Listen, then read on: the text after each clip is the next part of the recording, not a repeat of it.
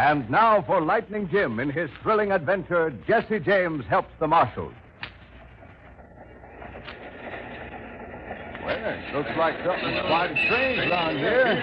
I can't imagine what's the train stopping here for. Well, I don't know. Maybe the engine broke down. Keep your seat, folks. What? Hold up. Hold up. Oh, did you hear what he said? Hold up. Hey, don't move.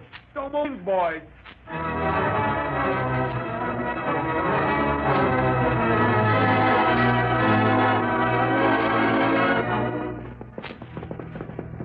Whitey! Yo, what's the trouble, Lightning? Train was just held up and robbed near Baxter. Jumping, Jiminy. I bet you was that Jigger, Jesse James. Let's go thunder.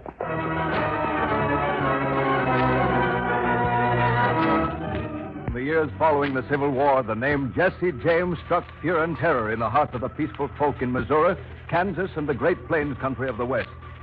In the following Lightning Jim adventure, we relive those stirring and exciting days when Jesse James was public enemy number one on the plains. We join a crowd of men gathered in front of the sheriff's office in the town of Center. The sheriff has just posted a reward sign. Well, there it is, boys. $5,000 reward for the capture of Jesse James, dead or alive. $5,000 is a heap of cash to offer for one man, Sheriff. Oh, that ain't so much money, Tom. You're darn tootin' it ain't so much, mister. It'll be $25,000 if the law don't soon catch up with them critters. And I'm hoping it'll be my good luck to turn the trick. That's the way to talk, Sheriff. Why, say, if there was more sheriffs like you, Jesse James wouldn't have a chance. Why, of course he wouldn't. Sheriff. Yes? What do you want, Bud? Sheriff, they done it again. Done what again? Who are you talking about? The James boys. The James boys? Sure. They just held up the train at Cottonwood Junction. Well, you sure it was the James boys? Sure. I was the conductor on that train. There was 5 of them, Jasper. 5, eh? I'm sure the leader was Jesse James himself. Well, all right, boys. We're getting up a posse right now and going after them critters. Come on. Oh, the James boys just held up a train at Cottonwood Junction. Looks like we got a little competition, Jesse. Yeah, I reckon we got to find out who it is, Frank. Yeah. It's too bad the sheriff didn't know he was meeting up with Jesse James. Why, remember, you're Cousin Elmer, and I'm Tom Howard.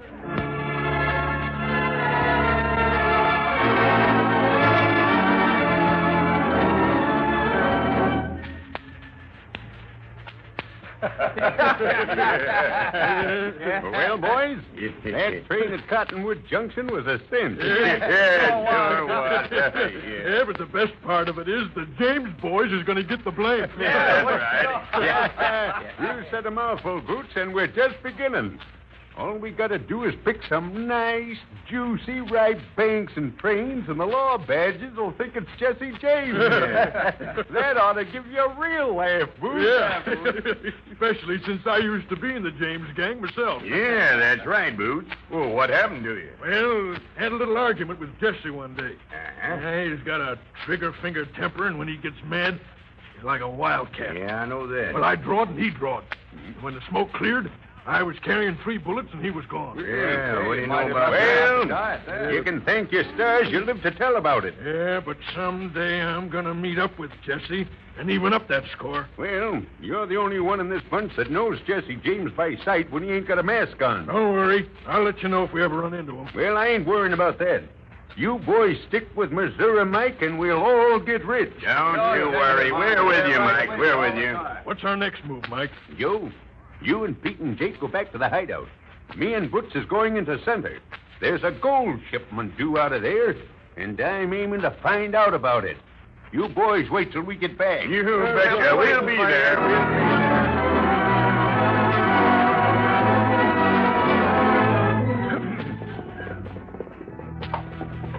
See, Lightning, I forgot to ask you where we was going. To a place called Center, a railroad town. Oh, you think maybe that's where we'll find them Jesse James boys? I know about that, Whitey. But if it was the James boys who held up that train at Baxter, that means they're working this country. Yo, say, you ever met up with this Jesse James? Nope. Well, then how are we going to know them if we do meet up with them? Well, the pictures is on the reward sign. Yo, I saw them. But that might not help us much, Whitey. Sure, well, why not? Well, this Jesse James is clever, Jasper. I figure he keeps himself pretty well disguised. Your lightning, that makes it pretty hard, I tell you. Well, cheer up, Whitey. Just remember that the James boys have fooled every sheriff and marshal in the country. Yo, but what's that got to do with us? Well, not much, I reckon, except that we can't feel too bad if we don't meet up with them. Yeah, I tell you, I heard so much about this Jesse James. I think I'll be pretty doggone disappointed if I don't meet him. Well, who knows, Whitey? Maybe you'll be the lucky Jasper to catch him. There's a $5,000 reward on his head right now. $5,000? Yeah. Say, if I had that much money, I could eat all the steak dinners I wanted, by golly. Whoa, son of a boy. Come on, Whitey. Yeah, what's the trouble? Look down yonder by the river there. For them cottonwoods. Yo, what the fellas on horseback? What about them? Well, they look suspicious to me, Whitey. Minute they saw us, they rode off fast. Yo, by golly. Come on, Whitey, let's follow them, Jasper. Let's go, Thunder.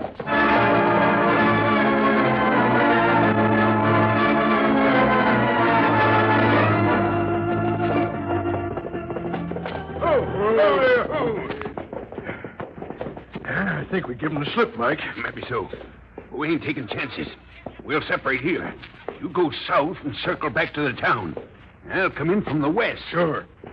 Say, who do you reckon them hombres might be? Your guess is as good as mine. Might be law badges. Yeah. I'll meet you at the cafe in town. Yeah, all right. Say, look. What? Yeah, men. And they're coming this way. Come on, we'll slip into them trees over yonder and wait till they get by. Yeah, get up there.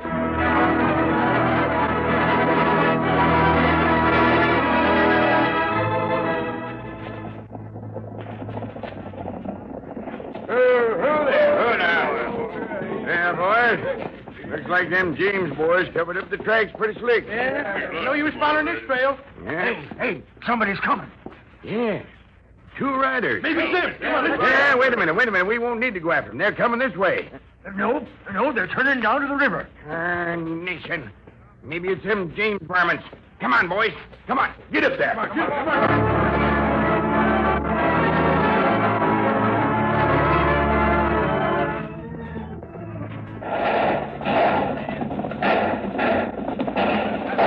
Hold your fire, boys. Hold your fire. They're giving up. Don't take no chances, Sheriff. Yeah, shut up, all of you. Shut up. I'm running this. Put up your hands, whoever you are. We've got you covered, and we'll drill you if you make a move for your guns. All right, mister. Yeah, that's better. Take a good look at them Jaspers, bud. See if you can tell if they're the ones that robbed the train. Yeah, sure. I don't recognize the big fella, Yeah? but that skinny hombre with him looks like he might be one of them. You sure? I reckon so. I don't know what you're talking about, Sheriff, but you boys... Shut up! I'll do the talking and you do the answering. Where the Sam Hill are you? Oh, Thunder, ho, boys. Steady now. Hey, what'd you call that horse? Just call him Thunder. Thunder. The only horse I ever heard of that name belongs to a United States Marshal. That's right, belongs to Jim Whipple, Fort Anderson. Why, sure, Lightning Jim. Never met up with him, and I never seen his horse, but I've heard plenty about both of them. Well, Sheriff, that horse is the real Thunder. Huh? Yo, and this is Lightning Jim. Lightning Jim. Yo, by golly, Thunder and Lightning.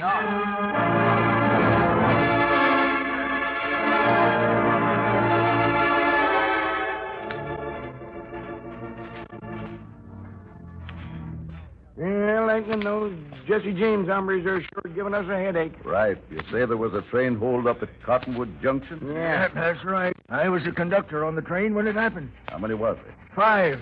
And they was all wearing masks. Well, was there any gold on the train? Yep, not on that one. So they only got cash from the passengers, huh? Yep. But there's a gold shipment due to go through today or tomorrow. I see. Are you sure about that, Bud? That's what I heard. Well, I think we'll go over to the railroad and find out for sure. You think those varmints will try it again so soon, Lightning? Well, they might. James boys work fast and unexpected. If they hear about the gold, well, they might strike again. Yeah, Lightning, you don't need me, do you? Why? Well, I ain't had no supper, and I was just thinking. Hey, you just come along with me, Whitey. My sister Liz is a waitress over at the cafe. Well, by golly, that's the best news I heard since we got there. I see, do they serve good steaks? It's the best in the state. Well, jumping Jimenez, let's go. But, Whitey, what about Jesse James? Oh, to heck with him. If he wants to see me, he's got to come over to Liz's Cafe. Imagine comparing Jesse James with a steak dinner.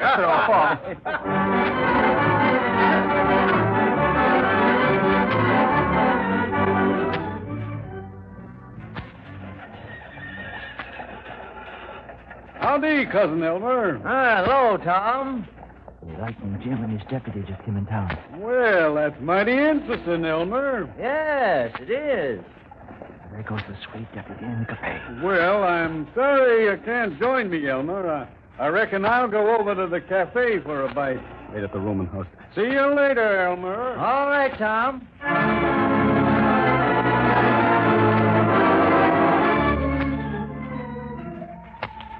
Well, looks like there might be some excitement in the Center Cafe. Will Whitey meet up with the famous Jesse James? And what about Missouri Mike and Boots? The rest of this thrilling story will come in part 2, which will follow immediately.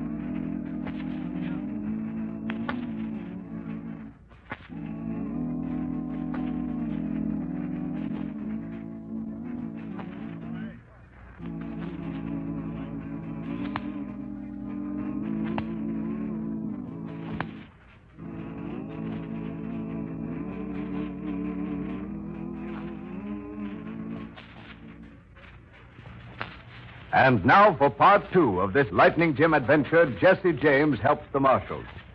Following a train robbery at Cottonwood Junction, United States Marshal Lightning Jim Whipple and his deputy Whitey Lawson come to the nearby town of Center. The fame of the James boys caused them to be blamed for nearly every bank and train holdup that occurred.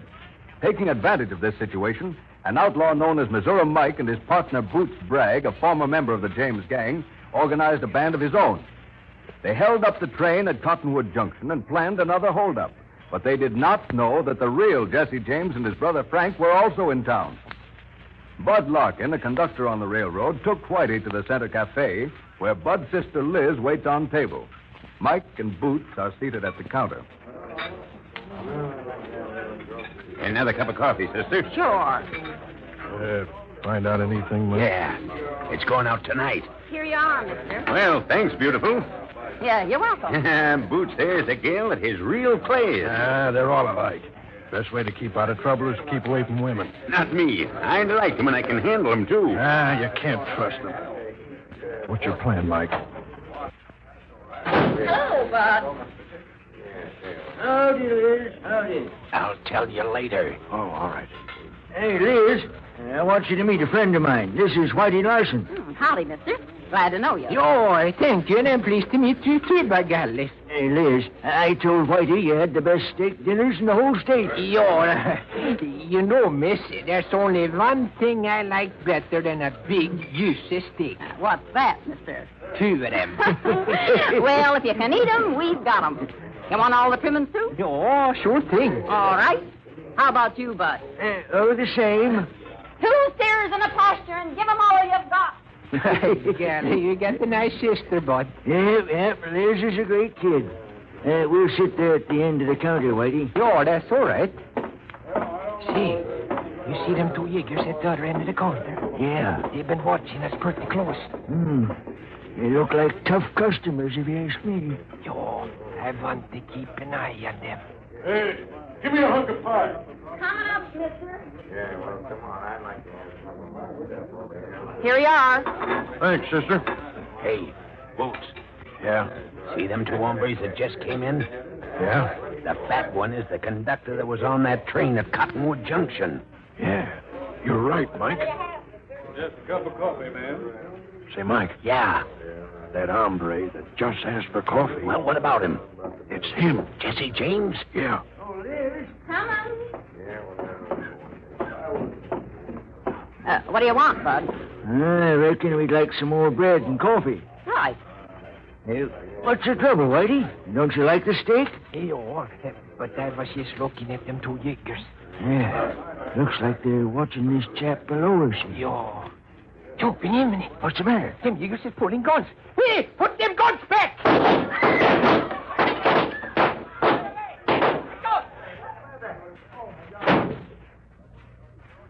It is. Yes. You all right? Sure. Them two Japs that started the shooting went out the back door. Well, you want your coffee now? That's good, all right. Say, Liz, you got plenty nerve, I tell you that. Let's have some light. All we've got is candles now. Well, that's better. Anybody here get hit? I reckon not. Everybody's standing up. Thanks, partner. I reckon you kept them coyotes from drilling me in the bank. Yo, and I'm certainly glad they didn't get you, mister. Yeah, so am I. Hey, here comes the Sheriff. Hey, what's going on here? Well, Sheriff, I think you missed a good fight. Yes? Yep, you sure did, Well, Sheriff. who started the shooting? Well, it was this way, Sheriff. When me and Whitey came in, there was two hombres sitting at the counter. Yes? Me and Whitey were sitting here at the end. I see. Then another fella came in. Uh-huh. And the first two pulled guns and was aiming to shoot him in the back. Yo, I was kind of suspicious, and I kept my eye on them. Yeah, Whitey seen him draw. So he drawed too and hollered at him, and then the shooting started. Anybody hit? Nope. And that's a miracle. Sure was a miracle. Which way them hombres go? It went out through the kitchen. Well, where's the fella they were shooting at? Right here, Sheriff. Well, did you know who they was? Didn't have time to notice. Oh. What's your name, mister? Tom Howard. My home is in Meadville. Tom Howard, Well, come on, boys. We'll get up another posse and see if we can pick up the trail of them varmints.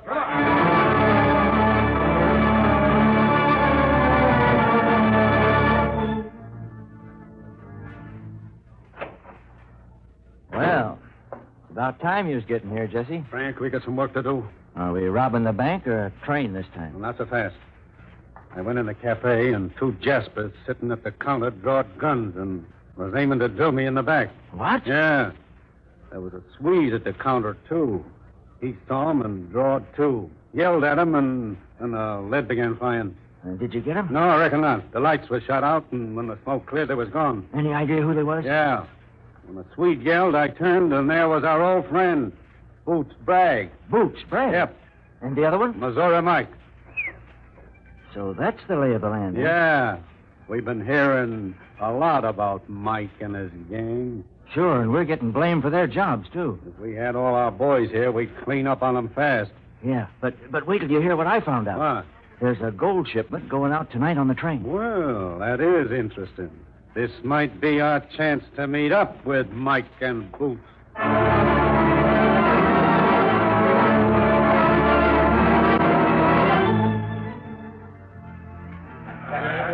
All right now. Quiet, boys. All right. Now listen. Yeah. We're taking that gold train tonight. Sure. We're with you, Mike. Say, tell them about who we met at the cafe, Mike. Oh, yeah. You'll get a laugh out of this, boys. Yeah. Me and Boots was eating in the cafe, and who walks in but Jesse James? Jesse James. That's right. Yep, right. What? Boots knowed him right off. Yeah. We was aiming to drill him when a Swede at the counter opened up on us. What Now, happened? wait. Everybody started shooting, and me and Boots got out by the back door. Did you get Jesse? Don't know about that. But if we did, we'll be hearing about it plenty. Yeah. And, tell them about the note to the sheriff. This is good. When we heard about the gold shipment, I got me an idea. Mm-hmm. Wrote a note to the sheriff and told him the James gang was aiming to hold up the train at Red Rock. Well, what's the idea, Mike? Well, now what do you listen. figure now? I'm aiming to hold up the train at the bridge over Sand Creek. That's 5 miles to the side of Red Rock. That's different, The sheriff and his posse will be waiting for the James gang at Red Rock. And while we're taking the gold at Sand Creek. That's all right. And even if Jesse is dead, the sheriff won't be missing a chance to get the rest of the James gang. Come on now. Let's get moving.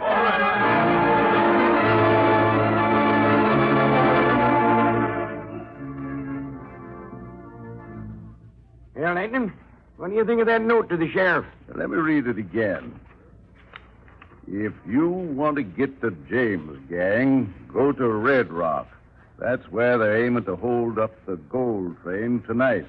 And it's signed, an enemy of Jesse James. Garlish, that sounds like there might be a trap. Yeah. Yeah, but remember, Jesse James has got plenty of enemies who would double-cross him in a minute.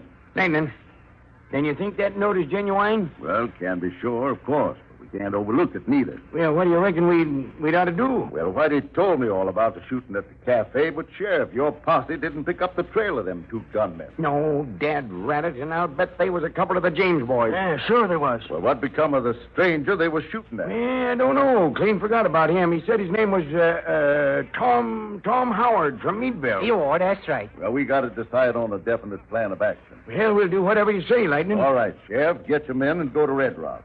Stay there until the train goes by. If this note's right and the James gang show up, well, you know what to do. You bet. Whitey, you and me are going to ride on that train.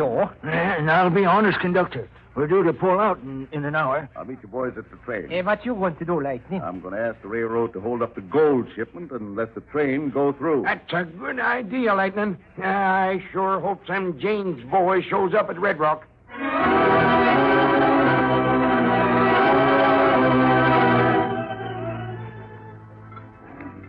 Howdy, mister. Ain't seen you since the big shooting. That's right, ma'am. Say, you're all dressed up in Sunday clothes. Yeah, going down to Ardmore to see my sister for a couple of days. Oh, I see. Going out on the train tonight? Sure. I'm waiting for my brother Bud. He's the conductor. Oh. Oh, here he is now. I'm all ready, Bud. Listen, Liz, something's come up, and I don't think you'd better go on this train. What? You can go tomorrow just as well. But why can't I go tonight? Well, there might be a holdup. A holdup? Yeah. The sheriff got a note saying the James boys was going to hold up the train at Red Rock. Do you think they will? I don't know. But Lightning Jim is fixing it so the gold shipment won't go out. You mean the train ain't going neither? Oh, sure, the train's going. Well, I'm going too. No, you ain't. You'll wait till tomorrow, and that's final. I'll see you when I get back. Well, can you imagine my... Pardon me, miss, but I couldn't help overhearing your talk. Your brother is right. You don't want to be on no train that might be held up. Darn them James boys. If I had to meet up with them, I'd give them something that'll burden their ears off. Come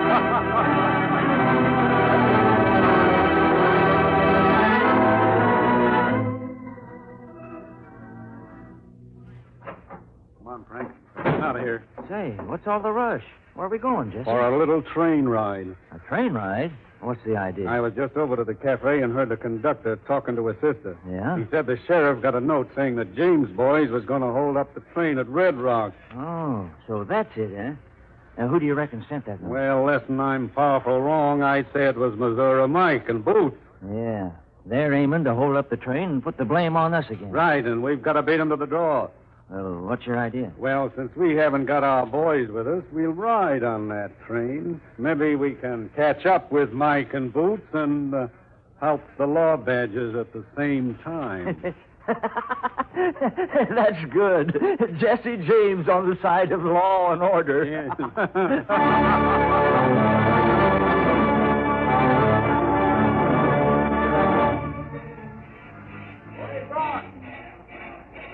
Boys, looks like we're all here now. Yep. What's your plan, Lightning? Well, I'm riding in the express car. Whitey, you go in one of them coaches with the passengers. Yo, sure, Lightning. All right, boys. We're ready to go. All aboard! Yep.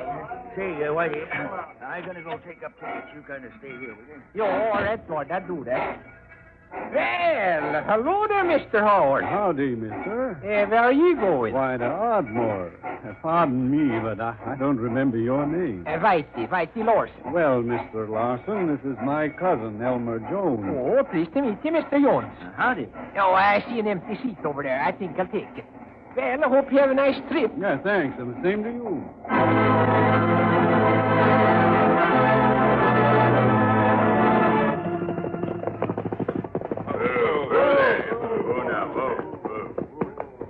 Well, boys, this is the bridge over Sand Creek. How do we work, Mike? Jake covers the engineer. Joe and Pete get the gold in the express car. Yeah. Me and Boots will take the coaches. Sure. We got you. And while we're working, the sheriff and his posse will be waiting for the James boys at Red Rock. Yeah, pretty good. There she comes. Well, With them logs across the track, she's got to stop.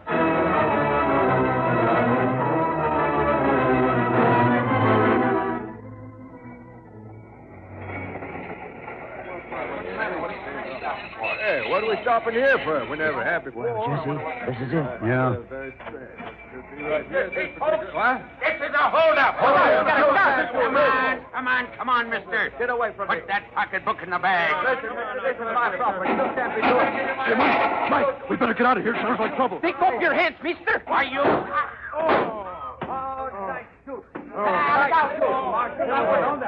Good work, partner. You got Missouri Mike. Sure, and you got the other one, Mr. Howard. See, these are the same two niggers that was in the cafe. Yeah, reckon we both got even with them coyotes that was going to drill us both in the back. Whitey, did you get them? Sure, there they are. Good work, Whitey. Well, they were tapping outside like Well, this. there was 3 of them out there. Lightning Jim drilled them all. Quiet, all of you. Did you shoot both these Jaspers, Whitey? No, I killed this one here. His name is Missouri Mike. And the other one? The fella that's wounded there. Well, I don't know who he is. Well, I do. Whitey, this is Boots Bragg. Used to belong to the James gang. That's the James boys. I'm Boots Bragg, all right. But I'm dying. So you won't be hanging me. Yeah, well, that'll save the state some money, Boots. By the way, Whitey, how'd you know this other Jasper is Missouri Mike? Right, that's what Mr. Howard said his name was. Mr. Howard? Yo, he was the fella I told you about in the cafe. Well, he was on the train, and when these niggers come in, I shot Mike, and he got the other one. Well, where is this Mr. Howard? Hey, Mr. Howard. Well, see, that's funny. Why, he was here just a minute ago. Why, he and that fella that was with him just got off the train. And listen, Law Badge. He fooled you plenty. His name ain't Howard. Is that so? Well, if you know so much, who was he? That was Jesse James. A real Jesse? Yes, he James. You've been Yemeni.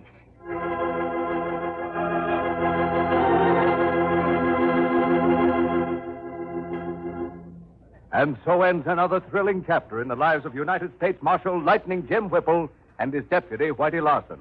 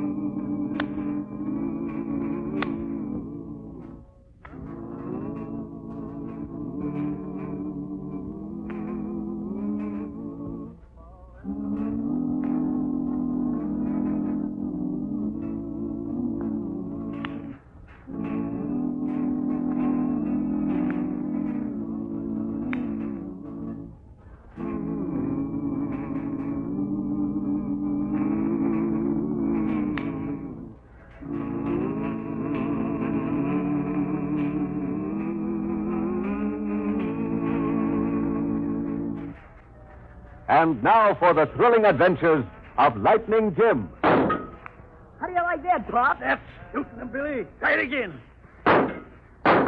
Twice, by the great horn-toad kid, you got that tin can twice. And the second time it was in the air, too.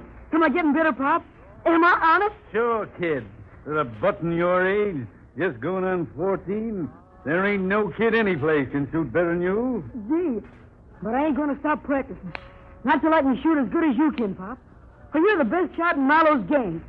You're probably the best shot in the whole world. No, kid.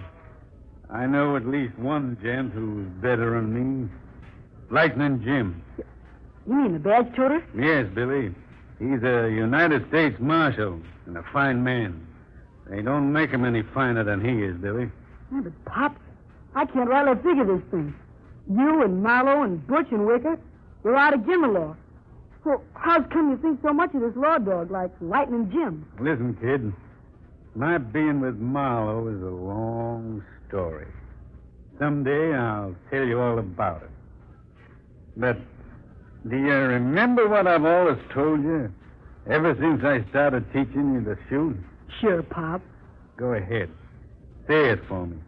Well, we ain't going to be with Marlowe forever. You're going to make enough money to get out of the country. To South America, that's where.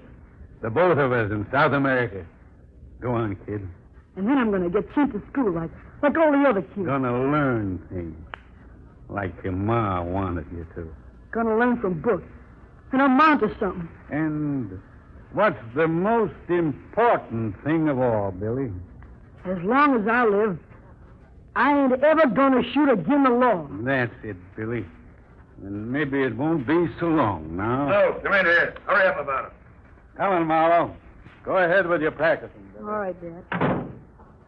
Oh, Figgers here just got back from Teresa. Says the last chance mine is sending out another shipment of gold bullion. Yeah, with a stage this afternoon. That means we ride again. Yeah, I reckon they're never going to learn no better. We already took 3 shipments away from them and left a couple of their drivers dead. Yeah, but it ain't what you might call hard work. Leastwise, I don't mind taking off an afternoon for it. Hey, Snow, let's take Billy along with us this time, huh? Huh? He's getting so he can handle a gun right smart for a pint-sized hombre. Oh, I told you Billy ain't riding with us ever. You get that? You think you can make a gentleman out of him, huh? Son of an owl hooter like you. What I make out of him is my business. But you keep your hands off that boy. I may be low down, but I ain't so low down that I'd send my kid the way I've gone. And if you or anybody else... Get your hackles down, Snow. Take care of your brat your own way. Ain't no meat off my table. Come on. You ain't too proud to ride with us.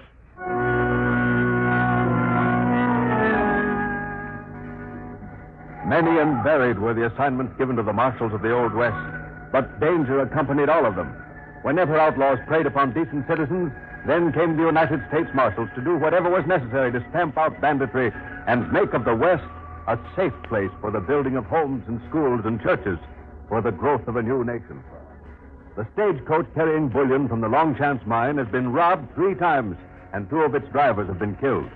The United States Marshal Lightning Jim Whipple and his deputy Whitey Lawson have been sent to take over the job of protecting the stage, and are even now riding as passengers in the big old Concord along the trail between Dorisa and Temple, the nearest railroad stop. I've been waiting You feeling bad, Whitey? No, Lightning, you know I was just singing. Oh, is that what you was doing? Well, certainly, what you think? You see, even your mutt didn't know. I bet he thought we was being attacked by Indians. The mutt, you call him. Well, I'll have you know this ain't no mutt. Why, this is the best dog in the whole country. Well, I'm willing to bet he's pretty seasick right now, where this old coach is bouncing along. He'd be lucky if he gets through with all his own bones. Say, Lightning, where you think those bandits are going to rush us? Well, any place along here now, Whitey. Yo, and they won't be expecting no trouble. They won't be surprised. Yeah, I hope so. He usually shoots once ahead of the horses. That's just for a warning. Then, well, Marlowe Burt shoots to kill. just for the fun of it. That hydrophobic skunk. I sure hope one of my bullets gets him. The drivers is going to get down, all right. Then, as soon as Marlowe's killers is close enough, we start shooting, and the drivers drop down on the ground. That way, there ain't much chance of their getting hit. There they are. Get set, Whitey. Joe. Get your hands up. You're down off that seat. Stay low, Whitey. Here they come. Now! Look like me. Come on, man. There they go. See, they're getting a V. Yeah, things wasn't as easy as they hoped for. I'm quitting. I'm quitting right here now, I am. I ain't going to get in the middle of no gunfight. Well, driver, this is one of the tough things you're likely to meet up with. You should have known that when you signed up to drive the stage. Well, maybe so, but I didn't sign up to commit suicide. I'm through. Well, you're safe enough for the rest of the trip. They won't try it again this time. If I only had Sunday here, they wouldn't get away.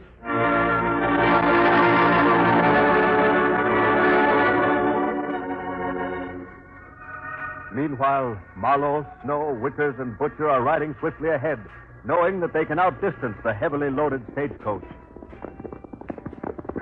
Waiting for us. Trying to get us in a trap. Snow, you could have got that big buzzard if you tried. There won't no use in shooting just to be killing, Marlowe. We never could have got that goal this time. You could have got that big baboon. Somebody is going soft on us. And that big baboon, as you call him, was Lightning Jim Whipple, the marshal. What? Yeah, I recognize him plain. Hold on there. Come on, Marlowe. This ain't no safe place to stop. We got just a few more yards till we turn off. Oh, you trying to tell me that you had a chance to shoot that dang marshal and didn't do it? Marlowe, that wouldn't have done no good. Killing a marshal ain't going to do us any good at all. Well, I'll get him. You can bet on that. But first, I don't want nobody working for me that don't play my way. Grab Snow's horse, will you? We can use horses. We can't use soft-hearted hombres like Snow. There wasn't no need for you doing that, Marlowe. Snow was the right guy. I play this game my own way. You got anything to say about it, Butcher? No, you're the boss. I got the horse all right, Marlowe. Then let's ride. I reckon when he comes along, Lightning Jim can bury Snow for us.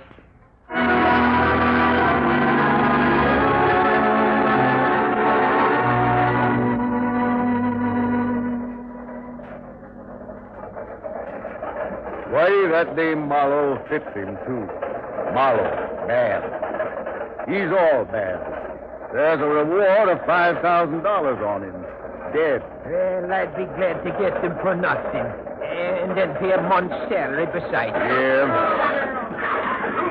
Yeah, what you stopping for, driver? There's Jasper lying out here in the room. What? Maybe it's one of Marlowe's Jaspers. Maybe we hit one worse than we thought. See, maybe that's Marlowe himself, by golly. No, this ain't Marlowe Lightning. But he was with the hold-up men, all right. I recognize this fella. Yeah, he's been plugged at close range. Look at them powder burns. Billy. He ain't dead, Lightning. Who are you? I can't see. My eyes won't work. Who are you?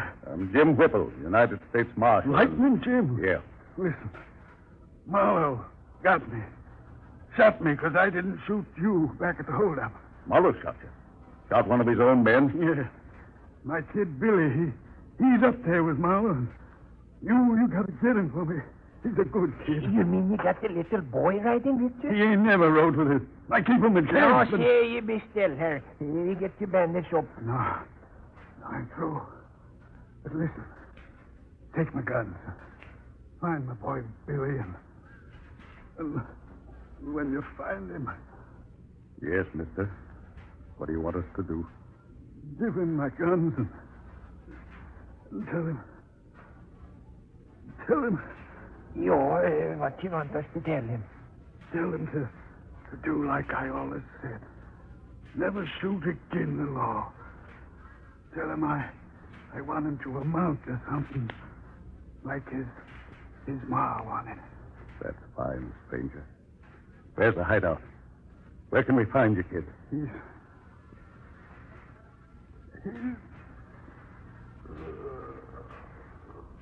Lightning. He's dead. Yeah. But it didn't tell us where we could find Billy. Well, then I reckon we got to find Marlowe. Of course, that's where the kid is. Yeah, but what will Marlowe do with him now, Whitey? Before we get to him, I tell you, Marlowe ain't got a heart. There ain't nothing too bad for him to do.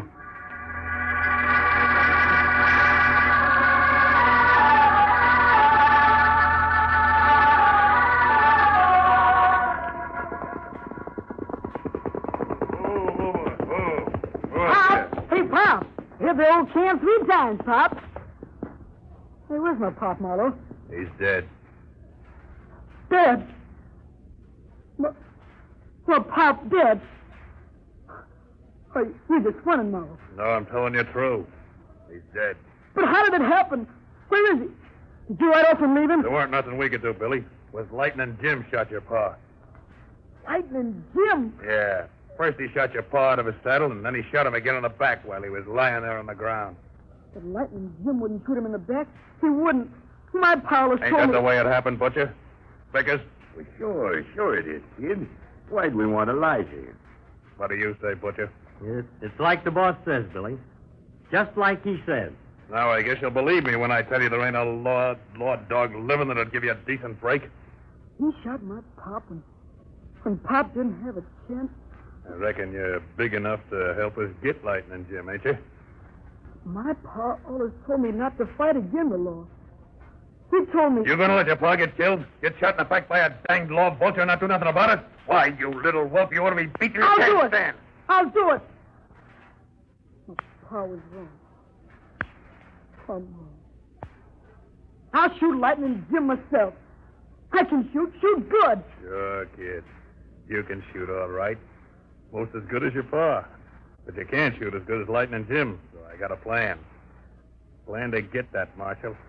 Get him good. Now listen careful.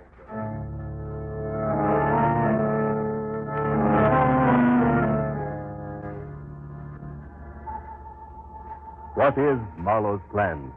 Will Billy be drawn into Marlowe's vicious scheme before Lightning Jim and Whitey can find him and deliver his father's dying message? Well, listen for part 2 of the adventures of Lightning Jim, which follows immediately.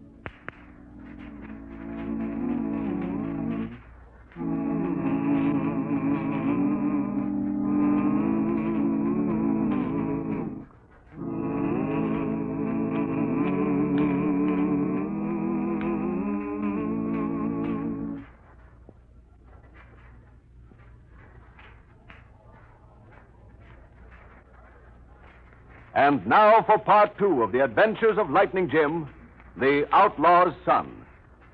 The stage driver was true to his word. He quit as soon as he returned to Dorisa, and no one else has as yet agreed to take on the dangerous job. However, Lightning Jim and Whitey have offered their services, both to drive and protect the stage on its next shipment of gold, and are now in Dorisa using the names of Jim Jennings and Whitey Swenson, waiting for orders. Now they're just pulling up in front of the livery stable. Oh, boy. Ooh, thunder. Well, one more scouting expedition and not a trace of Marlowe.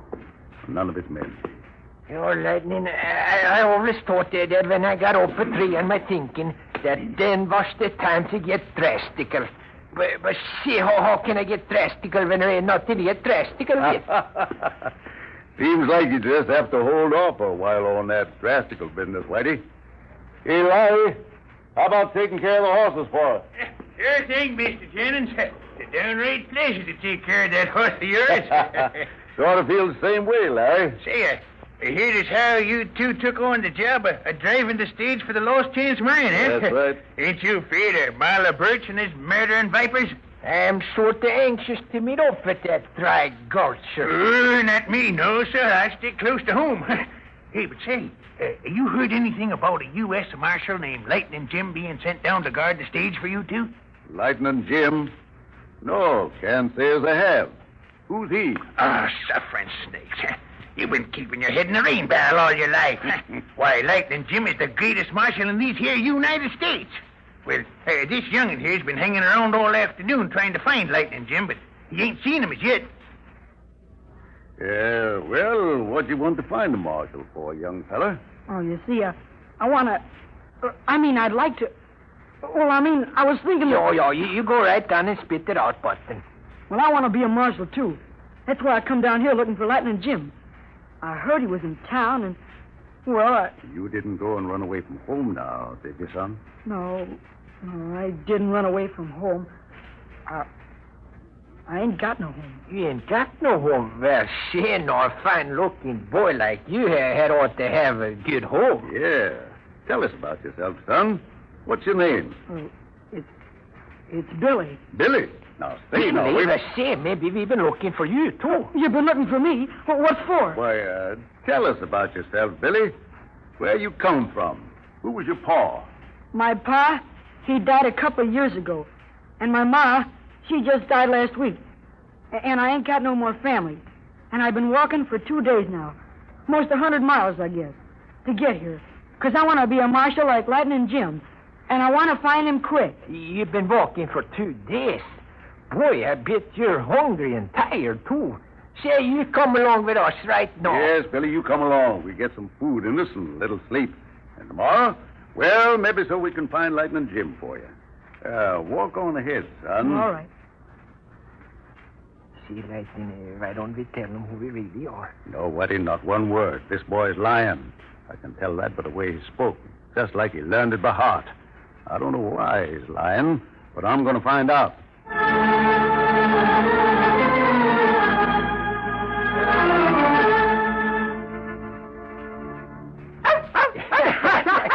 This pub is the funniest thing I ever saw. Look, she's biting my toes. Look at her. Oh, that's good. Her little old teeth don't hardly hurt at all. No, you mind your manners, Puppy. That ain't polite to go around biting people on the toes. That don't make for no sociable feeling. Now she's going to eat you up.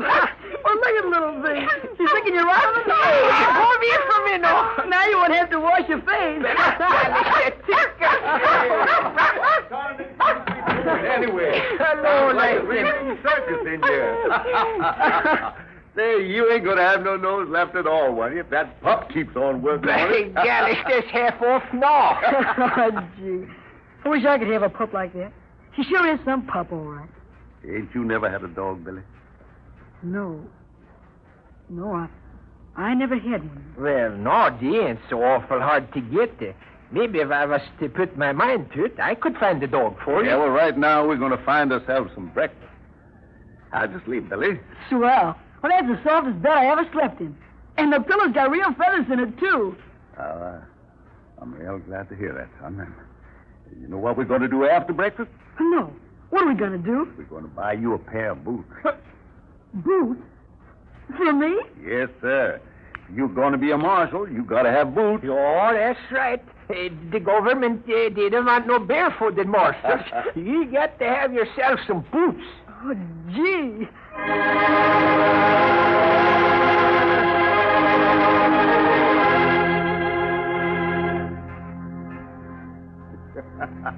Well, how'd it feel, son? Gosh, they feel swell. And look at him shine. Yes, I sir. can most see my face in them. Oh, you sure they fit you all right. Swell. I can wiggle my toes on the inside, but they don't rub up and down at all. And 6 pairs of stocks. Just like yours, Whitey. Red with yellow stripes. Someday Whitey's going to take his boots off in public and folks is going to think war's been declared. Say, no, there ain't nothing wrong with my socks. They suit my personality, that's right. Hey, Jim. Yeah? You and Whitey come in here a minute. Sure, Burnett. Be right with you. Reckon we got another job on our hands? Yeah, that's about it. You wait here, Billy. We won't be long. Maybe I better go back to the hotel and take care of the dog for you, Whitey. Yeah, that's a good idea. Take her out for a walk if you want to. Gee. Hey, Kid. Get back in here. Oh, you with us. Hurry up. All right. It ain't exactly safe for me to show my nose around here. It's all set for today, kid. We didn't figure on it being this soon, but they're sending out another load of bullion this afternoon. This afternoon? Yeah. Then Mr. Jennings and Whitey will be going along. They drive the stagecoach. I wouldn't want nothing to happen to them. They're swell. Jennings? You mean that big galoot you was just talking to? Yeah, the little one's Whitey. And he's got a pup, and they bought me new boots and... Jennings, eh? Why, they've been stringing you for a fool, kid. That big guy is Lightning Jim himself. And the little guy is his sweet deputy, Whitey Larson. No, that can't be. But they're both swell. Jennings bought boots for me, and Whitey bought the socks, and... You act plumb loco, kid. That big guy is Lightning Jim, and the other one's his deputy. Heh, they've been fooling you. Then they lied to me. They said they was just stagecoach drivers, and... Yeah, you can't never trust no law badgers. Don't you know that? They lied to me. And the big one shot my pop. And I ate with him. And I slept with him. And I let him buy me boots. I'll throw these boots in the mud, in the socks. I won't have them, I tell you. I won't have them. Listen and stop that yelping. Here's a gun. Take it and stick it inside your shirt. Now, you know what to do? Yeah. As soon as the stagecoach is loaded, you sneak inside and don't let nobody see you. You won't be looking for no stowaways, and you can get inside easy. Then, when the trouble starts... Then I come out and shoot him. Yeah. But they don't seem like the kind of guys that would shoot my pop in the back. Maybe you're too much of a sissy for this job. I ain't neither. I'll do it all right. You bet your life I'll do it.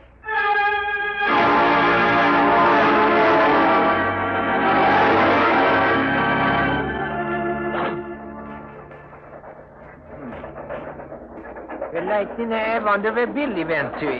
He wished I couldn't find him no place when we was getting ready to leave. I want to tell the little fella goodbye. Most like he's parading around in his new boots, Whitey. You know, he's a plumb nice kid, even if he did tell us a whopper last night. Say, how did you know that he was fibbing to us? Oh, I can read faces pretty good. He was just telling a story he made up. There wasn't a word of truth in it. Well, the poor little feller, he ain't never had nothing in all his life. You know, Lightning, I was thinking, I make enough money to take care of a little button like him. I don't hardly spend none of my money, you know that. I know how you feel, old-timer. Between us, we can make up his living expenses all right. And the other Billy, too, if we ever find a poor little shaved tail. Two Billy. One for you and one for me. See, that might be lots of fun. Yeah. Well, oh, boy. See, what you stopping out here for? I want you to get on the inside, Whitey. Me and no, sir, I ain't going to do that, Lightning. That way you are taking all the chances. I ain't going to do it. Now, listen, Whitey, we got a job to do protecting this shipment of gold. We got to use our heads. As long as you're inside, you got a better chance to defend both of us. Well, that can be you, yes, as well. Now, listen, go on, Whitey. These is orders. You get on the inside. Well, all right. But I can handle these horses just as well as you can, Lightning. Billy, see, what are you doing on the stagecoach here? What? Billy, what's he doing? After he got loaded up. You didn't see me at all. But, Billy, you shouldn't have done Is it true that you're Lightning Jim, the Marshal? Did you lie to me last night? Why, yes, I am Lightning Jim. Take What's that, dirty backbiter. You Drop in, you. Arrested infant. No, look what you invented on. You shot Lightning. Give me that gun. I hope I killed him. I hope I killed him dead. Well, you didn't, son. You only got me in the shoulder. Listen now before I shake your teeth loose. You tell me what you shot Lightning for. Who put you up to this? He shot my pop. He shot him off his horse, and then he shot him in the back when he was laying on the ground. Mallow told me so. Mallow? You mean that your papa... Billy, did your pa ride with Marlowe, and did he get killed 3 days ago? Yes, and you shot him. You shot him in the back. No, he didn't, Billy. No, you got to believe us. We fought the foreman off. They got away, and then later we found your pa. Someone shot him close up. Billy, your pa told us that Marlowe had shot him. Shot him because he wouldn't kill me, just to be killing. And he gave me his gun to give to you, son. That is, if we could find you. His gun? Yeah. My pop's gun? Yeah, and he told us to tell you never to fight against the law. That's what he always told me. I knew you was both all right. You was swell to me, but Mallow said, he told me, he made me promise it. No, never mind, son.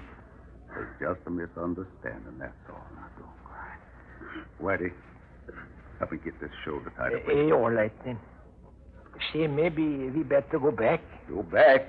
No, I can use the other hand, all right, and you got two hands, ain't you? Yeah, and I can shoot. Shoot good as a grown man. Oh, please. Please let me fight with you. For my pop's sake. No, Billy. You're too young to stain your hands with blood, even if it did kill you, Paul. You get down on the bottom of the coach and stay there. Now, you understand? All right. I'll drive from here on, Lightning. You get inside the coach with Billy. No, Whitey. My shoulder will be all right. Oh, now listen. You get inside there before I bust you one. For once by jumping Jiminy, I'm the boss here. All right, Whitey, all right. If we're held up, Whitey, put up your hands and wait for a cue from me. We're taken by surprise. So I get you, Lightning. Get up, boy. Get up there. Now, Billy, I want you to obey me. If we're stopped, I want you to keep low. Oh, well, there they are, by golly. Keep down, Billy. Drop your horse leg. Let her drop. All right. Tell you. All right. Pull there. Pull, boy. Pull. Don't try no funny business, Swede. Yes, one move. He has 6 guns and we'll drill you. Come on out with your hands up, Marshal. We know you're inside. Yeah, come on out. Get what's coming to you. Well, here I am, Marlowe. You got the drop on. Billy, stay back. I won't. Let me go. Let me go. Good work, kid. You didn't get a chance to drill him on the road, huh? Well, now's your chance, kid. Yeah. Now's my chance. My chance to give the skunk what murdered my pop what's coming to him. Give it on, kid. You bet I will. Go. That's how you shot my pop, Mally, you dirty, sneaking, murdering sidewinder.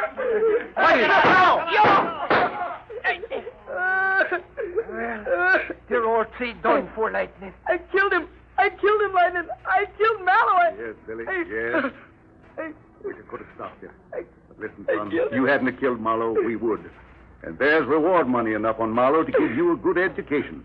You're going to take that money and get a chance in life. Yeah. Yeah, just like Pop wanted. And I'm going to amount to something.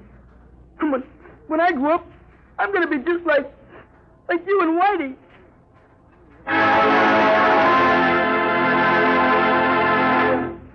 And so ends another thrilling chapter in the lives of Lightning Jim Whipple and Whitey Lawson, courageous U.S. Marshals of the Old West.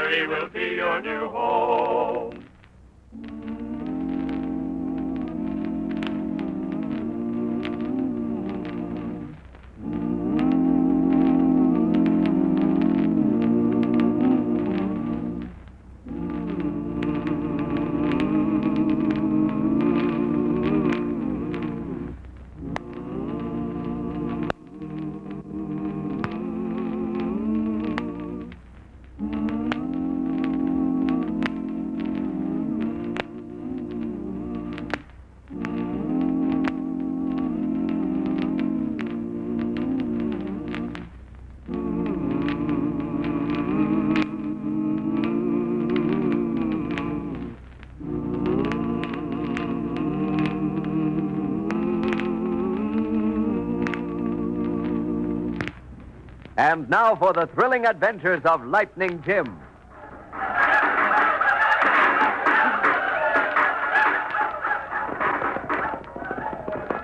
Whoa, Thunder. Whoa, boy. Whoa. It's an Indian attack, Whitey. Yo, they're coming this way, too. Yeah. Look, Whitey, here comes the Jasper riding like the wind. Yo, he's the one the Redskins are chasing. Yeah, looks like it. Say, you fellas better head for cover. Them red devils is right on my trail. Yeah. There's a stage station over yonder. Come on. We'll make a run for it. Let's go, Thunder.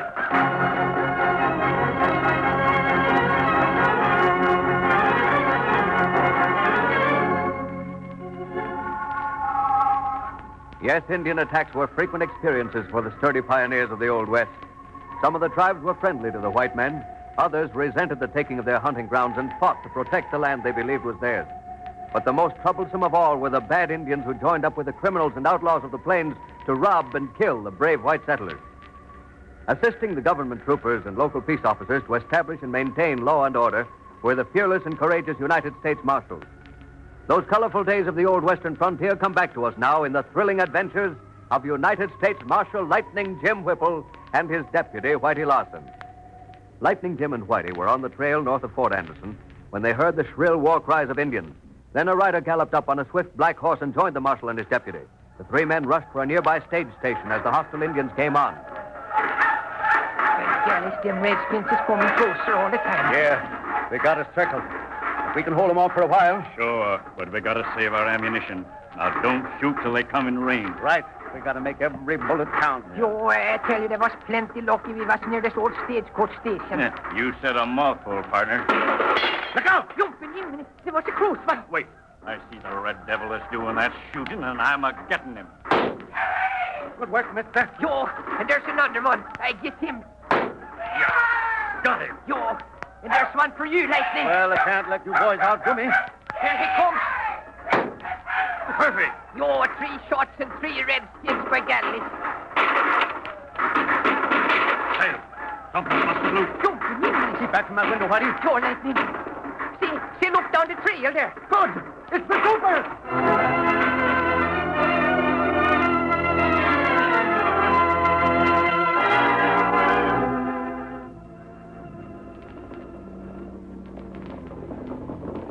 Lightning, the battle is over. Boy, them Redskins sure got out of here plenty fast. Yeah, sure did, Whitey. Yes, ma'am. There's Colonel Steele, new officer in charge of Fort Anderson. Come on, Whitey, let's go outside. Howdy, Colonel. Well, Lightning Jim. Well, don't tell me those red devils were after you. Well, yes and no, Colonel. What do you mean, yes and no? Well, Colonel, me and Whitey was coming up the trail over yonder when we heard some Indian war whoops and shots, and Yes? Jasper on a black mare come galloping up and joined us. Wasn't any time to make a run for it. Redskins was too close for comfort. So we took cover in this old deserted stage station. Yo, and by Gallis, we was doing pretty good, too. I got 4 of them niggers, and I would have got more if you hadn't showed up. Well, I'm powerful sorry we had to break up your shooting match, Whitey. Yo, that was a good fight, to tell you that. Don't you believe him, Colonel? Whitey was plenty glad to see them troopers coming up here. And that goes for me, too. Well, we were taking some supplies to Fort Edward. Heard the shooting and came up as fast as we could. Yeah, when Uncle Sam begins shooting, the Redskins know he means business. So you just kind of walked into this fight, eh? That's right, Colonel. Who was the fellow the Redskins was chasing? What? Here I am, Colonel. Why, Bill. Howdy, Colonel. Well, I'll be doggone. Well, I'm sure glad to see you, Bill. Hey, Jiminy Lightning, it looks like these 2 fellas know each other. Yeah, we were so busy fighting Redskins, we didn't have much time for introductions. You mean you 2 fellas don't know each other? Well, I don't reckon we met before, have we, mister? Well, not that I knows of. Hey, this is good. Well, Colonel, any objection to letting us in on the joke? Not at all. In fact, I consider this an honor. See, this sounds kind of important, like. Well, Whitey, it is important, especially when 2 famous people get together. 2 famous people. Right. Bill, this is our United States Marshal at Fort Anderson, Lightning Jim Whipple. Lightning Jim? Yep. And Lightning, you're meeting up with the United States Marshal at Hays City, Wild Bill Hickok. Wild Bill Hickok. Jumping Jiminy. Well, I'm so glad to know you, Lightning. And that same goes for me double, Bill. And Bill, this is Lightning Jim's deputy, Whitey Larson. Howdy, Whitey. Yo, I'm pleased to meet you. You see, Lightning, I was stationed at Fort Hays before I came to Fort Anderson. Yeah, I see, Colonel. Got to know Bill right well, and I can tell you he knows how to handle those 2 6-shooters he's got. Right you are, Colonel. We saw him do a little shooting on them Redskins. Yo, and there I was trying to keep up with 2 of the best shots on the plains, by God. Well, you done all very well, Whitey. If ever you need a job, you come down to Hays City and be my deputy. Yeah, you hear that, Lightning? Sorry you said that, Bill. Whitey's head ain't exactly small, but now he won't be able to put his hat on. Oh, is that so? Well, listen, you fellers, I got me an idea. That ain't possible. Yo, you 2 fellers is supposed to be plenty good with shooting irons. Yeah, well, what about it? Well, I think we ought to have a shooting match and find out who is the champion. Why, not a bad idea at all, Whitey. What do you suggest for a prize? Oh, I got that all figured out, too. Whoever wins the shooting match gets me for their deputy marshal. Well, we'll try that out someday, Whitey.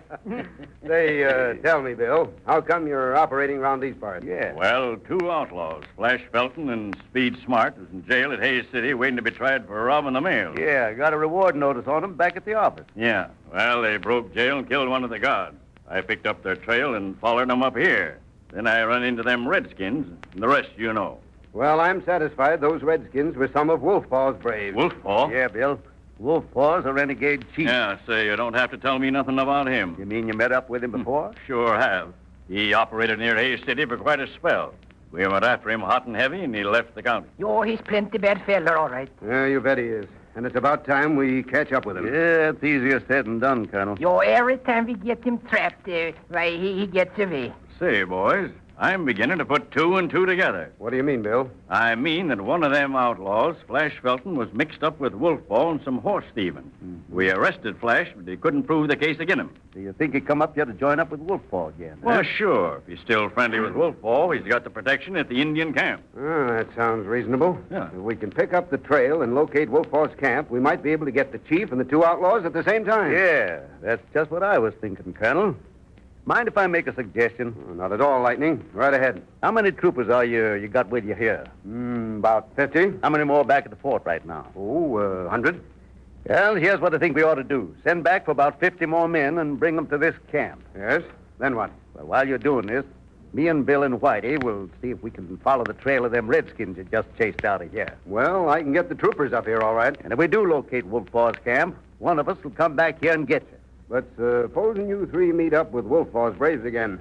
I mean, before you have a chance to come back here. Don't worry about us, Colonel. We'll be on lookout for him next time. If it should happen to outfox us, well, I'm willing to take that chance.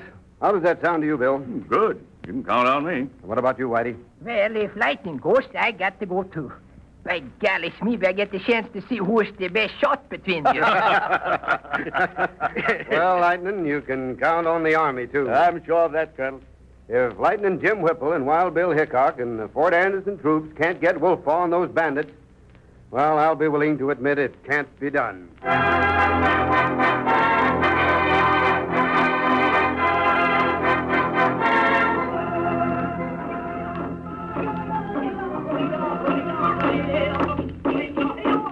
You say Wild Bill Hickok trail you up here. Yeah, that's right, Chief. Wolfpaw like to kill Wild Bill, Lightning Jim. Lightning Jim? Him lawman, Fort Anderson. Oh, sure, I know him all right. Him and a Swede deputy. Where friend you bring with you from Hays City? Oh, he's down at Beaver Creek. Beaver Creek? Yeah. When we knowed Wild Bill was following us, we separated and was aiming to meet up at an old trapper's cabin on Beaver Creek. You live here before? Oh, yeah. We both been around here many times. You get friend at cabin on Beaver Creek. Come back here. Sure. Maybe we can help you pick up some guns and horses, Chief. Wolfpaw got other plans. Oh, sure. We'll do anything you say. Good. You help Wolfpaw, me give you plenty gold. Sure. Now, what do you want us to do? Help Wolfpaw get Wild Bill and Lightning Jim.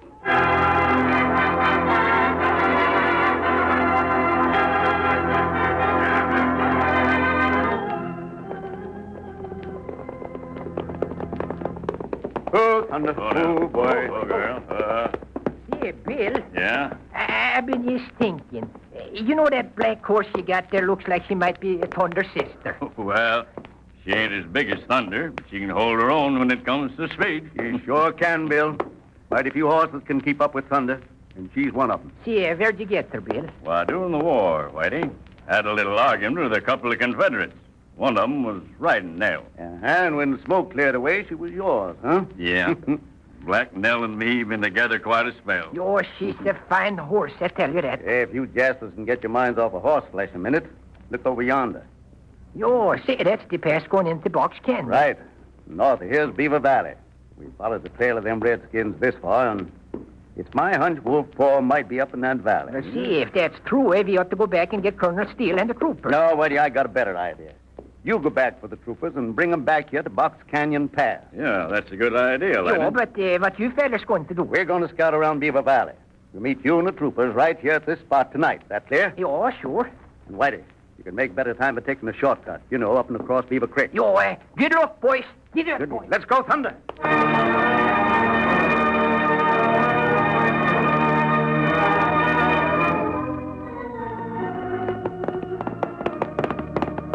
Oh, boy. It's about time you was showing up, Flash. Where you been? Well, that's a long story, Speed. Wild Bill was hot on my trail when I met up with a party of Wolf Paw's braves. Lucky for you, it was Wolf Paw's redskins. Yeah. They went after Bill just when a troop of soldiers came by and rescued him. Kind of lucky for him, too. Oh, sure was. If Wolf Paw ever gets his hands on Wild Bill and Lightning Jim, they'll be looking for new marshals at Hays City and Fort Anderson. Hey, you must be a mind reader. What do you mean? Why, I seen Wild Bill, Lightning Jim, and his sweet deputy. You did? Where? I saw him cross over the creek a couple hours ago, going north. Oh, well, that means we got to clear out of here pronto and get up to Wolf Paw's camp. Sure. They was about a mile down the creek when I see... Huh? Get back in the cabin. What's up? Ryder. He's heading this way. Yeah. Holy smoke. Shut up. Here he is. Put him up, mister. Oh. Blasted, he got me in the arm. And I got him. Yeah, he's down all right. You got him in the shoulder. Get his gun, Speed. Sure. Say, Flash, this hombre is Lightning Jim's sweet deputy.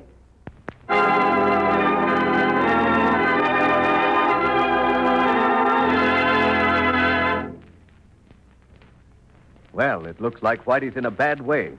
What are Flash and Speed going to do next? Listen for part 2 of this thrilling Lightning Jim adventure that follows immediately.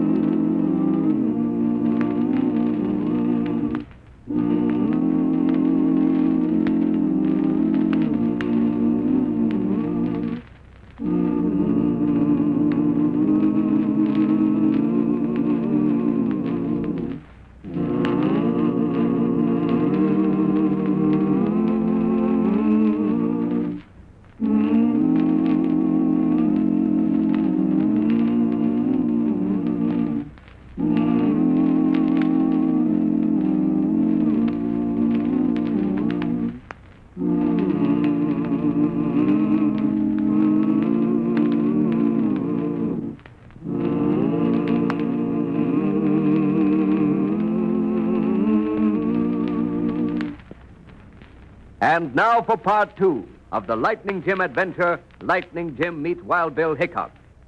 After an exciting battle with a party of Chief Wolf Paw's braves, Lightning Jim and Whitey met another famous United States Marshal, Wild Bill Hickok, was on the trail of 2 outlaws, Flash Felton and Speed Smart.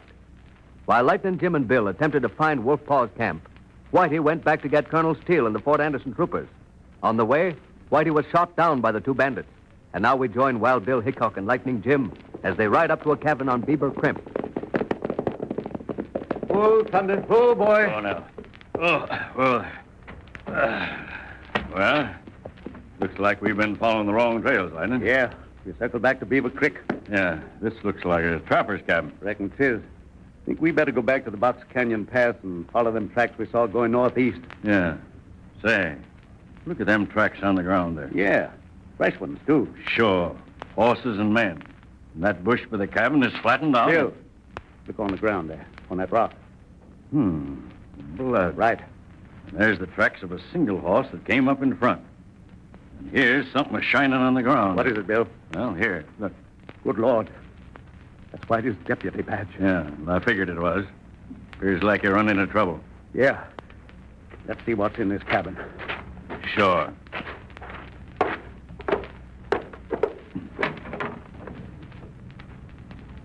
Ain't nothing here. No, there ain't no sign of redskins. The footprints was made with boots. Yeah. Appears like there's only a couple of them critters. Yeah. And the track's heading out of here. Yeah. Might be the two Jaspers I've been trailing. Yeah, that's just what I was thinking, Bill. In which case, if Whitey did walk into him, they'd take him from ambush. Yeah. Somehow I can't figure him to be dead. No. They just wanted to kill him. They'd left his body here at the cabin. Right. But them bloodstains prove that somebody was shot and wounded. Yeah, sure. And if it was Flash and Speed, and if they're in with Wolf Paw... Well, they might be taking him to the Redskin camp. Come on, Bill. We're following them tracks pronto. Let's go, Thunder.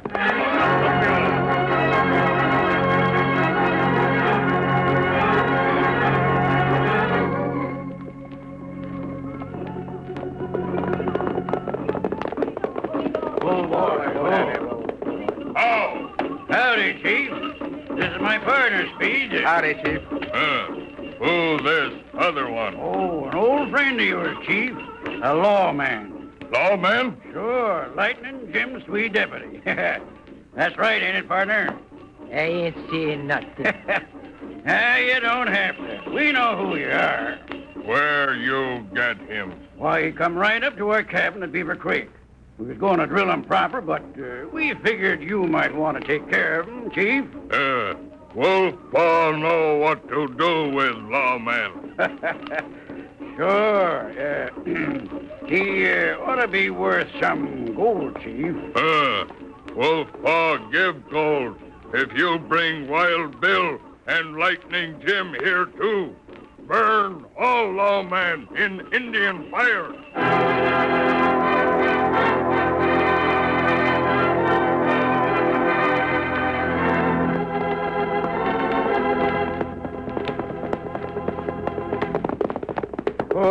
Oh, Thunder. Oh, no. Steady, boy. Well, looks like we're on the right trail this time, Lightning. Yeah. Down yonder's Beaver Valley. Yeah, and smoke from a campfire. Yeah, but we got to make sure it's Wolf Paw's camp. Down, Bill. There he goes. Yeah, I see him. We got him. Sure did, the red devil. I reckon he won't be shooting from ambush no more. Yeah, and we can use this army rifle he was carrying. Bill, I know we're on the right track now. This is one of Wolf Paw's braves. Are you sure? Sure. Saw him at Wolf Paw's camp when me and Whitey was caught with the chief a while back. Remember that scar on his face? Well, then we better hightail back for the troopers. Listen, Bill, I'll go back for the troopers. You keep under cover, where you can see if Wolf Paw makes a move to leave. Sure. Don't reckon they heard the shots we just fired. No, the camp's pretty far down the valley. Besides, the wind's blowing this way. This buck here is an Indian runner. But can't tell. Might be some more of them scouting around. Sure. Good luck. I'll have the troopers at Box Canyon Pass tonight. See you there. Then we'll rescue Whitey. They ain't killed him. Let's go, Thunder!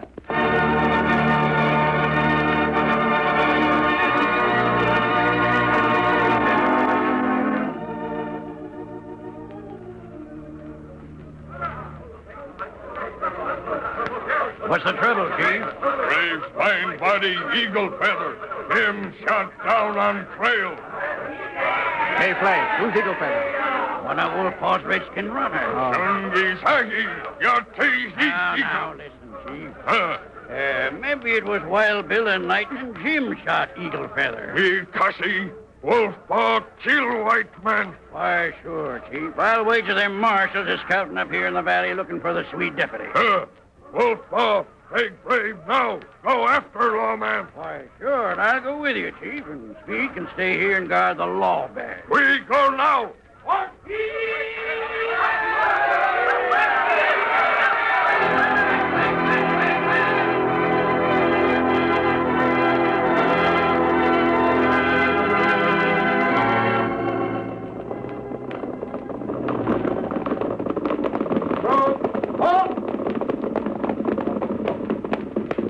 There's Box Canyon Pass, Colonel. I see. And you say Bill is due to meet us here? That's right. These trees will give the troopers plenty of cover.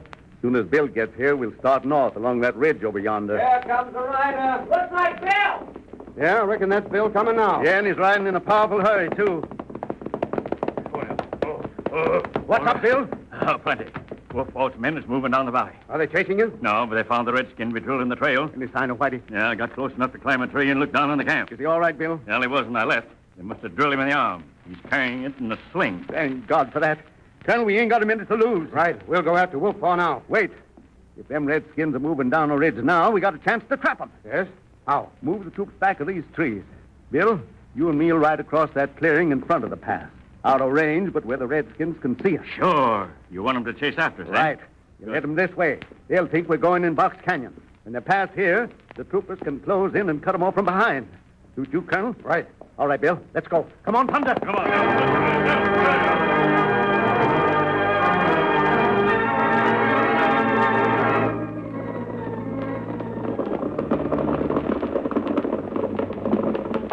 Here they are, Chief. Lightning Jim and Wild Bill.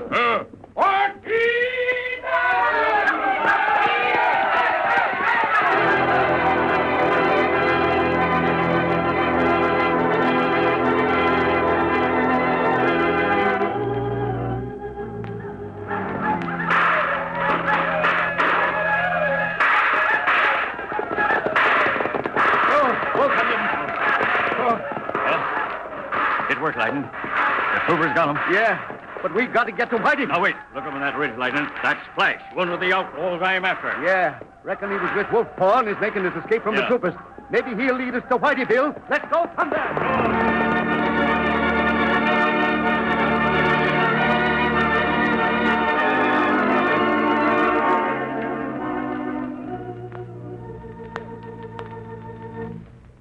Well, Lawbirds, I reckon it won't be long for Wolf Paw will be bringing in your partners. Yo, maybe so. But I don't think Wolf was smart enough to fool Lightning him twice, I tell you that. Oh, yeah? Well, if them marshals is around here, Wolf Paw will get 'em all right. See, listen, Speed, I'm awful thirsty. You suppose I could have some water? Huh? Water, eh? Sure. Why not? This bad arm of mine feels plenty hot, by golly. Well, you didn't do my arm no good with your blasted shooting. Here's the water. Think. Oh! No, I got the gun. Speed, blast your hide. Think, cause I'm wounded in the right arm. I ain't got no left one. Yo, and I can punch with the left one, too. I tell you, I got you covered. Good work, Flash. You got here just in time. Got that gun, Lawbird. Yo, sure. This is sort of game tit for tat, eh?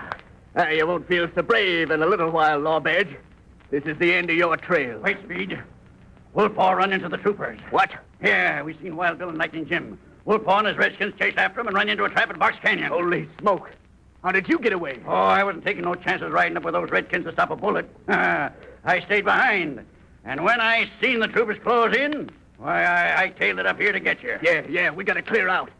Well, what are you grinning about, Lawbird? Well, I was just thinking about what I told you, Speed, about fooling Lightning Jim and Wild Bill. Yeah? Well, it ain't gonna do you no good. Well, maybe not, but shooting me ain't going to do you no good neither. Is that so? Yo, you can't beat the law all the time, you know. A right nice speech, partner.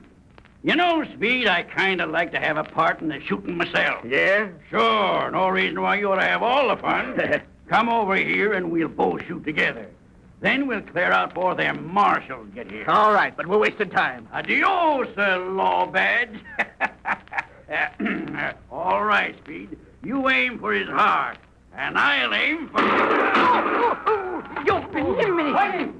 See, how did you fellas get there so quick? Whitey, you all right? Hey, yo, but there was plenty close, I tell you. It sure was. Are they both dead, Bill? Yep. Both of them drilled right through the heart. See, did you both shoot at the same time? Yeah, Whitey. I got the big Jasper and Bill got the thin one. Oh, that's too bad. What do you mean it's too bad? Well, you both shot at the same time, and you both got your men in the heart. So I still don't know which one of you fellas is the best shot.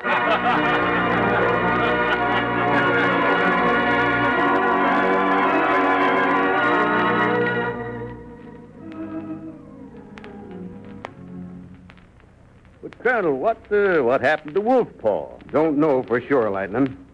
When we rounded up those redskins, Wolf Paw was gone.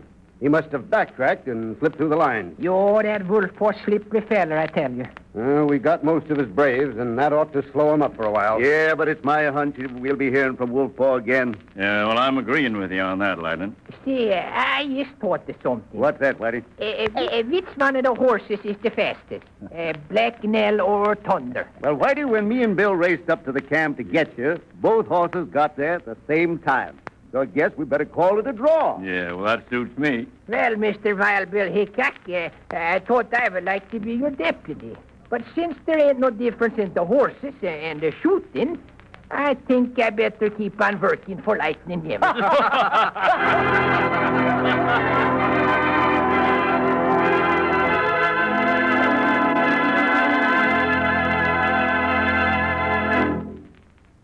And so ends another thrilling chapter in the lives of United States Marshal Lightning Jim Whipple and his deputy, Whitey Larson.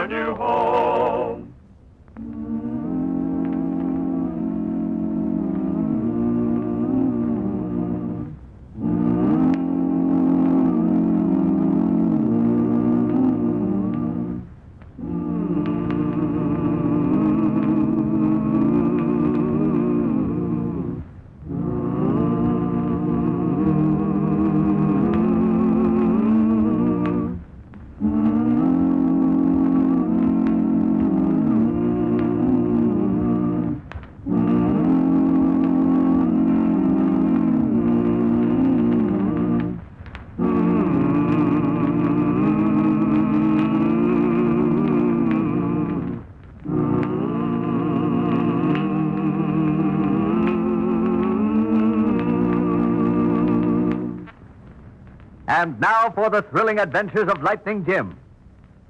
Lightning Jim and Whitey have stayed overnight at Beeville, a small cattle town en route to Fort Anderson, and early in the morning have decided to pay a friendly visit to the sheriff before pulling out. As they near the sheriff's office, the door is suddenly opened and the sheriff dashes out. Hey, morning, Sheriff. Where are you off doing such a rush? Lightning Jim, Whitey, you're just in time for some excitement. Yeah? The telegraph operator just brung me a message. Prince Charlie's headed this way. Prince Charlie? The gentleman bandit? What's he done this time? Held up another stagecoach? Nope. It seems like he rode into Lost Creek last night. His horse was plumb winded. Yeah? He tried to dicker for another horse. I see. Somebody recognized him and he shot his way out. You believe me? Wounded a couple of men, but grabbed a fresh horse and lit out this way. Well, he's sure got nerve. Can't help but admire that gent. Well, I'd sure admire to get part of the reward money on his head. I'm rounding up a posse right now. Hey, get your horses and come on. What do you say, Whitey? Shall we go along and help out? No, Lightning. That's the sheriff's job. Let him do Hey, it. Whitey, what's the matter with you? Well, Lightning, sometimes working for a lawyer ain't so easy. I don't know what to do, but I think I got to do something. About what? What you got to do something about? Well, about Prince Charlie. I got to help him. Gotta help Prince Charlie. Say, Whitey, you gone loco? He's one of the worst bandits in the country. Been operating a lone hand for years now. Lightning, remember 3 years ago when I was all stood up in an avalanche and was sick in bed for a month? Sure, I remember. Well, I never told nobody the real story, but there was Prince Charlie that saved me. What you mean, Whitey? Well, when the landslide come, they come so sudden like I didn't have a chance. Me and my horse, we both went on. There I was pinned down by the rock, and the horse was pinned down too. Both of his hind legs was broken. If I could only get my gun and put you out of your misery. but I can't lift a finger. I guess you're done for, old fella. Yeah, I think I hear somebody. Help! Help over here! Help, I'm caught! I see you all right. Hold on. I'll be there as soon as I can. Look out for this loose rock and dirt. Thanks for the tip. I'll come the rest of the way on foot. Might be safer that way. How long you been here? Oh, about an hour, I reckon. Seems like a year. I reckon it does. Your horse is still up pretty bad. Want me to put him out of his misery? Oh, please. I couldn't get my gun. Thank you, stranger. That was pretty bad. I couldn't do nothing for I'll him. have you out of here in a minute. You got half the side of the mountain on you now. You take it easy now. Don't try to move. You let me do the moving. There's one of them off you. I get them all in. Say. That badge on your coat. You're a United States Marshal. You're Deputy Marshal. Well, ain't that a joke? Me helping the law out. Here, what might your name be, stranger? Don't you recognize this face? Well, I can't see so good. See? You're Prince Shorley. I thought you'd recognize me. My face is on a lot of posters. Prince Shorley, I'm putting you under arrest. You are my prisoner. well, now, ain't that a laugh? Look, Marshal, I call the place from now on. I guess you're right. Well, what you going to do with me? I got three choices. I could put a bullet through your head like I done to your horse there. And then I could just go on about my business and leave you here. I couldn't let a skunk suffer that way. So I'll have to do the third thing, I reckon. What's that? Get you to a doctor somehow. I see. You can't ride into town. Somebody recognize you. You'd be putting your head into a trap. It's been in traps before. I'll take that chance. Now, hold on. I'll get this other rock off you. But I'm putting you under arrest, Prince Shorley. I got to do it. Sure, you go ahead and arrest me all you want to. You go right ahead. You're sure a game little rooster trying to arrest me. And he brought you in, Whitey? He got me out from under them rocks, put me on his own horse, and then, well, I guess I fainted. The doctor told me later that somebody put me on his doorstep and rapped on the door, but he didn't see nobody. And that's the man who's riding into the sheriff's net right now. Lightning Prince surely saved my life. I wouldn't be here now if he hadn't got me to the doctor. Lightning, don't you see? I got to help him. I got to do something. Whitey, you can't buck the law. Prince Jolly's got to take his own chances. But I owe him a debt. I got to pay that debt back somehow. Well, maybe they won't get him, Whitey. Not this time.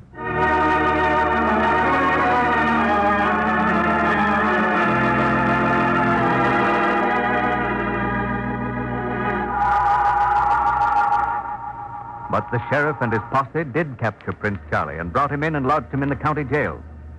Whitey and Lightning Jim have secured permission to talk with him, and as they come close to the cell... Sheriff, you gotta let me out of here, just for a couple of weeks. I'll come back, I promise. Hey, you ain't the sheriff. Say, I've seen you someplace before. Well, don't you remember, Prince Shorley? I'm the deputy marshal you dug out from under the rocks 3 years ago. Huh? Well, sure enough. Why, you arrested me then and couldn't make it stick. But you got me dead to rights now. Prince Shorley, you saved my life then. I'll do anything for you. Anything. Then get me out of here now. I gotta get out just for a little while. Well, I can't do that. I can't. Lightning, you tell him why I can't. I know how Whitey here feels, Prince Charlie. He's told me what you did for him, but he's a lawman, too, and he can't help you. I reckon he can. Yeah. Funny, I tell you. As long as I rode the Owl Hoot Trail, I never got caught. But the first time I try to do something decent, I get put behind bars. Something decent? Well, maybe we can do something for you after all. How about telling us just what you was up to? Telling you? Yeah. No, that wouldn't do no good. But say, it might at that. At least it can't hurt none. Well, gents, here's the story. I got a letter from my old man, Zeke Sandow, and he needs help bad.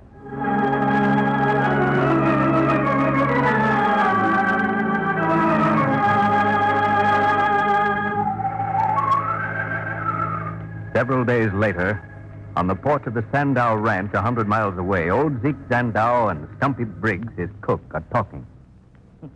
Rheumatiz. Rheumatiz. It ain't enough that I got worries weighting me down all the way to China. Now I got to have rheumatiz. Quit caterwauling around and let me get this skunk grease on you. Skunk grease is powerful good for rheumatiz. Yeah, bear grease is better. I've been telling you that all along. Well, maybe so, but where in tarnation am I going to get me a bear? There's plenty of skunks around here. Yeah, plenty of skunks, all right. Stop your messing around, Stumpy. It ain't doing no good. Nothing's doing any good. Here we are trying to get enough cattle together to hang on to this ranch, and me down with that rheumatiz. Yes, and me with just one leg. Oh, I ain't fit to live, I ain't. Can't help none at all. And Zeke, you know I'd give the other leg in a minute if it'd help you. Well, it won't. What in tarnation would I do with your other leg? Talking like a fool, that's what you be. No, I'm not. Tend to your cooking, Hey, we're getting company. Don't that look like, well, like the horse that Lane rides? Why, it is Lane. I'd recognize that vinegaroo just by the smell any day. Hey, Lane, you got a nerve of a hog coming over here. Now get off of my place. Get off, you hear me? I still own this spread. Want me to throw him off for you, Zeke? Now, you listen to me, both of you. I'm trying to do you a favor, Zeke Sandow. If you weren't too plain stubborn to listen to reason. Why, you're trying to get my spread away from me. That's what you're trying to do. I'm willing to buy it. I've offered you a fair price more than once. I need this land for my own cattle. And I told you I weren't selling. I homesteaded this place, stocked my own cattle, built it up from nothing, and I ain't selling. I'll throw him off for you, Zeke. Now, there ain't no use in your getting riled up. Shut up, you one-legged has-been. Why? Now, Zeke, I know you got to meet that note at the bank by the 1st. If you don't, you'll lose this land. Of course you know it. You put pressure on the bank to call in that note. You drove half a dozen ranchers out already. But you ain't going to drive me out. And that note is going to be met, Mr. Bad Smell Lane. Sure. Yeah, you're rounding up a herd out of season, figuring on selling them for enough to hold on here. I can sell them, all right. Sure you can. If you get them to the railroad station. But you got about 62 miles of bad land to get through. Yeah, I've got them through before. If you sell out to me now, I'll give you a fair price. If you don't... And if I don't sell out, Lane, what then? You'll never get those cattle to Ford City. You'll lose everything. You hear me? Everything. Threatening, are you? Let me at him, Zeke. Why, you yellow-bellied hide of 40 centipede, I'll teach you to... That'll teach you to keep your nose out of my business. You knock Stumpy down, will you? Why, you rabbit-livered, toad-faced wart. I'm not too old to take you on. Whoa, thunder, whoa, boy. Looks like we got you just in time, partner. What I saw that fight didn't look exactly fair to me. Sure, that sure didn't. Well, maybe we can change the rules a little. Yeah. Well, who in tarnation are you two? Well, I'll throw them all off the place for you, Zeke. I ain't afraid of them. I don't know who you two are or where you come from. But this ain't none of your concern. No? Well, I reckon that's where you're wrong. Who do you think you are? Me? Oh, me and my partner here, we're a couple of new hands, just now hired on. Well, you're horning in on a losing fight. You better get out while the getting's good. Oh, I reckon we'll stay on here. We kind of like this job. Well, you're asking for it. Now, little boys shouldn't ought to play with guns. They might get hurt. And don't try to pick up that gun I shot out of your hand. It's too bad it wasn't your neck. Yeah, now get going. We'll keep your gun, and if you come back looking for it, we'll give you the lead. When I get through with you, you'll be sorry you was ever born. Stumpy, you all right? You hurt bad? Me? Oh, of course not. He couldn't hurt me none. But after that buzzard knocked me down, I couldn't get up again with his peg leg. Give me a hand there, will you? Sure. There you are. Now, who in Jehoshaphat are you two hombres? Where'd you come from? What do you want? Well, you see, we're friends of your son, Mr. Sandow. Oh, Charlie? Charlie? Yeah. Then he got my letter asking him to come down to help me out. Is he coming? Where is he? Well, he couldn't get away right now, Mr. Sandow. He just couldn't get away. So he sent us on to help out. Yeah, that's it. He told us you needed cowhands to help get your cattle to Ford City. Well, I don't want you sticking your nose in unless you know what you're up against. Why, that weasel-faced, bow-legged warthog you that you just throwed off of the porch is trying to run me out of this country. Why, he's done run 6 or 7 fellas out already. Wants to be a cattle king, he does. And he don't stop at nothing. Sets fire to houses, rustles cattle, poisons water holes. Yeah, but he can't prove nothing. Nobody ever caught him out. He's slick. And now he's bound to start something on the trail to Ford City. Well, how about the rest of you men, Mr. Sandow? How many you got? Yeah, there's 6 of them, including Joe, the foreman. But I can't trust none of them. It wouldn't surprise me none if the whole kit and caboodle was working for Lane. Well, you got yourself 2 new cowhands, Mr. Sandow, and we ain't working for nobody but you. You see, we promised Shorty to help you get your cattle across the hills to Fort City, and we are going to do it. There ain't nothing going to stop us.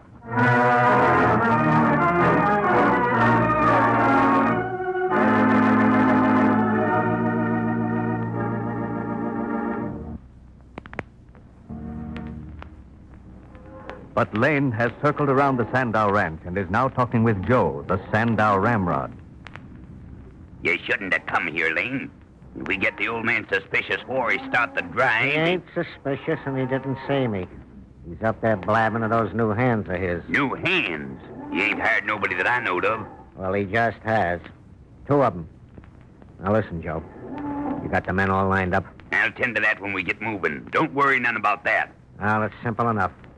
When you get to Deer Canyon, start a stampede and stampede the whole herd over the cliff. Don't nobody know nothing to be able to prove anything. A stampede is likely to happen at any time. But those 2 new riders you say he's each just hired, we might have trouble with them. Trouble? No. You see, it wouldn't be your fault at all if the 2 new fellas got caught in that stampede.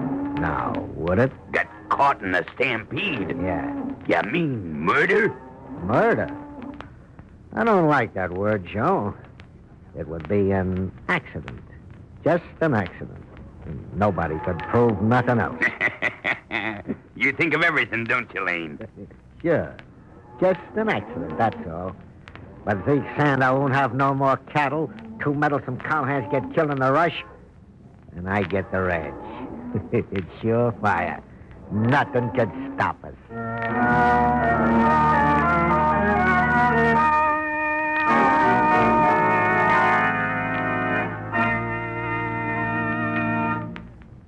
What will happen when Lightning Jim and Whitey try to get Zeke Sandow's cattle to Ford City? Part 2 of this Lightning Jim adventure follows immediately.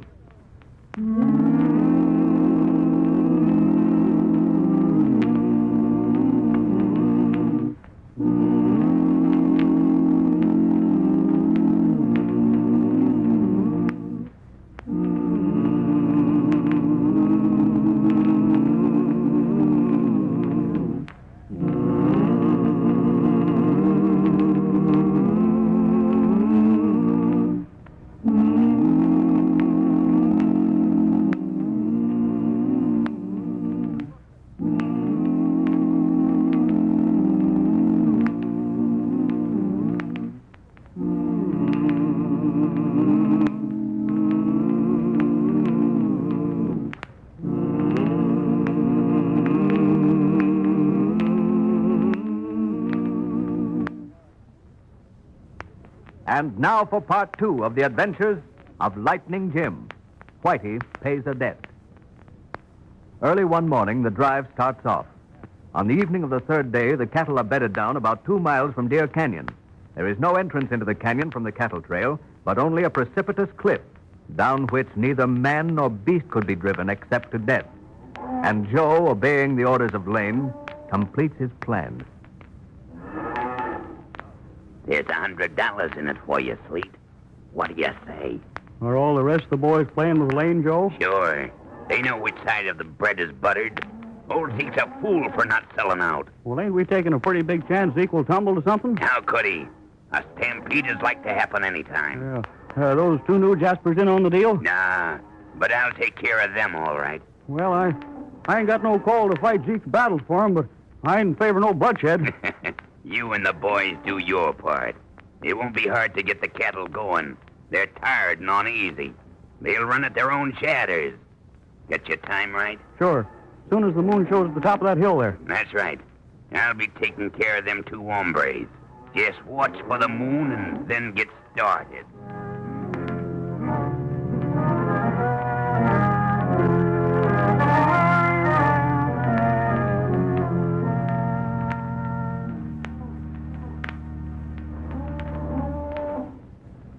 you see anything suspicious so far, Lightning? No, everything's proceeding all right so far. But we know Lane's up to something. We've got to keep our eyes peeled every minute. Now, you better go that way, and I'll cover this side. Lightning, there were no call for you to come along. This was my job, paying off my debt to Prince Shorley.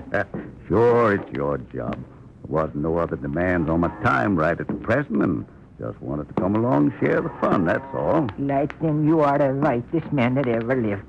Someday, maybe I Come can show on, you. Thunder. Better get to work, cowpuncher. Ride herd and don't be talking so much. Adios, Whitey. Adios, Lightning. Steady, Thunder. Steady, boy. Whoa, hey, we ain't going to no fire, even if you'd like to. Now, listen, now. I ain't trying to make a cow pony out of you, honest, I ain't. This is just a job of work we took on for the time being. Now, And a job of work you're finishing right now. Joe, what's the idea of roping me off my horse? Lie still and don't try no funny work with them guns of yours. Not that you could do much with your arms roped to your sides. Your horse didn't stick around much, did he? Fixing to kill me, Joe? Was that Lane's orders? You talk too much. There, one more hitch of the rope. You got dust in your face now, but just wait. You'll be eating it before the night's over. What's going to do with me? Nothing. Just nothing at all. Except leave you here. The cows will do the rest when they stampede. Oh, you dirty rat bait, I'll hurt. And I'm putting a gag in your mouth now like this, see? Now, another hitch around this scrub mesquite here. You can't squirm loose now. You can't talk. Can't move. But you got a grandstand seat for the entertainment. You sure have. Now I'm going to go catch that horse of yours. He's going to be my horse from now on.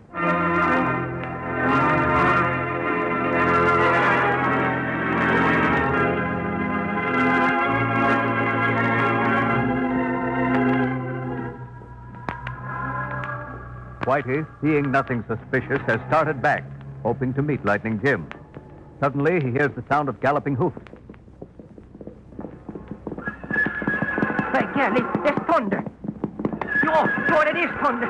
Something's happened to Lightning. That you, Three? Hang on to that critter for me. I've been chasing him down for the last half hour. Hang on to him. Hey, I thought you were asleep. What you done with my partner? Talk fast, mister. Why, I don't know nothing about your partner. Ain't seen him tonight. Just saw the horse running away and That I horse followed him. never would have thrown him off. You done something with my partner. Don't come no closer. I'll shoot. What did you do with my partner? You asked for it. Ah, my shoulder. You got me in the shoulder. No, tell me what you done to him. Don't shoot. Don't. I got him tied up. He ain't hurt much. He's just tied up so he couldn't interfere. You over there. Back there a piece. Not far. I'll show you. So what you do that to him for? You was up to something, that's what. What was it? The boys were going to start a stampede. All the cattle are going over the cliff at Deer Canyon. And where you got them tied up? Right in the path of the stampede. All right, get going. What you gonna do? I'm going to try to stop that stampede, and you are going right along with me. And if we can't stop it, you go on with. No, I won't go. We'll get killed. No, you get going. I put the bullet through your head the first fun move you make.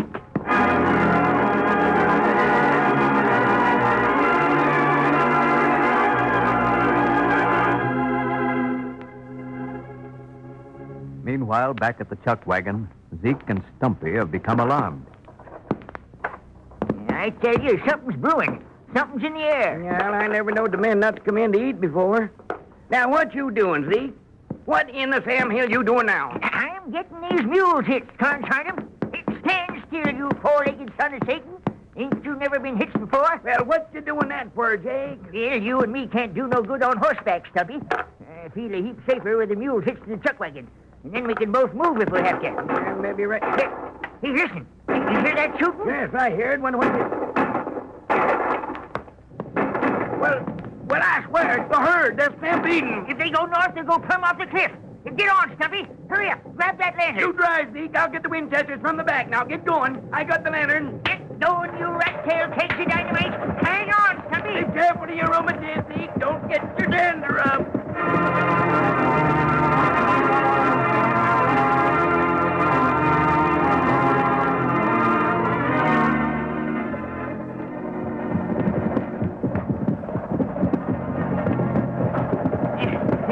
thought I seen somebody coming over to the left there. 2 or 3 horses. Hang that lantern over the side and get up your Winchester. Yes, well, I'll let them have it if they try to stop us. There ain't nothing wrong with my shooting arm. But you're driving there, you wall-eyed goose. You nearly turned us over that time. Well, the dang mule's sided something. Get going or I'll cut you in ribbons. Slow down. Stop it.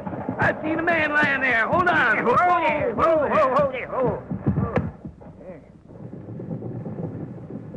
Give me a hand, you see. It's lightning. Lightning? Yes. Is he dead? Lightning, you there, Lightning? Yeah, he's here. He's all tied up. We're cutting him loose. Who's that with you, Whitey? Yes, down there, you. And if Lightning ain't all right, start saying your prayers. That's you, Whitey. You're Lightning, and I got your hair. I'm saving him for you. Don't stand there, gabbing. Listen to that herd. How are we going to turn those critters? We gotta get out of here. We gotta get out of See, here. I got an idea. Get those mules unhitched. Hurry up. What you going to do, Whitey? Hurry up with them mules. Don't be. You got coal oil in the shock wagon. Sure, I'll get it. Hurry up now. You ride 100. I brought him along. Me and you will ride on. And Sergeant, lend me a hand with these mules. Coal oil. Now what? throw the coal oil and the shock wagon. Make it. All of it. Set fire to it. And roll it down this hill in front of the house. Here, I get it. Give me that can. There they are. Hurry. Hurry up now. Hurry, come. Thunder. Come on, boy. Coal oil is splashed all over the wagon. Just throw a match on it and give it a good push. Go ahead. There she goes. Give it a now. Start firing, Whitey. That's all right. It ain't going to burn. Keep firing. Keep firing. There goes the wagon. Right is the leader. The leader's turning. He's turning to the side. After him. After him. Keep him turning. Don't let him stop, boys. Don't let him stop. Catch him. Catch him. Come keep going.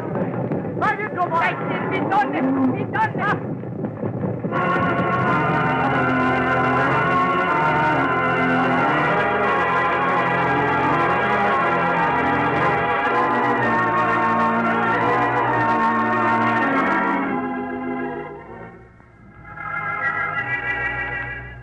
With the stampede turned and Joe confessing everything, the other cowhands fell into line and helped round up the cattle.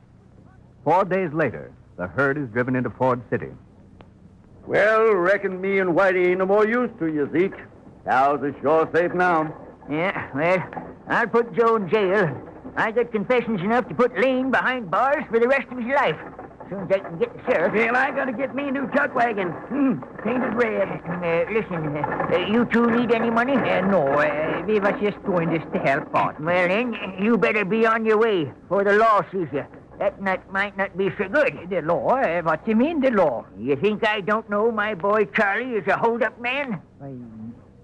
You know about that? Sure. I ain't proud of it. I told him a long time ago to take his grinning face and his dishonest money out of my sight. I wouldn't touch a penny of his as long as I live. But when Zeke needed help again Lane, he had to send for Charlie. Well, I ain't never asked no questions about you two fellas. But if you're friends of Charlie's, you're bound to be crooks. So you better get out of town before the law catches up with you. But we ain't. See, you got this all wrong, Zeke. I reckon he's right, Whitey. Me and you better get going. We did sort of step out of our regular trail to come down here, There comes the sheriff now. You see? He's coming right down the street right toward us. Now get going, you two. I'll hold him off if he starts shooting at you. By God, it taught me what stand the trailers all the time. Joke's on us, all right. Well, feel any better about Prince Charlie now, Whitey? I don't know, Lightning. I got myself a feeling I ain't through with that fella yet.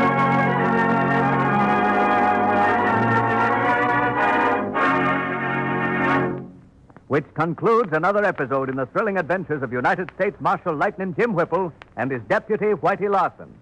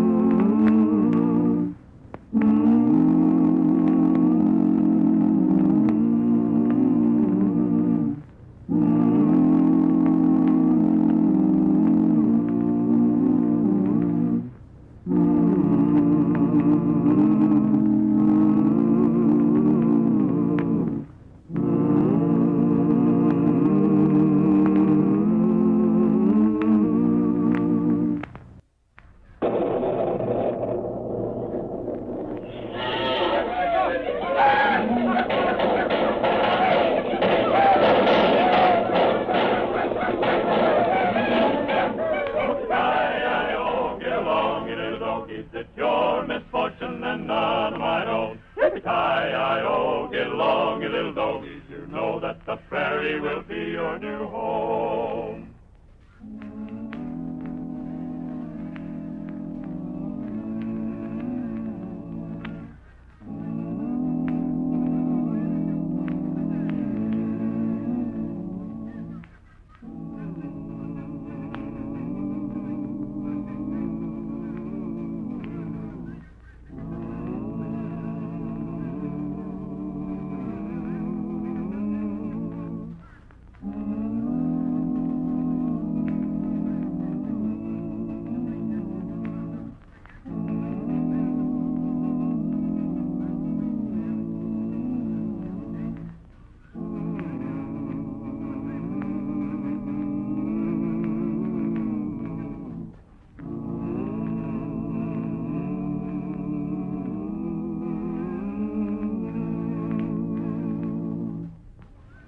And now for the thrilling adventures of Lightning Jim.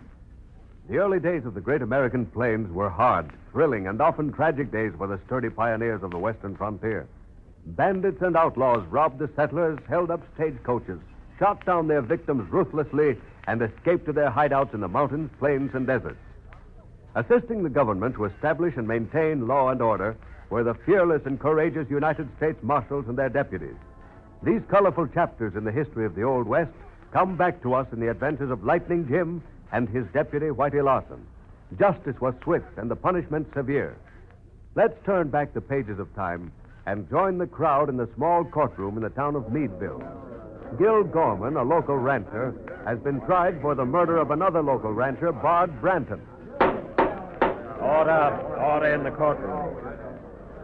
Has the jury reached a verdict? We have, Your Honor. We find the defendant guilty. No, Gil didn't do it. I tell you, Gil didn't kill Bard Branton. Oh, Gil. Order. Quiet or I'll stay in the courtroom. Gil, I can't do this to you. Now, please, honey, don't take on so. I'll be all right. Stand up, Gil Gorman. Before I pronounce sentence on you, Gil Gorman, have you anything to say? No more than I said before. I didn't kill Bard. The jury has listened to the evidence and found you guilty. Therefore, it is the duty of this court to order that at the hour of 6 o'clock on the morning of June 10th, you be hung by the neck until day. Oh, no, he didn't. He didn't.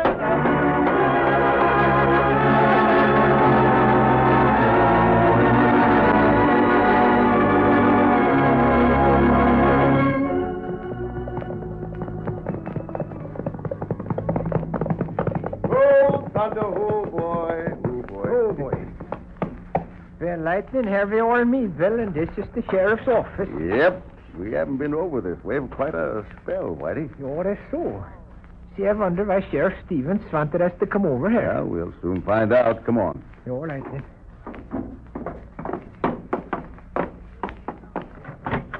Howdy, Sheriff. Lightning Jim and Whitey Larson, you're sure a treat for sore eyes. Ow! Well, what's the matter with your foot, Sheriff? Oh, see, you got that old bandaged up like Yeah. that. Well, I tripped on the steps and sprained my ankle. Dad blamed the luck. Oh, sit down and make yourselves comfortable. Sure, thanks. Well, outside of that foot, you look pretty good, Sheriff. Well, my foot is the least of my worries right now. That's so? What's the trouble? Do you remember old Tad Gorman? Sure, owned the Bar G cattle ranch. Yeah. Well, you know his son Gil married my daughter Mabel. Sure, I remember. That was about a year ago, wasn't it? Right. Well, when Tad died, Gil took over the Bar G ranch that joins up with the Double Spread, owned by Bar and Lee Branton. Yeah, the Branton boys raise and sell horses to the government. Sure. And Gil raises cattle and Branton's horses. Well, seems like there's always been hard feelings between the Gormans and the Brantons. If they wasn't arguing about bounty lands, there was fighting over rights to water holes and such like. Yes, if I recollect right, the trouble started between old Tad Gorman and Judge Branton. Is that right? And the boys are still at it. Mm-hmm. So when Gil married Mabel, the Branton boys started taking it out on me and said they was aiming to elect a new sheriff. I see. No, wait. You ain't heard the worst. Bard Branton was shot down and Gil was accused of the murder. By God, is that so? Has it been tried yet? Yep, the jury voted guilty and And unless something can be done to prove he's innocent before tomorrow morning, I'll have the job of hanging my own son-in-law. You've been him. Well, that's terrible, Sam. Yeah, it's got me all broke up. I'll admit the evidence is against him, but Gil says he didn't do the shooting. And I believe he's telling the truth, but we can't prove nothing. That's why I sent for you, Lightning. Thought maybe you could get to the bottom of this mess. Now, take it easy, Sam. We'll do all we can, of course. You say he's due to be hung tomorrow morning? Yep, at 6 o'clock. That don't give us much time, does it? I tried to get hold of you sooner, but they sent back word from Fort Anderson that you was up north. Yeah, we were, Sam, but let's don't waste any more time now. How did this thing start, and what happened? Well, Lightning, I think you ought to hear the story from Gil. Mabel is back in the cell with him now. Good.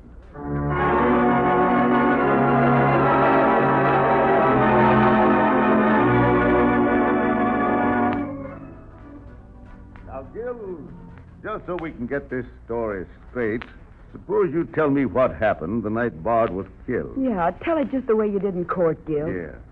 All right, honey. You see, Marshal, we've been having trouble with rustlers stealing our cattle, and Bard Branton said as how he'd been losing horses. Well, me and Mabel went out that night to look over the cattle that was grazing by the creek that runs between our ranch and the Branton ranch. We noticed that the cattle was acting kind of restless.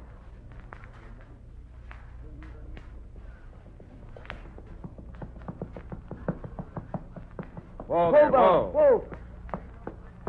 There, honey. Huh? What's making the stalks so nervous now? Look at them. Maybe it's them rustlers again, Gil. Well, if it is, I'll be ready for them this time. I ain't used this gun for a long time. Put that gun away, Gil, and be careful what you do. Oh, now don't you be worrying about me, honey.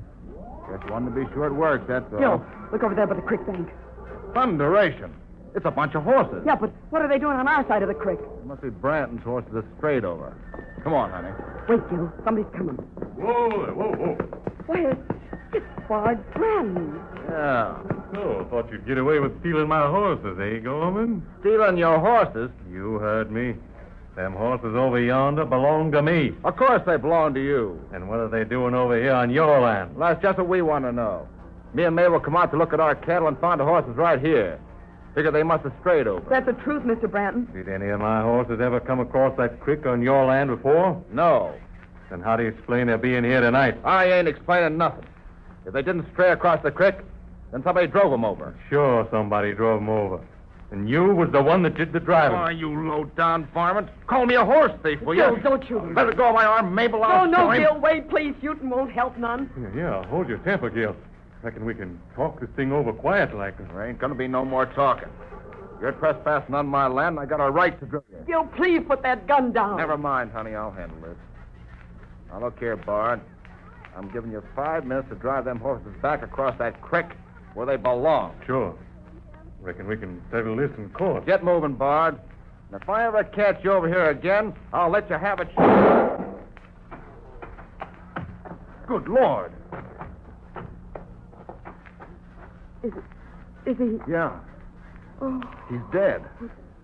Shot through the head. This is terrible, Gil. Well, who could have done it? I don't know. The shot comes from one of them cottonwoods yonder. Yeah. Well, do you think that he'll shoot again? I don't know. Say, they'll blame me for this. But I didn't shoot him. You know I didn't shoot him. Of course you didn't, honey. Oh, Gil, what are we going to do with him? So we better carry him across the creek and let him find him on his own land. But his brother Lee or one of his men might see us. We got to take that chance. Wait. We're talking crazy. Pa's sheriff round here. He'll know that we're telling the truth. Yeah, he'll believe us. But will anybody else? Everybody knows there's been fighting going on between the Gormans and Brantons for years. Well, they gotta believe us. You go on and get Pa, and I'll stay here till you get back. Go on, Gil. Go on. Hurry up. All right, honey.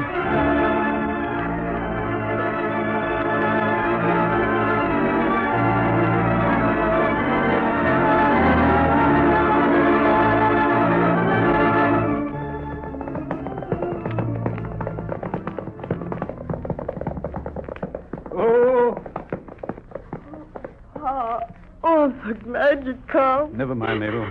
He'll get to the bottom of this. Me and Gil stopped off at the Branton Ranch and brought Lee with us. Is that where he fell off the horse? Yeah, Lee. We ain't moved him none. He was shot through the back of the head. My own brother murdered. Over yonder is the cottonwoods where the shot come from. Did you go over there to see who it might have been? Well, no. I figured it wasn't any use to do that. Whoever it was would be sure to make a fast getaway. Yeah, if there's any tracks, we can find them now. Thought the best thing to do was get the sheriff and then let you know what happened. And those are the horses you found over here? Yeah. I already told you about Bard coming and accusing me of stealing them. We was arguing about that when the shot was fired. Yeah, that's honest truth, Mr. Branton. Sheriff, I think you'd ought to take a look at Gil's gun. What? Well, sure. Hand it over, Gil. Sure. There you are, Sam. There's one shell been fired. One shell? Yeah, I was trying out my gun and I fired one shot. That's a pretty thin story, Gorman. And I don't think it'll stand up. Hold on, Lee. Are you trying to say I killed Bard? I reckon that's for a court and jury to decide. But Mr. Branton, Gil didn't kill Bard. I'm sorry, Mrs. Gorman, but my brother is dead, and I'm aiming to see his killer hung.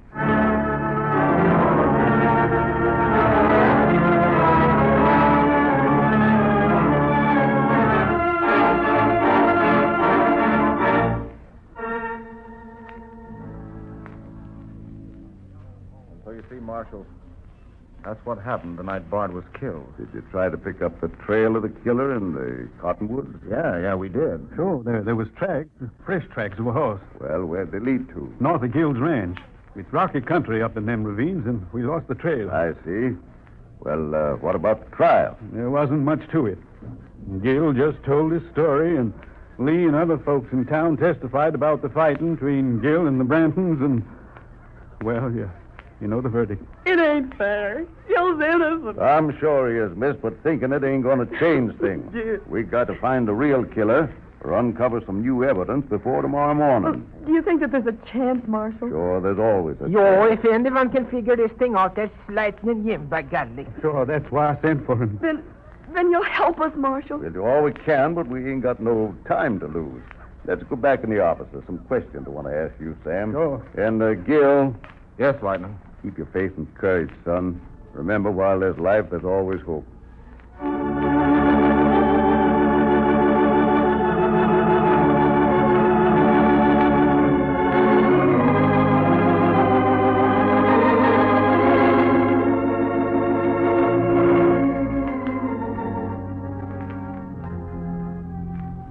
Will Lightning Jim and Whitey find the real murderer in time to save Gil Gorman's life?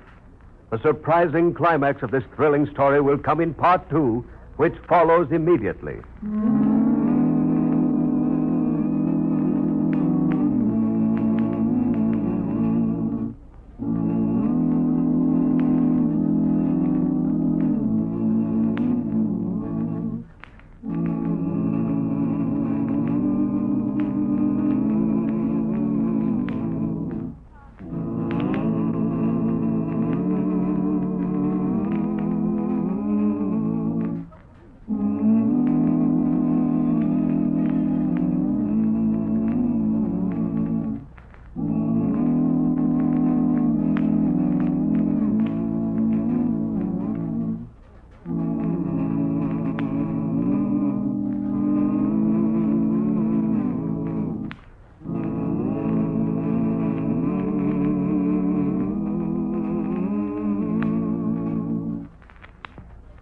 And now for part 2 of Lightning Jim's race against death. Gil Gorman, a local cattle rancher near the town of Meadville, has been tried and convicted for the murder of Bard Branton. Sam Stevens, the local sheriff, sent for his 2 old friends, Lightning Jim and Whitey Lawson, in an effort to save Gil's life. Gil's wife, Mabel, is the sheriff's daughter. Lightning Jim and Whitey arrive in Meadville the day before Gil is scheduled to be hanged. They hear Gil's story and return with Mabel to the Gorman ranch. Well, Lightning, seems like we was looking for needles in a haystack. Yeah, Whitey, we ain't got a lot to go on, neither. Not much time to work. Yo, if we don't do something, they're going to hang Gil Gorman tomorrow at 6 o'clock. Yeah, and it's 7 now. That's just 11 hours more. Yo. See, where did Mrs. Gorman go? Out to look at the cattle in the south pasture. She ought to be back in a minute now. Say, Whitey, while we're waiting, let's see if we can find a clue to work on in Gil's story. Yo, Lightning, that's what I've been trying to do.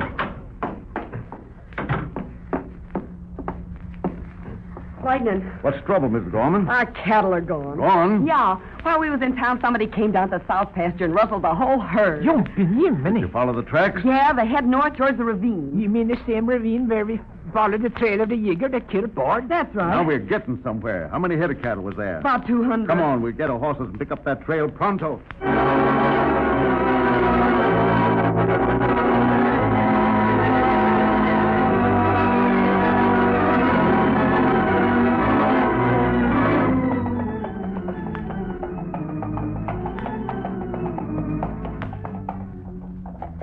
Gallish, this ravine is a good place to hide out.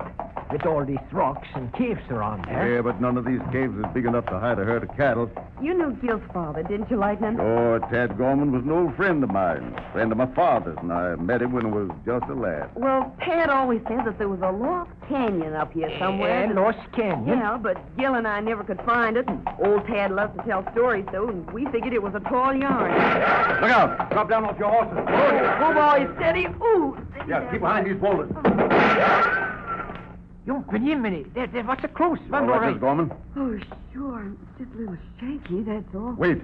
You see that big white boulder against the side of the ravine, Whitey? Hey, yo. A man on horseback just went back of that boulder. Yo, that's where the shooting come from. Miss Gorman, you better stay here. Whitey and me is going after that jasper. But I want to go with you. I'm not afraid. I know that, but you'll be safer right here. But if that's the killer, I want to be there when you catch him. I'm sorry, ma'am, but I want you to stay right here.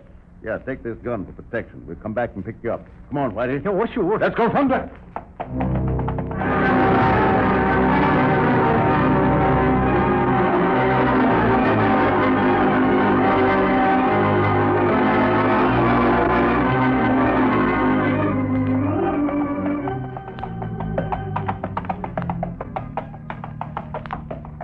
Well, there's the big white boulder, Whitey. Yo, but there ain't nobody there. Wolf Thunder. What's the matter, Lightning? Look, Whitey. There's an open passage behind that boulder. Oh, well, what do you know about that? Come on. After him, Thunder. See where you think they goes, Lightning. I reckon we'll soon find out. Easy now. Jumping in when they look down there, Lightning. The Lost Canyon. Looks that way. Probably a landslide covered up the entrance, leaving this narrow passage See, there's that Yeager shooting again. there. Yeah, but he's too far below to be shooting at us. Well, then who is he shooting at? Well, that's what we're going to find out. Come on, Whitey.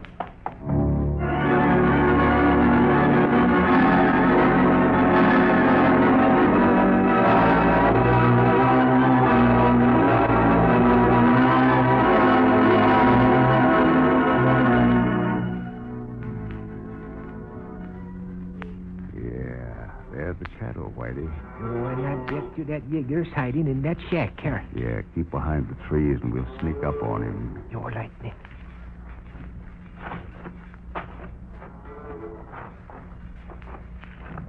Easy now. I'm going to call to him. Hey, you in there. Come out with your hands in the air. I'm a United States Marshal. You're under arrest. You better come peaceable, or we're going to let you have it. Hold on, Whitey. This may be a trick. Yo, but I can peek through the window here. Careful, Whitey. See, Lightning, there's a Yeager in there laying on the floor. Anybody else? No, I can't see nobody. All right, here's the door. Oh, it's all right, Marshal. Come in. I'm done for. There's his gun on the floor. Yeah. Who shot you, mister? He did. The dirty double cross. Oh. Is he dead? No, he's just fainted. He's hit bad, but maybe we can help him a little. See, wait, Lightning. Wait, somebody's coming. Reach for the sky, quick! Don't shoot, Lightning. Mr. Scorman, by golly. Thought I told you to stay back in the ravine. I'm sorry, Lightning, but I had to come. I followed you through the pass. I just saw our cattle out there. Oh. Wait, is he dead? Not yet. You know who he is? I can't see his face very well. Light that candle, Whitey. However, she's going to do that. There we are. Now take a good look at him, Mrs. Gorman. Oh, good heavens. You know him? Yes. Yes, but I can't believe it. Oh, he's coming through. Where's the Marshal? I'm right here, mister. I'm cashing in my chips, Marshal. He got me, but I'll fix him. I'll tell you who killed Bart Branton.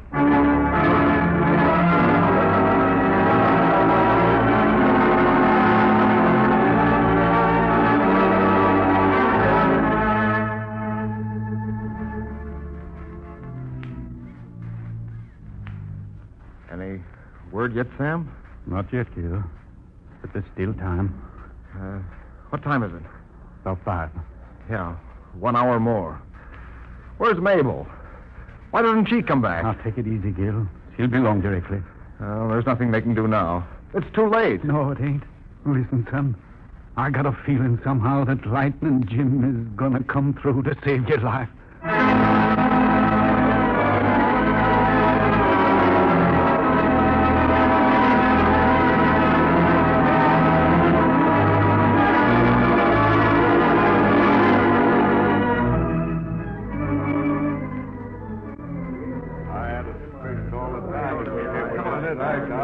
I know he done it. I'm sure he done it. Yeah, we're going to see him swing for it. Well, Sheriff, it's after 6 o'clock now. Not according to my watch, it ain't. What time you got? 5:30. Hey, you fellas, quiet. Quiet, you fellas. What is it, Lee? Any of you chaps got a watch? Yeah? What time you got? 6 o'clock. Yeah, that's what mine says, but the sheriff says it's only 5:30. Looks like he's trying to stall, boys. Come on, let's get the hanging over with. I don't care what you say. This hanging is going according to my time, and I says it's 5:30.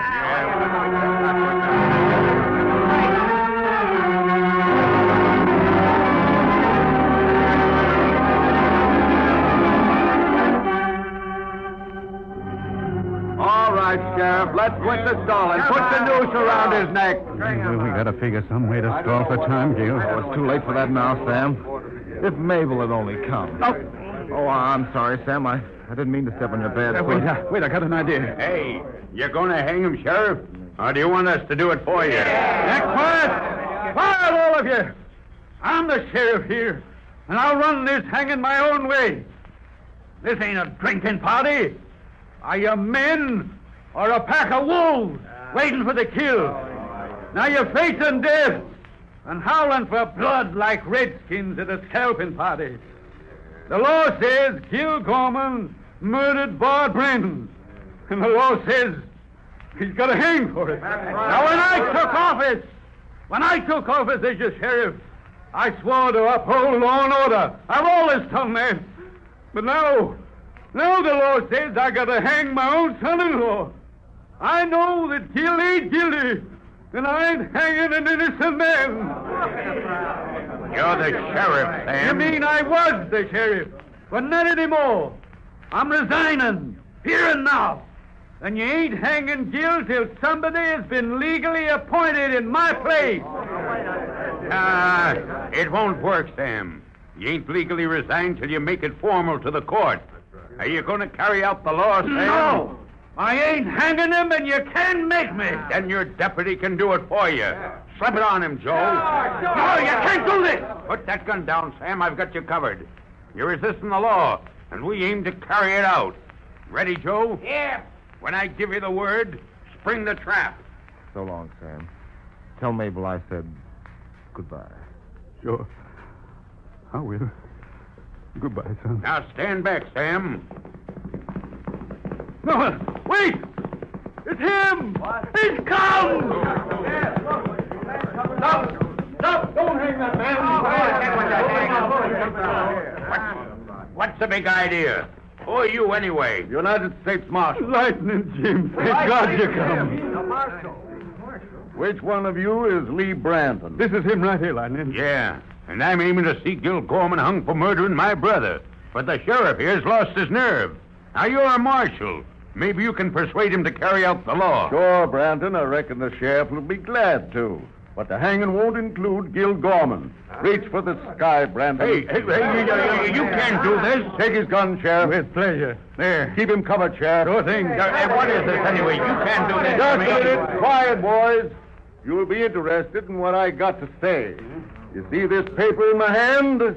It's a written confession that tells who it was that murdered Bard Branson. Who done it, Lightning? Bard Branson was shot down by his own brother. I had an idea it might have been Lee. Oh, you're wrong, Sam. It wasn't Lee. But you just said that Bard was killed by his brother. That's right. Did you know that Bard and Lee had a younger brother by the name of Chet Branson? What? Sure.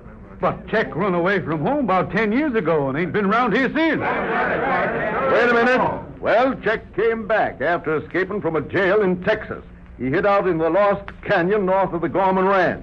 Lee gave him cash, and the two of them did a little private business in rustling cattle and stealing government horses. Lee knew that Check hated his older brother Bard, and it was Lee who paid Check to run the Branson horses on the Gorman Ranch and shoot down Bard from ambush. This gave Lee full control of the Branson Ranch. But where's Check now? He's in a shack up in Lost Canyon. Yesterday, Check rustled the Gorman cattle, and Lee went up to the canyon and shot him down. We found Check, and before he died, he wrote out this full confession. Get Lee! Gotta get Lee and string him up! Wait a minute. Hold on, boys. Quiet. Sheriff, the prisoner is yours. And see that you carry out the law. You bet I will. And God bless you, Lightning Jim.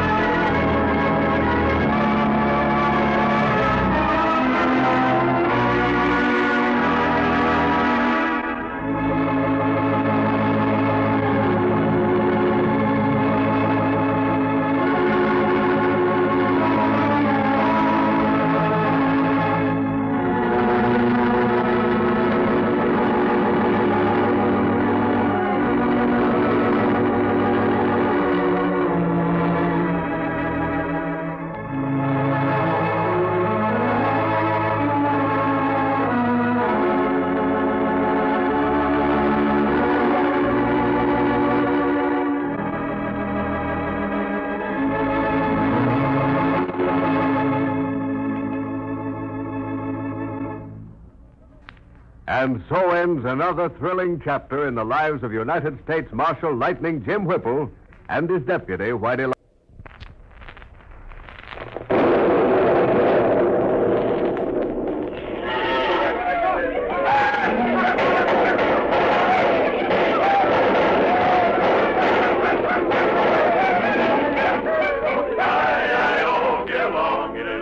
It's your misfortune and none of my own. Hi-I-O, get along, you little doggies. You know that the prairie will be your new home.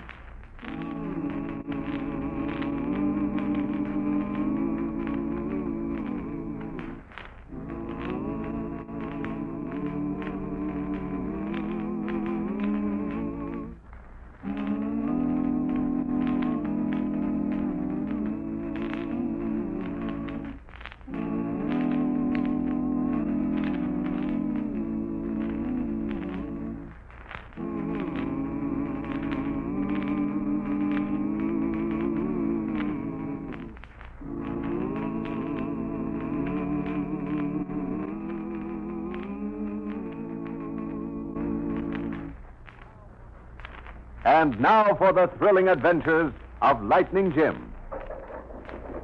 Back to the colorful and exciting days of the old western frontier. A stagecoach rumbled along the dusty trail. Get along there! Get up, you lazy cayuses! Get up there! To the races! It's Redskins! Get up there! Go on! Keep going, boys! There! Hurry up! Keep going!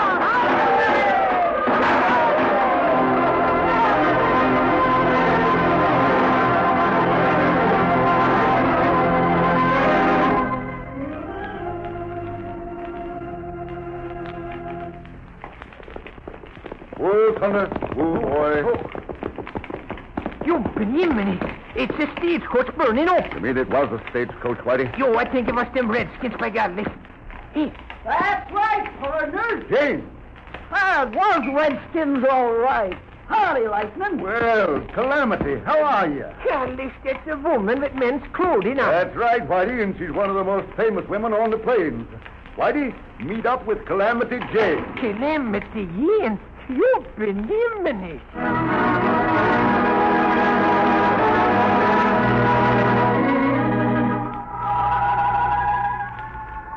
Yes, Calamity Jane earned a place among the heroic characters who lived, fought, and died in the wild and woolly country of the old western frontier.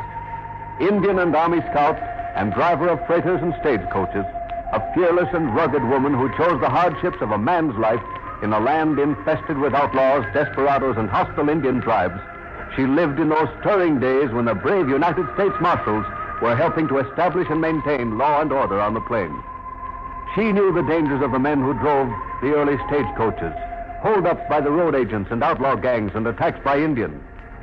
We return to those colorful days and the adventures of United States Marshal Lightning Jim Whipple and his deputy, Whitey Lawson. Attracted by distant shots, the marshal and his deputy raced along the stage trail and found a stagecoach burning. They heard a voice, and Lightning recognized his old friend, Calamity Jane. Well, the fire's almost out now, Lightning. There ain't much left of that stagecoach, by golly. Yeah. Were you carrying any passengers, Calamity? Sure. 2 men. 2 men? Where are they? In that fire, burned up. What? Burned alive? No, they wasn't burned alive. Rifle bullets got 'em first. Well, Calamity, suppose you tell us what happened. Sure. I heard they were looking for drivers in the Cedarville stage line. Yeah? So I went to Mort Simpson. He's the owner and sheriff of Cedarville. Yeah? He said as how they'd been having trouble with holdups. Said it was the Redskins. Didn't figure they'd put a woman on, but there weren't nobody else, so I got the job. I see. But what happened out there? I'm a-getting to that. Well, this was my first trip. Had 2 men for passengers, a Wells Fargo box and the mail. When we got there, them red devils come a-swooping out of them trees and yonder and began a-shooting. Any idea what tribe they was? Well, it was pretty dark, and besides, I didn't have much time to look close. I dropped down, but my foot slipped, and I went head first into the road. Yo, but how did you get the lead in? When I hit the ground, I started rolling down the bank into the brush. Didn't they come after you? If they had, I don't reckon I'd be here talking to you. Nope, they must have forgot me. They was too busy killing the 2 men and breaking open the box and mail. And then they set fire to the coach and rode off. How many do you figure there was? About 10 or so. About 10, huh? See, Lightning, look, here's a bag on the ground. Wait, I picked it up. Let me see it, Whitey. Oh, here you are. Yeah, that's the mail pouch. Yeah, and it's been rifled clean. Maybe they threw the mail in the fire. No. I got a hunch they took it with them. Calamity, you say this stage line heads up at Cedar? Huh? Yep, like I told you. It's owned by Mort Simpson, and he's the sheriff, too. Well, there ain't much we can do here right now. Reckon we better mosey into Cedarville and break the news to Mort.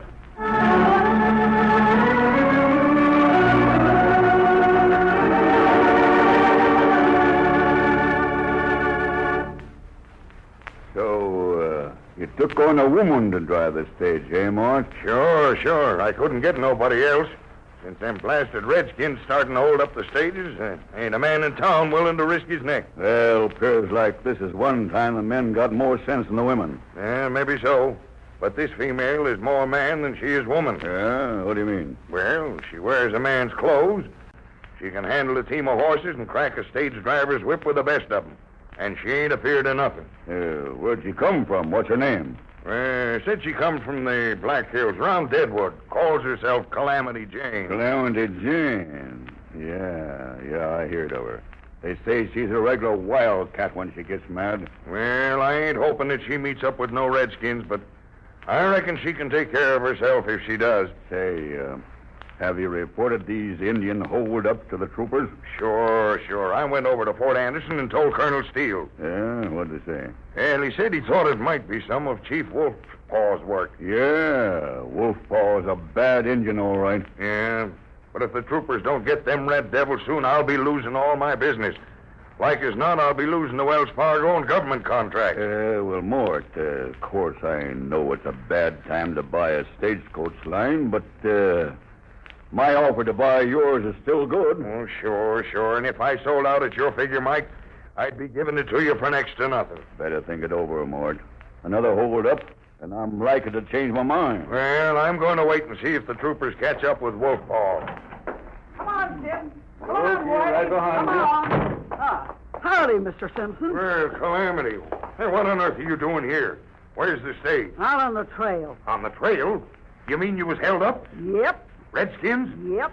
They come at us near Bear Creek, killed the 2 passengers, robbed the box mail, and burned up the coach. Suffering catfish. But how come they didn't get you? Fell off the coach and rolled into the brush.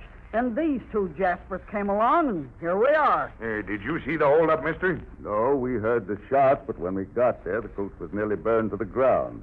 You see, Calamity here's an old friend of mine. Say, I see you're wearing a marshal's badge there. Sheriff, my name's Whipple, Jim Whipple, from Fort Anderson. Lightning Jim. Yeah, and this is my deputy, Whitey Lawson. Howdy. Oh, thank you. Pleased to meet you, Sheriff. Oh, and this here's Mike Matson. Glad to know you, Marshal. Howdy. Mike owns a ranch north of town here. Seems like the Redskins are causing plenty of trouble, Marshal. Yes, Colonel Steele told me you'd been down to see him, Sheriff, so me and Whitey come up to have a look around. Well, if you're looking for trouble, you ran smack into it. Your damn Redskins is plenty bad, I tell you. Hey, Marshal, you think it might be Wolf Paw? Maybe, but he ain't the only bad hombre in these parts. Well, I'm getting up a posse and going after them. Wait a minute. No, wait, hold on there, Sheriff. Trailing after the Redskins at night is pretty risky. Hard telling how many Indians they are in that party. Let the troopers take care of the Redskins. Yeah, sure. I know all of that. But I got to do something. I'll be losing the Wells Fargo and government contract, sure, now. Well, I think we ought to go out and have a look at that coach. Come on. I'll get some of the boys and go out there now. Well, all right. Hey, you better come along, too, Calamity. Sure. How about you, Marshal? We already looked the ground over, Sheriff. We'll wait till you get back.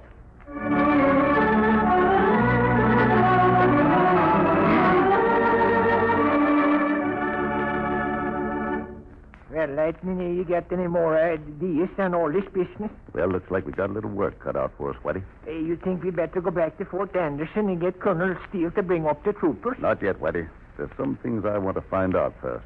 There's some questions I want to ask Calamity and the sheriff. Well, see, how's the sheriff know? What's trouble, Sheriff? You look kind of excited. Sure, and you will be, too, when you hear what I got to say. Sit down. Tell us all about it. Now, we just went out the stage trail. Yeah? And when we was coming up on that burned stage, we seen Redskins. What? Yeah, we opened fire on them, and they headed through North Canyon. You followed them? Sure. As far as Cottonwood goes. There's plenty of trails up there, and then them red devils give us the slip. Well, see, why would them Redskins be coming back there? Yeah, I can't answer that one. But they was there. Marshal, we got to get the troopers up here pronto. Just a minute, Sheriff. I don't think we need the troopers here. You don't? Well, it's easy enough for you to say that, but you ain't got nothing to lose. I reckon I was a fool not to take up Mike's offer. Like as not. Hold on, Sheriff. I don't mean to pry into your private affairs, but I'm mighty interested in what you just said. You mean about Mike's offer? Yes. Yeah, he wants to buy me out. That's what he does. You turned him down? Of course I did. I ain't so sure now, though, that I done right. When did you make this offer? About a month ago. When the Redskins start holding up your stages? About 3 weeks ago. There's been one every week. When was the last time he talked to you about this? Today. Where's he now? Why, him and the rest of the boys went down to the cafe. Come on, Whitey. Hey, you're Lightning. Hey, say, where are you going, Lightning? Down to the cafe, Sheriff. Hey, but what are you going to do about them troopers? Sheriff, if we need troopers, I'll get them.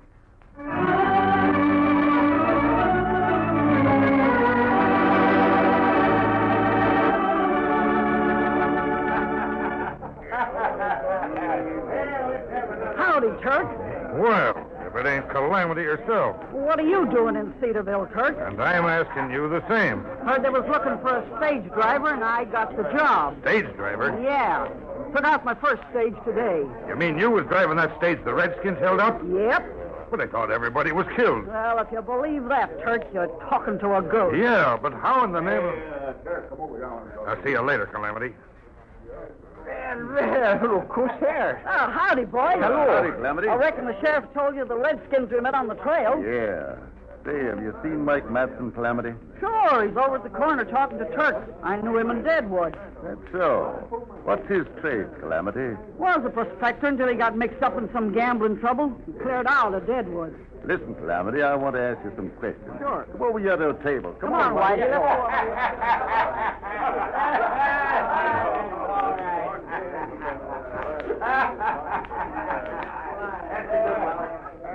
Hey, Mike, what do you suppose them Redskins was doing? I don't know, Turk. Listen, Mike, the boys is waiting for the payoff. Shut up. There's a half-breed sitting at the next table there. Yeah, he wasn't there when I come over. He's sleeping. Oh, no, he ain't. You just watch. What's troubling you there, Injun? So you was listening, huh? Man, I'll fix him. Wait, put that gun away, Turk. He's drawing a knife on me. Blast you! Drop that knife, Indian. Get that knife, Whitey. And the gun, too. Hey, what's the big idea shooting that gun out of my hand, mister? To keep both of you from committing murder. Well, what right do you got? Hold on there, Turk. Hold on. You're talking to a United States Marshal. That's Lightning Jim from Fort Anderson. You mean Lightning Jim Whipple? Hey, what tarnation's going on? Arrest this half-breed Indian, Sheriff. He brought a knife on me. White man draw gun first. That's a lie. That's right, Sheriff. The redskin fooled first. No. Oh, Sheriff. This here half-breed was here spying. Spying for who? Why, for the Redskins that's been holding up the stage. Hold on, boys. Hold on just a minute. Now, maybe he was mixed up with them Red Devils, and maybe he ain't. But as long as I'm the sheriff, he's getting a fair trial. Come on along, Redskin. You're under arrest. But I saw that Turk fella draw first. Quiet, Whitey. Let's slip out this side door. You too, Calamity. Sure. Take him away from the sheriff. Did Mike and Turk see you come out, Calamity? No, don't think so. They went up for the sheriff. Lightning, you think they might kill the Redskin? No, I think the sheriff sees they don't. You think the Redskin is mixed up in this hold-up? No, I'm sure he ain't. I know him. Hey, yo. Sure. That's Indian Joe. He's a half-breed interpreter for Chief White Eagle. Yo, see, I know Chief White Eagle. Why, he's the white man's friend. Sure he is. Well, then, why didn't you try to save him in there? Because right now I think he can do more good in jail. Calamity, you say you know Turk, huh? Sure do. And I got a little scouting job for you. Sure. What do you want me to do? Get back inside the cafe. Keep your eye on Turk. Follow him when he leaves town. Find out where he goes. I don't have to tell you what to do. Just be careful. Sure. So long, boys. So long. Good luck. Galish Lightning. She's got plenty nerve, I tell you. Yes, Whitey, and I got an idea she and Indian Joe are going to help us get to the bottom of these holdups. Well, no matter how this business turns out, I got to take off my hat to Calamity Jane.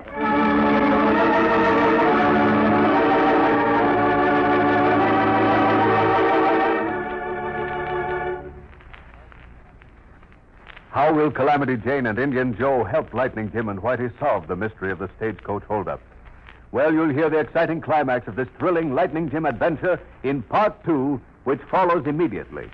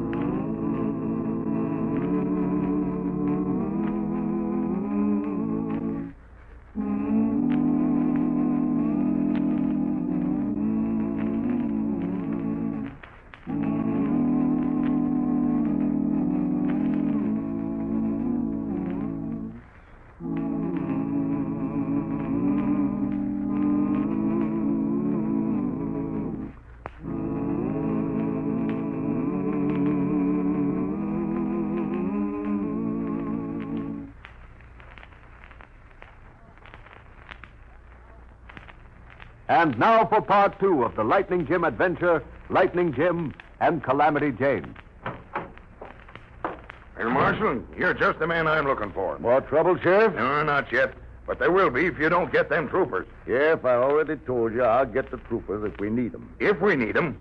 Thunderation. The next thing we know, them redskins will be coming down here and burn down the town. I'm sorry, but I can't agree with you, Sheriff. I don't savvy your talk at all, Marshal. Sheriff, do you think the half-breed you arrested at the cafe is mixed up in this business? Well, it sure looks like it to me.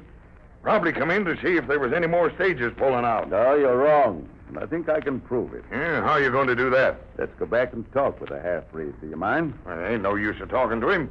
I tried it, and he won't say nothing. Well, he'll talk to me. Yeah, all right. But I'm telling you, you're wasting your time. Come on, Whitey. Oh, sure.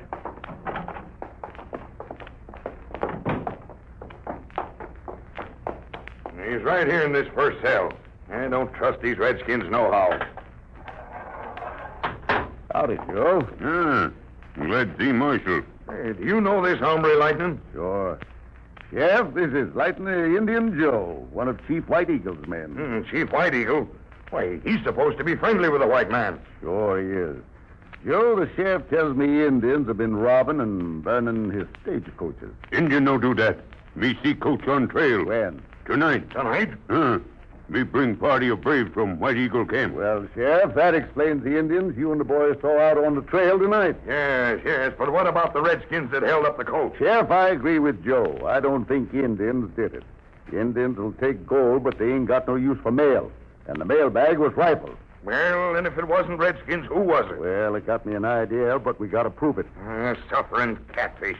What's the matter? I clean forgot to tell you, Lightning. Just before you came in, I got word that the Overland stage is coming over the Cedarville Trail. When? Tonight.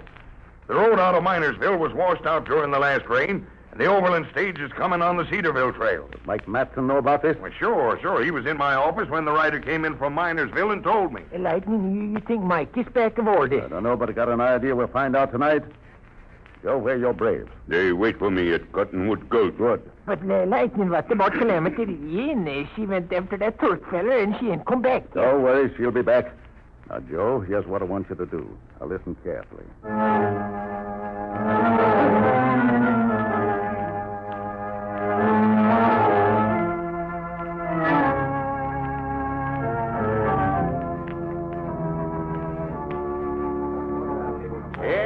That was sure a narrow escape you had. Wait, hey, here comes Mike now. Hold him, Mike. Hey, listen, boys.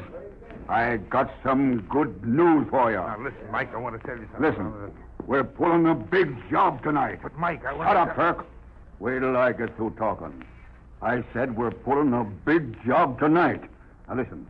How would you like to take the overland stage, huh? Yeah. Now, listen. Listen. The overland stage is coming over the Cedarville Trail tonight. And we're taking it like we... Say, who's that you got tied up there? That's what I've been trying to tell you, Mike. It's Calamity Jane. Calamity Jane? What's she doing here? Well, I seen her following me up North Canyon, so I doubled back and got her from ambush. She said she quit her job on the stage and was heading for Deadwood. That's a lie. She was sent up here to spy on us. She's a friend of Lightning Jim. Lightning Jim? You mean the United States Marshal? Figured it might be something like that. Yeah, that's good work, Turk. We'll take care of Calamity Jane. What are you aiming to do to her, Mike? We'll be taking her with us when we take the overland stage.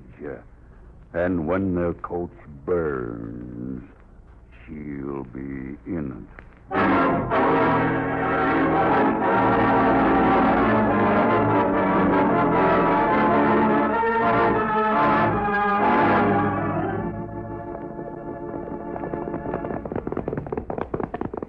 Thunder. Here, boys. Over yonder's the pass into North Canyon. And this stretch of trail down to the creek is where all the holdups has been, huh? Right. Whoever done it's been making their getaway up the canyon. Joe, take your braves and spot them on both sides of this trail between here and the creek. And, Sheriff, you and Whitey and me'll hide behind them boulders over yonder. Lightning, I just can't help thinking. What? Well, I just don't understand why Calamity Jane don't come back. And I told you not to worry. Calamity can take care of herself. Besides, we ain't got time to wait for her now. Overland State is due here in a minute. Hey, you know, boys, I think Whitey's got stuck on Calamity. No, well, you fellas go ahead and laugh. I think Calamity Jane is all right.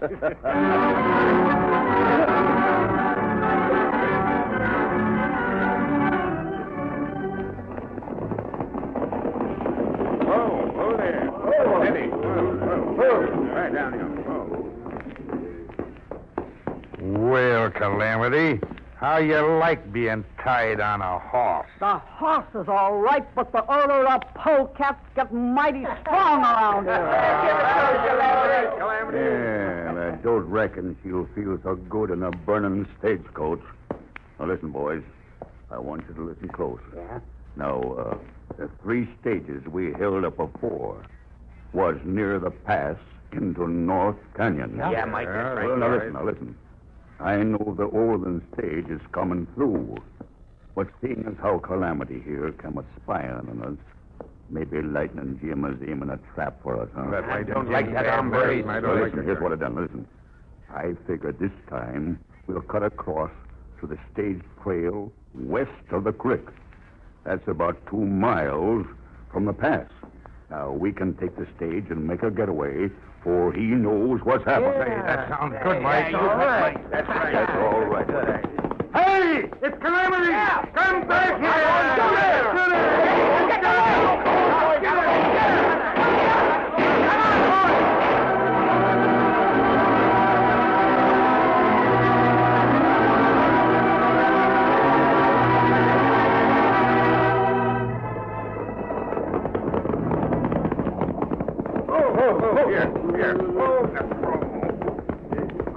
She give us the slip, Mike. You fool. I told you to keep an eye on her. But she was tied up. Oh, shut up. Now listen to what I'm going to tell you. See, the stage trail is right below us here, see? Now listen, Turk. You take half of the boys and go down to the pass into the North Canyon. Yeah? That is east of the creek. Uh-huh. I got a hunch you'll be heading there to warn Lightning. Now, if you meet up with them, let them have it. Sure. I get you, Mike. Right. Now, the rest of you come with me, see? We'll take the Overland stage 2 miles west of the creek, like I said. All right? All right, come on. Get up there.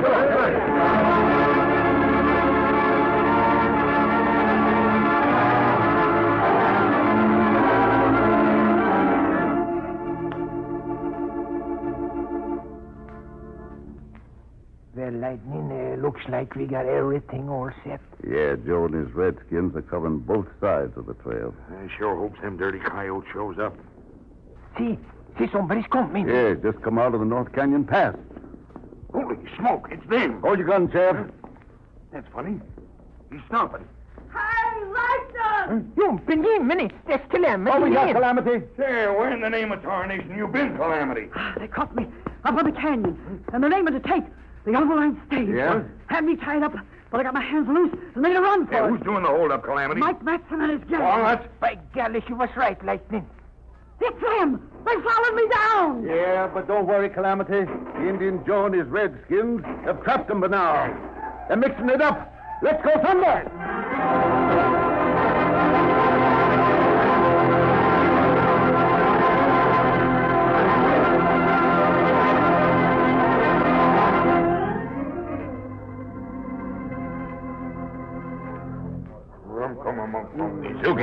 Sugi. Good work, Joe. Indians catch these white men near Paston Canyon. Hey, these Jaspers is dressed up in Indian clothes. Sure, but wait a second. This ain't the whole gang. Turk, where's Mike and the rest of the boys? I don't know what you're talking about. Oh, yes, you do. Mike said he was aiming to hold up the Overland stage west of the creek. West of the creek? Yeah, he said he figured you'd be here, Lightning. Was aiming to cross off. Then these Jaspers come down to get us while Mike goes after the stage. We'll tie up these Jaspers and leave an Indian here to guard them. We're meeting that stage west of the creek, too.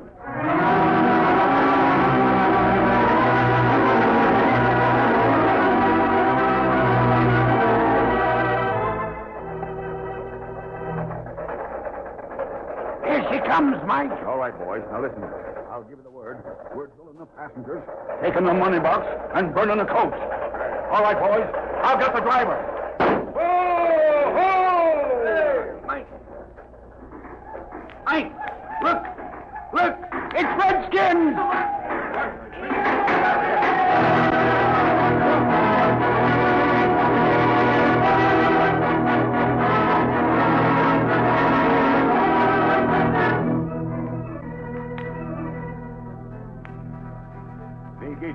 Sneaky chap. Well, Joe, now we got Mike Matson's whole gang. Here, boss man. Come on, get your dirty hands off of me, Redskin. Thought you was pretty smart, eh, Mike? Dressing up your gang like Indians. Sure, and they got more Indian gear up at their hideout. Yeah, and I reckon we'll find some of the loot there, too. And this is what that low-down skunk done to make me sell my stage line, huh? Let me at him. Hold on, Sheriff. I reckon the United States government will take care of him in a right, proper way. And, boys, I reckon we owe a vote of thanks to Indian Joe and his braves. That's right, Lightning. Just remember there's good Indians and bad ones. Just like there's good and bad white men. But this time the Indians beat Mike and his gang at their own game. Yeah, right. Yo, I say, I think that we also owe a vote of thanks to Calamity. Right. Shucks, I didn't do nothing. Ah, now, don't be modest, Calamity. Boys, Calamity helped save the overland stage, and I say we ought to let Calamity drive it into Cedarburg. Yes, right. Go on, Calamity, get up there and start moving. Well, see, in that case, I'm going to sit with the driver, by God. Get up there! Go on, boys! Get up there!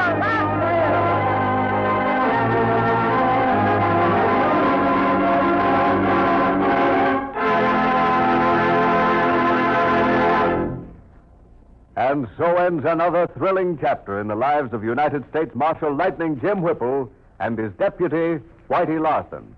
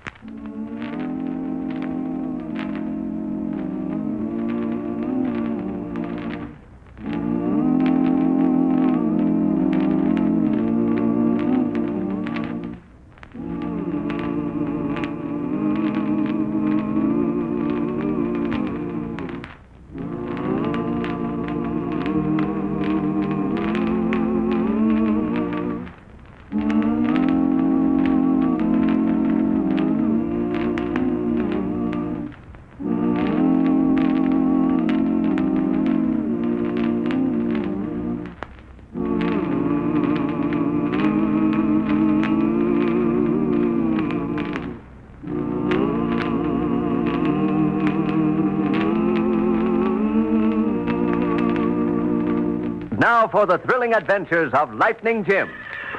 Two riders approached a horse corral near Fort Anderson. Oh, over there. Oh. Well, Lefty, down yonder's a new bunch of horseflesh that just came into the fort. Government horses, huh? Yep. The fort's about a mile west of here, but they keep the horses in this ranch. Are these the cayuses you was telling me about? Sure. Hey, ain't that risky business, taking horses at a government fort? Sure. 'Twould be if you tried to go in there and lead 'em out of the corral now. But that ain't what I got in mind. Well, what's your plan, Rustler? Listen, Lefty. You and me and the boys just came up from Texas, so we ain't likely to be well known in these parts. Yeah? I've heard the troopers has been having plenty of trouble with the Redskins. Chief Black Bear is camped up on the Smoky River, and he's plenty mad because the Indian agents ain't delivered the supplies he was promised by the government. What's that got to do with these horses? Now, hold your stuff there. Keep your shirt on. I'm coming to that. If we can stir up a fight between Black Bear and the troopers at Fort Anderson, It'll give us a chance to grab these horses. You mean we can sneak in while the troopers and the Indians is fighting somewhere else? Sure. But how you going to make them fight? I get that all figured out. Look down there by the corral.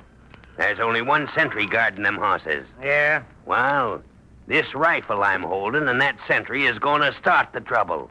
Come on now. We'll circle back through the trees and come up on him from behind. Come on, get up there.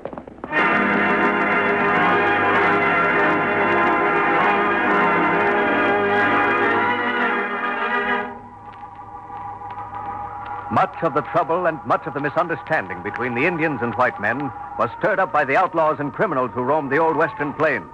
These unscrupulous men robbed and cheated the Indians, and it was only natural for the red men to blame the white settlers and troopers and seek revenge. The United States government built forts and army outposts throughout the plains country to bring law and order to the frontier. Assisting the troopers and local peace officers were the fearless and courageous United States Marshals. These thrilling and exciting days come back to us now in the adventures of United States Marshal Lightning Jim Whipple and his deputy, Whitey Larson. We join the Marshal outside Lightning Jim's office at Fort Anderson. Lightning, come here. What you want, Whitey? By golly, I just taught my puppy how to chase a stick. No, good.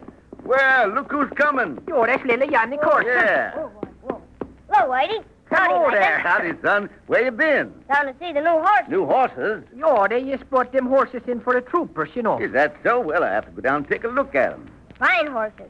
Better than Indian ponies. Maybe you get one for me, Lightning.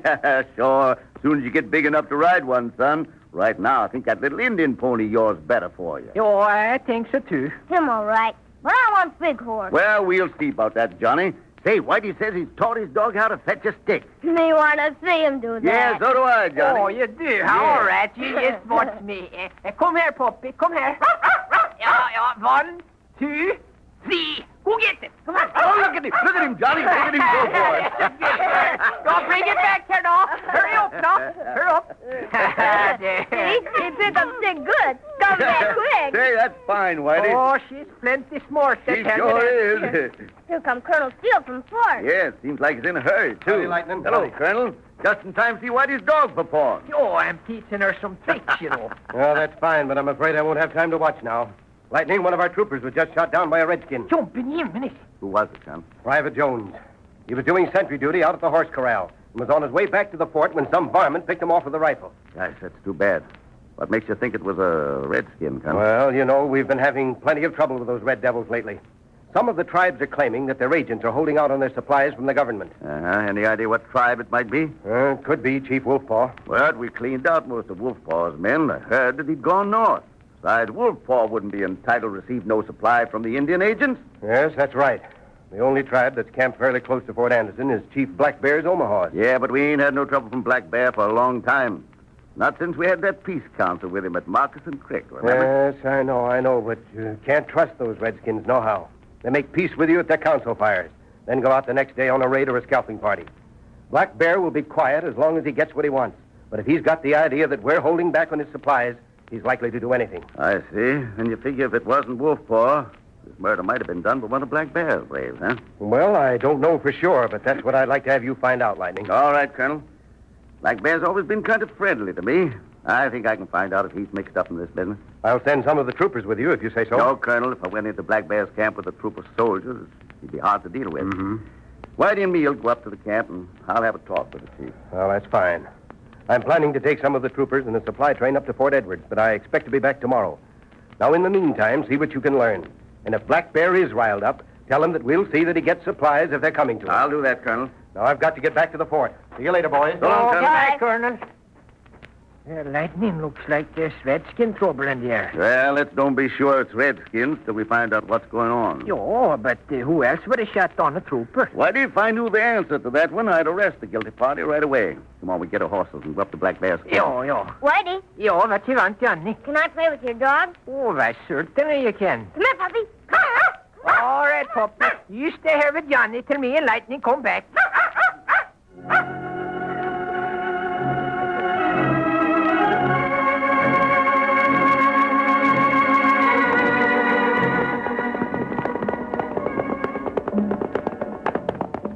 Oh, boy. Oh, there. What's the matter, Lightning? Listen. Oh, say, that sounds kind of spooky. Yeah. Unless I'm mistaken, Whitey, that tom-tom means that somebody just died in Black Bear's camp. Yes, Lightning, I don't like this business at all. I think we better go back to the fort. Back to the fort? What for? Well, I just don't want to go to no redskin funeral, that's all. That's bad luck. Oh, nonsense. We're going up and have a talk with Chief Black Bear. Maybe you better go up and talk to the chief, and I'll just wait for you down here by the river. Hey, you know, I think you're beginning to get soft, Whitey. No. All right, then. All right, come on. Let's go, Thunder.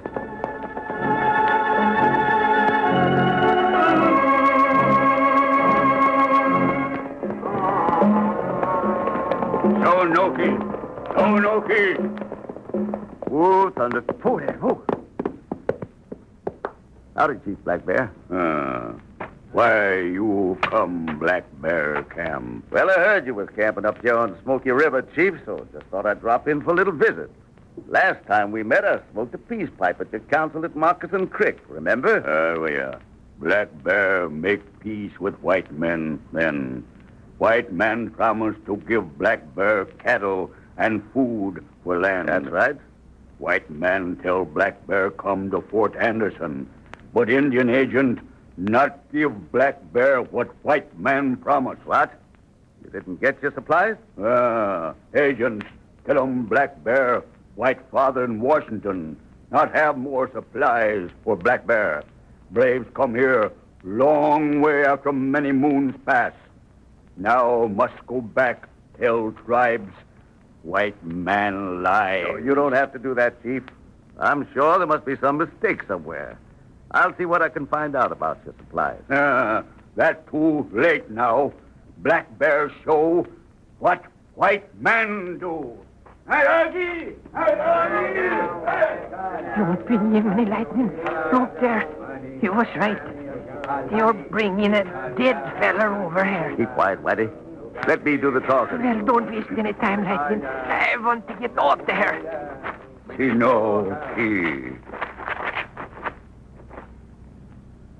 This, the body of Running Deer. Him, Black Bear's son. Him die today. I'm sorry, Chief. What happened to him? Running Deer shot down by white soldier. What? You say a white soldier killed Running Deer? Black Bear no white soldier kill Running Deer. Steal gold charm of Black Bear tribe. Did you see him shot down? No. Any of your braves see it happen? No. And how do you know it was a white soldier? Find this by Running Bear body on trail. By Gallus, that's a trooper's hat, all right. Yeah, and here's a man's name printed inside. Oh, who was it? Private Jones. Private Jones? Yeah. You know trooper who killed Running Deer? Yes, Chief. The man who owned this hat was shot down and killed, just like your son, Running Deer. How white soldier be dead and kill Running Deer, too? Couldn't. When'd you find Running Deer? Little while ago. Yeah, well, this trooper was killed early this morning. If white soldier dead, why his hat by Running Deer? Well, it could have both been shot down by the same man. Or they might have been shot down by two killers. That's what we got to find out. Yeah, Black Bear not believe what you say. Black Bear and braves think white soldier kill 'em Running Deer. Black Bear think you honest, but no, you try to save soldier. Now, hold on, Chief. I'm here to help you. Some hombre killed the trooper, and maybe it's the same one who shot down your son. Now, if we work together, we can catch the murderer. No, that's too late now. White man lie to Black Bear. Kill 'em Running Deer. You leave Black Bear camp now. You stay. Black Bear not know what braves will do. We make war on white soldier. Come on, Whitey. Oh, steady, boy. We got to get back to Fort Anderson. Quick. Oh, then I'm halfway there already. Let's go, Thunder!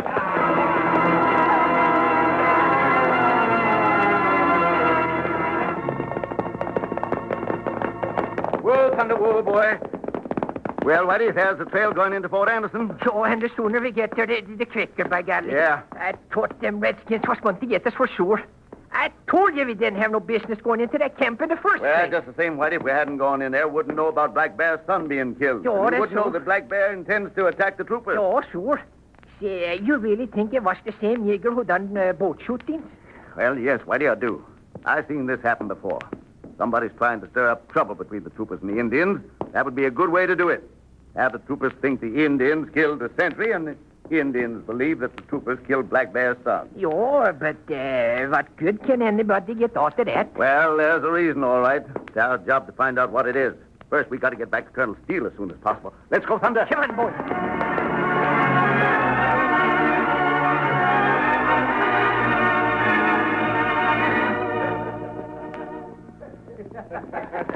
We're certainly going to have a haul out of this with our gas. I think we're going to really... Oh, boy. Oh. Hey, all right, boys. Get ready to ride tonight. What happened, Ruffer? Well, you boys know how me and Lefty shot down the trooper. Yes, I told him. Well, I went up by Black Bear's camp. I seen one of them redskins coming down the trail, and I let him have it. Then I rode up to make sure he was dead and put the trooper's hat on the ground side the redskin's body. Trooper's hat? Yeah. When I picked off that sentry, I got his hat and took it along so as I could use it to make the redskins think their brave was shot down by a trooper. What did you do then, Ruffer? Well, I waited till some of that redskin's partners come along and found the body. You'd ought to heard the yelling that went up. Sounded like a bunch of calves getting branded. And boys, here, look at this. What is it, Rustler? It was hanging around that redskin's neck.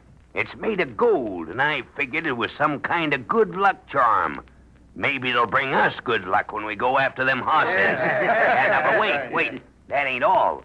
I seen 2 white men going up to Black Bear's camp. 2 white men? Yeah, but they wasn't there long. Pretty soon they went riding down the trail toward Fort Anderson.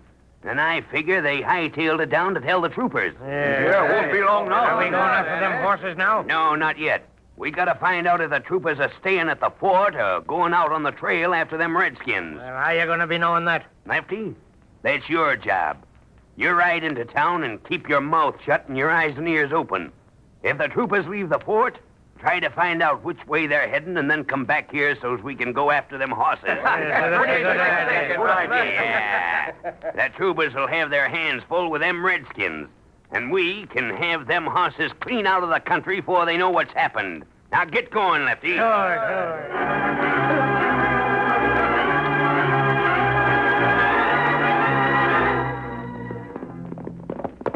Oh, boy, hold, Thunder. Howdy, Lightning.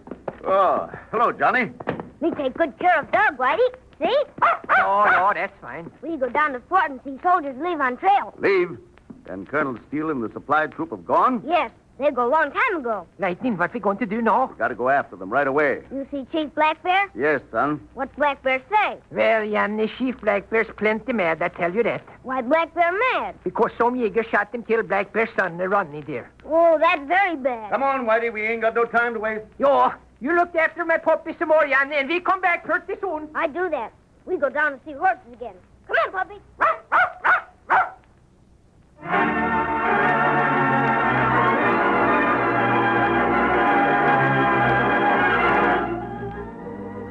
Will Lightning Jim and Whitey succeed in warning Colonel Steele and his troopers out on the trail before the Indians attack? You'll hear the thrilling climax in part 2 of this exciting Lightning Jim adventure, which follows immediately.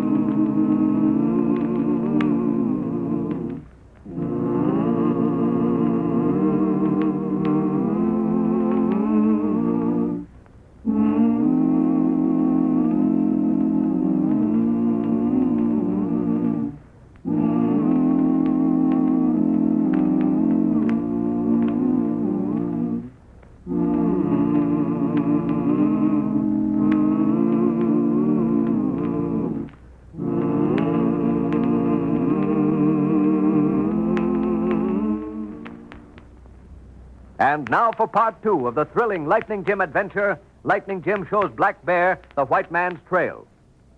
An outlaw band headed by Rustler Dan and Lefty stirred up trouble between the Indians of Chief Black Bear's tribe and the troopers of Fort Anderson. The outlaws shot down and killed a soldier and the son of Chief Black Bear, hoping that the Indians and troopers would engage in a fight so that the outlaws could steal a herd of government horses.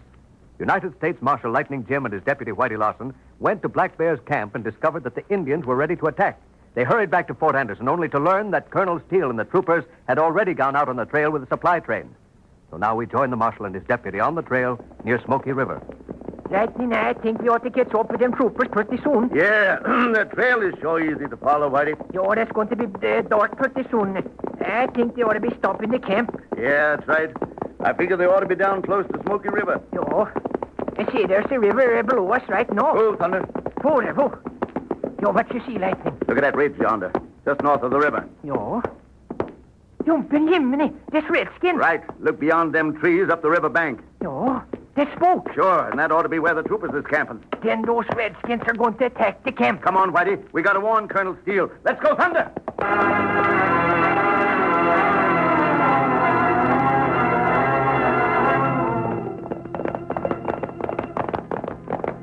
Come on, Whitey. We're almost there. Go, Lightning. Oh! Oh, Thunder. Oh, boy. Hey, what's the trouble, Lightning? What's the trouble? Trying to look over on that ridge for them cottonwoods. Why, redskins? Yeah. See, look, there they come. Right.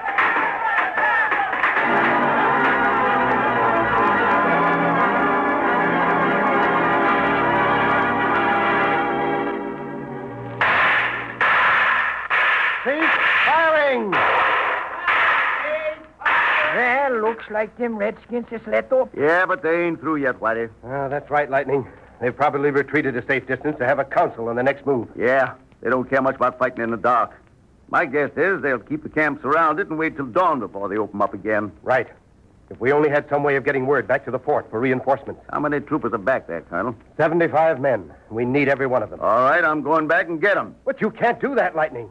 Those redskins will have sentries posted to watch every trail. Yeah, I know, but I'm counting on the dark and Thunder's speed to get me through. Yes, but you just came in on Thunder now.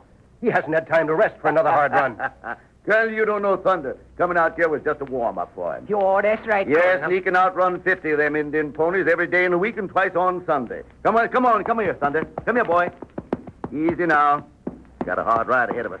Steady now. That's it, boy. Well, be careful, Lightning. Yo, good like Lightning. I know you can get through all right. Thanks, Whitey. I'll have them troopers back here before morning. Let's go, Thunder! There goes Lightning. Go! Wow! They spotted him.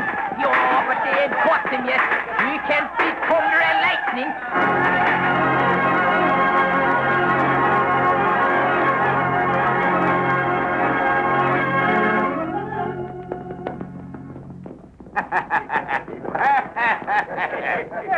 Hey, boys, look. Here he comes, boys. It's Lefty. Oh. Well, what'd you find out, Lefty? It worked, Rustler. The troopers and the redskins are fighting it out up on Smoky River by Medicine Rock. Wait a minute. You sure about that, Lefty? Sure. Well, when I went into town, I seen a kid talking to a couple of law badges. One of them was riding a big black horse. Yeah. Yeah, well, them law badges hightailed it out of town fast. So I got to talking to the boy. Yeah? And he said the troopers had gone out on the trail with a supply train. Yeah, and them two law badges must have been the hombres I seen leaving Black Bear's camp. But how do you know they're fighting? Well, I followed them two law badges to Smoky River, and I seen the redskins open fire on the troopers' camp. Come on, boys. We're getting them government horses now. Come on, let's go then.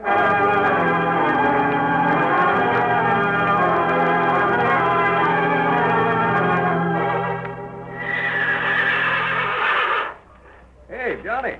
Ain't it kind of late for you to be out? No, I like to be here when you guard horses. Well, now, you better get back to Fort Anderson, son.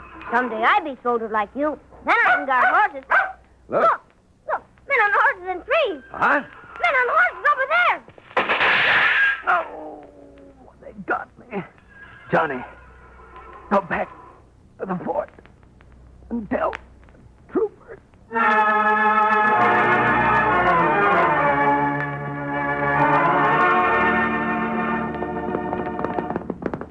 Oh, Thunder. Lightning! Johnny, what you doing up so late? Me out with horses. They That man shooting sentry. Steal horses. What? When this happened? Now, we ride fast and plenty to get help. Well, I'm afraid we can't do much about them horses right now, Johnny. We need help to save Whitey and the troopers on Smoky River.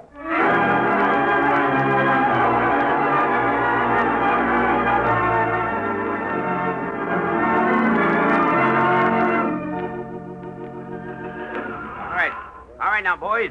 We'll run them horses in the gap till morning, and then we'll take 'em up to the Rattlesnake Canyon. Sure. Hey, Rustler. Yeah. I just seen a horse go over that ridge. Where, Lefty? Over there, with that clump of cottonwoods. I don't see no horses. Yeah, I see him. Yeah, come on, boys.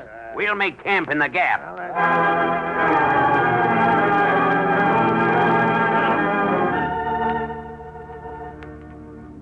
Well, Whitey, the sun will be up pretty soon. Yo, and that means more trouble with them redskins. I hope lightning got through.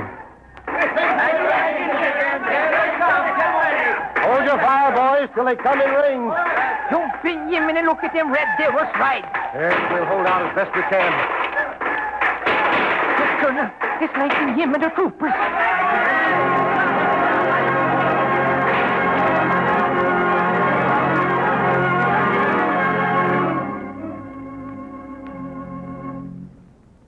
Well, Lightning, we gave the Redskins a taste of their own medicine. Yo, when Lightning and the troopers come up from behind, I had to tell you that Black Bear's brace was true. Colonel, some of Black Bear's Indians was killed, and some of them got away, but here's one that didn't. Well, our old friend Chief Black Bear. That's right. But this time I think Black Bear's got a little argument on his own side. What do you mean, Lightning? Somebody shot and killed Black Bear's son running deer. When Black Bear's braves found the body, they found a trooper's hat on the ground. What? Yeah, I saw the hat, Colonel. Belonged to Private Jones. But he was shot down, too. Right. The Indian agents have been holding out on Black Bear's tribe. And when his son was killed, both he and the braves blamed it on the white men. Hey, halt! Who goes there? They want to see Lightning Jim. By gad, it's this Yanni. Let him through, Sentry. Come here, son. Then take horses to Rattlesnake Gap. What's he talking about, Lightning? Can you lead us there, son? Yes, we know where they take horses. Colonel, I got a hunch we're going to catch the varmints who shot down Jones and killed Black Bear's son. What? Get a troop of your soldiers. You and me and Whitey and Black Bear are going to follow this boy pronto.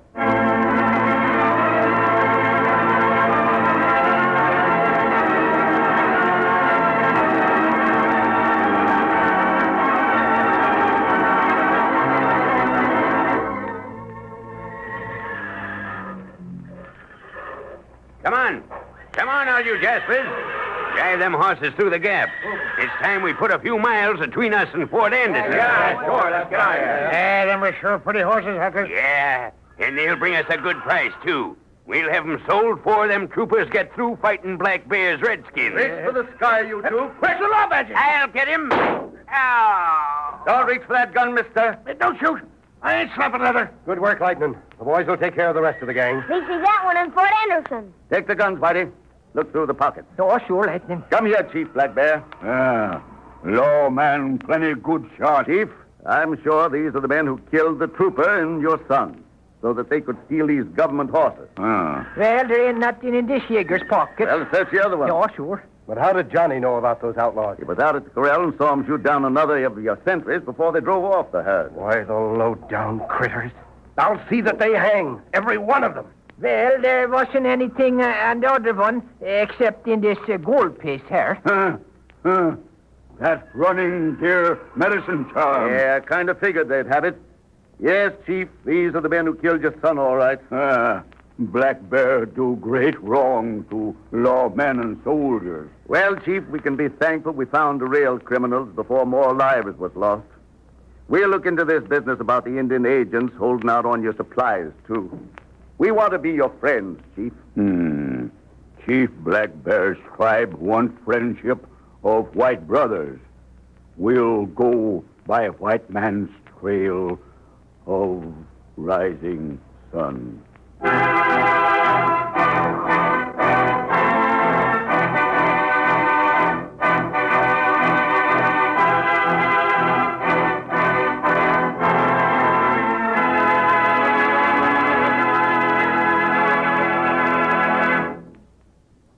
And so ends another exciting adventure of Lightning Jim Whipple and his deputy, Whitey Larson.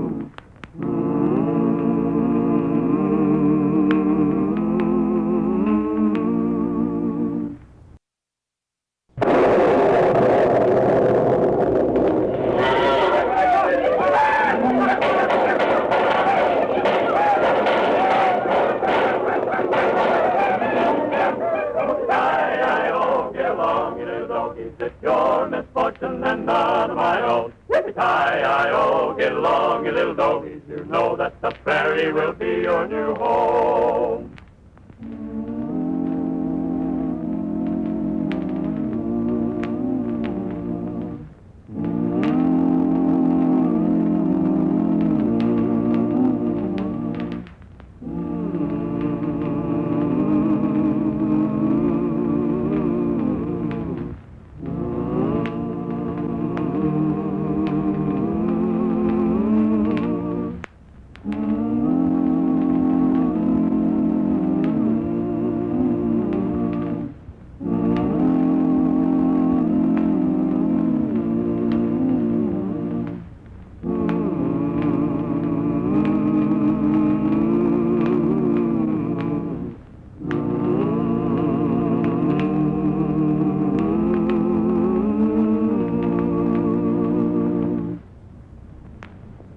And now for the adventures of Lightning Jim.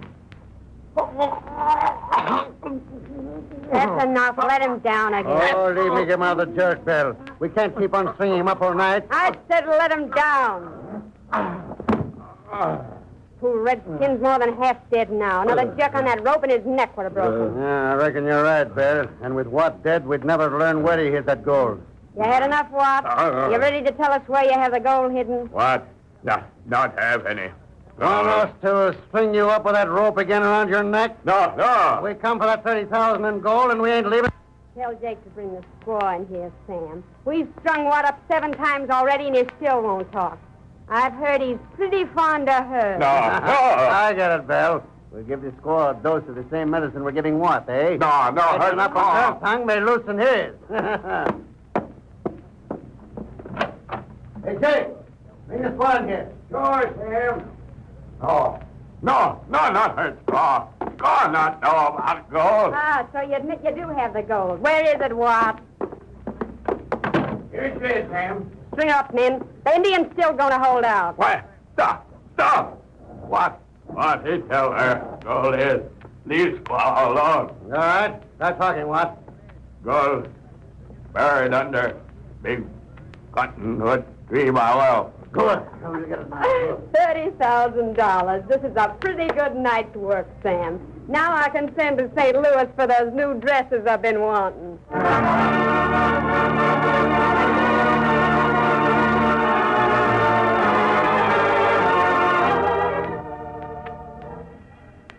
Investigating a threatened uprising of the Creek Nation, Lightning Jim and Whitey discovered that the Indians have a justifiable grievance.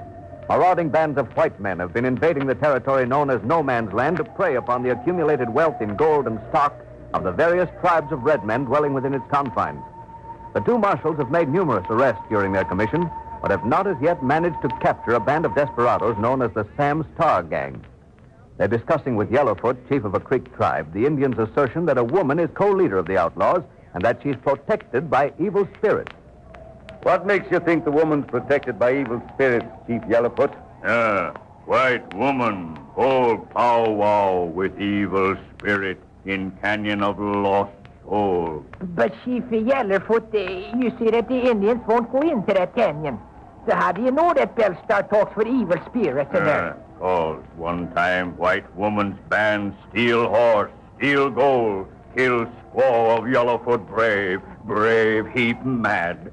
Follow white woman and white man in the Canyon of Lost Soul. Hear woman laugh, sing. Hear white man music. Hear evil one laugh too. Brave come back to camp, tell Yellowfoot. All time him laugh, weep, laugh. Same time him tell Yellowfoot. I see. The Indian went mad from fright, eh? Brave, no afraid. Yellowfoot brave, not no fear. Keep big brave. Evil one put sign on brave. Evil one angry, cause brave go into canyon. Put sign on brave. Make brave laugh, weep, same time. And you say the Star Gang drove the horses they stole from your tribe last night into this here Canyon of Lost Souls, huh? That's so. Well, we'll do everything we can to capture this Star Gang, Yellowfoot. But in the meantime, you've got to keep your braves off the warpath. Yellowfoot brave, lose many horse. 2 moons pass, lose much gold. Yellowfoot brave heap mad. Great white father say, this Indian land. Indian must stay on land. Indian not stay on land if white man not stop steal Indian gold, Indian horses. Yellowfoot tell brave lawman make things right, but brave not think so. Brave want to go on war path. But Yellowfoot, you got to keep them in hand a little while longer. Lightning and me won't ever be able to catch Bell Store and her gang if you go on the warpath and chase them out to the territory. White is right, Yellowfoot. You go on the warpath, you'll only scare the woman away for a while. Then when you get settled down again, she and her gang will come back to start the raids all over again. Yellowfoot not think you catch 'em, white woman. White woman, heap smart. Well, we've caught up with a lot of smart lawbreakers nowadays, Yellowfoot. And the least you can do is to give us a chance. Yellowfoot do best him can. Keep Brave close to camp for a few days. Yellowfoot not know if he can keep Brave longer than few days. Well, your best is all we ask, Yellowfoot. Whoop, steady, Thunder. Easy, boy, there. See, which way are we heading for, Lightning? Well, I reckon the first move is to take a look at this here Canyon of Lost Soul. No, you not go to Canyon of Lost Soul. Evil one keep you, put sign on you. No, evil one not let you come out of Canyon. Easy, boy, easy, Thunder. Hoo-la, hoo. Well, I guess evil spirits won't bother Whitey and me none, Yellowfoot. Maybe they just don't like Indians, because they don't seem to bother Bell Star and her gang. That calls woman bad. Evil spirit look after bad people. You not bad. Evil spirit get you, Lightning Jim. Get you, get Whitey. Yellowfoot say you not go in Canyon of Lost Soul. Yellowfoot no. Gee, Lightning, maybe there's some other way we can catch this Jaspers without going into the Canyon of the Lost Source, huh? What's the matter, Whitey? You ain't getting an attack of cold feet-itis, is you? Come on, boy, we ain't got no time to waste talking about ghosts. If here's any evil spirits in Lost Soul Canyon, we'll nab them. Make them lead us to the Star Gang. Let's go, Thunder!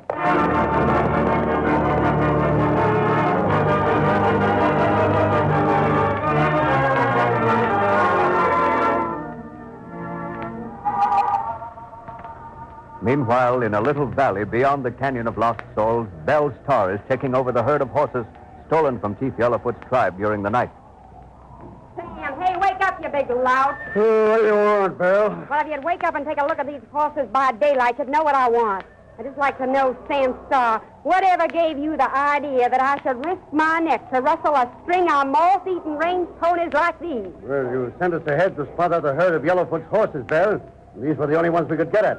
Them redskins has their best herd pasturing so close to their camp, I didn't think you'd dare take a chance on them. What do you mean you didn't think I'd dare? In the first place, you're bragging when you refer to the functioning of that rusty fourth-rate mental process of yours as thinking. And in the second and last place, I do all the thinking for the jobs I'm in on, and don't forget it. All right, Bell. And furthermore, get this into your head, Sam Star. We're going after that prize herd of full of Yellowfoot before the week's out. But, Bell, I don't... Don't but-tell me, you half-witted quarter-breed, you. Look at 'em. Look at 'em, I tell you. Well, this short-legged, wall-eyed, mangy parcel of cayuses ain't worth a bother of driving across the border. Get that trigger temper of yours under control, Bell, and listen to reason, won't you? Listen to you? Why should I? Why should I waste time on your illiterate mouthings when I already know everything that goes on in that glass head of yours? Right now, you're worrying about that post office raid you have planned for Friday. Well, I'm not intending to rough Saturday night, so you can go ahead with your plans. I have a little work to do myself during the next few days. Not the plan you was telling me about last night, Bell. I need all the boys for this post office holdup. And you sure can't pull a job like that for yourself. Oh, can't I? Well, if you could read Sam Star, I'd suggest you look up the word finesse. But since you can't read, I'll just tell you it's something I've used with no small degree of success on previous occasions. And I prefer to rely upon it this time. With you, of course, it's different, Shaw. Oh, lay off of me, Bell. Just because you have book learning, you ain't got no call to be writing me all the time. You married me, didn't you? And we're doing well, ain't we? There's never been a time when I haven't done well, Sam. So don't try to take the credit for my prosperity. Hey, Jake, bring the horses here. Sam, I'm hitting the trail for Fort Howard. Now, don't forget to have the men back here in plenty of time Saturday night. Here she is, Belle. Okay, Jake. Stay here, you, and ride on the herd to these noble thoroughbreds that we picked up last night. Be careful none of them strays out through the canyon, too. To lose one of those splendid horses that'd break my heart.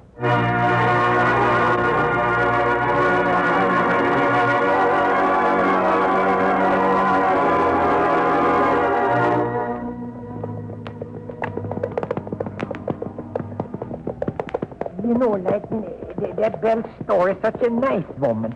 I just can't figure that out. Her riding over a gang of tough hombres like this store bunch. Yes, she seemed like quite a lady that time we met up with her down in Texas. Yeah, but that's been a long time ago, Whitey. Maybe she's changed a lot since then. But they was right after we saw that she joined up at the Blue Duck and Yak Spaniard. They was just as ornery as the same store fella. Yes, as bad or worse.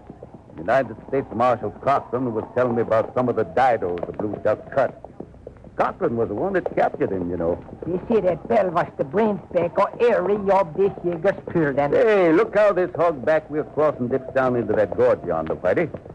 From Yellowfoot's description, I'd say we've hit the canyon of Lost Souls. Oh, boy. Oh, this must be it, Lightning. But see, we ain't going to explore that place today no more, are we? That's after sunset already. Still worried about Yellowfoot's tale of evil spirits, Whitey? Well, I don't know what it is, but I just don't like the idea of meeting up with any lost souls after dark. Well, as long as it ain't your own soul, Whitey, you ain't got nothing to worry about. Come on, it ain't quite dark yet, and we'll have a little time to look around. Let's go, Tonda. Come on, boy. Yeah, now take it easy, boy. Well, it don't look so bad at the entrance, Lightning. Easy, boy, no. Oh, Tonda, not so fast now, boy. Now, this is bad going. Careful, no. Take it easy. Steady now. Oh, get him over to the side there. Yeah. Steady, boys. Steady now. Take it easy. Yeah. So, this is a place the Indians call the Canyon of Lost Souls, hmm? Canyon of Lost Souls, eh? So, see, no wonder they are lost. By golly, in this dark, you couldn't find anything. Yeah, the canyon walls slope inwards as they rise and cut off all the light. I tell you, Lightning. Hold on, Whitey. Steady, Thunder. Who, boy? Who? What's the trouble, Lightning? Somebody's up ahead, Whitey. Listen to them voices. Yo, I hear them. See, they must be around that bend just ahead there. Yeah. If we take it slow, the noise of this creek will keep them from hearing us.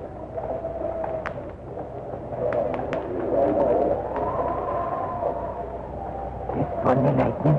Whoever is ahead of us, they must have moved on. The voices are growing fainter all the time. Ooh, Thunder, ooh.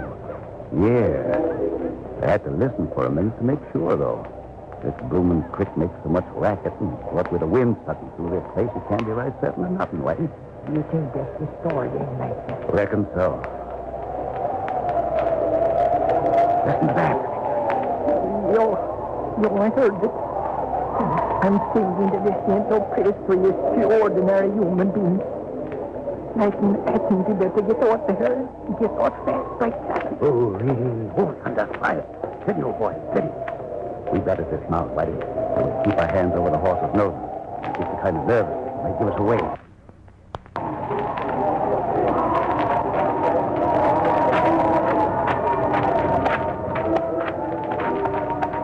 We got to be careful going around this bend, Whitey. No telling how many of them, Jasper.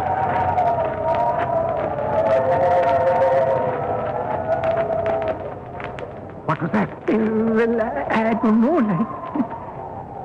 See, look, there don't seem to be nobody around this bend neither. See, we better get out of this place, Lightning. Why, it sounded just like music, Whitey. This goes with what Yellowfoot was telling us. We got to find out who's making that sound, Whitey. That sound? Yeah, whole doggone horses playing on the edge of the desert, and you just call that sound. That's ghost music, that's what that is. The Indians, they was right. Ghost music, you say? Well, that's the only thing I'm sure it ain't. Lightning, you know I never believed in ghosts before. But I tell you, them sounds are getting on my nerves. Well, I don't exactly like them myself, Whitey, but I'm going to find out what this is all about. Lightning, there they go again. Them voices. Get along, Whitey. We can't just stand here and talk about ghosts all night. Well, I'd rather talk about them than see them by enemies.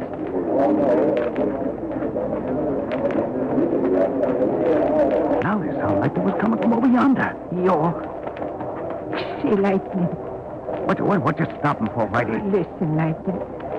I ain't afraid of the worst bandits I ever saw.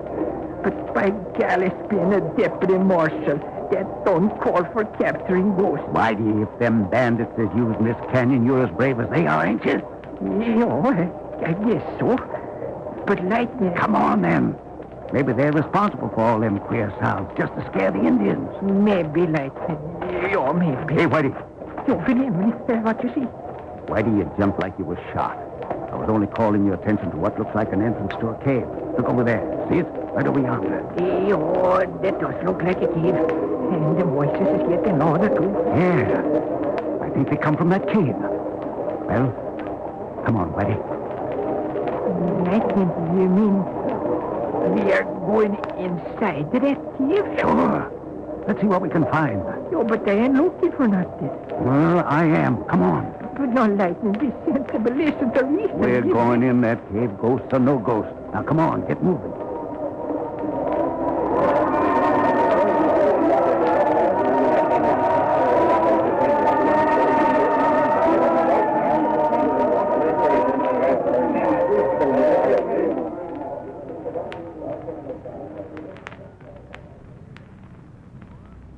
What will Lightning Jim and Whitey discover in the dark interior of that cave? And will they succeed in capturing the clever and lucky Bell Star, leader of the outlaws? The answers to these questions will be found in Part 2, which follows immediately.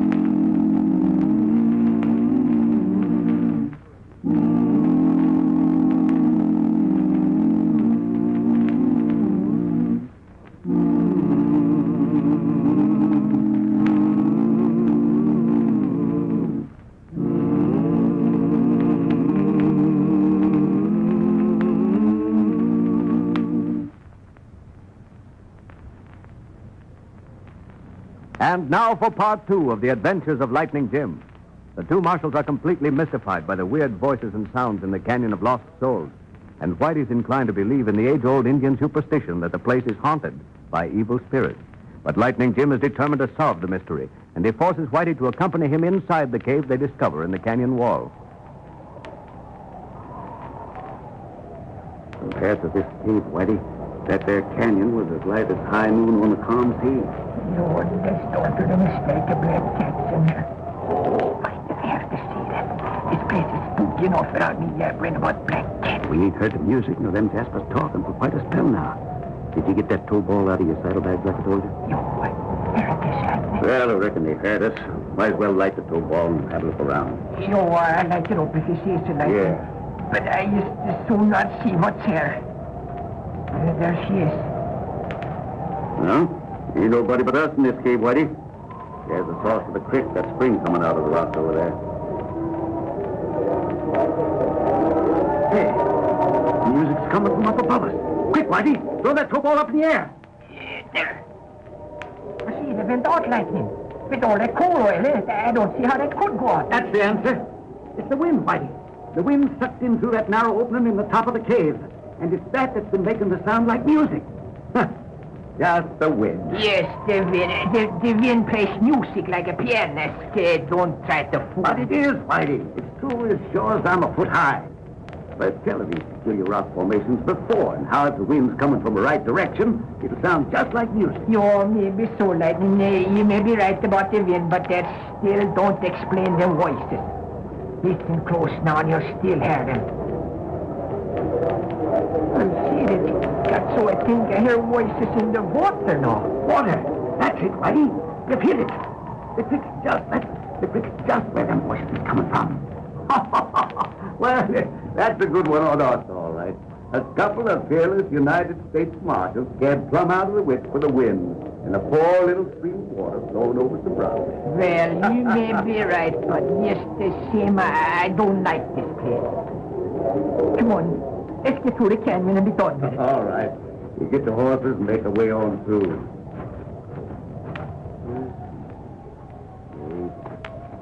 Steady, careful. Oh. Mighty good to be out of that cave at that. Yeah. Steady, Thunder. Steady, boy. It's all right, old boy. Thunder don't like this canyon no better than you do, Whitey. Come along, old boy. Come on. Of course you don't like it. Thunder's got some sense. Look ahead there, Whitey. Yo, it looks like a campfire light. Yeah. This must be the end of the canyon, Whitey. Someone's camping just beyond the mouth. See, I don't hear no noise. Suppose they're all asleep. Yeah. Reckon they are. Think we better leave our horses here, Whitey. Sneak up there as quietly as we can. Steady now, Thunder. Steady, boy. Oh, don't you move now. There. Let's go, Lightning. Won't make no difference how many jaspers is out there, Whitey. We've got to drop on them. But we'll be shielded by the rocks you can see at the entrance. See, it looks like one of them is rolled up in a blanket there. Close to the fire, see? Yeah, it does. It's the only one I can see so far. Well, there may be more of them on the other side of the fire, though. Yeah, we'll keep under cover till we're sure. Hey, you, wake up. Sure. Don't reach for your gun, stranger. We got you covered. Who are you and what do you want? We'll ask the questions and you answer them. We're United States Marshals. Law badges, huh? Yo, that's right. Now you know who we are, but we don't know you. I guess you'd find out sooner or later, so I might as well tell you. I'm Jake Leader. Jake Leader? Yeah. The Sam Star gang, eh? Well, what you doing here and where are your partners? Well, I'm riding herd on some horses here, Marshal. My partners has left. Well, we'll prove that. Call out for Sam Star as loud as you can. Call out for him? Yeah. Sam! Hey, Sam Star! Reckon he's telling the truth, Whitey. When'll he be back, Jake? He won't be back. I said, when will they be back, Jake? I tell you, they ain't coming back. I'm to hang out for a day or so and then herd these critters across the border.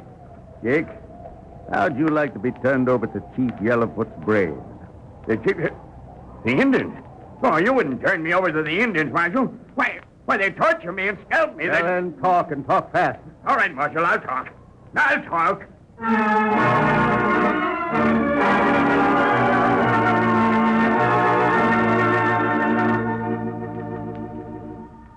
Jack Leader divulges every detail of Bellstar's plan to rustle the Yellowfoot herd on Saturday night. Lightning Jim immediately sends Whitey to Fort Howard to deliver the prisoner and return with a detail of 6 soldiers to assist in capturing the bandits. Hearing that the stolen horses might stray out through the canyon and warn the returning rustlers that something was amiss, Lightning Jim remains in the valley to guard the herd. Good boy, Whitey. Oh, boy. Hey, sure made a fast trip. Boy, you're Lightning.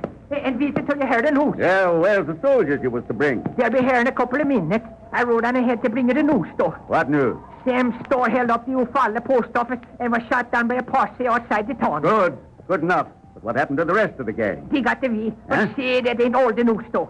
Bell's Store held up the bank just beyond Fort Howard. What? And she escaped with over $15,000.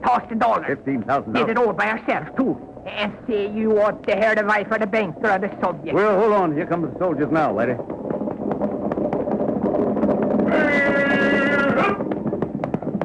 Hello there, Sergeant. Say, Lightning, I want you to meet Sergeant Brady in charge of the detail. I'm pleased to meet you, Marshal. Howdy, Sergeant. Now, I want you to get your men scattered in a circle as close to the mouth of the canyon here as they can find cover. Yes, I see. I don't think our visitors will arrive before dark, but best to be prepared in case there's... See, Lightning, somebody's coming. Yeah, quick, Sergeant. Get your men under cover. Yes, sir. You, Allison, get behind that rock. That tree over there will do for Johnson. Lightning, there's coffee, right? Right here on either side of the canyon mouth. As soon as they all pass us, you slip inside the canyon and take cover behind them rocks. That way we can cut off their escape. Yeah. Quiet now. Here they come.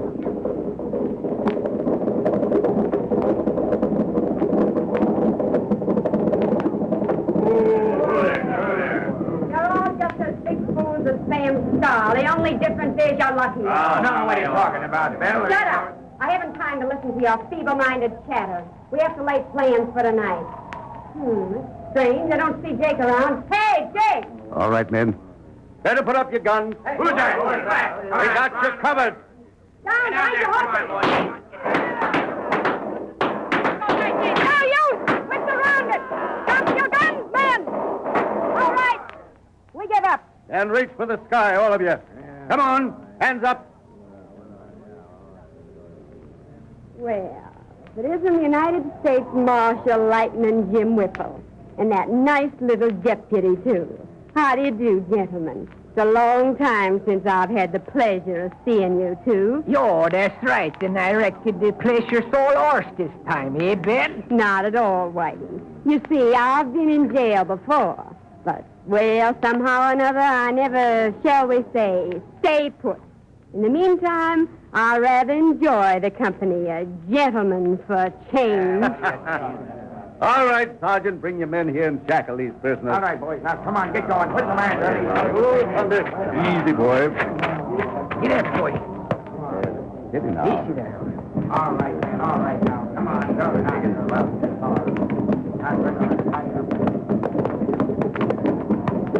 It looks like they're heading for the cave, Lightning. Yeah, Whitey. There's your cave of ghosts. Well, now that I know what that cave of ghosts is, I tell you, I still don't like it.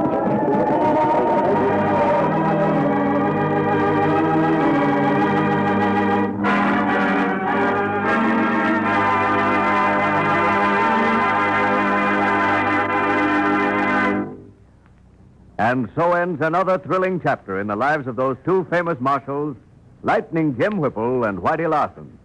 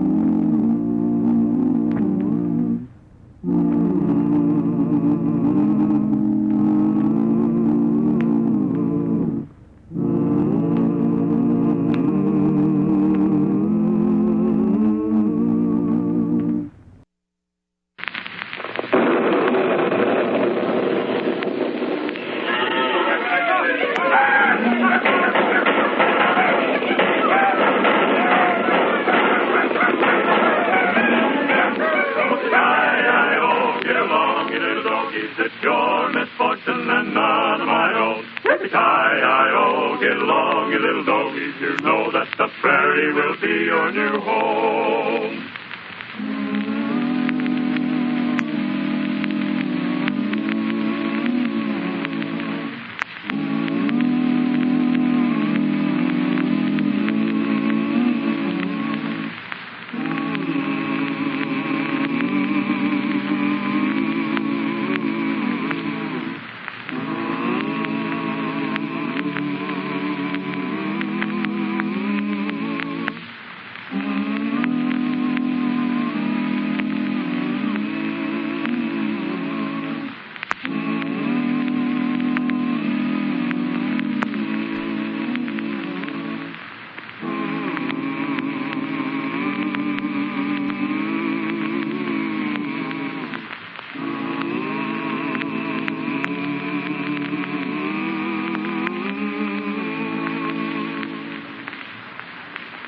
And now for the thrilling adventures of Lightning Jim.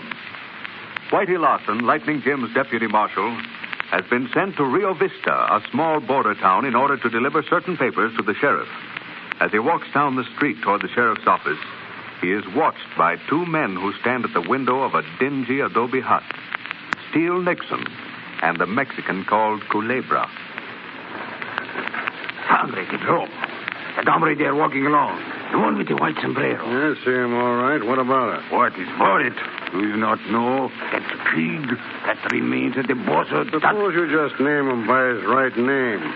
Maybe so I'd recognize him then. You think so? I think so. He is called Whitey. I do not know his other name. But he is the deputy of Lightning Jim. Suffering Cactus. Hey, now do you recognize him? Deputy of Lightning Jim. Hey. You suppose that viper's trail is down here? I think we cover the tracks most carefully. But I do know this. Never will I feel safe until Lightning Jim is dead and killed by my own hands. He sure raised plenty of ruction with us both, hasn't he, Calibra? Yeah. He smashed my gang all right, killed a few, and sent the rest of them up for life. All but me. And me. He make of me the one to be laughed at. Huh. With his bare hands, he beat me in front of my men. I get away, but by the blood of my body, I swore to kill him over and over. Yeah, I reckon I know how you feel. I'd like to get even with him myself. But you gotta catch him first, and that ain't easy. Especially since the both of us has got reward notices on our heads. Oh, if I could get him once in my own country across the river, there would be another story to tell. Then I could... Yeah, sure. If. But Lightning Jim ain't no fool. He ain't gonna put his head in no trap, and he ain't coming across the river. Not for the pleasure of our company. Come on. I'll play you some more cards. We can't get across the river until dark. Wait. I have think of something. A plan. A plan to get Lightning Jim across the river to make him come to me. You're loco, Calabra. There ain't no such plan. You listen to me, Steel Nixon.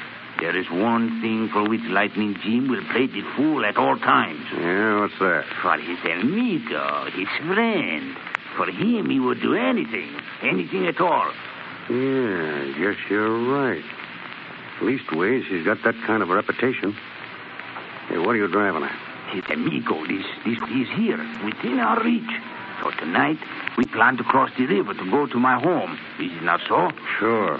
And you're doing me a big favor taking me across the river. Está bueno. But if we take this whitey pig with us, then... Take him along? Sure, take him along with us. Then send word to Lightning Jim that he wants to see his amigo again. He must come after him alone. Hey, it might work. He might be just that big a fool. It will work. I know it will. And then I, Culebra de Cascabel, will have my revenge. Yeah, you might at that. Hey, would you mind telling me just what that name of yours means? I don't savvy the Spanish so well. My name? You do not know? Culebra, the snake. Culebra de Cascabel is how you say the rattlesnake.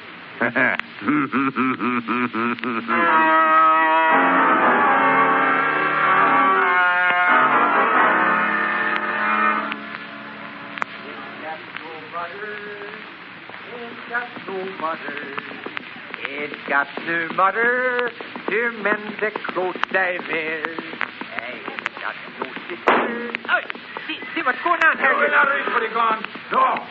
You'll put up your hand. Up. Yo, but they ain't got no money. See, you're making mistakes. Get down from that horse, quick. Yo, but... Pronto. Or I put the bullet in your head. You tell me truth. Where is Lightning Jim? Lightning? What you want to know that for? Pig? Oh, my head. Oh. You ain't gonna learn nothing, Culebra. Not if you kill this Jasper first. You will learn not to talk back to Culebra. Now, you. Where is Lightning Jim? He's at Fort Anderson. You can't hurt him none there. No? We will see. Manuel! Estoy aquí. You will take this letter and this pig's horse and ride to Fort Anderson. Then you will find the devil called Lightning Jim and see that he gets this letter. See, I give him the letter. Get on your way. Quiet it. And let us be going, too. Get up, deputy. Well, whatever you do to me, you can't hurt Lightning. Wait and see. Wait and see.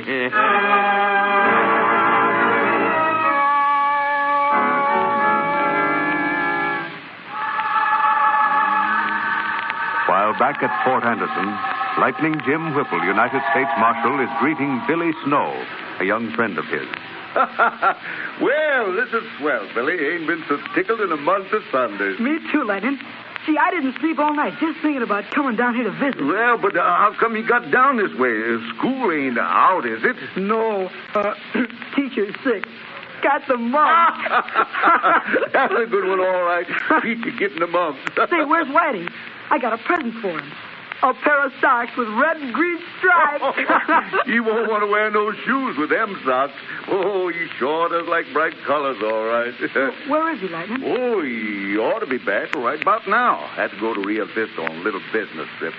Probably be back sometime this morning. Come on in the store, yeah. Reckon you could go for some candy, couldn't you?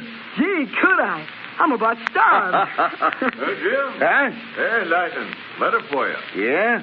Thought mail was in long ago. Didn't come by mail. Mex fella brung it in about 10 minutes ago. Said to give it to you personal. Couldn't find you sooner. Well, thanks. Wonder what's up now? Excitement, maybe. Maybe I can go along. Maybe we can chase Indians, Lightning. You and me and White is going fishing soon as Whitey gets back. Now, let me see what this letter says now. No. Can't be. Whitey. Lightning, what's the matter? You look sick. Whitey's a prisoner. Been taken to Mexico by Culebra and Steele Nixon. Two of the worst murdering coyotes that ever lived. Oh, do you think they'll kill him? I don't know. But I'm going after him. That's all I do know. Oh, but Lightning, this is sure to be a trap. They're just trying to get you across the river. Maybe they got it in for you, Lightning. Maybe... Don't you think I know that? Sure. But they got Whitey. They took him prisoner. They say in that letter, if I don't come after him by the 10th of the month... Today's the 5th. You got 5 days. Yeah. They ain't there then at this hideout. They'll kill Whitey. Did you ever think that maybe they've already... I know. Maybe they killed him already. But I can be sure. I've got to go down there. Oh, listen, Lightning. I know how you feel. Sure I do, but... Oh, but what can you do alone in Mexico? Well, they ain't going to turn Whitey loose nohow. Not even if you do stick your head into a trap. Maybe you think I should just stay here taking care of my own skin while my friends down there depending on me. Oh, but Lightning, you can't do it. You can't do it. You got no authority across the river. The government can't help you none. Well, the Attorney General wouldn't even let you go if he knew about it. And he ain't going to know about it. Whitey's in the hands of a couple of snakes, all right. And I ain't sure that it can do him no good at all. But I'm going down there. And if I have to leave my badge behind and just go as a man trying to help his friend, that's good enough for me.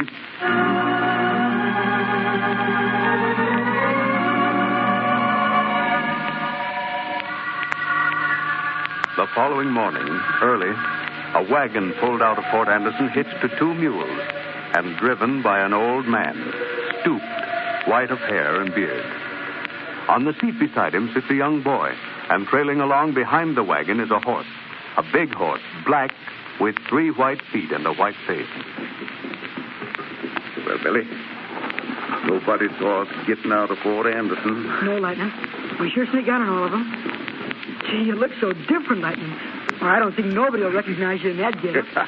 When I change my voice like this, I'm an old man, stranger. A very old man. Gee, that does it. Ain't nobody gonna know you then. Yeah, but poor Thunder, he can't understand why the paint job. Why I'm making him trail along behind. You sure changed his look too, Lightning. And just with a paintbrush. Way I figure it, Billy, it's a trap, of course. Culebra and Steele won't be down there so they can get even with me. They'll be watching for me, all right. Probably got spies all along the way.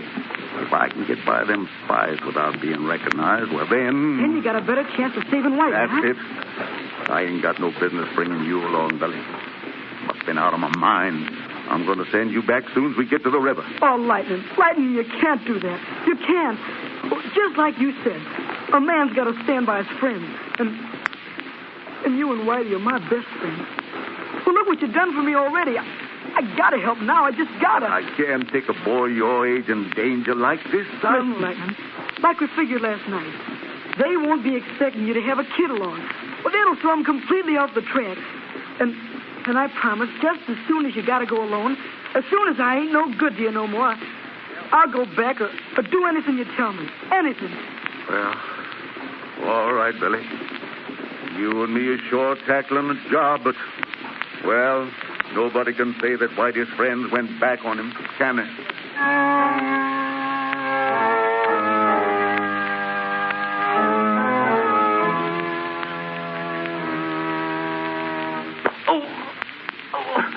You dirty yellow belly. Go ahead and kill me, why don't you? Oh. No. I do not wish to kill you. Yet, I save that for when Lightning Jim comes. First, he see you die, and then he die. Well, you'll never get Lightning. Never. He's smarter than you, older you, and stronger. He'll get you. Oh. I make you shut This your ain't mouth. my idea of no fun, Calabra. We set a trap for Lightning. Ain't no use in torturing this poor buzzard. Maybe you tell Calabra how to behave in his own home, huh? You forget I got you across the river to safety. When the dogs of the law were at your heels, I bring you here. I ain't forgetting none of that.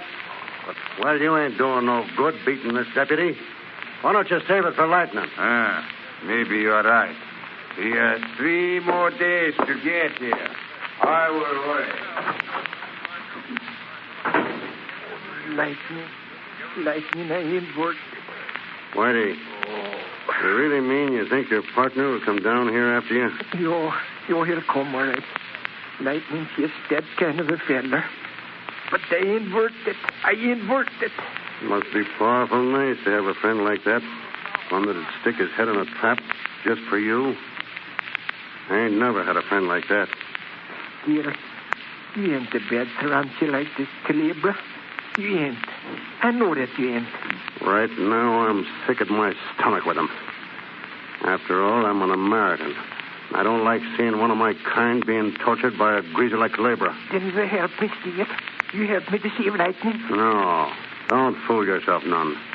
I ain't as bad as Calabra, but I got a grudge against Lightning myself. And even if I wanted to help your friend, I couldn't do a thing. I'm just as much a prisoner of Calabra's as you are. Nothing can save Lightning Jim now. If he's fool enough to come here.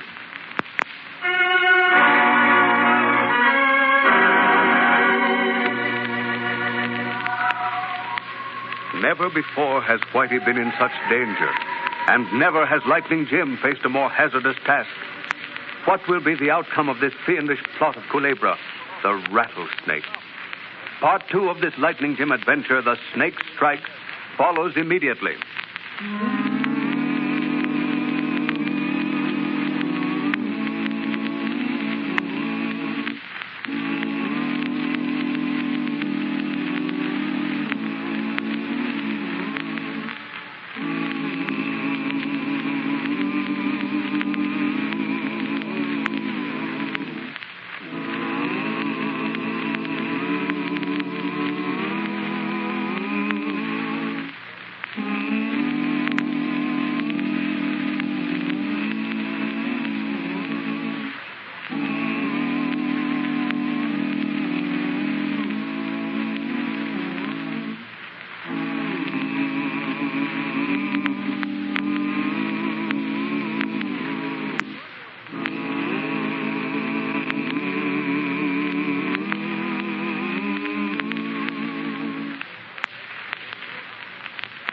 And now for part 2 of the Lightning Jim adventure, The Snake Strikes. Through the ages, the deeds done in the name of friendship have been glowing links in the chain of man's endeavor. So long as men stand shoulder to shoulder, cherishing that loyalty which comes from the soul, afraid of nothing, daring all, just that long will humanity go marching forward to greater glory. The pioneer days of our own country are full of such stories, stories of almost godlike courage.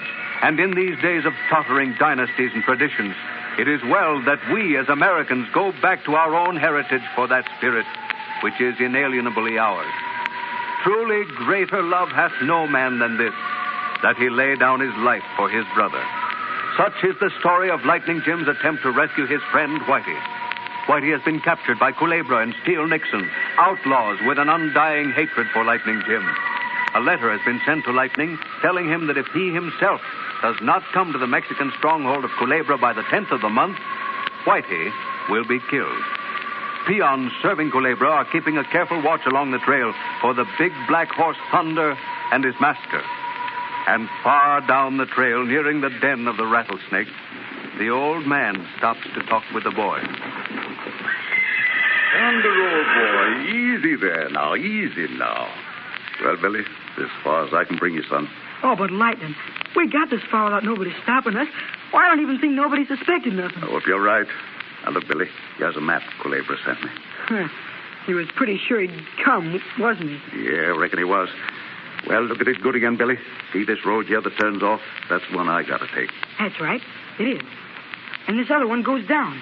Yes, Where? to San Bonito. Now, Billy, I'm going to give you a note to Senor Guadalupe. He's sort of the mayor of San Bonito.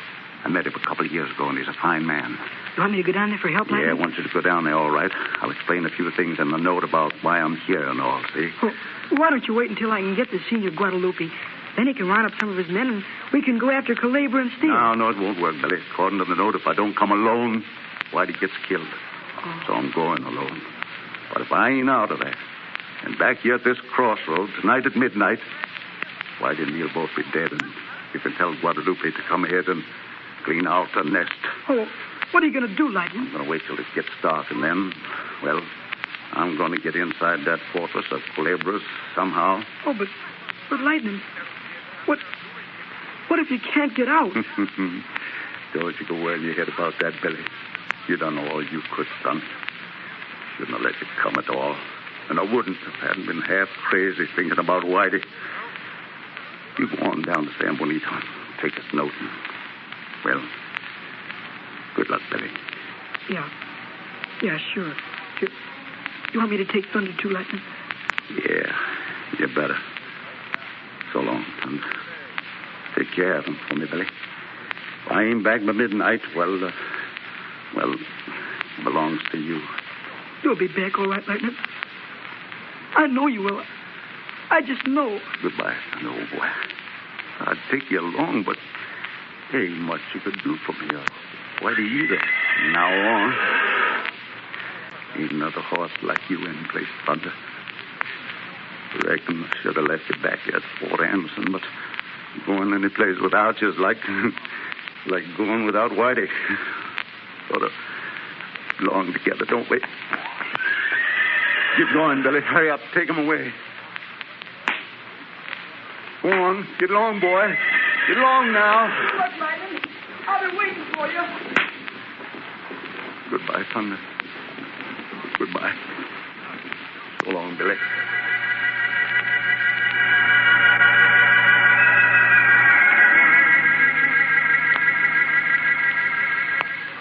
And that night, under cover of darkness, Lightning has reached the hacienda of Culebra.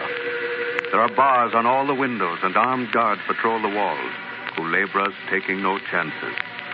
Lightning hides in the shadows and watches anxiously as one of the guards suddenly raps on the door. Sangre de Lobo. Sangre de Lobo. Oh, Pedro, you have seen something, see? No, nothing. The gringo does not come. I will eat now. Pepe is still watching, huh? See, for one who does not come. Ha ha, when I come back, he will eat.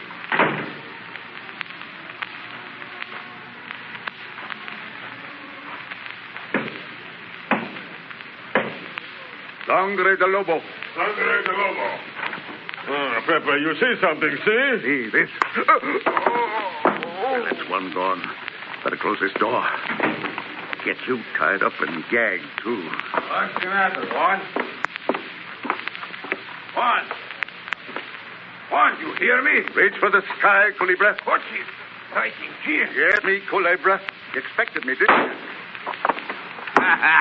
Good work, Juan. He hit me with his gun, but not hard enough. No, so you trip him when he shoots, huh? I will not forget that. I have my gun on you now, Lightning. Do not move. So, So you pay me little visit, see? It's good. Very good. I was really trying to surprise you, Culebra, but I had the tables turned on me. What's all the shooting about, Culebra? Any sign of... Lightning, Jim. So you did come after all. Culebra was right. Heel Nixon. Sort of surprises me seeing you teamed up with Culebra here. I knowed you was bad, but I never thought you was this low. Bingo, Pingo. Get his gun still. Then we will have some fun with him. Mucho fun. He will not talk so loud or brave when I finish with him. Still, maybe you'll tell me the truth. Is Whitey still alive? Yeah. He ain't in very good condition, but he's alive, all right. Culebra, you sent me a letter. I did what you asked. I come down here alone. Now, you do what you said you do. Settle with me if you want to, but let Whitey go.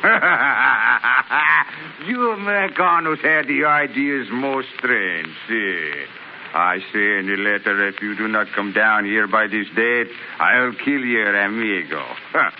But I did not say that I would not kill him anyway. Ain't no use in you killing him, Culebra. He ain't hurt you. Take it out on me. Let him go. That's all I'm asking. Still, get this Whitey pig. Bring him here. The fun will start now. You're the boss. I have planned much entertainment for you, Lightning. Once you laugh at me in front of my men. Now I laugh at you. One, all the men, all of them. I want them to laugh with me. You'll see, Lightning Jim, that Culebra know how to be the grand host. He will provide much fun for everybody. We will all laugh, and you will laugh too. Oh, yes. Well, here's quite a reunion for you, Whitey. Meet your pal. Lightning, what you to do that for? Why'd you come down here? Reckon you and me been together too long to be separated now, Whitey. I just don't seem to know how to get along without you. Lightning, I would have died before I got you into this. Man alive, get your head up. Culebra here says he's going to give us something to laugh about. You and me always did like a good laugh now, didn't we? That's right, Lightning. Yeah. Well, see, let's have the best laugh that we ever did have. Right now. Sure, why not? Look at them pigs. These guys ain't human. They're more than human. Stop it! Stop! You dare laugh in my face, Americano beans. I'll make you laugh. Bring them along. Come, this way. Well, Whitey, here we go. You're Lightning. I wish you hadn't come here, but I feel that's better now that you are here. I ain't afraid of nothing now. What's this, Culebra? What are you planning on doing? You'll see soon enough.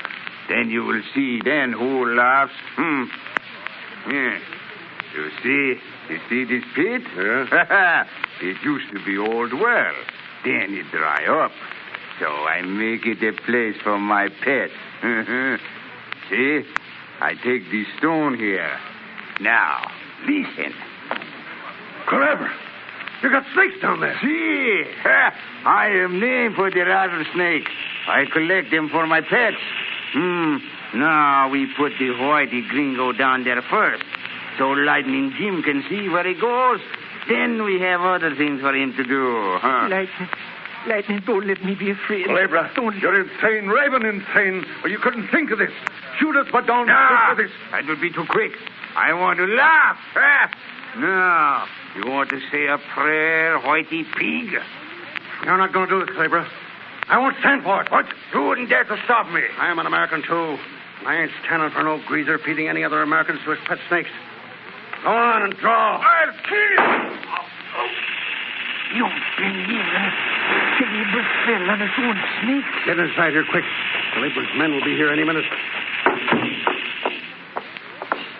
Dale, I knew that you was going to help. I knew that you was... And you know more than I did. Things just got too much for me, that's all. I was in with a scheme to get you down here, to get even with you.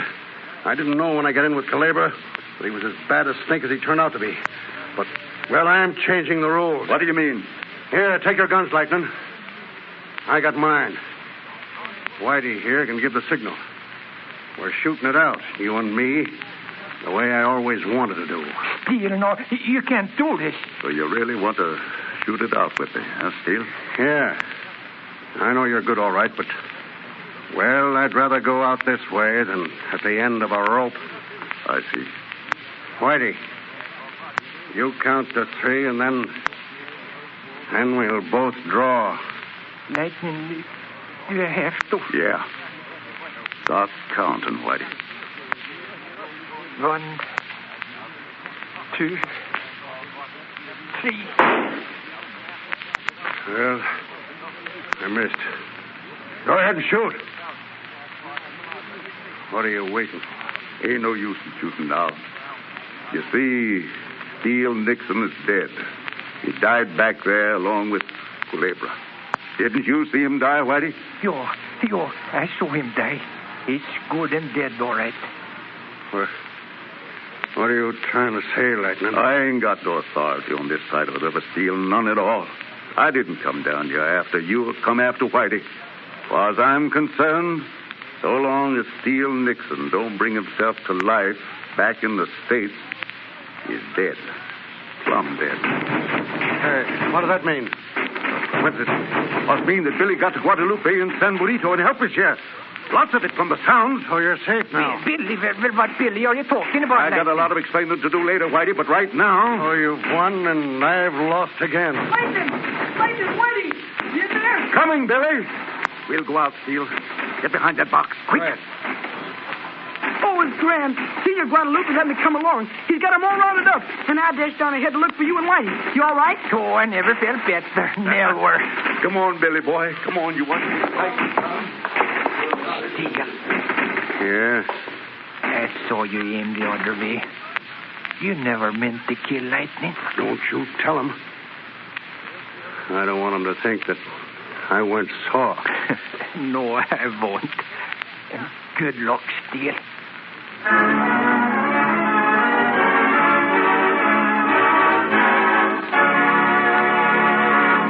And so ends another thrilling adventure of Lightning Jim Whipple and his deputy, Whitey Larson.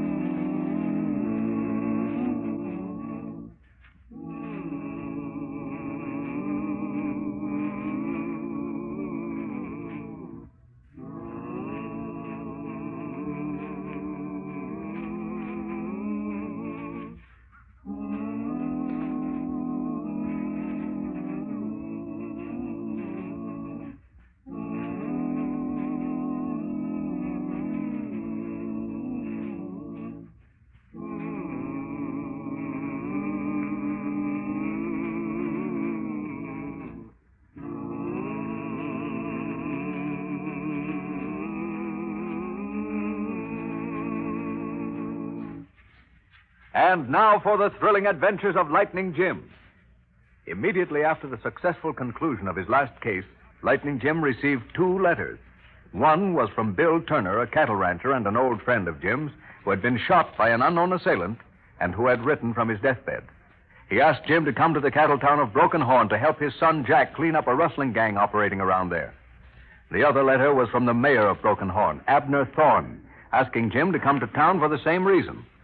Thorne, however, hinted that the Turners were suspected of doing the rustling. We find Lightning Jim and Whitey now, riding the trail toward the cattle town. Well, what you think about those letters, Jim? Well, Whitey, it's plumb certain that when my old friend Bill Turner tells me he needs my help, I'm going to help him. Yeah, but then what about this Thornjäger? He says that the Turners is suspected of doing the rustling. Yeah, well, I know the Turners ain't guilty. We'll do us a little investigating when we get there, and then... Wolf Thunder! Fall off your horse like you got you, Whitey. Quick! Yeah, sure. Oh! Lightning, did he get you? No, I'm all right. Lie still, Whitey. Just pretending he hit me. Now play dead for a few minutes. Yeah, sure, I will. But Whitey... Never mind. Tell you in a minute. See any movement out there along the trail? No, I don't think I do. Yeah, sure. There's a cloud of dust east and back of that ridge up ahead. That means he's beating it. Thinks we're done for. Gee whiz, Lightning. Who do you think that was? Some member of the rustling gang, I guess. He was laying for us in ambush. Lucky for us, he was a bad shot. Yeah, but why did you want us to play dead? Make them think they got us. Gives us a chance to do some scouting around without being suspected. Yeah, I see. Now, I want you to go to the Turner's ranch and see what you can find out there. I'll go into town and talk to Thorne. We'll get at this rustling business from both ends. Yeah, good. Well, can I tell Jack Turner who I am? Yeah, you can tell him, but nobody else. So our plans will be sunk.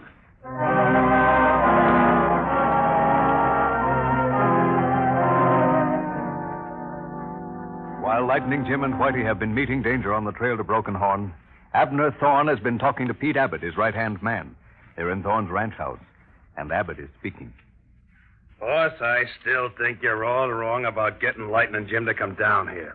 He's plenty bad medicine. Sure he is, Pete. That's why I invited him.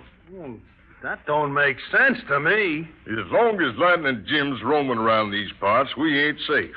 But if we get him out of the way and at the same time get Jack Turner convicted of cattle rustling, we'll be setting pretty.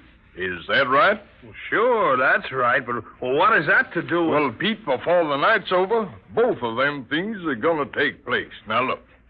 Yellow Wolf's hiding in ambush on the trail to Broken Horn. When Lightning Jim and any deputies he's got with him get in range, the half-breed's got orders to kill him. Lightning Jim will never get here to bother us. Say, boss, I got a hand to tell you. That'll sure take care of Lightning Jim, all right. Yeah, but, hey, what about Turner? Turner'll be fixed just as pretty. I asked Sheriff Stevens to drop out this way. He'll be here any minute now. Well, while we're riding the range tonight to look over some evidence he thinks I found out about the rustlers, we're going to run plumb into Jack Turner and catch him red-handed. Well, but Turner ain't going to do any rustling. Maybe not, but the sheriff will sure think so. I got the stage all set for it. Yeah, but even so, Sheriff Stevens is too honest to do anything more than bring him back to town for trial. If he does that, Turner will stand a good chance of getting off. But there ain't going to be no trial, Pete. When the ranchers that have lost their cattle learn that we caught the thief, they ain't going to be in any mood for waiting. By the time I'm through with them, they'll march into the jail and string Turner up to the nearest tree. You got it all figured out, ain't you, boys? I'd have never thought of that. Well, that's why you're working for Abner Thorne, Pete. I'm the guy with the brains. Now, get back to town and check with Yellow Wolf. Make sure everything's all set there.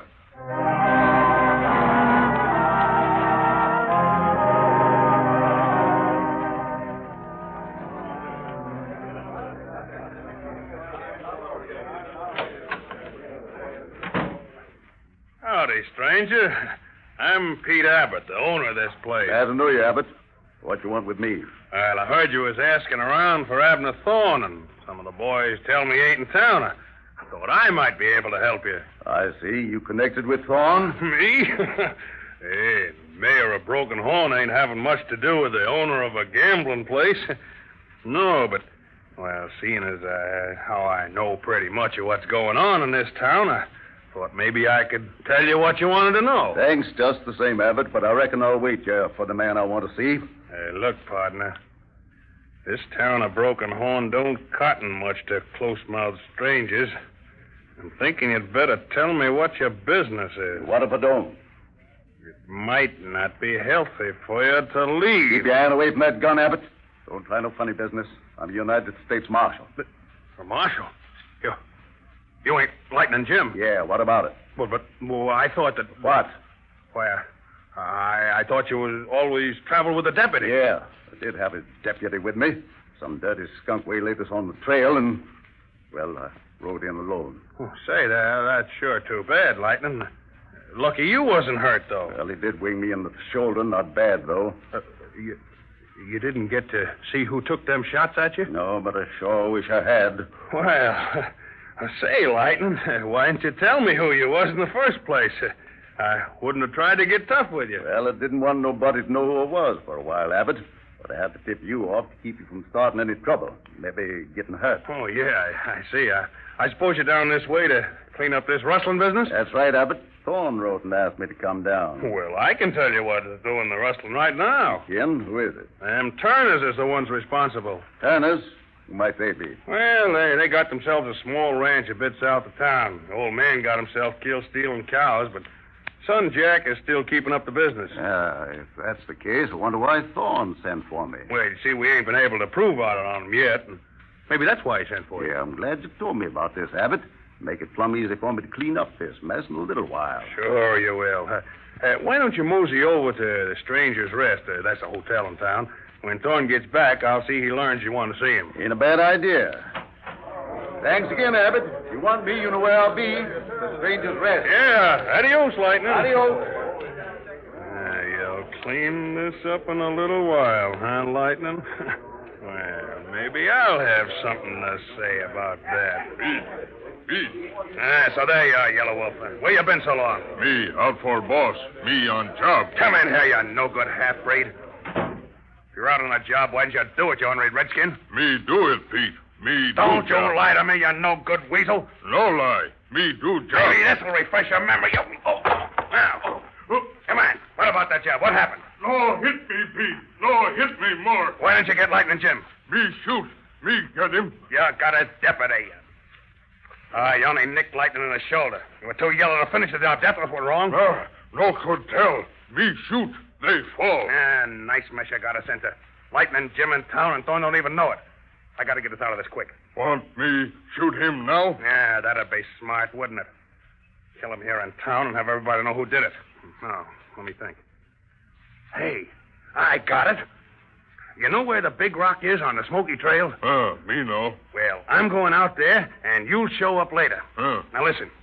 You go to Stranger's Rest in a little while, and then tell the marshal that you can lead him to where the Russells will be operating tonight. You got it? Me savvy. Yeah, then you lead him out to Big Rock where I'll be hiding, and when you get him there, well, I'll show you that I'm a better shot than you are. I won't miss him. This time he'll be dead for good.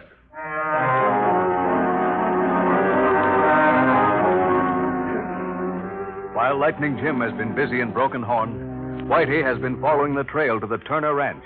We find him now on the porch of the ranch house. Well, stranger, what can I do for you? Say, are you Jack Turner? Yep. Well, my name is Whitey Larson. I'm a deputy. Whitey Larson? Well, you're Lightning Jim's deputy, ain't you? Oh, sure. Well, gosh, I'm glad to see you, Whitey. I was hoping that... Yeah, but say, where's Lightning Jim? He's in Broken Horn. He's seeing what he can find out about them rustlers. Come out here to see what you can tell me about them. Fine. Hey, could you use a bite to eat? Could I use a... Well, say, Jack, I'm so hungry I was just about to start eating my horse. Well, come on in, Whitey, and I'll have the cook fix you up something. See, it looks like you'll have some more company, Jack. Yeah. Hey, it looks like Jake Robinson.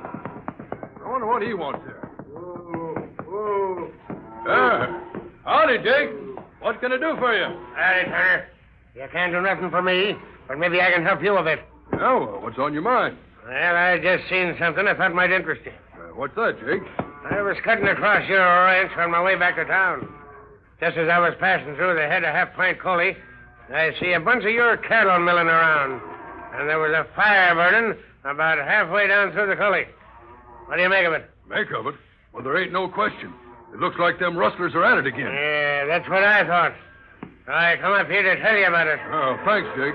I sure appreciate that. Forget it, Turner. Hope you catch him. Come on, boy. Get up. Adios, Turner. Adios. Well, Whitey, looks like you got here just in time. Come on. Let's get going out to Half Pint Coulee. Jo, I'm right with you, Jack. I'm awful hungry, but I guess I have to eat for my supper.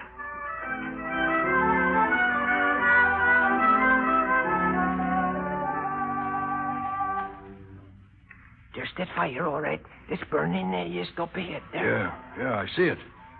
See, they got the steer tied up, too. You hear that? Yeah, it looks like Jake was right. Jo, well, we better stop here and look around before we go out in the open. We can see pretty good from here. Yeah. See anything, Whitey? No, I don't see any men around. No, neither do I. Yo, but somebody's been there. That steer is hog-tied and there's the branding irons in the fire. Yeah, and they're running irons, too. For changing brands. Yo, it looks like them rustlers have been busy, all right. Well, seeing as how nobody's around, let's get out there. Maybe we can find something that'll lead us to the gang. Yo, that's a good idea. Yeah. Well, they were here, all right. Something must have scared them away. Say, look at that steer. I'm so hungry I could eat him raw. Now, there's no fair taking a bite out of the evidence. No, but I sure like to. See, yeah, look at this. Well, what is it, Whitey? Somebody changed the brand of the steer here.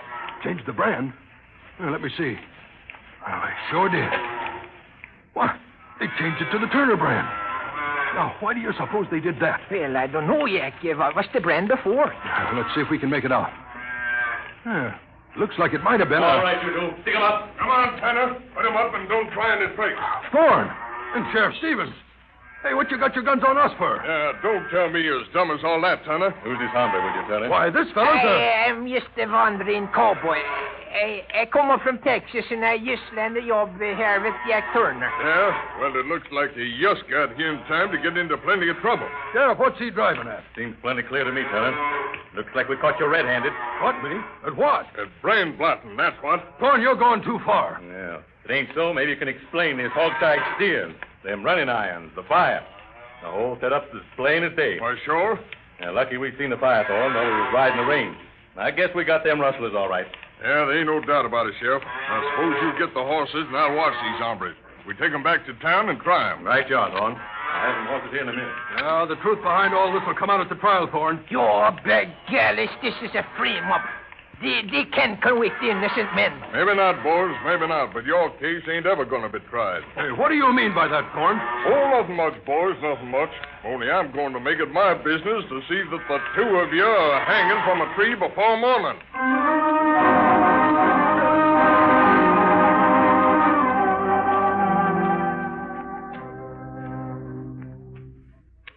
Well, it looks as though Thorne's plot is working. Will he be able to carry out his threat against Whitey and Jack? And what about Lightning Jim? Will Pete Abbott scheme to ambush him at Big Rock work? We'll find the answers to these questions in the exciting second part of this thrilling adventure, which will follow immediately.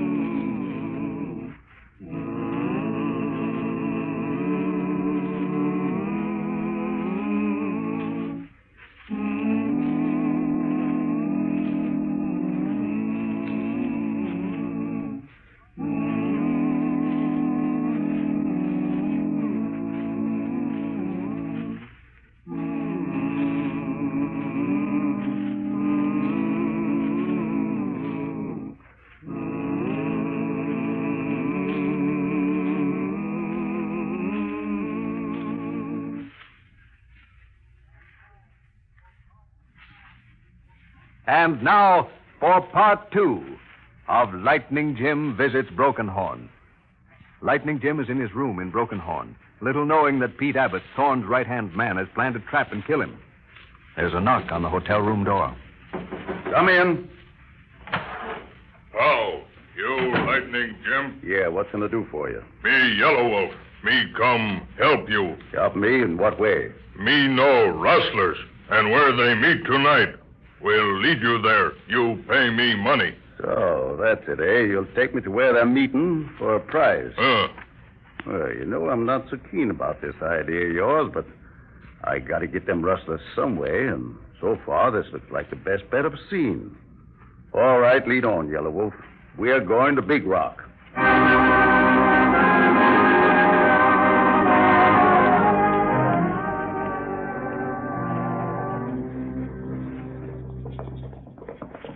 Say, that's a right smart rifle you got there, Yellow Wolf.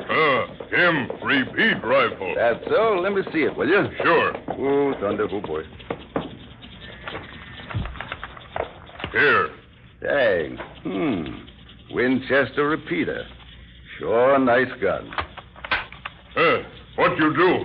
Why you look in rifle magazine? Oh, just wondered what kind of ammunition you use, that's all.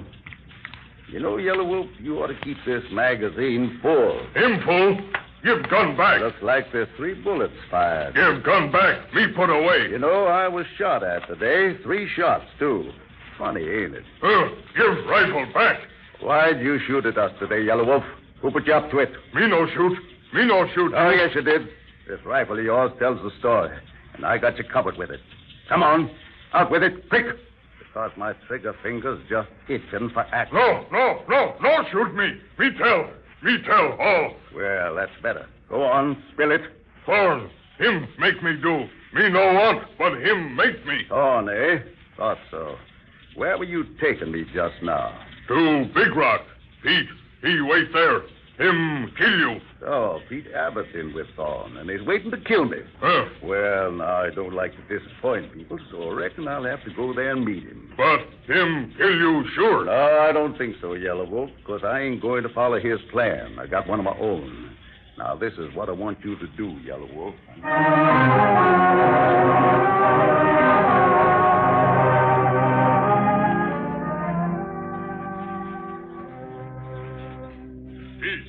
Pete, it's me, Yellow Wolf. Quiet, you confound fool.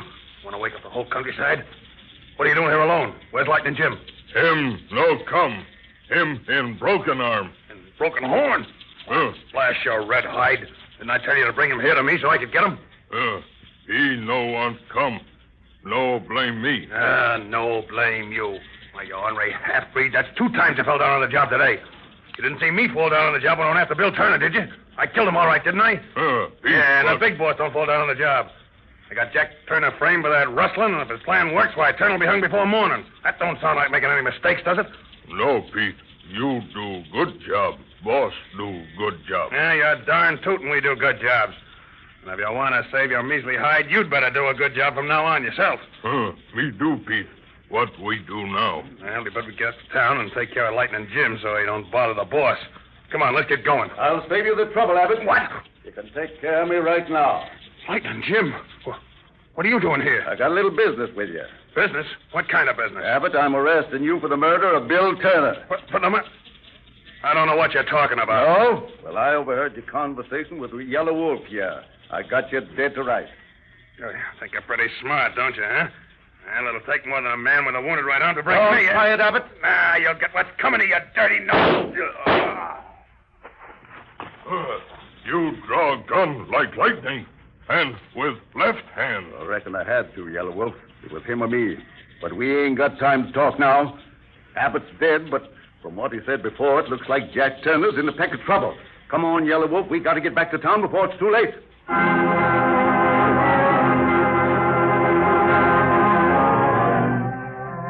Meanwhile, back in Broken Horn, Whitey and Jack Turner have been thrown into jail to await trial on charges of rustling. Thorne has gone to the Golden Wheel to stir up the cattlemen there in an effort to have them take the prisoners from jail and lynch them. We find Whitey and Jack discussing the situation. By golly, Jack, this jail is awful place. I wish Lightning Jim was here. Oh, why don't you tell the sheriff who you are? That'd get us off without any trouble. Well, it's like I told you, Jack. I can't do that. I got to wait for Lightning to get there. But what if he don't get here in time? Remember what Thorne said about hanging us? Oh, he'll get there all right. By golly, I wish I had something to eat. I'm so hungry I could eat my cart for a spell. Oh, how can you sit there and talk about food, Whitey? Don't you realize that our lives are in danger? I can't help that. I'm still hungry. Hey, you hear that, Whitey? Yo, it sounds like Thorne is getting the mob together. Yeah, that's what I've been afraid of. Let's look out and see.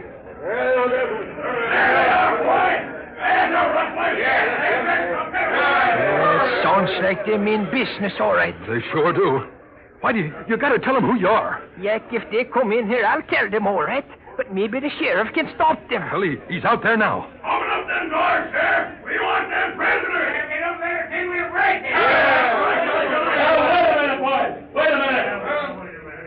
You can't be so high-handed about this. I've got them rustlers safe and sound behind bars.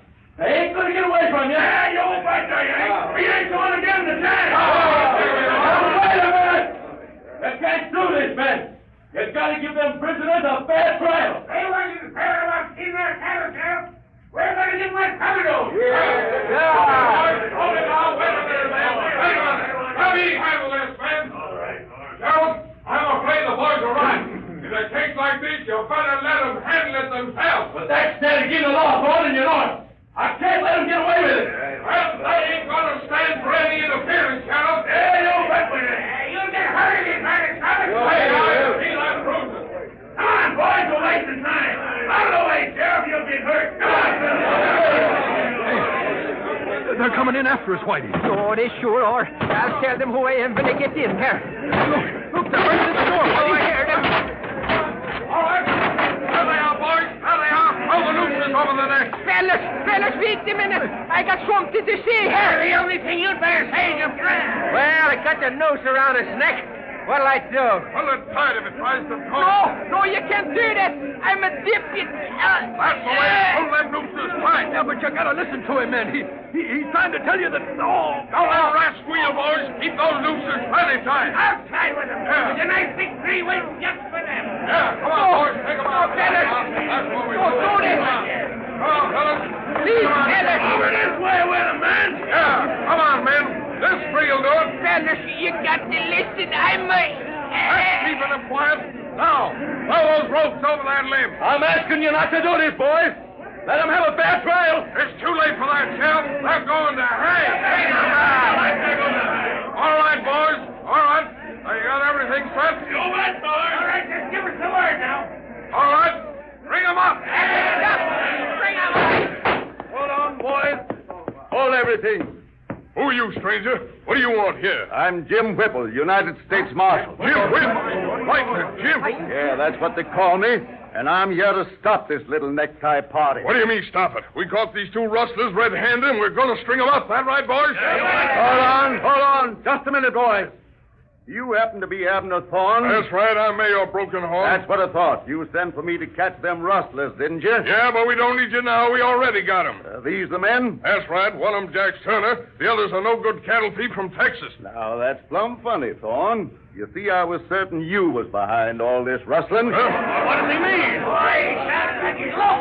Look here. That's a pretty serious accusation you're making there. Marshal or no Marshal, you ain't got no call to talk to me like that. When I got evidence to back up what I say. Yellow Wolf, come here. Now, I want you men to listen to me. This Indian Yellow Wolf was in the employ of Abner Thorne. He knows all about Thorne's rustling activities and some others, murder included. That right, Yellow Wolf? That right. Me no. Me tell all. Hey, you don't think anybody take a no-good half-breed's word again mine, do you? Maybe not, but you'll take my word. I heard Yellow Wolf and Pete Abbott talking together, and they gave away the whole setup. Thorne and Abbott was doing the rustling, and they tried to pin it on Jack Turner. That's a lie. The sheriff and me caught Turner red-handed. That's right. We've seen him ourselves. That was a frame-up. You see, them two men over there couldn't be the rustlers because that toe-headed one happens to be Whitey Lawson, my deputy marshal. Whitey Lawson? Yeah. Yo, that's right, by golly. I tried to tell you, but you wouldn't give me the chance. Well, know what you said, Thorne. Say, let me out of here. Out of my way. Let me through, I tell you. Let me through. You got him, Lightning. He got him in the leg. Yeah. Come here, Thorne. Well, you ready to talk now? I'll talk. Don't shoot again. Don't shoot. He's right. I was behind it. I'll tell you all about it. Well, I guess that's all we need to know now. Couple of you take him into the jail. Lock him up. Sure we will. You bet. Come on, Thorne. Oh, my leg. You go too, Yellow Wolf. I'll see you get as light a sentence as possible.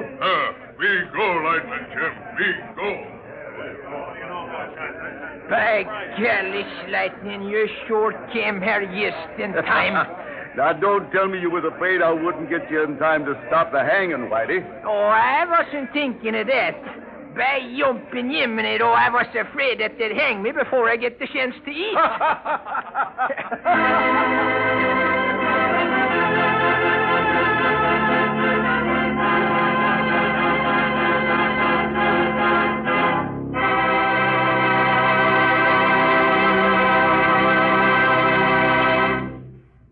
And so ends another exciting experience in the thrilling lives of Lightning Jim Whipple and Whitey Larson, United States Marshals of the Old West.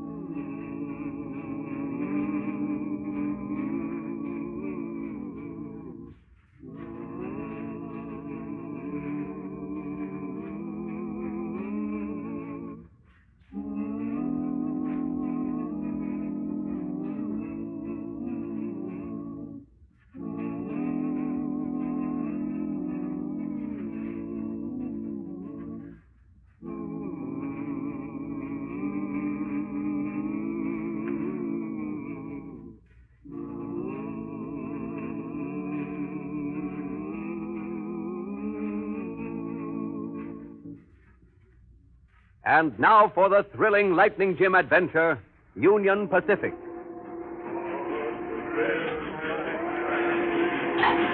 Back to the thrilling days of the Old West. At Deer Pass, a railroad crew of track layers and graders was pushing its way slowly westward across the open plains. Walking on the UP Railway, drill my paddies drill. Drill, you carriers, drill. For it's work all day with sugar in your pay. Working on the UP Railway. All right, me laddies. Another mile and you've two for the day. Now keep up the good work, and we'll show them Chinamen on the Central Pacific what it takes to build a railroad. Come on now, and lay your way taking them hammers. Come on there, Red. Take up that hammer and get to work. Now, fast. All right. Keep your shirt on, Tim. Sure, and I'll keep my shirt on. But if I catch you and your partner loafing again, I'll be firing the both of you. Do you understand what I'm saying? Yeah. And you, Zeke? Sure, I'm going. Then be off with you. I've no time for loafers on this job. Come on, laddies, all to work now. Get to work. Oh, drill, my paddy, drill. Drill, carriers, drill. For it work all day, so sugar in your pay. Working on the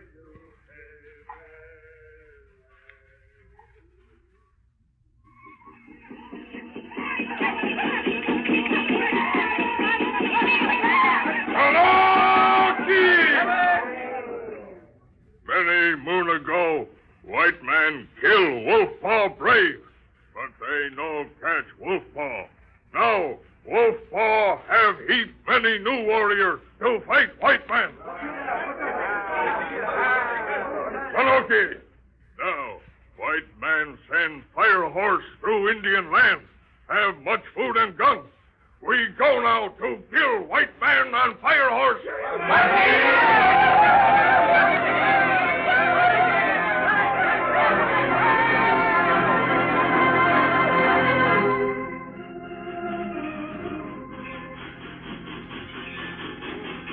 Yes, the hostile Indians of the far west were a constant menace to the sturdy pioneers who helped to build the first railroad across the open plains.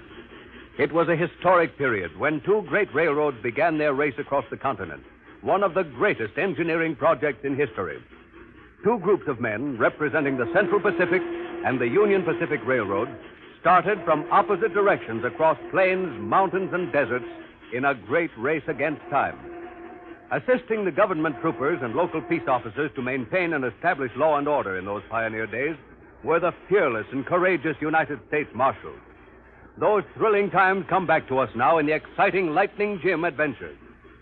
We join Lightning Jim, his deputy, Whitey Lawson, their young friend Johnny Carson, and Whitey's dog as they move along a trail near the railroad camp. Whoa, thunder.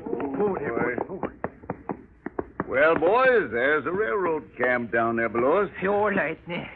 Well, what you think of it, Yanni? Yeah. Look, there comes Fire Horse. Fire Horse? Why, Yanni, that's a train Indian. Indians say that Fire Horse. Oh, no, listen, Yanni. You ain't Little Bear no more, you know.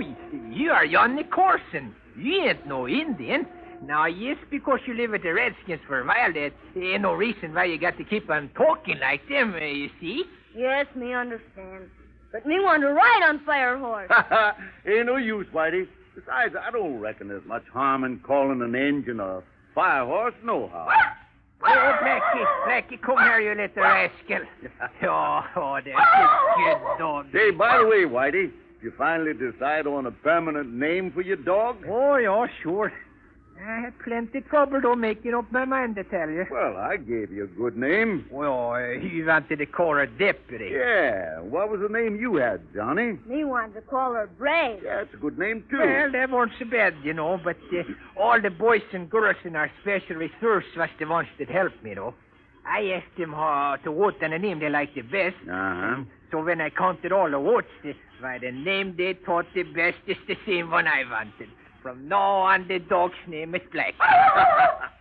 Well, he's a dark-colored dog, and I reckon Blackie suits her pretty good. What do you think, Johnny? Yes, that good name, too. Yeah, and it goes with your name, too, Whitey. Well, that's what I keep on saying. You got your horse Thunder, and that makes Thunder and Lightning. And I got Blackie, and that makes Whitey and Blackie. Looks like she agrees with you, Whitey. Oh, she's plenty smart dog, I tell you.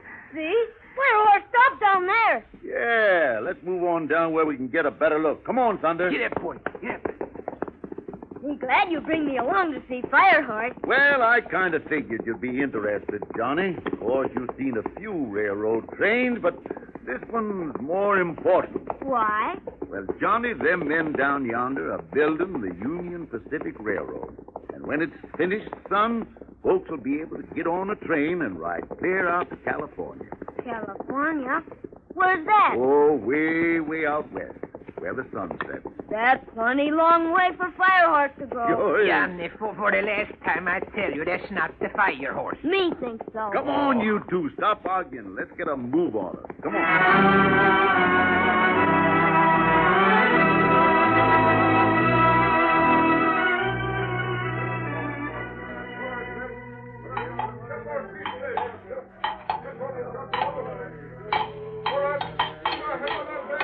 Hey, Zeke. Yeah?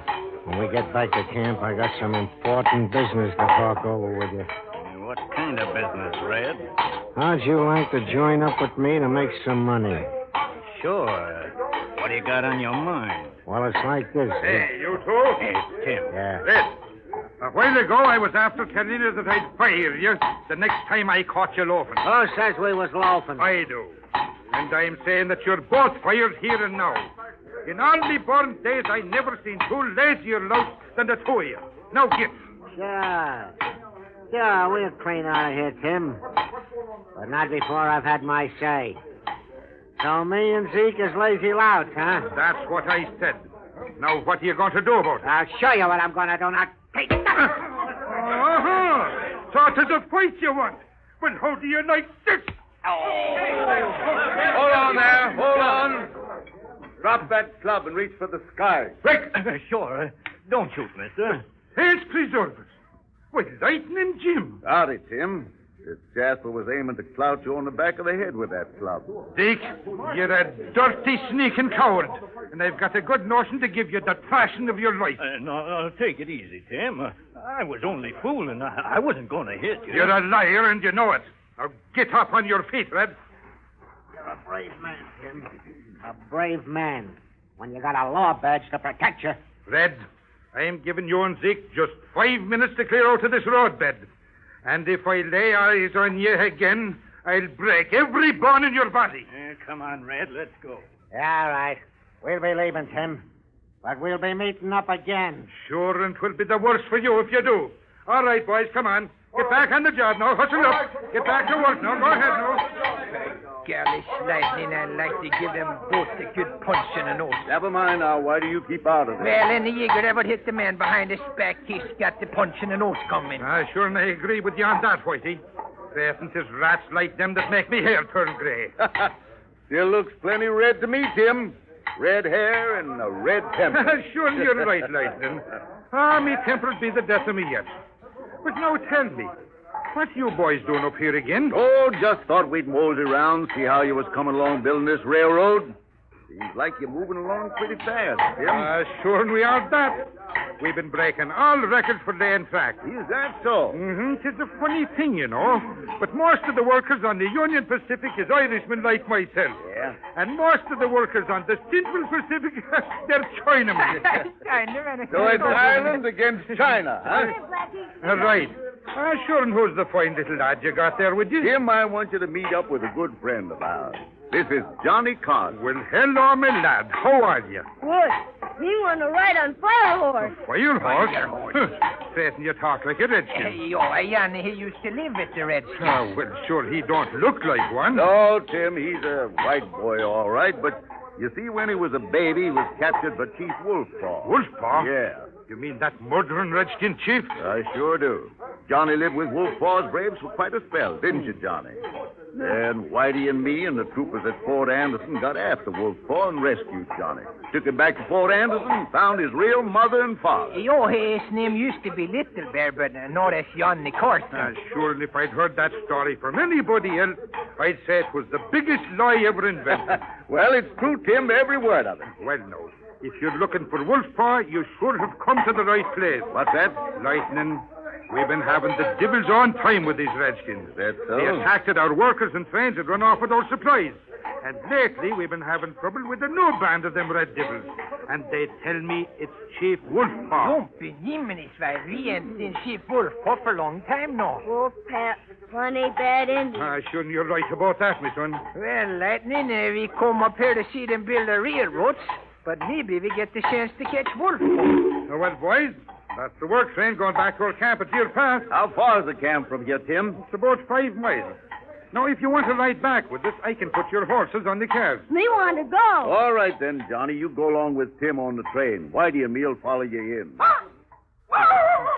Sure, is that your pup, Johnny? No, that's my dog, Tim. Her name is Blackie. Come here, Blackie. Well, from the looks of her, I'd say she's a fine dog, Whitey. Hey, Blackie, you go with Yanni on the train, and I'll see you later. Well, let me see you in camp, Lightning. Come on, son. Hey, Lightning, why don't we go on the train, too? Oh, Whitey, we can learn more about the country along the roadbed riding the horses. Let's go, Thunder. Get up, boy.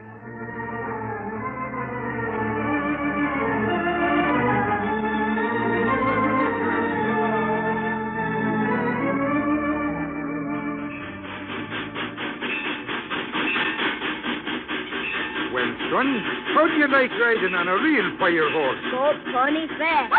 Sure, you'll better hold on to that dog, son. Or first thing you know, he'll be jumping off in the train. He was Blackie funny good. He don't like so much noise. Say, look who's riding up the trail by the roadbed. It's lightning and white. Sure it is. And it looks like they're running the race without train. Look at that black horse of lightning. Go, will you? Thunder plenty fast horse. Aye, sure. See? Thunder go faster than fire horse.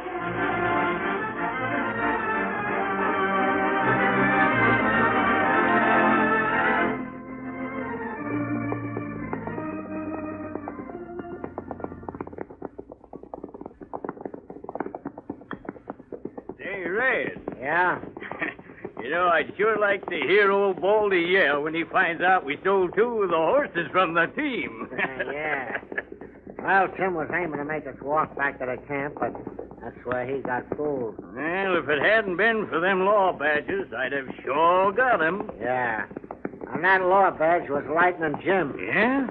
I reckon Wolfpaw'd be mighty pleased to know that Lightning Jim is up here. Yeah, what do you mean? Well, him and the troopers have been on Wolfpaw's trail. If there's one hombre that Wolfpaw hates, well, it's Lightning Jim. Say, what's this business you was going to tell me about, Red? Well, Zeke, I've been making some extra cash selling guns to the Redskins. I figured maybe you might want to join up with me. Mighty risky, ain't it? Sure. But I've been getting away with it. Wolfpaw needs guns. And he's got plenty of gold dust. Holy smoke, Red. Look, it's Redskins. Whoa.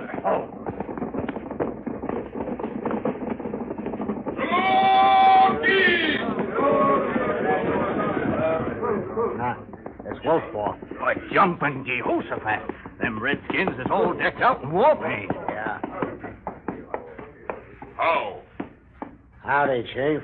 What you do here? I was just going back to camp. You have more gun for Wolfpaw? Oh, not now, Chief.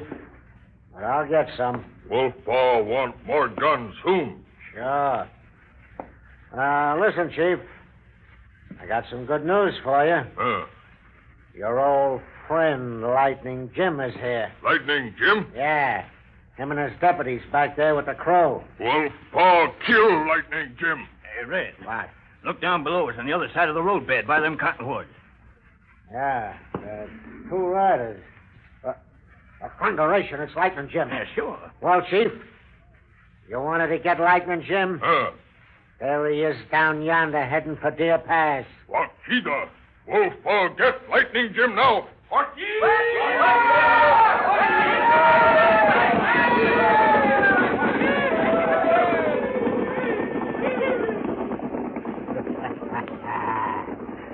Well, Zeke, looks like the Marshal's due for a little trouble. Yeah. Yeah. Now, this'll even our score with the law badges. And then we can take care of Tim.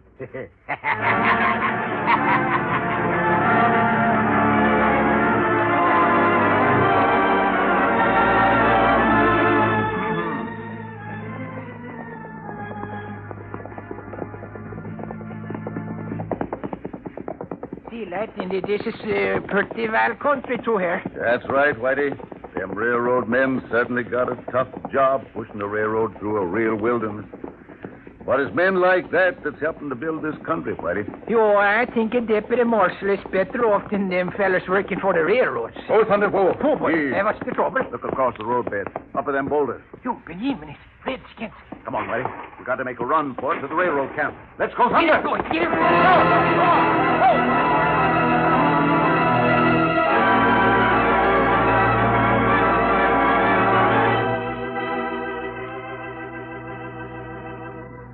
Will Chief Wolfpaw capture Lightning Jim and Whitey? You'll hear the thrilling climax of this Lightning Jim adventure in Part 2, which follows immediately.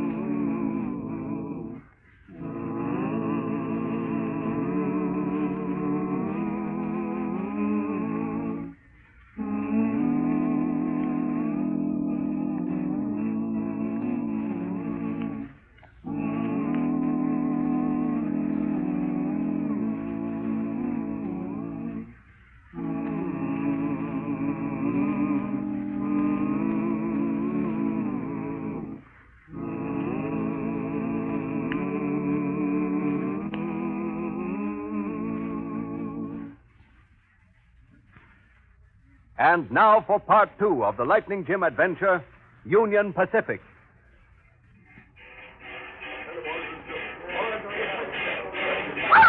Come here, Blackie. Come here. What's the trouble, son? Blackie bark at fire horse. I should he'd get used to the noise of an engine soon enough. Look, Lightning Jim and Whitey come. Good thing out. Here's us coming now. Oh, thunder! Oh, boy. Tim! Indians! Indians? Yeah. They see you, Lightning? They chase you? Yeah. Chased us to the head of the path. Oh, the Saints preserve it. How many was there? Oh, about 50, I reckon. There was more than 50. Oh, we got to do something, Lightning. The graders are still out on the roadbed. We've got a supply train out. And if that's Wolfpaw, he'll be attacking soon. Yeah. Tim, I got an idea. Well, sure, now let's have it, quick. You got an engine and 2 cars hooked up here, ain't you? Ah, that's right. Got any dynamite? Ah, sure, we got plenty of it. All right. We load the dynamite on the cars and run the train out through the path. Ah, sure, but what good will that do? Just this.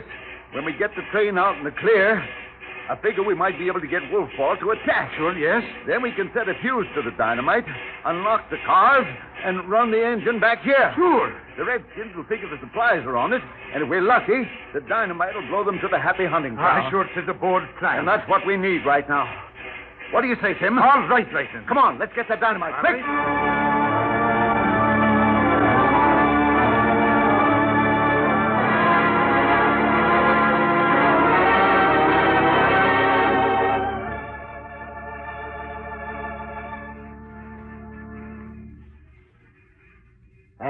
Hey, look, Zeke. Yeah? Those Jaspers are loading supplies on that train. Yeah. They're going out to the graders, working on the roadbed. Yeah. Zeke, I got a hunch that engine's going to help us get even with Tim.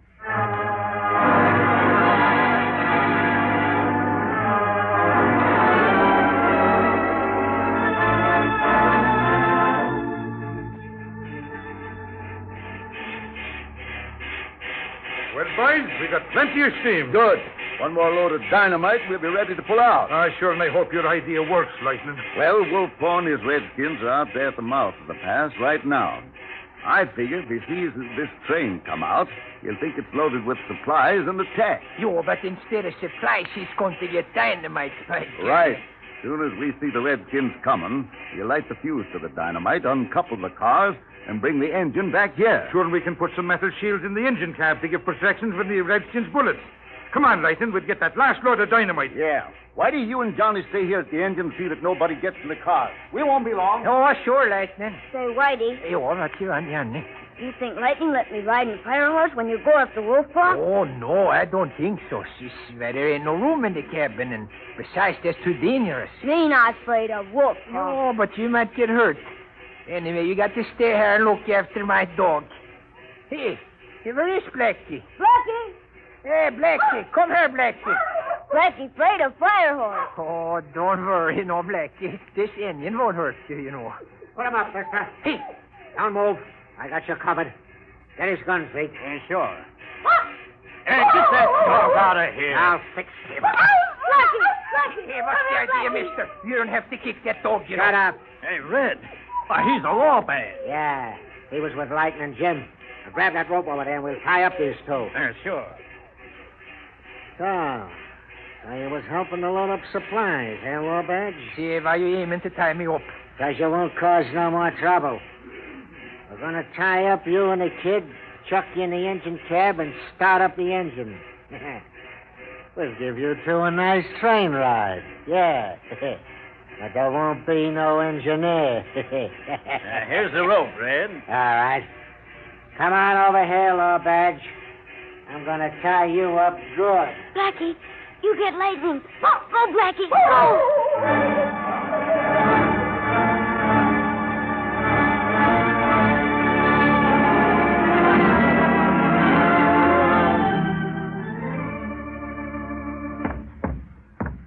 Careful, Lightning. This dynamite is touchy stuff. Yeah, I know. Well, reckon that's all, Tim. Sure, now let's get back to the train and put this last load in the cars. Well, what's the trouble, Blackie? Well, that's queer. I wonder why he came back here. No. Tim, listen. You hear that? Oh, sure, it's the engine. He's pulling out. Yeah, they'll wreck it, and that dynamite will blow him to bits. Come on, Tim, get your horse, quick.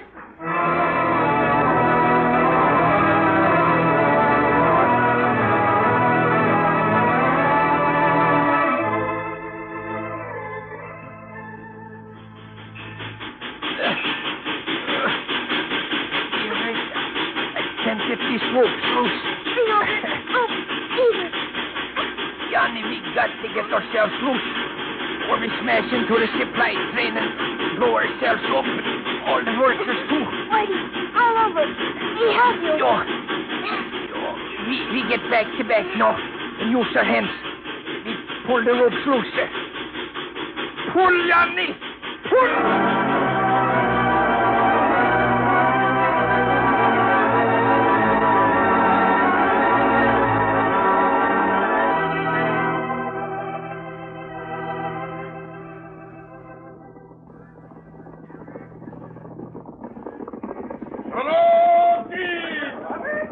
White men, send out more supply. We get supply. Heal, white man. What?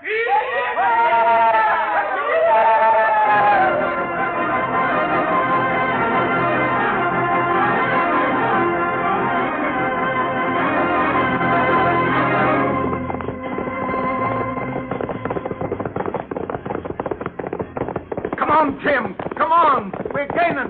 Keep going, Thunder. Keep going, boy.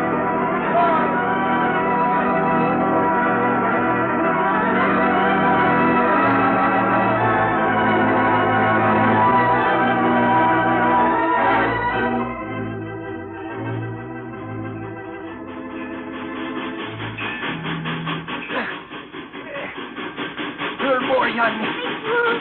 Pull now. A little more. There, no, I'm loose.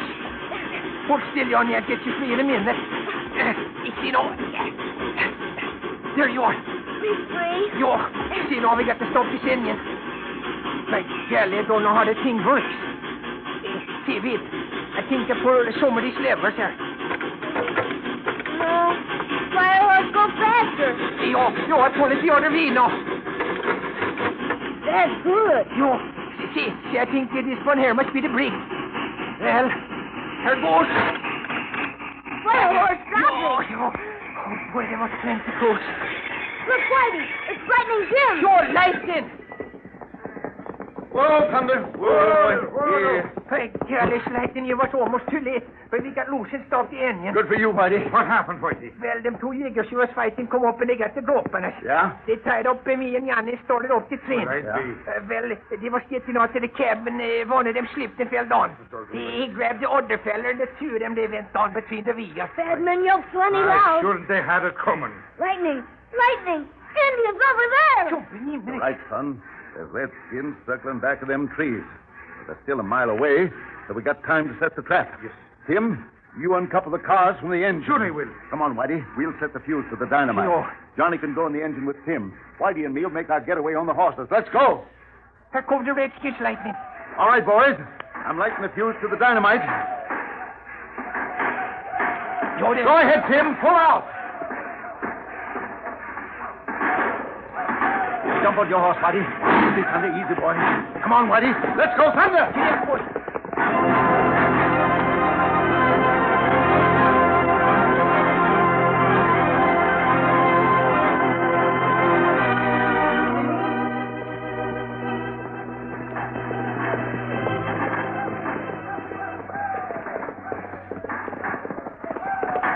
Whoa, Thunder. Hold it. Good work, Lightning. You get right up with the engine. Them redskins give up chasing you. Yeah, they're after the supplies on them two cars. See? Indians go on train. Yo, but maybe the fuse went out.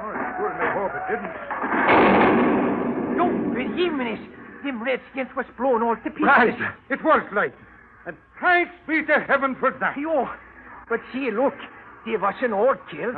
Sure, the rest of them are running away. But I'm hoping Wolfpaw isn't among them. Wolfpaw, bad Indian. But Lightning Jim, him plenty dynamite.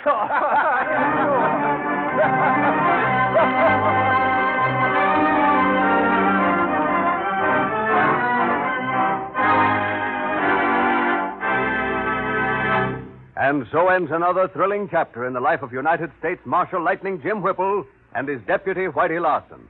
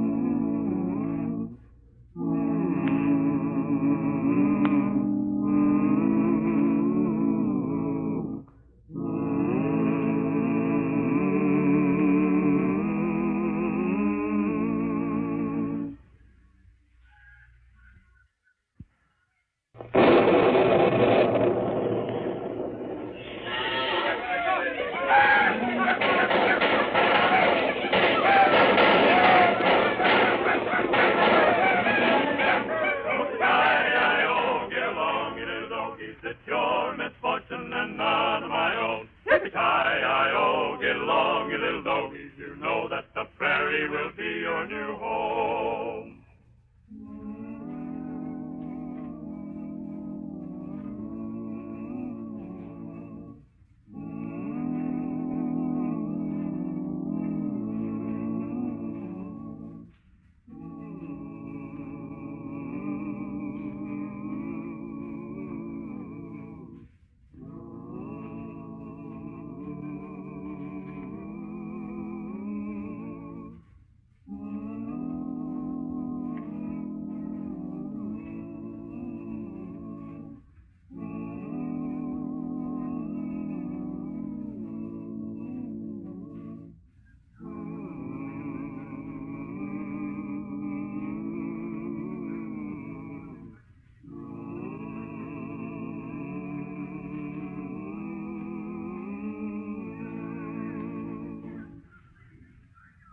And now for the adventures of Lightning Jim.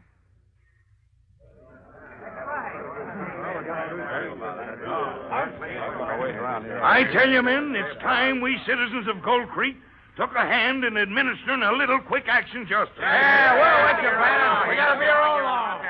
How many murders have been committed in this town in the past year? Plenty of.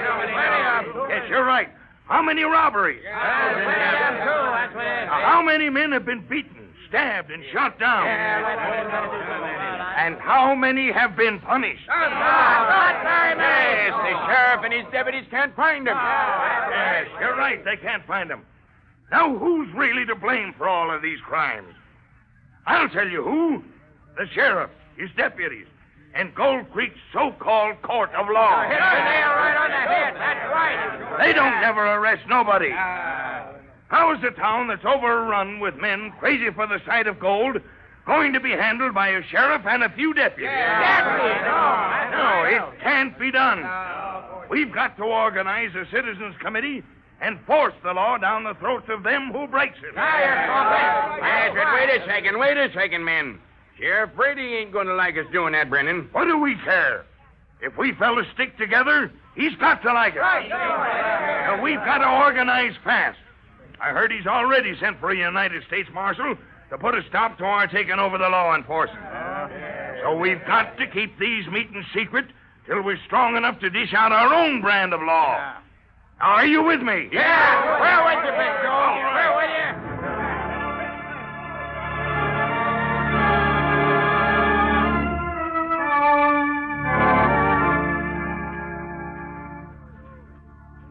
Law and order were slow in coming to many parts of the Old West. The discovery of gold resulted in a frantic rush for claims by every class of people. Honest prospectors rubbed shoulders with outlaws and bandits, gamblers and criminals of the worst kind. Mining camps sprang up overnight, and even though sheriffs were elected and an attempt at law and order made, it was often necessary for the honest citizens to take the law into their own hands to protect their claims, their very lives, from the desperados who flocked to these mushroom mining towns to rob and murder. And that was why Lightning Jim, the famous United States Marshal, and his field deputy, Whitey Lawson, came to Gold Creek in answer to the sheriff's call for aid in establishing law. We find the two famous marshals discussing their assignment on their way to the mining town. See, Latin, I don't know yet just exactly why we are going to Gold Creek. Well, since everybody and his brothers rushing into Nevada looking for gold, Whitey, law and order's become a standing joke. Outlaws are seldom caught and hardly ever convicted. Oh, but Latin, all the gold rush towns are like that. Sure. But it seems Gold Creek citizens want to take the law into their own hands. They organized a citizens committee. Call themselves the Vigilantes. Oh, Vigilantes? Yeah. So we're going to help them round up the local bad man, a vicious lobo by the name of Carl Stewart. Carl Stewart? Yeah. Seems he's been going around killing promiscuous like.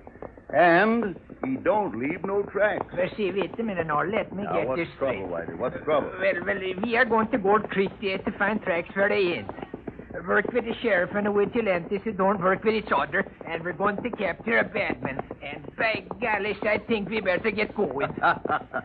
No sooner said than done, Whitey. Let's go thunder. Come on, boy.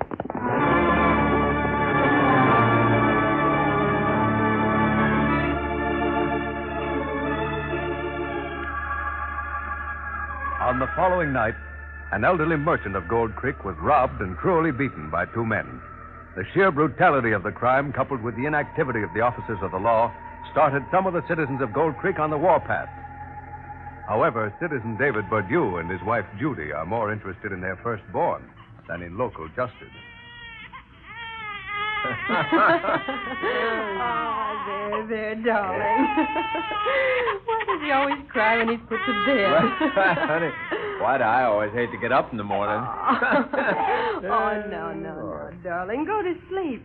Mother and Daddy will be right in the next room. Look at him double up that fist, will you? Drunk. Yeah, he's mad, honey, that's what. He's got his mother's temper. Oh, what do you mean, Mother? Just like you. Come on now, let's walk right out and close the door on him. We got to start in being firm with him. David Burdew, how can you be firm with an adorable little mite like that? Well, it's hard, all right, I'll admit that. But now, if you don't start in early, that little mite's going to develop into dynamite. Oh. So come on, Mama. Out of the room you go. I can still hear him. He's got to get used to the dark. You know, when he grows up and starts calling on the gals, he'll like the dark. Oh, Dave, shame on you to talk about a little baby like that. Well, now, if my memory serves me right, you never objected when I turned down the lamp. Why, Dave, I never in my That's life... the best part about being married. What is? Fella don't have to turn down the lamp and keep one eye on the parlor door when he's making love. Well, I'm going right back into the room with my son. All right, honey. Well, listen. Who in the world can that be? Sounds like a regiment to me. Sure. Well, look, honey, they're coming in here. Well, what did they want? I've never seen them before. Reach for the ceiling, Stewart. And a surprise, eh, Stewart? Here, what is all this? What are you talking about? Our name isn't Stewart. Sorry, ma'am, but we'll have to ask you to step aside.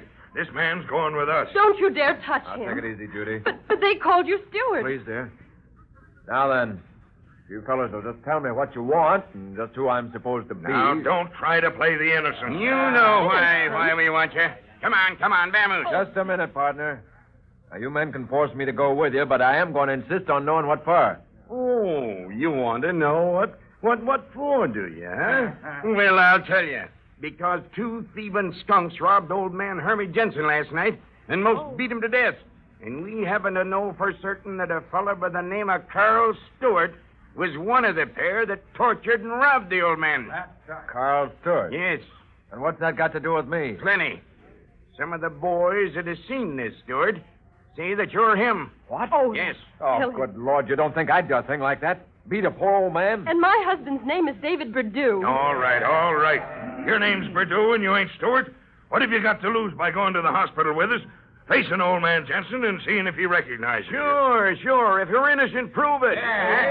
You've got to prove you're innocent. Personally, I think it's your job to prove he's guilty. Never mind arguing, honey. I'm not afraid to face old man Jensen or anybody else. Now you're talking. Yeah. Talk's cheap.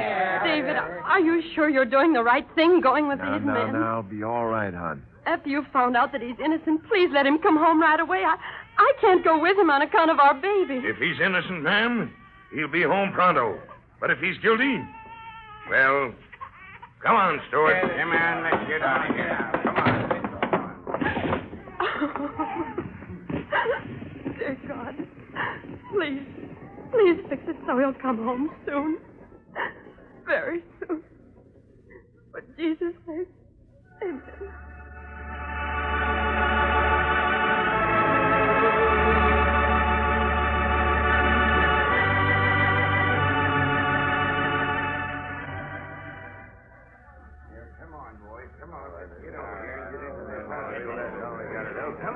All right, men. Here we are at the hospital.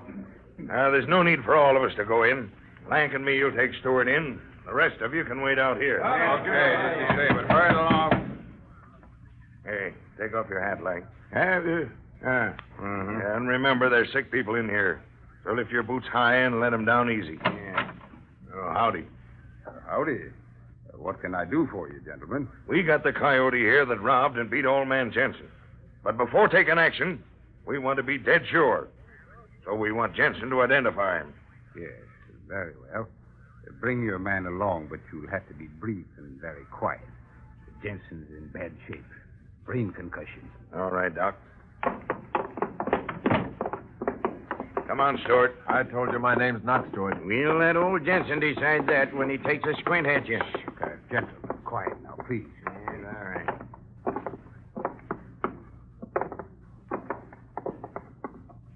Jensen is in this room here. Mr. Jensen. Yes? What is it? There's some men here who would like a word with you. Yes? Well, what do you want? Mr. Jensen, we want you to take a good look at this varmint here. Is he one of the snakes that beat and robbed you? Which man? Which one is it? This man right here. Why, he looks like the one. What? Yes. Yes, it's him. Yeah. He tried to kill me. Take him away. Why, Take the him man's out of away. his head. Look again, Mr. Jensen, please. Think what it means to me if you're wrong. Now, look at me closely. Yes. You're the one that hit me over the head. Please, take him away. He might hit me again. I'm Take him sorry, away, gentlemen. I'm please, sorry. please. But you've excited him him too away. much already. Now, you'll have to leave right All away. right, Doc. We've heard enough. Yes, plenty. But I... Get moving, Stewart. What are you going to do to me? Well, I got a right to know where you're taking me. Answer me. What are you going to do to me? What do you think? No, you can't do that. Johnson was out of his mind. You got to give me a chance. I tell you got to give me a little time. You got from this hospital to Hangman's Tree to get right with your God. Better start praying, Stewart.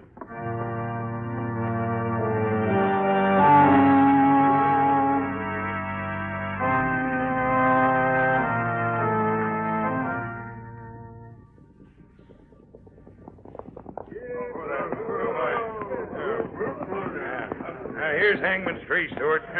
You better tell us who your partner was and ease your conscience a bit before you cash in. Yes, we'll get him anyway. I've told you over and over again, I'm not the man you want. The only way to put the fear of God into rats like you is put a rope around your neck and pull the ground away from you. Yes. And here's the spot where we're going to jerk you skyward. Right here, boys. Here, we'll use your rope, Lank. It's an honor, Mr. Brennan. Now, throw it over that big limb. Now, listen, if you'll just give me a few hours, I can prove that I'm innocent. Shut up. Hey, here comes two riders. Yeah, look. Get that rope around his neck. All right. Men, No. we're not tolerating any interference. Sir, not this time, all right. Well, Stuart, how do you like the feel of that knot in your neck, eh? No, Your don't do last that. chance. Are you going to tell us who your thieving, murdering partner was? I swear before God, I'm not the man you think I am. All right. It's your funeral. Heave on the rope, No, man. Hold on there. Don't pull on that rope. Get ready for trouble, boys. Yeah. All right, no, don't reach for your six guns. Sorry to have to spoil your little necktie party, men. But my natural curiosity makes me have to ask, what's this fella done? I don't see how that's any of your business. This man here's an outlaw. He's killed a lot of men.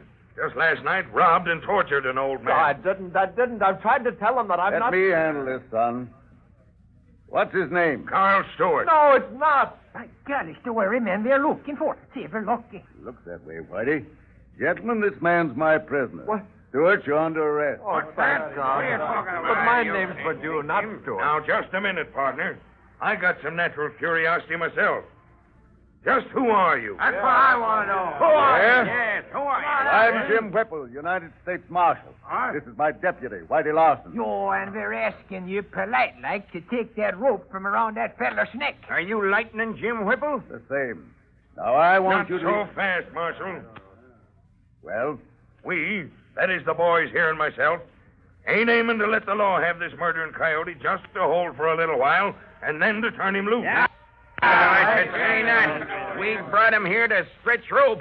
And by thunder, he's going to stretch it. That's right, Lang. He's You're going to pay for it. hold on, listen to me, all of you. The two of us are going to take this man to jail to wait trial. And if anybody tries to stop us, it's going to be just too bad. Well, I'm one what says you ain't going to interfere. Oh, you broke my wrist. Sorry. I warned you. Jo, you was lucky I didn't shoot too. Anybody else got any objections to our taking this fellow along? No? Get your horse, Stewart, and come with us. Yes, but I'm not Stewart. You ain't going to get away with this, Marshal. What makes you think we won't? This here's the Citizens Committee. We've had all we can stand from them law courts of yours. Oh, you have, eh? I'm going to call a meeting of all the citizens of Gold Creek, and we'll tear down that rotten courthouse. Well, there's nothing to stop you from trying, but you better be figuring on a little opposition. Jo, and you can take my word for it. You'll find your Uncle Sam pretty powerful opposition. Come on, Stewart. Let's go thunder.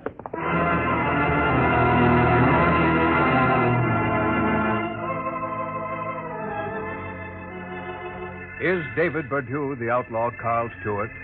Will the Citizens Committee attempt to tear down the Gold Creek Courthouse after Lightning Jim and Whitey have had time to warn the authorities? Be sure to listen to the surprising climax to this Lightning Jim adventure told in Part 2, which follows immediately.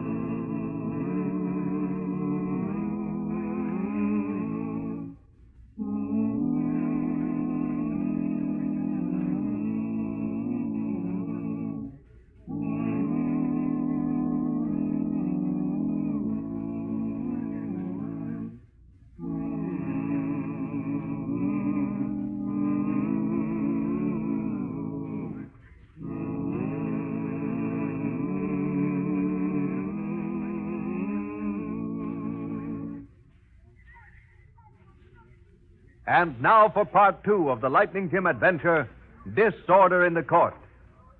Having rescued an accused outlaw from the hands of an irate Citizens Committee and turned him over to the sheriff, Lightning Jim is off to investigate the outlaw's story, that he is not Carl Stewart, bad man, but David Berdew, honest citizen. Whitey has been left in charge of a posse quickly organized to protect the Gold Creek Courthouse from an attack by the vigilantes, who insist on seeing Carl Stewart hanged. It was a hard job to find men who were willing to serve on the jury that was to try Stewart. However, 12 men were finally selected, and the first trial by jury in Gold Creek is now underway. The small courtroom is packed. Outside the courthouse, an angry mob mutters and surges back and forth. Some of the jury look just a trifle too pale as the judge addresses them. Order in the court. Order, please. Gentlemen of the jury, you have heard the evidence. The victim identified the accused before 3 witnesses as one of the 2 men who beat and robbed him. Witnesses that have seen Stewart testify that the accused is either Stewart or his double. On the other hand, the accused has produced evidence that he has been living as a law-abiding citizen of this city. United States Marshal Whipple has searched diligently for evidence that there might be still at large a man named Carl Stewart. To date, he has not produced such a person. I don't want you to be influenced by the yowling of that mob out there. Now, that is all. Let the sheriff know when you have reached a verdict. Look how frightened the jury looks. Oh, Dave, I'm afraid. Terribly afraid. Steady, old guy. Just listen to them. How can we expect a fair verdict with the jury hearing that mob threaten their lives? Well, they don't sound soothing, that's the fact. Oh, why doesn't Lightning Jim come back? He's been gone 2 whole days. Well, you can bet your life if there is such a fella as Carl Stewart, Lightning won't come back without him. You believe Dave's innocent, don't you, Whitey? Well, as Deputy United States Marshal, I will have to believe whatever the jury says here. But that's plain Whitey Larson. I tell you, your husband is one fine fella. Thanks, Whitey. I won't forget that. Oh, I think Lightning Jim feels the same way about it.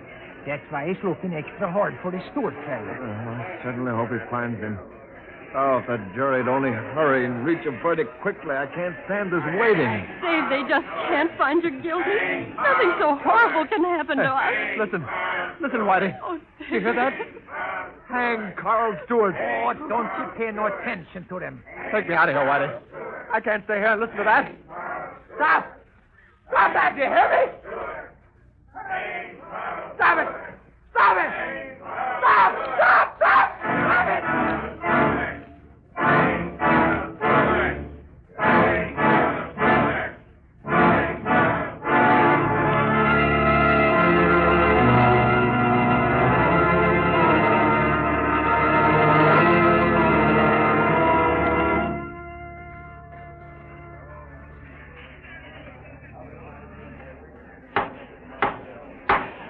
Order, please.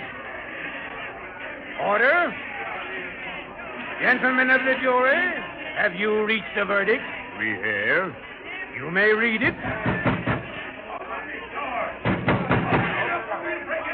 Pay no attention to outside disturbances. Read your verdict, man. We as a jury find the accused.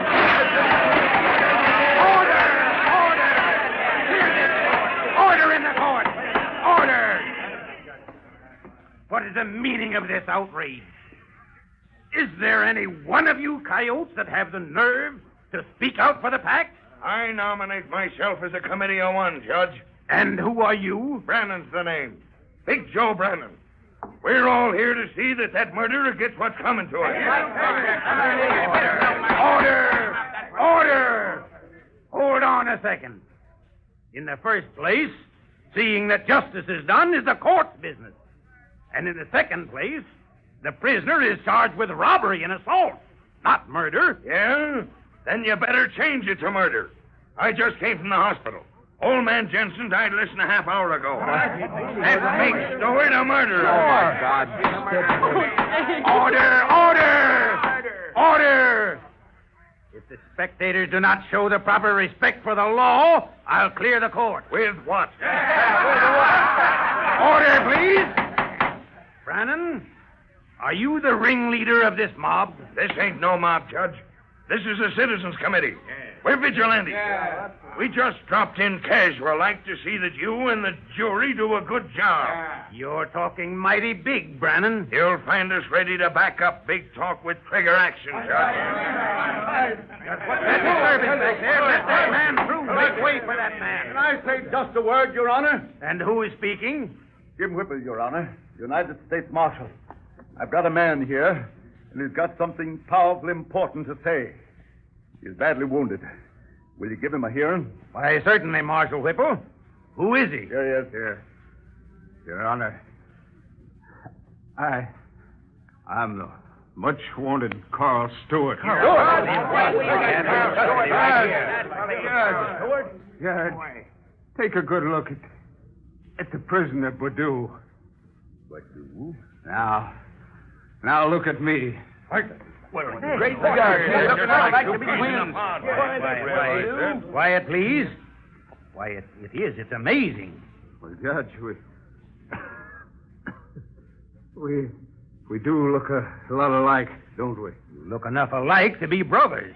What? Oh, yeah. Sure. I imagine us being brothers. No, we ain't no relation. Your Honor, this man's name is not Carl Stewart.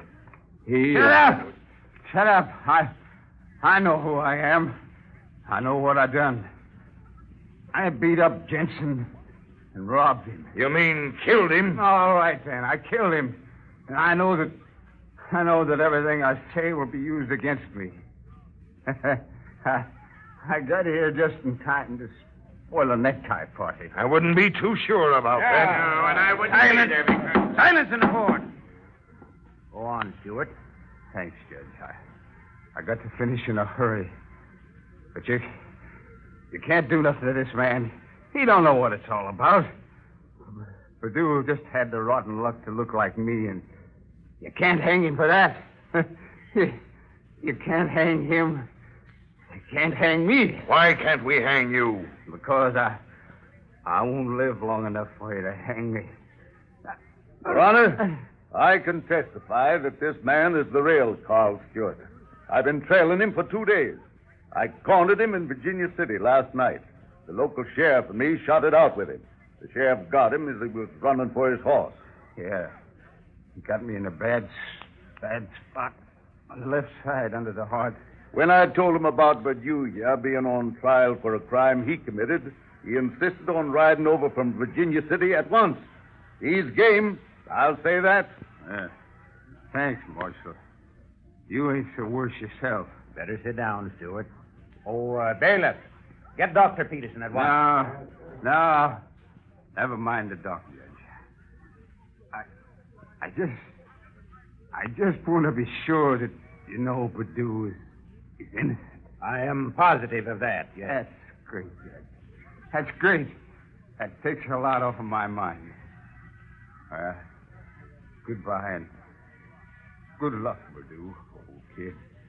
I'm glad to meet you.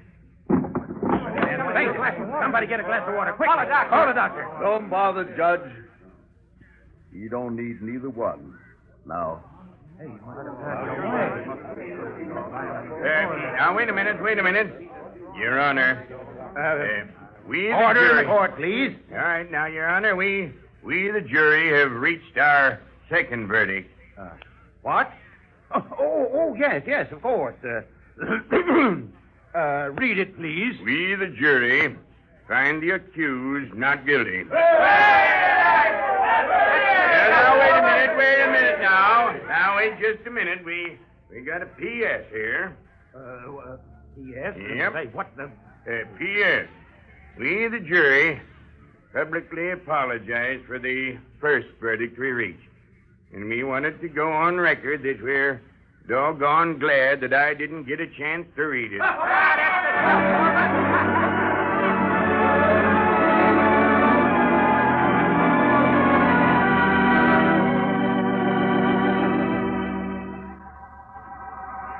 In spite of all the trouble he's caused us, Dave, I can't help but feel sorry for him. There must have been some good in him. Yeah. One of his kids, he was pretty bad sometimes. But he was always sorry afterwards. Dave, do you mean that Carl Stewart was Yes, Judy. Oh. He was my brother. Oh. His name was Carl Badu. We always looked alike. Folks used to take us for twins. Yeah, Mother was always mighty proud of the name Badu.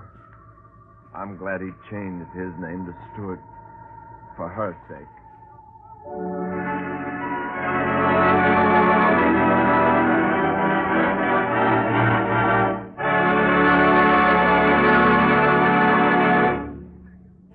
And so ends another chapter in the adventures of Lightning Jim Whipple, United States Marshal, and his deputy, Whitey Larson.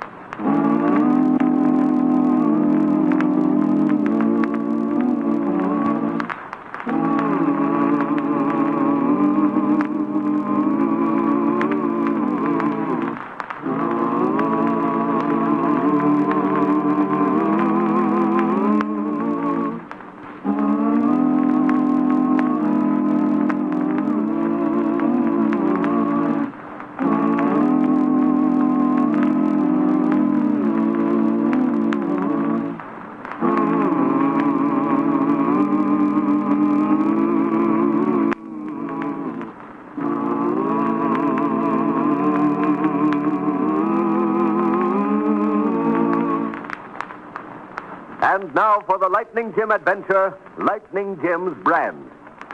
In the small jail at Fort Anderson, Lightning Jim's deputy, Whitey Lawson, is opening the door to one of the cells. Hey, Ben, wake up. What? Wake up. It's time to eat, you know. Ain't you hungry? Yeah, I can stow some grub, I reckon. Well, what do you got there? Beans, bread, and coffee. Ain't so very fancy, but that's good enough to fill you up. Yeah. Beans, bread, and coffee. And for breakfast, it'll be coffee, bread, and beans. And for lunch, it's bread, coffee, and beans. Oh, well, that's plenty good, you know. You're the only prisoner we got in here right now. Yeah. But I got an idea I ain't gonna be here long. Well, you only got 5 more months to go, I think. Now, I'm getting... Now! How long, Law Badge?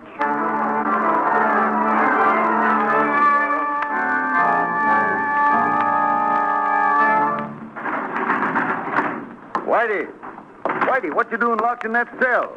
Where's Ben? I don't know where he is. What happened?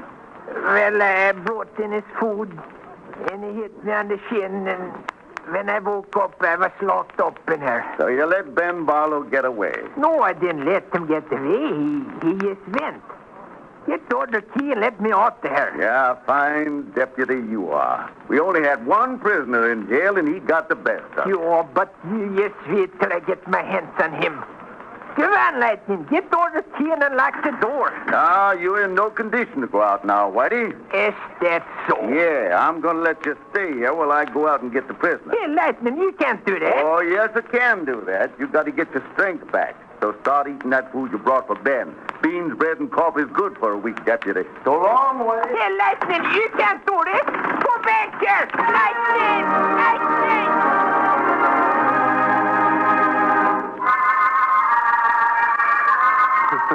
Well, it looks as though Whitey has a few troubles of his own, doesn't it? In the days of the Old West, the United States Marshals and their deputies helped the troopers and local peace officers to establish and maintain law and order on the frontier. Those thrilling and exciting days on the Western Plains come back to us now in the adventures of United States Marshal Lightning Jim Whipple and his deputy, Whitey Lawson. And now, let's return to Lightning Jim and Whitey in the jail at Fort Anderson. Golly, Lightning, I thought you was really going to let me stay locked up in this jail. Well, it should have. Reckon I'm getting soft-hearted. Why do you ought to be ashamed of yourself letting a jasper like Ben Barlow get the best of you? Well, what's the use of crying over spilt milk or something? You got to get after that jigger and bring him back here. Yeah, but you said you didn't know where he went. Well, how do I know where he went? Sure, that's right. You were sleeping when he walked out. Hey, Lightning, I think you're looking for a good punch in the nose or something. No, why do you save that for Ben? No, I'll take care of him, all right. Yeah, see that you do. But right now, we've got to get down to some serious thinking. Now, let's get the facts. Sure. Ben Barlow handled the Brandon irons on the Bar B ranch. That's owned by John Banks. Now, as I got the story, Ben was kind of sweet on Mr. Banks' daughter, Ellie. Sure, that's right. And that didn't set right with Curly Fair, the top hand on the Bar B. Curly's had his eye on Ellie, too. Yeah, they was both after the same girl, and they had the fight. Right. Curly was getting the best of the argument when Ben drew his gun. He fired, missed Curly, and hit Mr. Banks in the arm. The rest of the boys on the ranch jumped in, and Ben was brought in here, tried, and sentenced to 6 months in jail. Is that right? Yeah, and I thought he was a nice feller, but I changed my mind. Yeah, you mean he changed your mind? Yeah, but he ain't going to get away with hitting a deputy marshal and breaking Yale, I tell you that. Well, we're never going to catch him sitting around here talking about it. Come on, let's get a horse. Where we going? Well, first off, we got an idea we ought to drop in at the Bar B ranch. Oh, you think Ben will go back there? Well, maybe. Leastwise, we can warn Mr. Banks to be on the lookout for him.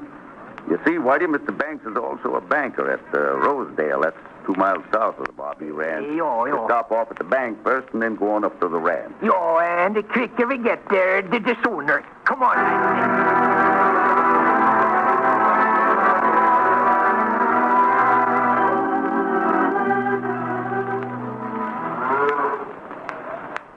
How's your arm feeling, Pa? Oh, all right, I guess, Ellie. I just didn't have to carry it around in this confounded sling. Well, the doctor said you could take it off in a few days. A few days, nothing. I'm taking it off right now. Now, Pa, I wouldn't do that. Oh, never mind. I know what I'm doing. Arm feels all right. You were sure lucky that Ben shot only got you in the arm, Pa. Yeah, and 6 months in jail was letting that critter off easy. We ought to strung him up. But Ben wasn't shooting at you. Well, that don't make no difference. He was aiming to drill Curly, and that's just as bad. Yeah, I know. Pa, do you really believe that Ben was branding and stealing our calves? Of course he was. But nobody proved he did. That ain't the point. We was losing calves, and Curly said he caught Ben out on the range with a fire and branding iron. It's again the law to brand calves or mavericks outside of roundup time or in the corral. Yes, I know that, too, but I still say nobody proved that Ben branded and stole our calves. Just 'cause Curly said so ain't enough. Well, Curly's word's good enough for me. And besides, Ben wasn't put in jail for stealing calves. It was for shooting at Curly and hitting me. Hey, are you trying to stand up for that polecat? Oh, of course I ain't. But Ben worked for us a long time, and it seems funny that this had to come up all of a sudden like. The horse is ready, boss. No, all right, Curly. Where you going, Pa? I'm riding to Rosedale. Got some business to look after at the bank. But you've been going down there every night this week. Can't help it. If a man tries to run a ranch and a bank at the same time, he can't worry about hours. Well, please be careful, Pa. Careful? Reckon I know how to look out for myself. Don't wait up for me. I might be late.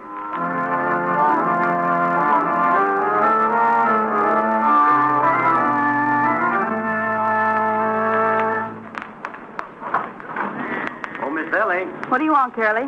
Anything you want done before I turn in? No, I reckon not.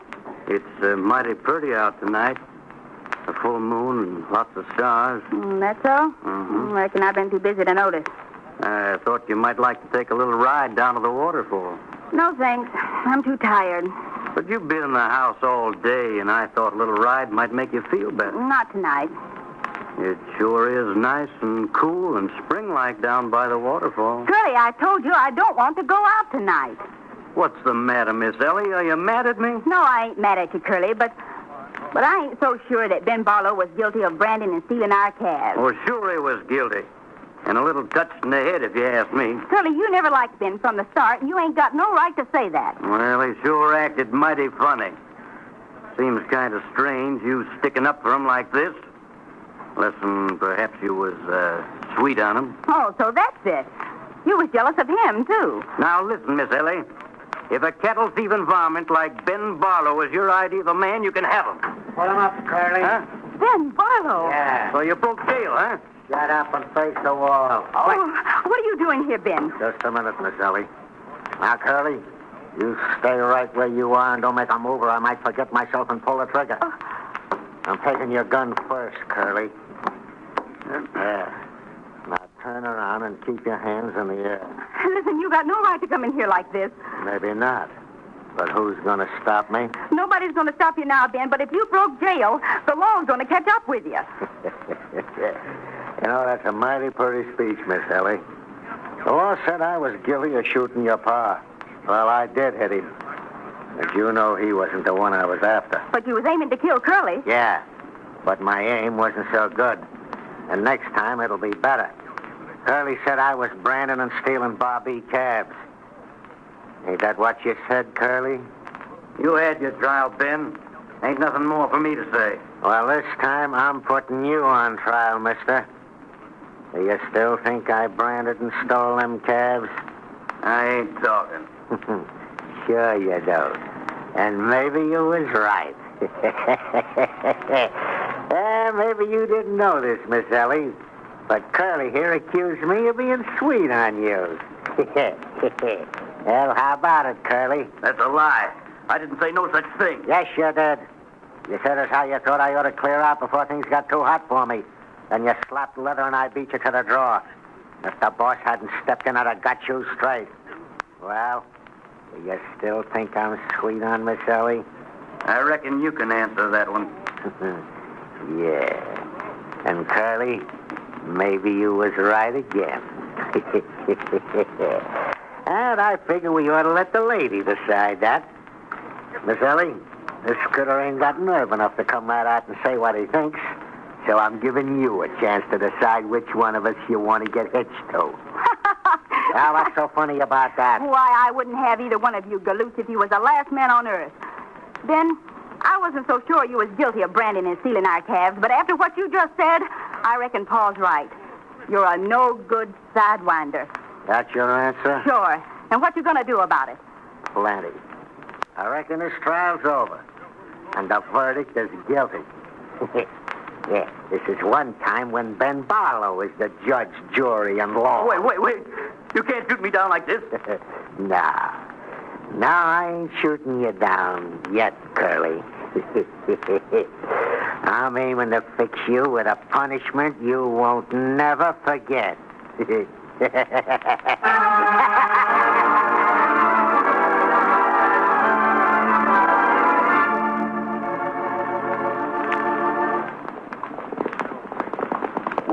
Oh, boy. Who there? Who? What's the trouble, Lightning? Rider coming off the trail yonder. Yo, but see, that don't look like the Jäger we're after. No, that ain't Ben. Whoa there! Whoa! You him, and that's Deadpan Dave. Howdy, Dave. Howdy, boys. What you doing out this time of night? No, just going up to my shack, that's all. Well, you found any more gold, Dave? Not lately, ain't. But I'm working a spot up in the hills that sure looks mighty good. Yeah, sirree. I never see the spot that look better. Hey, how'd you fellas like to buy an interest in McLean? Well, I don't know about that, Dave. What do you think, Whitey? Well, if I'm a short of a score there, oh, there's plenty of gold there, all right. Why, I've been prospecting these hills for 50 years. I know every spot. But you ain't found your gold mine yet, have you, Dave? Not yet, but I will one of these days. And when I do, I'll be a millionaire. Yes, sir, I'll have enough money to buy up the whole country and live like a king. Hey, what you say, boys? $50 apiece, and I'll put you in for half all I get. $50 for half? That sounds like a bargain, Whitey. Yo, say, I'd pay $50 any day to get the $1 million, huh? Well, it's up there, sure as you're living. Same old Dave. Well, I reckon you'll have to pass us up this time, partner. You see, we're out on official business. Oh, that's so? Who you after? A chap by the name of Ben Barlow. Ben Barlow? Yeah. Mean the fella used to work for John Banks at the Barbie Ranch? Oh, that's him. I heard he got put in jail for shooting up the old man. That's right, but he broke jail today. He broke jail? How come? I reckon Whitey can answer that. Yeah, well, never mind how I got to there. All right, Whitey, you don't have to tell the gruesome story.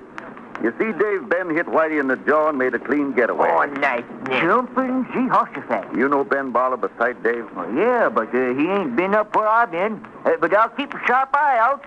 Where are you heading? We're aiming to stop off at the Barbie Ranch. Oh, yeah. Well, good luck to you, boys. And if you change your mind about buying in on McLean, let me know. All right, Dave. Another thing, Whitey, if that fella hits you like Jim said, I reckon your chin ought to be pretty sore. Yeah. Well, you drop by my shack and I'll give you some special liniment. I use it on the horses and mules. Sure works. Well, so long, boys. Horse liniment.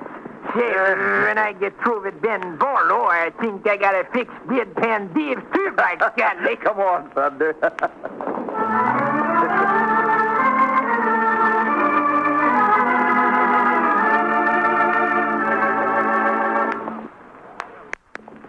Woo, Thunder, woo, boy. Howdy, Mr. Banks. Well, Lightning Jim and Whitey. Well, glad to see you, boys. You're very glad to see you, too. Yeah, what's up? Just on our way to your ranch. Oh, so? Yeah, Ben Barlow broke jail. What? Why, that low-down critter. When did he get out? A few hours ago. I know he's got it in for you in your top hand, so I figured he might show up at your ranch. Well, if he does, there won't be no need for a trial the next time. Hanging's too good for him. Well, we got to take him according to law. Well, there's only one kind of law to fit Ben Barlow. He's a half-loco sidewinder. Well, I suggest we go back to your ranch, Mr. Banks, and lay low in case Ben decides to show up. Good idea. I was just going down to Rosedale to do some work at the bank, but that can wait. Are your boys still back at the ranch, Mr. Banks? No, they're out on roundup. All except my top hand, Curly Fair. He's supposed to go out in the morning. What about your daughter? Why, Ellie's back to ranch. Well, then let's get a move on. Let's go, Thunder.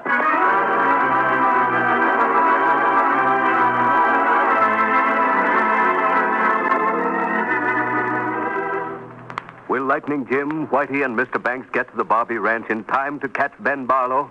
You'll hear the exciting climax of this Lightning Jim adventure in Part 2, which follows immediately.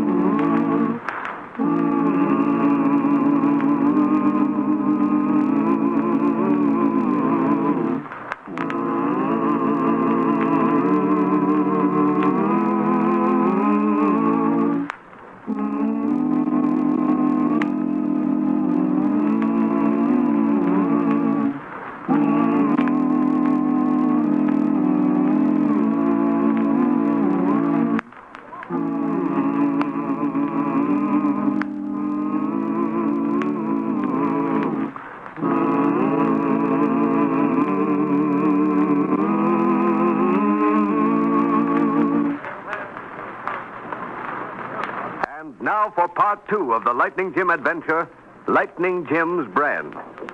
We join the Marshal, Whitey, and John Banks, owner of the Barbie Ranch, as they approach the ranch house. Whoa, thunder, woo, boy. Whoa, boy. Woo, boy. Well, come on, boys. Right with you, John. Yo.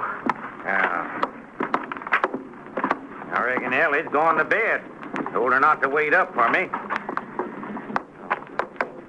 Just a second, boys, and I'll light the lamp. See, Lightning, what if that nigger don't show up here? Well, we'll have to pick up a new trail. Here we are, boys. Plenty of light now. You minute. Look over there on the floor. Like, good Lord, it's Ellie. Yes, tied and gagged. Yo. Now, untie that rope around her wrist, Lightning. I'll take off the gag. Yeah, give me your knife, Whitey. Yo, here you are. There. Oh, that thing was choking me. Well, what happened, Ellie? Who done this? Wait till I get this rope loose. Easy now. There you are. Now, here, give me your hand. Thank you. Who done it? It was Ben Barlow. You've been him in his pins already. Well, what happened, Ellie? Well, let me get my breath. About an hour ago, I was talking to Curly, and all of a sudden, a door opened, and in walked Ben with a gun in his hand. Yeah? Then what? Well, he made Curly face the wall, and Ben took his gun. Said he was going to get even with Curly for accusing him of stealing our calves and starting a fight that you got shot in, Pa. Did he shoot Curly? No, made me tie up Curly's hands, and then he tied me up. He poked a gun in Curly's back and marched him outside. I heard the horses start up and head north, and that's all till you come in. I told you, Lightning, he's a killer. Just a minute, John. Besides what you told us, Miss Banks, did Ben want money? No. Did he ask about your father? Yes, and before I could stop him, Curly blurted out that Pa had gone down to the bank at Rosedale. I see. You say they're headed north. Yeah. Well, you got to do something, Lightning, or Curly's a goner, sure. Well, it's dark and won't be easy to pick up the trail. We'll head north a ways and see what we can find. Well, I'm going with you. No, you stay here with Ellie until Whitey and me get back.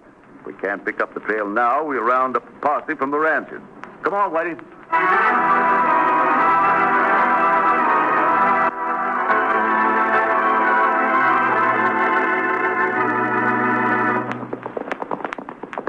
Well, I reckon this prospector shark will do. Come on, Curly. Slide down off in that saddle. And don't try any funny business or I'll drill you, understand? Sure. Now, listen, Ben, if it's money you want... Money? Nah, I ain't after money. That'd be letting you off too easy. Well, if you're aiming to drill... Shut up. Somebody's coming. Remember, I got this gun in your back. Oh, there! Well, howdy, strangers. What can I do for you? Put 'em up and keep 'em up.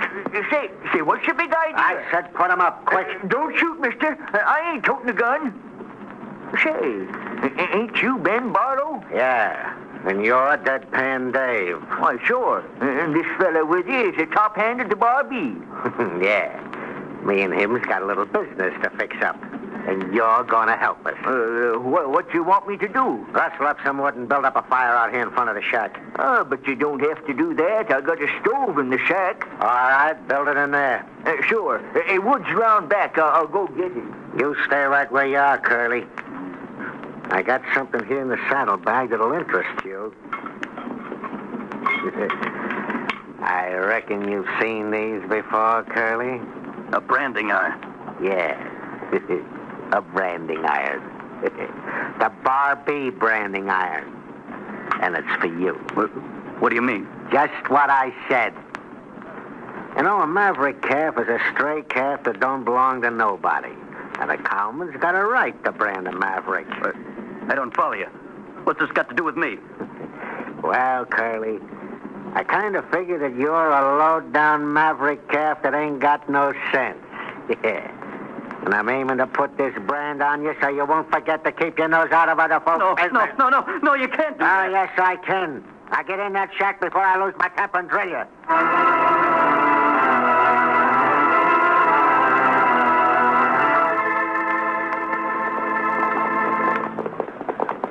Oh, Thunder, oh, boy. I think we better go back to the ranch, Lightning. There ain't no use trying to pick up a trail in the dark like this. I reckon so, Whitey. We come up quite a piece in this canyon. Don't seem to be no sign of Ben and Curly. We go back to the ranch, pick up a posse, and start out at daybreak. You, Benny, there's somebody in those bushes. Then come out with your hands up. Lightning, it's me. Don't shoot. You pingy minute, that's deadpan deer. Oh, Lordy, I sure am glad to see you, boys. What you doing prowling around in the brush, Dave? It's Ben Barlow. He's up at my shack, and he's got Curly with him. Right, Gally, let's go after him quick. Hold on, Whitey. Where's your shack, Dave? It's about 3 miles up the canyon. Yeah. When I come up to my shack, there he was. Yeah. Curly was tied up, and Ben was holding a gun on him. Yeah. Ben told me to rustle up some wood for a fire. I told him the wood was in the back of the shack, but instead of getting the wood, I made a break for it. I couldn't get my horse, so I had to come on foot. I was heading for the Barbie Ranch. Good work, Dave. Give me a hand and get up here on thunder. Yeah, sure. I will. There you are. Now, hang on. We're heading for your shack pronto. Let's go thunder!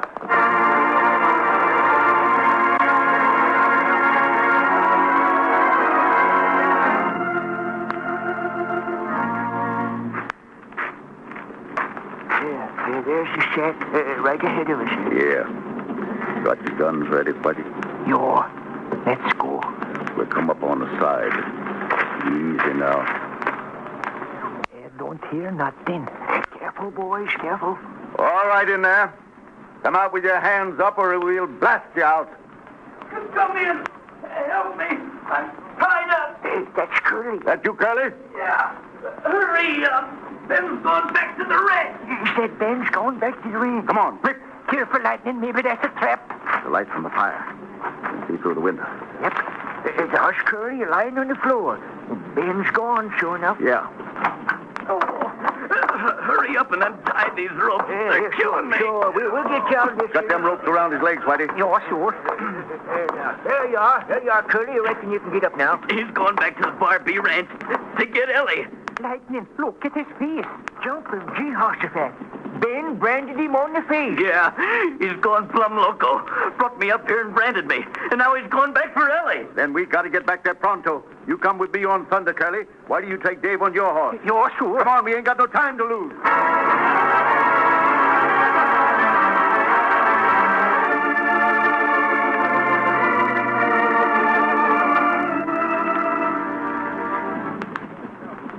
Well, Miss Ellie, you didn't figure I'd be coming back, did you? Ben, what are you doing here? What did you do to Curly? Thought you wasn't interested in Curly. Said you wouldn't have me or him if we was the last men on earth. You won't get away with this, Ben. No. Now, you hand over that cash you just took out of your safe, boss. Oh, go on, Pa. Give it to him. That's right, Miss Ellie. I kind of figure that we'll be needing it. What do you mean, we'll be needing it? Just what I said. I'm taking you with me. No, you don't. Easy, boss. I'm pointing this gun at your heart. Curly was right. I was branding and taking your calves. I took care of Curly. And now I'm taking your daughter. Why, you're a madman. Maybe so. But I got sense enough to know what I want. Well, Miss Ellie, are you coming with me, or do I pull this trigger on your paw? Oh, Ben, listen to me. The last time I was aiming for Curly and got your paw in the arm. This time I don't aim to miss. Are you coming? Reach for the sky. Quick! No, you don't. That's him, Lightning. Oh, thank the Lord for that. He sure got what was coming to him. Curly, your face. No, don't worry about me. I'm all right. Ben put a branding iron on him, miss. Oh, that's terrible. No, it'll heal up, I reckon. Ben put his brand on me, but Ben didn't figure he'd be getting Lightning Jim's brand. A bullet plumb between the eyes. You and Lightning Jim's brand don't heal up so quick. That's right, Whitey. It's a brand that every killer and outlaw deserves. Ellie, you'd better help Curly fix up them burns. Sure, Pa. Just a minute, Miss Ellie. Mm-hmm. I'm powerful sorry for saying what I did about you and Ben. Oh, that was my fault, Curly. You and Pa was right and I was wrong. Well, if it means anything to you, I won't mind carrying the Bar B brand for the rest of my life. Any cattle or man that's got a Bar B brand belongs to me. Come on, Curly. We'll go get something for that burn. Well, Lightning, looks like you helped to patch up some busted romance. Yeah.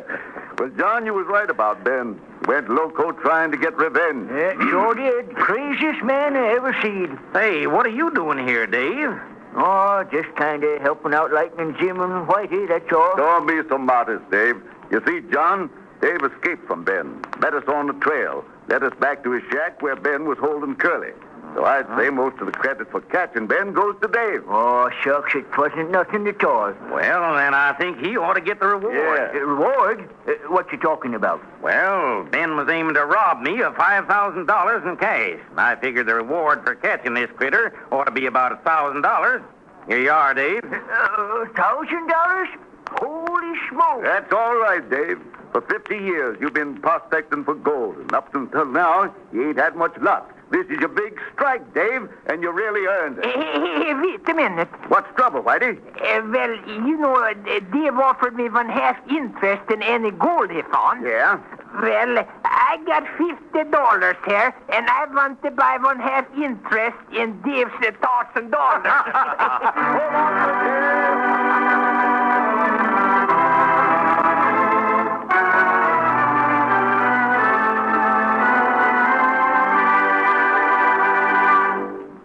And so ends another thrilling chapter in the lives of United States Marshal Lightning Jim Whipple and his deputy, Whitey Larson.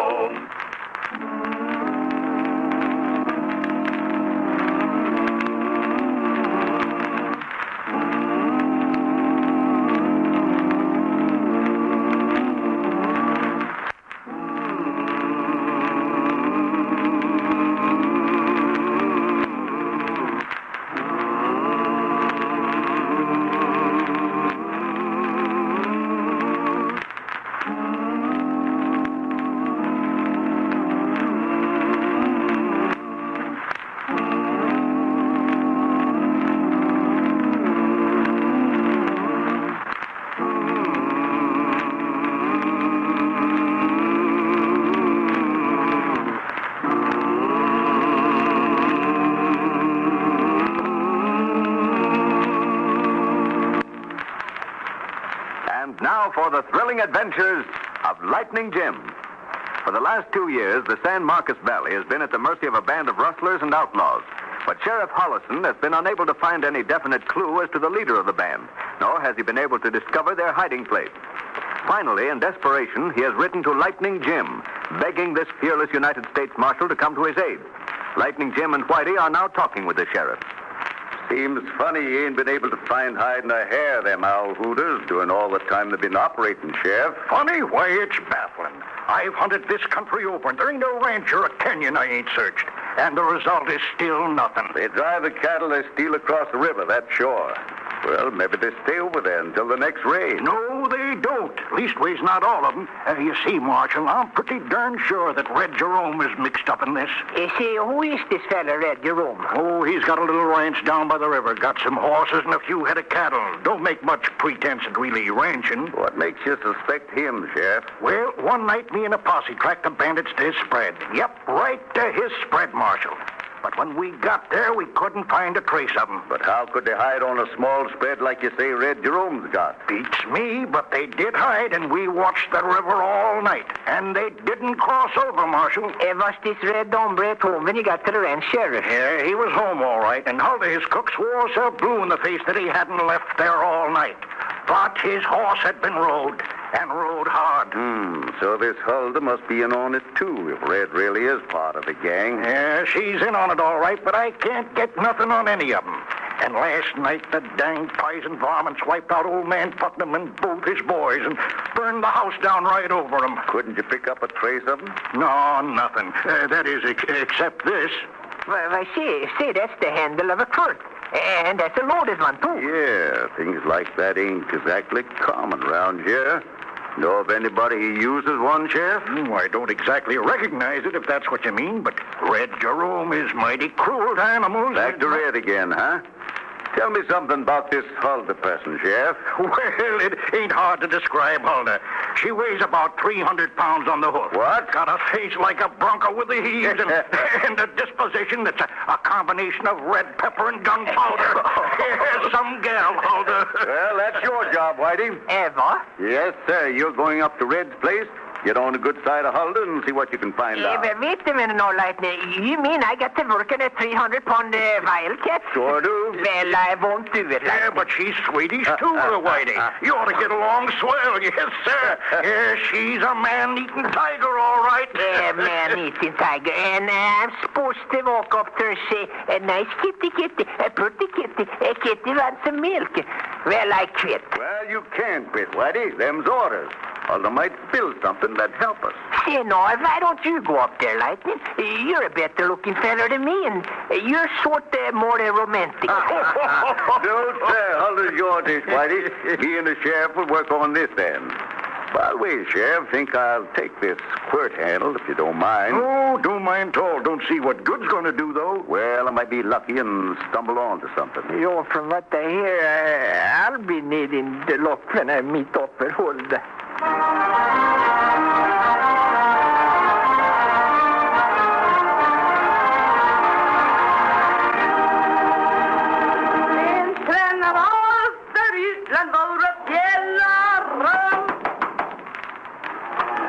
What do you want? We don't want no saddle bums hanging around here. Beat it before I take a broom to you. You sure do sing pretty, ma'am. I was just thinking, I never heard a voice like yours before. Huh? If you like my singing, maybe you better come on in. There ain't nobody else here. I was just getting lonesome. Well, I was looking for it, but there probably ain't nothing I could do around here. Maybe I think I better be going. You come on in. We talk about work later on. Hurry up now. Yes, ma'am. You know, you ain't such a bad-looking fella. You got real pretty blue eyes. What's your name? Are you married? Well, you can just call me Whitey, ma'am. I ain't married. You see, I ain't the marrying kind. Oh, that's what they all say, till the right woman comes along. Well, maybe I better see the boss about getting a job, Huldah. How do you know my name was Huldah? I didn't tell you. Well, I stopped down the road a piece. I was asking for work, and some man there, he told me to come up here. Oh. He said there was a real pretty girl named Hilda working here. You think I'm pretty, Whitey? So maybe we get along together just like a couple of those lovebirds. Well, see, now, I better be getting along. I got to see about that job, you know. I give you a job, Whitey. You work for me. What do you mean? I got too much work for one poor, weak woman. You help me. Chop wood, make fire, sweep, cook. And that way we get better acquainted. Yeah, but the boss, he won't like that a bit. Don't you worry about him, Whitey. I can handle Red Jerome all right. Here, take this broom. The broom? Well, what do you want me to do with it, Huldah? Sweep. And when you get through sweeping, you can help me with the dishes. You know, I bet we make a good-looking couple. Get busy now. Ja, hold it. Get busy.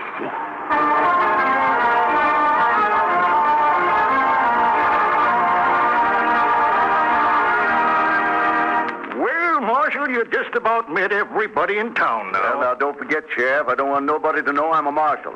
I'm Jim Jennings. Yes, sir, hombre, thinking about buying some land around here. Oh, well, howdy, Sam. Mr. Jennings, meet Sam Burgold here. He's our banker. Well, pleased to meet you, Mr. Jennings. Same here. But I won't be the banker much longer if the sheriff here don't stop that butchering outlaw.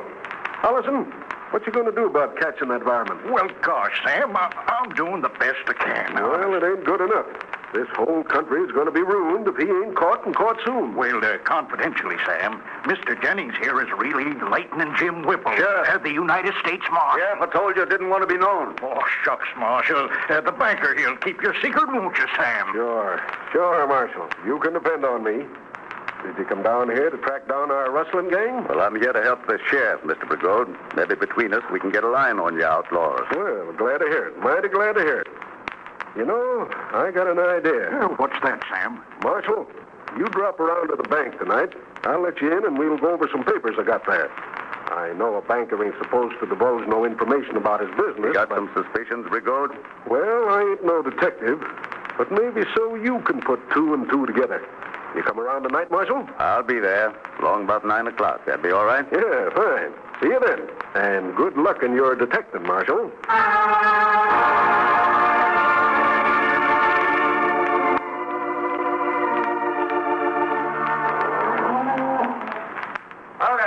Hold it. What you yelling about, Fred? Hey, who's that critter in there peeling potatoes? What's he doing around here? That's Whitey. He's helping me. I hired him today, Red. You hired him? What right have you got to hire anybody? You know we don't want any snoopers around here. He ain't no snooper. You listen to me, Red, you're I get pretty lonesome around here, working. Not having no fun, never going any place or seeing anybody. Cooking, cleaning, washing, cooking, cleaning, washing. Now, hold it. Don't go flying off the handle. I ain't mad at you. I gotta watch my step, that's all. Well, you watch your step. Me, I'm watching mine, too. A girl's gotta think of her future. And I'm getting to the place where I think I better get married. What are you talking about, Huldah? I think maybe I'll marry Whitey. Well, maybe he won't like the notion. He won't have nothing to say about it. If I decide to marry him, I marry him, and that's that. Well, anyhow, watch your step. I'll get in town. The boss sent for me. I'll talk to Whitey in the morning. But remember, we take no chances.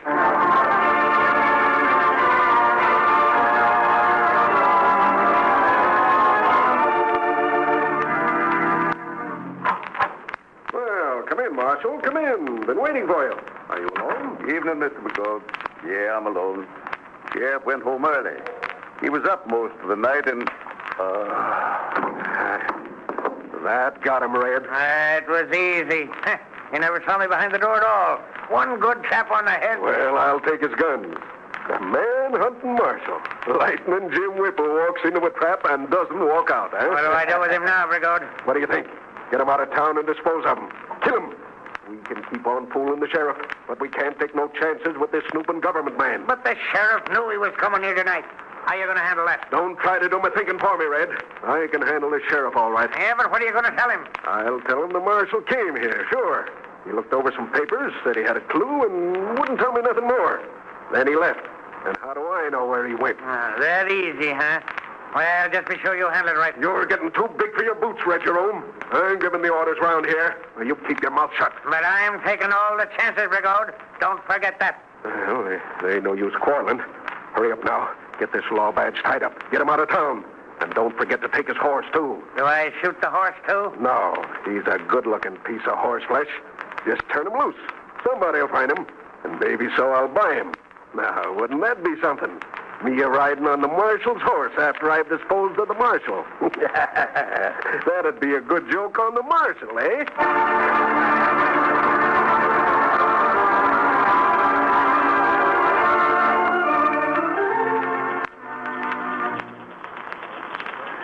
Ain't that a pretty moon, Whitey? Don't it make you feel all lovey-dovey? Yeah. See, I guess I'm sort of tired, Hilda. I think I better turn in now. Go on. Put your arm around me, Whitey. And don't be bashful. Yeah, all right, Hulda. You know, Whitey, there ain't no use in our waiting around. I think we get married tomorrow. What you say, Hulda? You don't need to take your arm away. Put it back, Whitey. Well, all right. There. We go into the justice of peace and get it over with.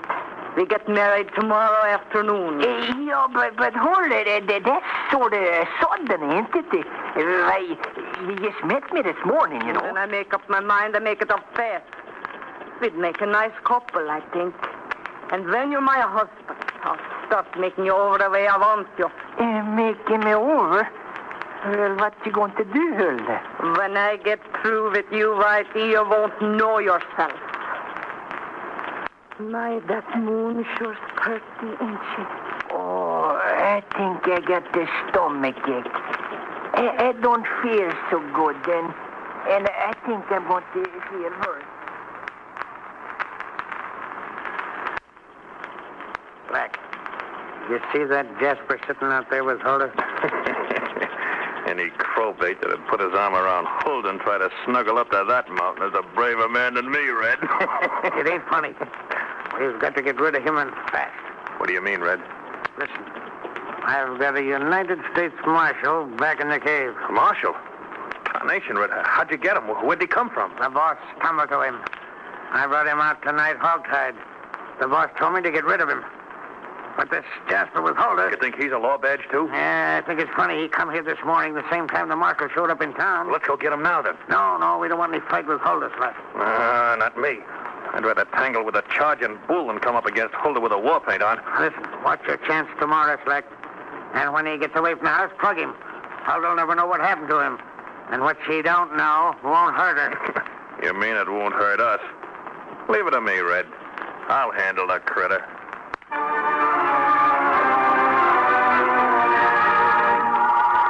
Can Lightning Jim escape from Red? Will Slack get Whitey? And if he doesn't, how can Whitey get away from Hulda? Well, we'll find out in part 2, which follows immediately.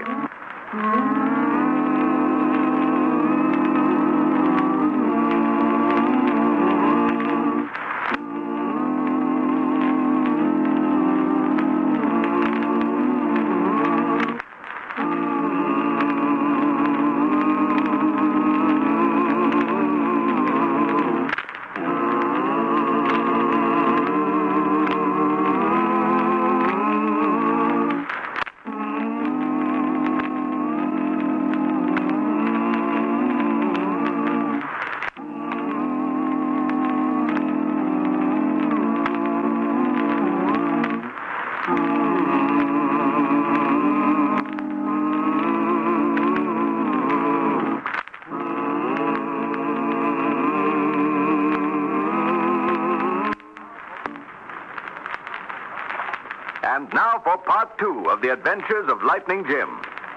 The sheriff of San Marcos County has called in Lightning Jim and Whitey to help him track down a band of rustlers and killers. Suspicion has fallen on Red Jerome, who owns a small spread close to the river. And Whitey, much against his wishes, has been ordered to get some information from Hulda, the 300-pound Swedish cook who works for Red. But Sam Brigode, banker in San Marcos and the real leader of the outlaws, has learned Lightning Jim's identity and trapped him. It's morning now, and Red and Slack, 2 of the gang, are in a secret cave on Red's ranch. What are you going to do about the Marshal, Red? Why, kill him, of course. But not before Brigode comes across with $1,000. So, you're finally turning on Brigode, huh? Well, not exactly. But I've been doing plenty of thinking. We've been doing all the dirty work. Walking into gunfire, being chased by the sheriff and his men. Yeah, well, Brigode hides in the background, taking care of his own neck. And collecting half the money from the cattle. Yeah, and he's getting the mortgages on the land, too, and pretty soon he'll be foreclosing. Yeah, he'll be owning all the land around here. Maybe there won't be no more split for us. Yeah, he can't kick us out. We got too much on him. Yeah, that's right. But I'm getting mine while they're getting good. He's going to pay me for killing this Marshal forever. Somebody's coming. Yeah, but there ain't none of the rest of the boys around this morning. Wonder who? Brigode. Why, he ain't never come out here in the daytime. Get out, Slack. I want to talk to Red alone. Sure, boss. I'm leaving. Well, what's on your mind, Brigode? How come you decide to pay us a visit in the daytime? I told you to get the Marshal's horse out of town, too. Why didn't you? Now, listen, Brigode. That fire-eating horse darn near kicked my brains out. I went to livery stable all right and tried to sneak him out, but he went plumb crazy. I couldn't get near him. Well, where's the marshal? You killed him, like I said? Not yet. I wanted to... You yellow-back scorpion. He's got to be killed and buried or flung in the river. The sheriff got all worked up when he found the marshal's horse and couldn't locate the marshal. He's got a whole posse out scouring the country for him. Where is he? You've got him tied up? Yeah, better than that. I took the ropes off of him and put a chain around his neck. Padlocked it on. He's back in the cave, chained to a rock. Well, then I'll kill him myself with his own guns and dispose of his body. I'll give you the key to the padlock. Sure, here it is. And you clear out. Be working in plain sight on the ranch in case the sheriff and his posse come around. What are you going to do with the marshal after you got him killed? I'll take care of that. Well, get going. Okay, boss.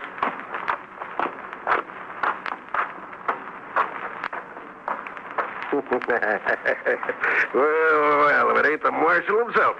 Chained up like a dog. But a marshal without his guns is like a dog without his teeth.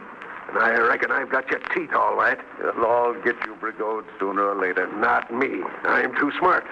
Nobody else ever found this cave today. Well, I found it and figured out what a swell hiding place it'd be. I planned all this. Plans have a way of falling through, Brigode, even the best ones. Well, mine won't. I hold mortgages on all the ranches around here. The ranches are ruined. I foreclose, then I own all the land, and it's legal. Nobody can trip me up. And now, do you know what I'm going to do? Oh, shoot me, I suppose. Right the first time. And with your own guns, too. I took them last night when you wasn't in a position to object. Hey, what are you... Always thought this quirt handle might be a lucky omen. Get up, you mangy coyote, or I have to choke you. Don't kill me. Well, I reckon the law will take care of that. Lucky for me, Red didn't tie my hands up. But it didn't take the trouble to search me. Get that key out for this padlock. I heard you ask Red for it. Come on.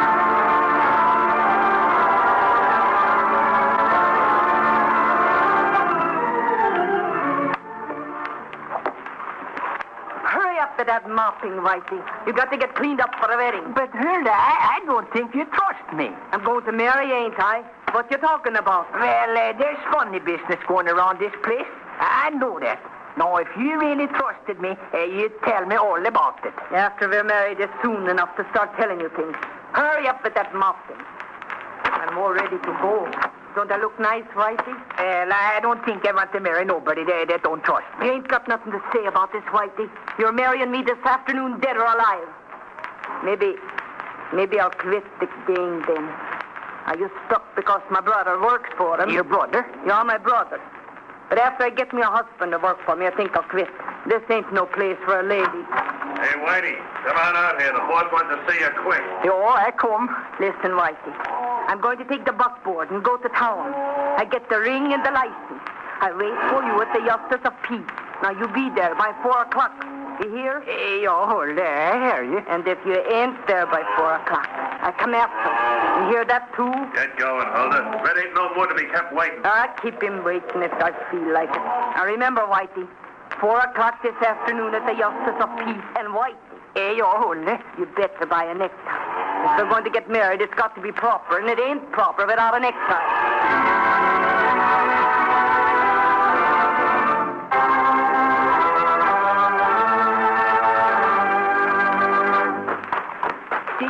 Where you taking me, Slack? Never mind talking. Just keep moving. Well, I can't figure none of this out. You will soon enough. Yeah, but we've walked right into the side of the hill. We can't go a place further. Lift up those vines there. Oh, you mean these? Yeah. Golly, there's a cave.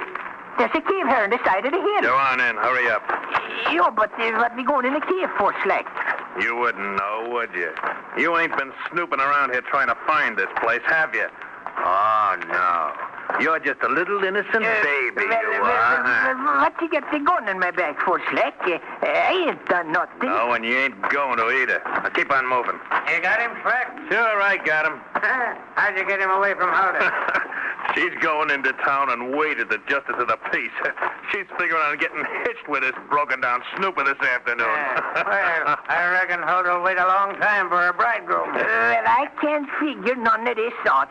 Why you fellas kept it in for me anyway? Well, I heard some interesting news this morning. It seems the sheriff is out hunting your pal, the marshal. It seems that Lightning Jim has kind of disappeared. Disappeared?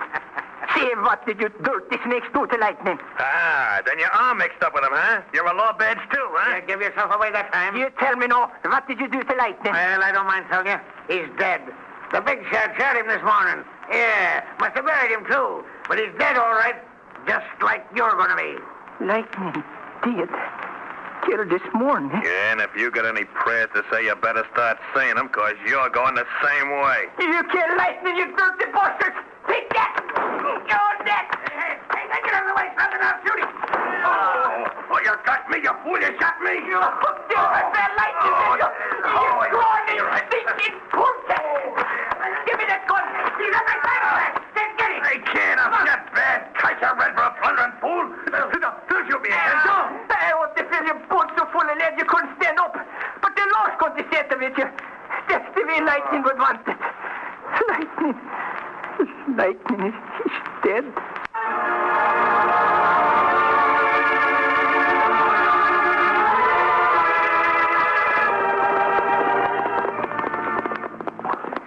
Hurry up there. I can't ride no faster. I'm shot bad. Red, you yellow-bellied snake. What did you have to shoot me for? It wasn't my fault. You jumped right in front of the gun when I was aimed at this guy. Shut up, both you. I'm thinking what I'm going to do with your boys when I find them. You'll never find him. We ain't telling. I ain't going to get hung and let that guy go free, Red Jerome. I'll talk. I'll tell everything. Keep your trap closed. We ain't hung yet. Somebody's coming. It's a boss. The sheriff. Oh, boy.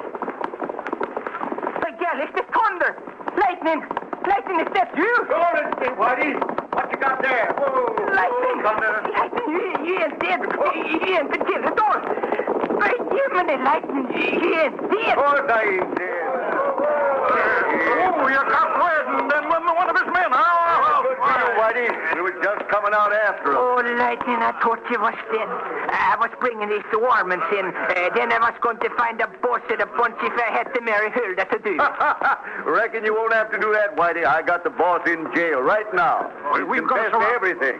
We're going to surround Red's place, and when the rest of the night riders get back from across the river, they'll find a nice little reception committee waiting for us. Yeah, and that'll give me and Whitey time to take these two prisoners in and put them in jail. Then we come back and join you, Sheriff. Good idea. Say, better put them in with Baroque and let the three of them sort of console each other.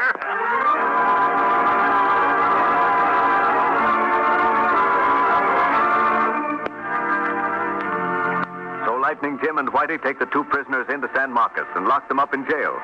They were riding through the town and on their way back to rejoin the sheriff when suddenly... So you see, Whitey, I still had that lead quirt handled. When Brigode wasn't looking, I just flung it at his head and knocked him down. Then I dragged him over by the foot until I could get my hand around his throat. Oh, and the excitement is all over now. We can round up the rest of the gang easy and then leave. You're 15 minutes late. Hold there. I was just starting out after you. Lightning, help me out of this, please. I said 4 o'clock. Didn't you hear me? No, listen, Hurley. You don't understand. I understand you're going to marry me right now, like you said. Get down off that horse. Thought you said the excitement was all over, Whitey. Lightning, you got to help me. You don't know this woman. But you're going to know me better in a few minutes, Whitey. The justice of the peace is waiting for us, and I got the ring. Yeah, but Hurley, you don't understand. I can marry you. Honest, I can. You still got time to get the necktie. Come on now. Don't make me mad. But Hulda, I never meant that I was really going to marry you. Oh, you didn't? Well, listen to me, you knock-eat, bow-legged, mule-eared son of a horse thief. You swept me off my feet, that's what you did. Making love to me in the moonlight and begging me to marry you. Now you're going to marry me if I have to sit on you all during this ceremony. Lightning, you got to help I'm sorry, ma'am, but I don't reckon you can marry Whitey here. You stay out of this. I don't need nobody to help me take care of this hound pup. I'll take care of him, all right. But you see, ma'am, he's my prisoner. I'm taking him back to jail. Jail? Whitey? What's he done? Why, he's got 4 wives waiting for him, ma'am. He's a bigamist and a very dangerous man. 4 wives? Yes, ma'am. 4 wives he's got already? And he told me he wasn't a marrying kind. Yo, I'm a very bad man, Hulda. A very, very bad man. You can't believe nothing I say. I'm mighty lucky you found out in time, ma'am. I'd hate to see you get hitched up to a dangerous criminal like this man. I think maybe you won't have to take him back to Yale, mister. I think maybe I'll take him apart right now, but use my hands, and I won't put him together again. Hey, Lightning, come on, let's ride. Whitey, come back! It ain't polite to run away from a lady, Whitey. There's no lady. That's a female ambulance. I won't ever get to heaven telling out now bibs like that, Whitey. We better ride a little faster, Lightning. And the only thing I want between me and Hulda is a lot of speed.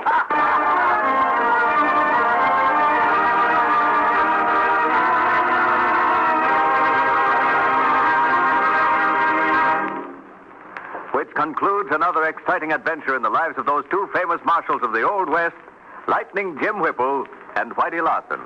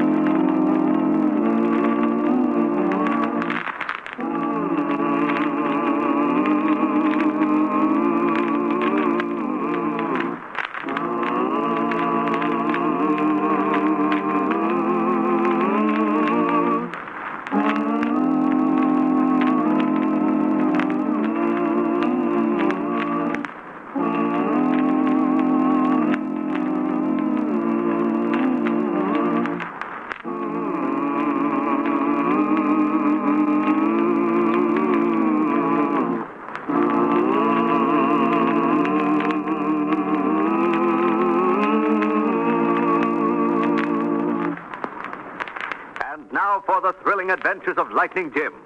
Of late years, we have heard much about dope smuggling rings and the fight which the government wages constantly against this terrible traffic. But dope smuggling is not a new menace. 60 years ago, dope began coming into the country in alarming quantities, and United States Marshal Lightning Jim Whipple and his deputy Whitey Larson were assigned to track down the smuggling ring that was responsible. The clue they had to work on was the fact that dope had been discovered concealed in grain sacks which had been shipped from a small town in Texas across the border from Mexico. Lightning Jim decides to seek the smugglers in Mexico while Whitey remains in Texas to seek clues on the American side. We now find Whitey talking to the local freight agent in the Soldado, local dine and dance palace. Well, Mr. Norton, I reckon I'm much obliged to you for telling me something about this country. Well, I reckon you sure are ignorant, stranger. There ain't no work around here for a cowhand. This is all farming country. Oh, of course, there's a few head of cattle, but not enough to put in a poke. Gee whiz, that's too bad. You see, I needed a job. Say, maybe you could think of something. Well, as freight agent of this region, I think I know about everybody. But I can't think of nobody that's looking for work. Oh, say, listen, you might try the UW. They have a hard time keeping men out there. The UW, what's that, the cattle ranch? Well, it used to be. Now it's just a feed business. The men pick up the grain around the country, they sack it, and they bring it to me for shipping. Oh, is that so? They do lots of business, this UW? Well, most of the business down here. But they're a tough bunch of hombres out there. I don't think you'd want to monkey none with them. Well, I reckon when you're looking for work, you can't be too choosy. I just think I will go out there and look them up.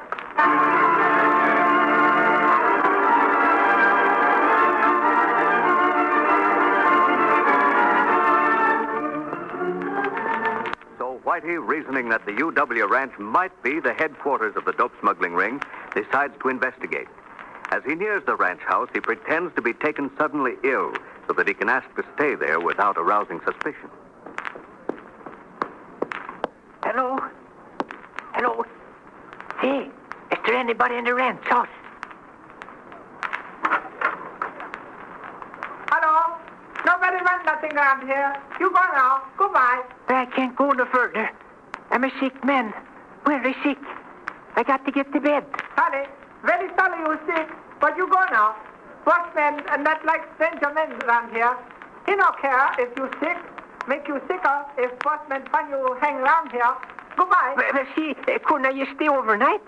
Maybe you could put me someplace where the boss wouldn't find me. I can't go no further. I'm all tuckered out. Sally, would like to help you.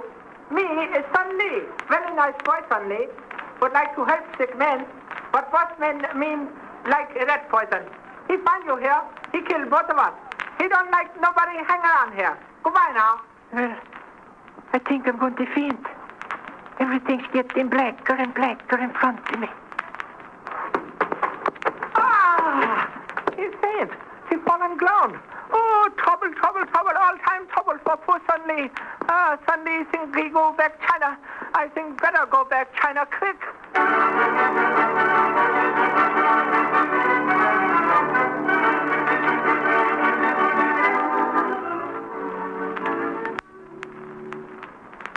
You feel better now? You open eyes. Lie still. Oh, where am I? See, how did I get there? You faint. You fall from horse. I bring you here. Drag you here. Too heavy to carry. Sun Lee not strong. Thank you. That sure was nice of you, Sun Lee. My name is Whitey. Just call me Whitey. Pleased to meet Mr. Whitey. But now, Sun Lee take care of you. You do something for Sun Lee? Sure, Sun Lee. What you want me to do? You sick man. You can ride tonight, but Bossman must not find you. Otherwise, very bad for you and for Sun Lee. Bossman not nice man. See, where you get me, Sun Lee? What is this funny little room here? This feed room. Keep bags here to store feed. Door there, open to bunkhouse. Oh, and you want me to stay in here and hide myself? It's right. Sun Lee hide horse. Bossman no find. If Bossman not come in this room, you safe. Sun Lee safe. You make no sound. You keep still like frightened rabbit. Yo, sure, Sun Lee. I keep still as a yak rabbit hiding in the cabbage patch. You sleep. In morning, you leave. If... Well, what do you mean, if? If Bossman not find you. If he find, you not leave. And poor Sun Lee never get back to China.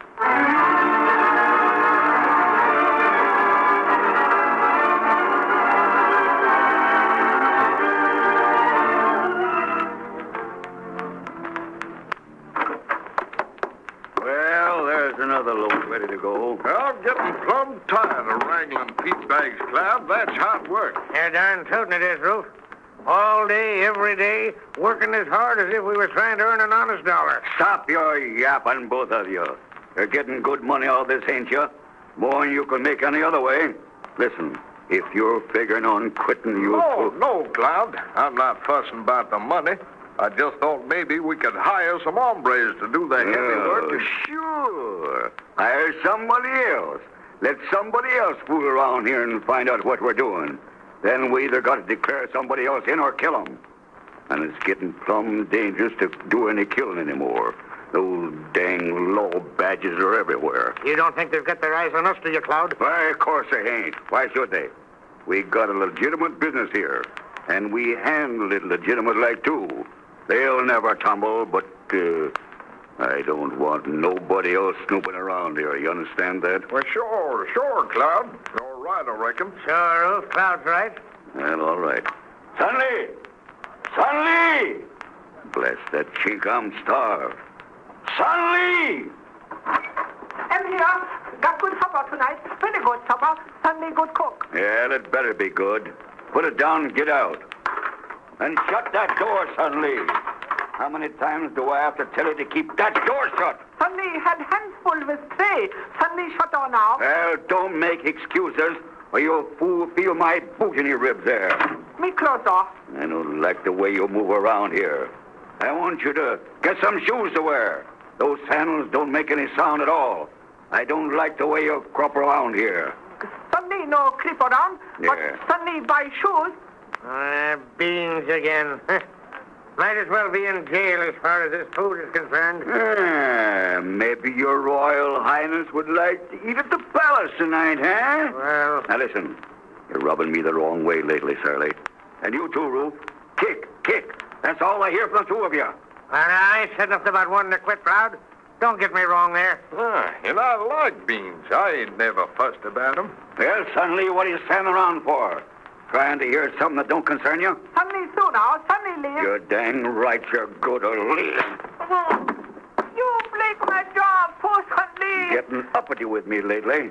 Well, I'll put you in your place. Not kick me anymore, please. Sonny do nothing wrong. Sonny good boy. Well, get out before I really break your neck, and stay out too. Will do. Sonny get out now. I don't trust that cook. Maybe I'll have to get rid of him one of these days permanent. He's too dumb to tumble to anything. Well, maybe so. But, Stinger don't want us taking any chances. Hey, what's that? Huh? Somebody in the storeroom. Hey, we're being spied on. Yes, listen. Come out fast. There's 3 guns covering this door if you try any funny stuff. I ain't meaning to trouble to anybody. I didn't want to start no funny business. I'm a very sick man. How'd you get in there? What do you want? I just crawled in this afternoon. I was tired and I wasn't feeling so well. Did that darn chink tell you to go in there? Chink? I don't see no shine, the boy. I just crawled in there to rest. Yeah, well, you're due for a long rest and quit. You killed him, Cloud. I heard his skull crack. Nah, just tapped him with my gun. He'll be out for a while. But even if he is dead, that won't bring no tears to my eyes, the blasted snooper. You think he was spying on us, Cloud? I don't know, but I ain't taking no chances. What you gonna do with him? We'll tie him up, you two. Come on, get busy. And when Stinger comes across tonight with the stuff, well, we'll turn him over to Stinger, and Stinger can get rid of him in Mexico. Hey, that's smart, Cloud. That way, nobody will never connect this hombre with us. Yeah, we'll tie him up and tie him up good and hard. If he does come to, he won't be in no position to start anything.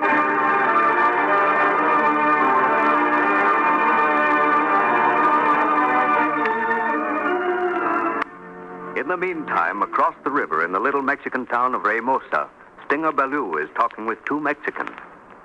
You followed him all day today, like I told you? Si, senor. But don't let him out of my sight. We don't do no thing. He just sit there, play little bit solitaire. I don't think he look like an owl hooter. He's looking for somebody. Yeah, I think you're right, Barker. I think he's a law badge.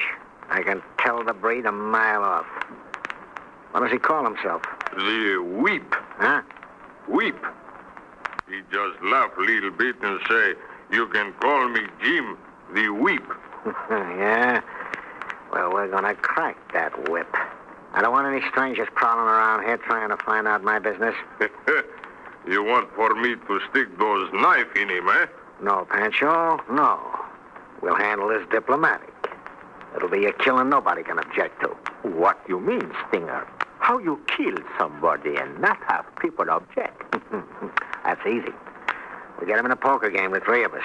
Then Pancho here accuses him of cheating at cards. See, then I shoot him dead before he know what happened. See, we can say that he was fixing to draw. That's the setup. Nobody can quarrel with that one. And Jim the Whip won't be in a position to bother us any at all. Come on, we'll start that poker game right now. We got work to do later on.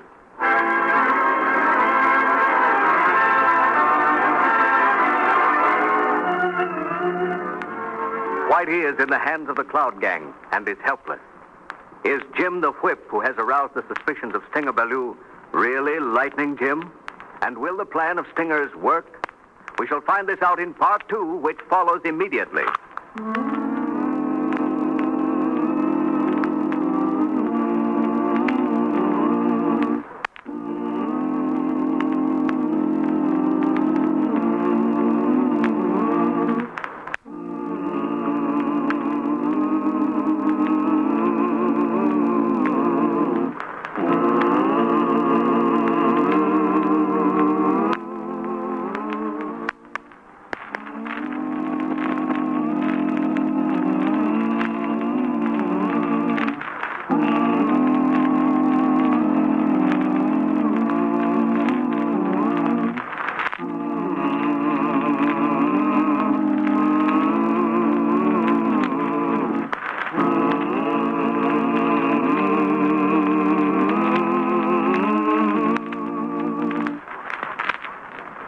Now for part 2 of the thrilling adventures of Lightning Jim. Lightning Jim and Whitey have separated in an attempt to track down the smuggling gang which has been smuggling morphine into the country in grain sacks. Whitey has been captured by Cloud, Shirley, and Ruth, who handled the grain end of the smuggling business on the American border. Jim has crossed the river to Reynosa in an attempt to locate the Mexican leader. He is calling himself Jim the Whip. But Stinger Ballou and his 2 Mexican henchmen are suspicious that he's trailing them and have concocted a plan for his immediate removal. We see the 4 of them, Stinger, Pancho, Vaca, and Jim the Whip, playing cards in one of the back rooms of the Agrado. Give me 2 cards. You a stranger around here, Whip? Yeah, I'll take 1 card. Thought maybe a change of scenery would do me some good. 1 peso. I'm betting. Well, that beats me. I'm out. What's your business, Whip? I'll raise you 1, Pancho. Those pesos. I reckon he ain't got what you might call any special business, Stinger. Just waiting for something to turn up. I am out, senor. Your luck, she is good tonight, see? Yeah, it usually is. Gonna call me, Pancho? No, you win. You have those luck with you, huh? Not much. None of you hombres bet to suit me. Reckon it's my deal. Yeah, I reckon it is. What's your business, Stinger? Or shouldn't I ask? Oh, no reason why you shouldn't. I got nothing to hide. I'm in the export business. Exporting curios to the States. Yeah, that ought to be interesting. Just where do you pick up? I think those money cheat. What's that you say, Pancho? Oh, see, I watch him. All night he lucky. Now, when he deal those cards, I see he deal off the bottom. You got bad eyesight, Pancho, or a good imagination? I know what I see. I kill those cards. His hands were on the table, and then before anyone could see, his gun strike with death. Sorry I had to kill him, but it was him or me. Reckon you can testify to that if the occasion arises. Mighty fast on the draw, Whip. Fast as lightning. Anybody else want to take up the charge Pancho made? Either of you 2 think I'm a card sharp? Oh, no, senor. I saw nothing. Pancho, he don't like to lose that card. I reckon you settled your differences with Pancho, Whip. I got no quarrel with you. And shall we go on with the game? No, some other time. I don't think I want to play anymore tonight. Suit yourself. I'm going to turn in then. Kind of tired tonight myself. I'm staying upstairs if you should want to find me. Yeah, I know. Good night, Whip. I'll take care of Pancho here. I thought maybe you would. After all, he was your amigo. Well, buenas noches and hasta luego. What did he mean by that hasta luego until later? I don't know, Vaca. But there ain't gonna be any later for him. I'm not taking any chances on anyone who shoots as good as he does. What you want me to do, Stinger? Now, look. We'll take Pancho out first. Then I'll go on down the river and start loading. You come back here. Go up to the Whip's room and use a knife. See. If anybody wants to know, you've been with me all night. See, that would be the best way. See, Pancho, you will be avenged tonight.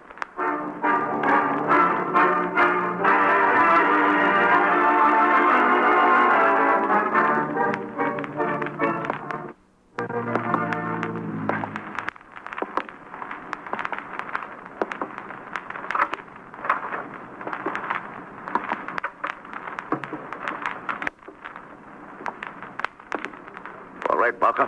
Dios! This is a gun in your ribs. Oh, don't shoot, senor. For love of Dios, don't shoot. Drop that knife.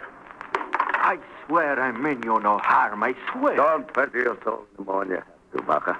I know why you came. Now you're going to lead me to Stinger. And you're going to be mighty careful that you don't lead me into a trap. I swear. Don't swear, just start moving. And I'm going right along with my gun in your ribs. If you make one false move... I swear by the saints I will lead you right. How did you know I was coming here tonight? Well, I thought Stinger would send you to do his dirty work. And anyway, it seemed like a good idea not to go to bed. Start moving, Baca. And remember to be careful.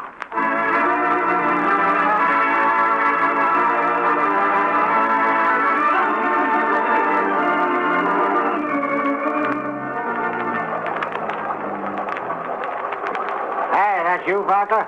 See. Now, what took you so long? I got nearly all the loading done myself. Take care of the whip all right? Perfect, Stinger. Just perfect. What? You brought me along to you like a little angel. What is this? Parker, did you sell me out? He's got a gun in my back, Stinger. Don't do anything to make him shoot. Get over there, Baca, and stand alongside Stinger. I don't get any of this. What do you think you're pulling off anyway? I'm just transacting a little business. Yeah, I know all about your business. Baca takes Stinger's gun away from him. Did you try any tricks? No, senor. I try no tricks. Here's the gun. Throw it in the river. Quick. I'll make you pay for this whip. You're going to be sorry. Open up one of them cans. Hurry up. I haven't anything to open it with. No, well, I have. Stand back. It's soda. I'm sending soda. Soda, huh? Looks like morphine to me. Come on. Get that stuff in the boat, you two. Now, wait a minute. Just what do you think you're going to do? And who are you? I'm a United States Marshal. Whipple's the name. Now get busy and finish loading that boat. You can't arrest me. This is Mexico. You got no authority over here. Reckon you're right there, Stinger. That's why I'm taking you back across. You can't do that, Marshal. I'm a Mexican citizen. You can't extradite me. I've seen your picture often enough back in Austin. You're wanted for murder, arson, and robbery. And just about everything on the calendar. You skipped out when things got too hot for you. But you're still an American citizen. I won't go. I won't go back. Hey. Oh, you shot me in the hand. You murdering Lord, don't. Stinger Baloo, when you threw that knife, I could have killed you. But I'm taking you across the river. As soon as we get on the other side, I'm putting you under arrest. And you're going to stand trial for your crime. Not me. Don't take me across. I do nothing. You'll have plenty of occasion to prove that. Start loading, both of you. I can't with half my hand shot away. You got another hand. Come on, get busy. All right, Marshal. You got the drop now. Maybe you can handle two men with your guns. But when we get across, you'll walk into another picture. My men on the other side won't lead the halter so easy. We'll take care of them when we get there. Now get that loading finished.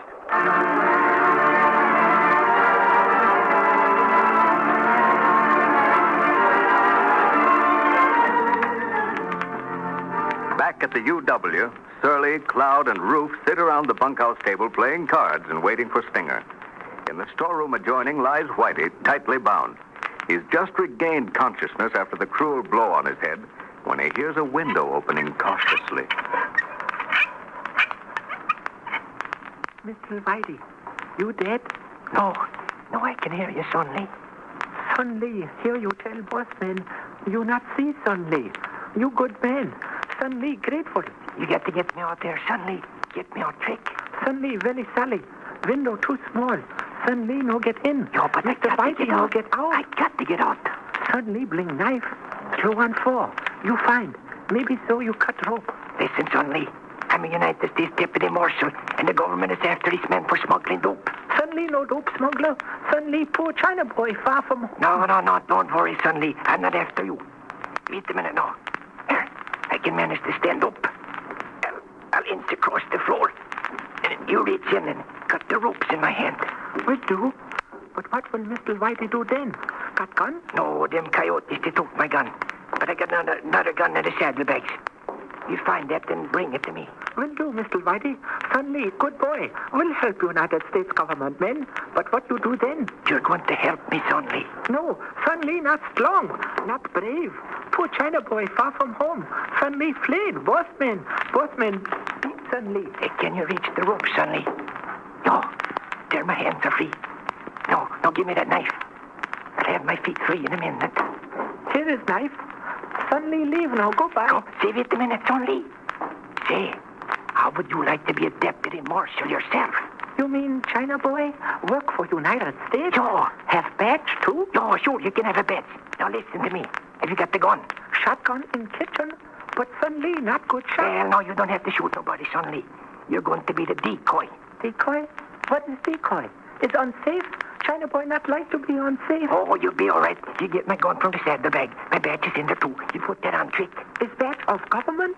Is make Sonny government boy? Yo, that's it. When you wear that badge, Sonny, that means the United States government is standing behind you.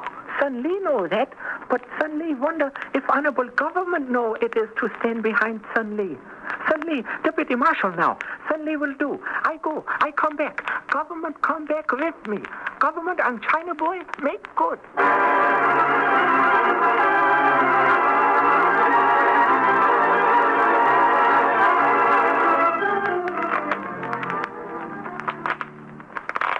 Stinger's late tonight.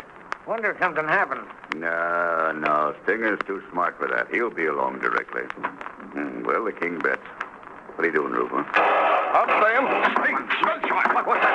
Right outside the window. Yeah. Don't reach it for the ceiling. All of you. He's loose, and he's got a gun. How'd you get loose, and where'd you get that gun? Line up over there and shut up. We'll play questions and answers later. Come on in, Sonny. The campaign is over. Sonny, eh? Then you two was in cahoots. It's all right now, Mr. Whitey. It's Sonny and government do all right. Oh, you made enough noise for the whole army, Sonny. That gave him a chance to catch them looking the other way. Sonny no shoot good, but Sonny shoot loud. Sonny, I'll tear you apart for this. You won't get away with it. Sonny got badge. It's government badge. Sonny standing in front of United States government. It's good place to stand. Sonny like very much.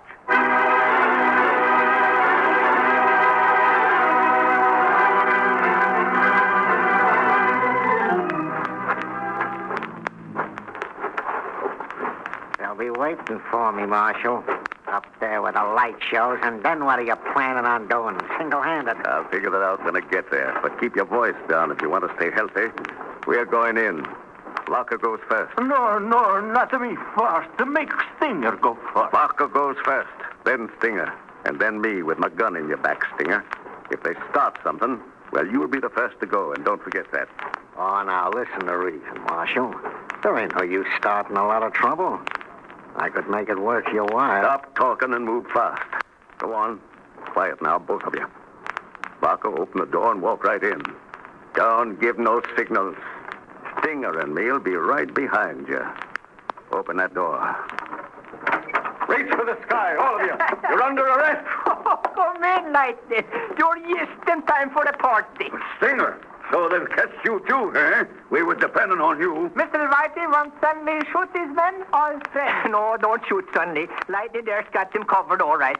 We'll just add them to the collection. Whitey, how in tarnation? What are you doing anyhow? I'm just having a little game of cards, Lightning. See these fellas? I got their feet tied together so they can't get no place. But I leave their hands free so we can play cards. And me, Sonny, government boy, me hold shotgun on them. He's got his shotgun trained on these coyotes, and you're taking the money away from them. And they were supposed to be such tough hombres. Sonny Harris, our new deputy. And I think we got the something like this. China boy by himself not brave, but with badge and government standing behind is dynamite.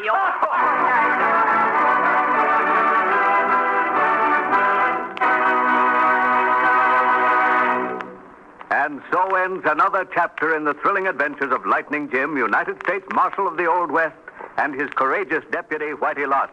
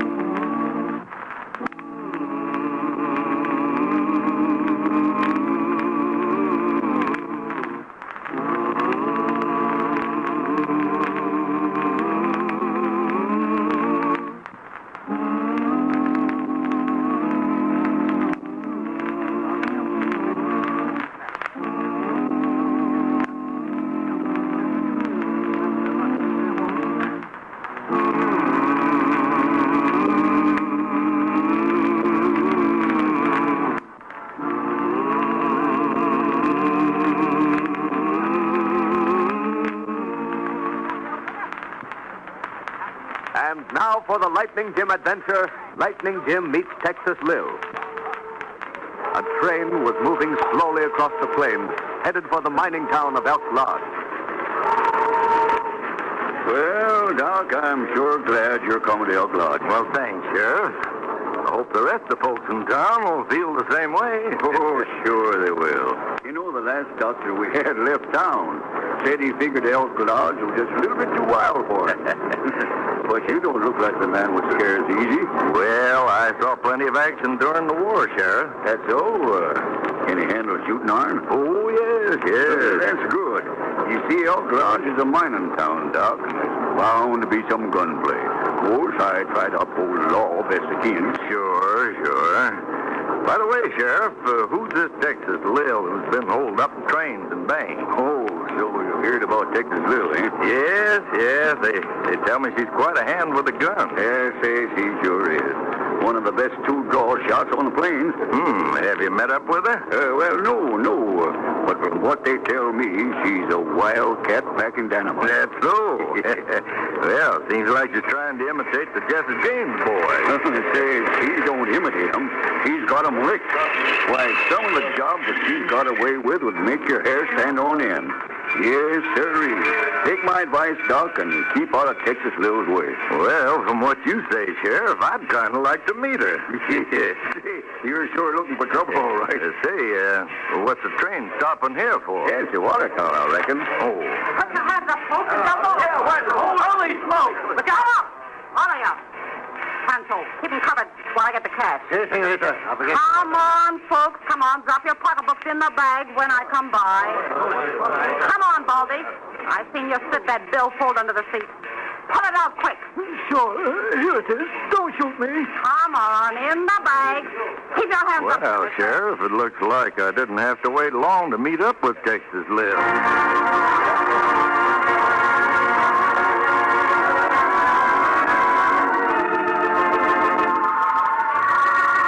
When the railroads pushed across the open plains of the Old West, they were met by the outlaws and bandits who roamed the frontier country. The trains carried mail and gold shipments, and there was always plenty of cash in the pockets of the early travelers. Assisting the troopers and local peace officers to maintain law and order in this wild country were the fearless and courageous United States Marshals. These stirring days come back to us now in the thrilling adventures of United States Marshal Lightning Jim Whipple and his deputy, Whitey Larson. Whoa, Thunder. Whoa, boy.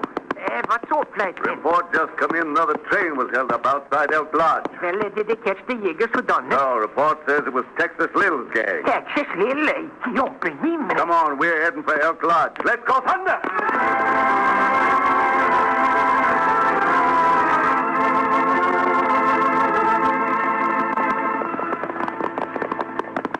Whoa, boy. Come here. Oh, there. Help Sam off his horse, Pancho. Si, senorita. Sam. Easy there, easy. That's good. I'll be all right, I guess. It was the conductor. He winged me in the shoulder. You breathe plenty much, senor. Yeah. Come on, Pancho. They'll take him in the shack.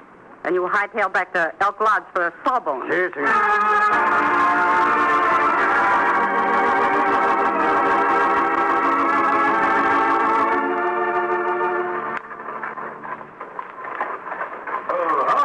Well, hello, Sheriff. Any news about Texas Lil? No, she and her gang made a clean getaway. Me and the posse just got back. She must be a mighty clever woman, Sheriff. Yeah. Say, did you get fixed up with a house, Doc? Oh, yes. I moved into that little house by the creek. Well, that's good. I'll be dropping in on you right soon. Well, another senor. Oh, howdy, Pancho. What's on your mind? I would like to see you alone in your office, senor. Oh, yes, of course. Well, I see you later, Doc. All right, Sheriff. Whoa, Thunder, old boy. Whoa, kitty. Well, Whitey, what do you think of Elk Lodge? Well, I don't know yet, Lightning. Wait till I look around. There's an eating house across the street. Now you're talking, lad.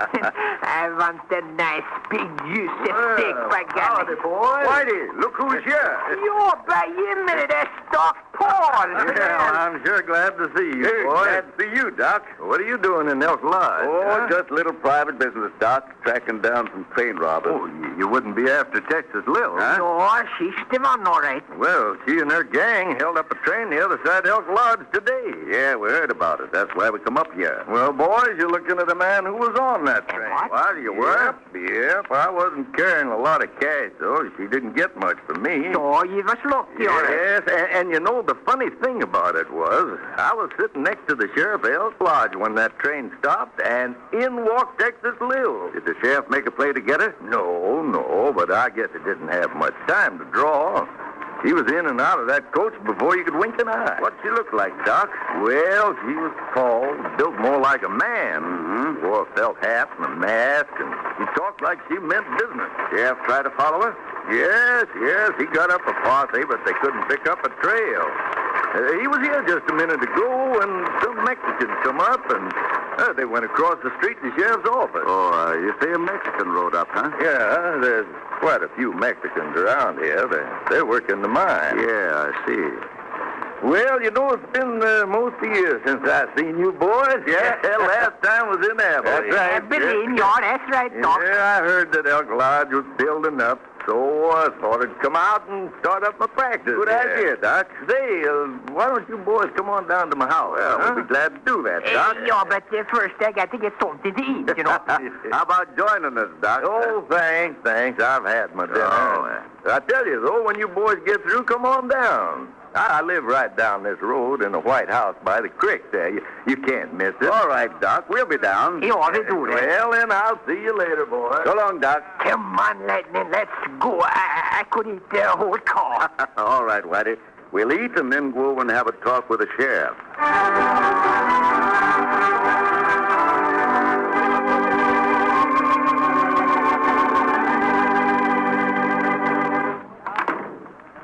Now, you listen to me, Pancho. I told you before about coming up and talking to me on the street. But, senor, what I have to say is most important. The train conductor shot at us, and Sam, he was wounded. What? Si, senor. Was he hit bad? A bullet in the shoulder, senor. He bleed plenty much, and the senorita say I must get the doctor quick. Yeah? Well, where is he? At our hideout place in Secret Valley, senor. I hear there is a new doctor in town. Yeah, that's right. Where does he stay? He just moved into that white house by the creek. See, I will go get him now. Come on, clear out of here. Why don't you get out of here? See, I will go out the back door, senor. Don't worry about Sam. The doctor will fix him up good. Well, come in. Howdy, Sheriff. Well, what can I do for you, strangers? My name's Jim Whipple, United States Marshal from Fort Anderson. Lightning Jim, eh? Yeah. This is my deputy, Whitey Lawson. Well, howdy. Oh, pleased to meet you. Well, sit down, gents. Thanks. Well, sir, I've sure heard a lot about you, Lightning. That's so? Yes, sir. Well, what brings you here to Elk Lodge? Well, we got a report about the train holdup. Oh, yeah? Understand it was Texas Lil again. Yeah. I got up a posse and went out right after her, but didn't have much luck picking up a trail, though. Hey, she's plenty smart and slippery as an eel. Well, that train was carrying mail, Sheriff. That makes it a government crime. Thought maybe you could help us, and we could help you, and maybe catch up with her. Yeah, sure thing. I understand the railroad's offered a $5,000 reward. Yep. Yeah, didn't notice any reward signs posted, so I figured you hadn't heard about it. Yeah, well, I got the sign right here in the desk, but I ain't had time to put her up yet. I see. Any idea where Texas Lil might be hiding out? Well, say, now, if I knew that, I'd go and get her. Sure, that's right. Me and Whitey will mosey around town tonight, and tomorrow we'll do a little scouting. Might run into something. Yeah, sure. And if you see anything, let me know. Sure, Sheriff. Come on, Whitey. Well, Lightning, then what you think? I'd say the sheriff wasn't any too glad to see us, Whitey. Yeah, that's so. And he didn't say anything about being on that train either. No. Why do you keep an eye on the sheriff's office? Watch where he goes. I'm going down the road and see the doctor. There's some more questions I want to ask him.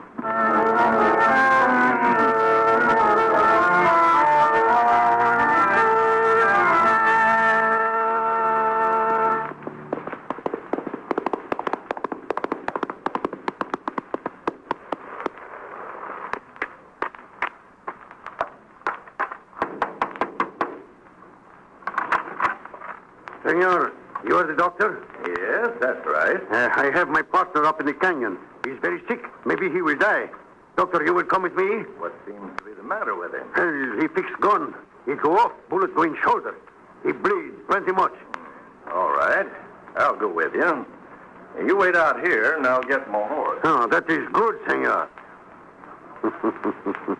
Sí, es muy bien.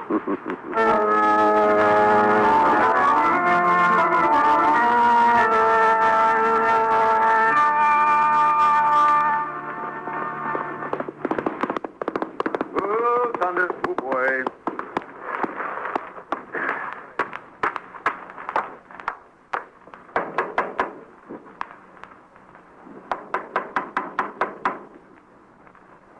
Hey, Doc. You home? It's Lightning. Reckon that must be him coming now. Oh, boy, oh. Whitey, what's the trouble? It's the sheriff. Sheriff, what about him? He got this horse and he left town in a big hurry. Which way to go? At north. Come here, Thunder. Come here, on, boy. Lightning. Easy now. Steady. If we hurry, I think we can follow him. All right, Whitey. Let's go, Thunder.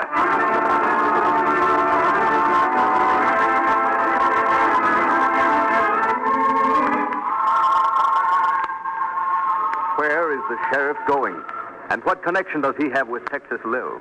You'll hear the answer to this question and the climax to this thrilling Lightning Jim adventure in Part 2, which follows immediately.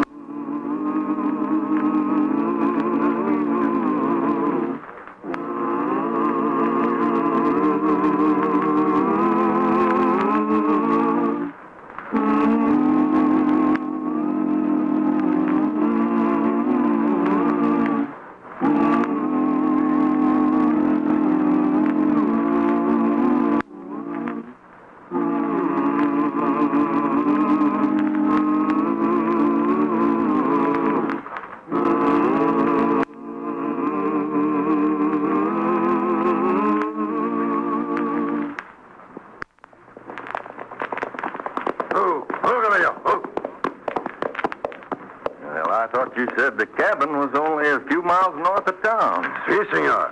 But now I must tell you something. Yes? I must ask you to put this handkerchief over your eyes, senor. Well, what's the idea? Oh, do not be afraid, senor. My partner and me, we have found gold. And of course, we do not wish to have anyone know about it yet. I see. You want me to travel blindfolded from here on? Si, that is right, senor. And when you have fixed up my partner, I will bring you back safe. And if I refuse? Senor, you see, I have two guns. I think it's better you do what Pancho say. In that case, I have no choice. Si, senor. You put on the blindfold, and now I will lead your horse.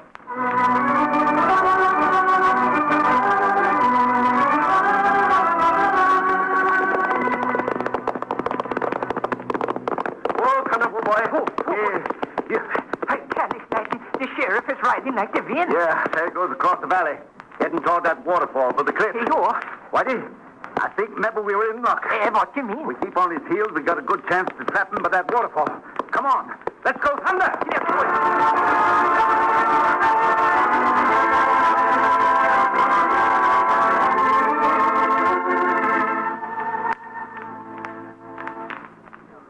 How do you feel now, Sam? Kind of weak, I reckon. Yeah, you sure lost a lot of blood, all right.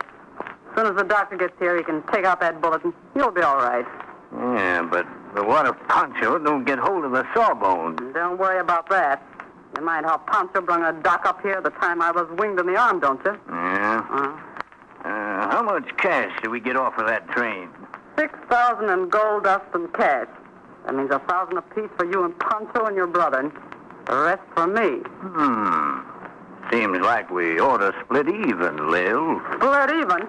Listen to the man talk. I'm running this outfit, and I'm paying you boys to do what I tell you. And if you don't like that arrangement, you can clear out any time you feel like it. Oh, but Lil, I was just thinking You that... let me do the thinking. Hey, somebody's coming. Poncho. Sí, senor. About time you was getting back, Poncho. The doc? Sí, señorita. Where's his blindfold? You didn't bring him up here without covering up his eyes, did you? No, señorita. He just took it off outside. Oh, good. Sorry we had to sort of kidnap you, Doc, but we got a man here with a bullet in his shoulder, and I figured he needed somebody that knew how to take it out. Well, don't stand there staring at me. Get busy, you hear? Oh, yes, of course. I think we'd better have a look at that wound first. Sure. It's right here in the left shoulder. Yeah. When did this happen? Today. Yes, that is a bad wound. Well, I'll get my instruments ready. I'll need some hot water. Thought you would, so I heated some up. It's on the stove in the back room there. See the sheriff? See, but I have more news. Yeah? When I was in town, I hear the gold shipment will go in train tonight. Good. That's what we've been waiting for.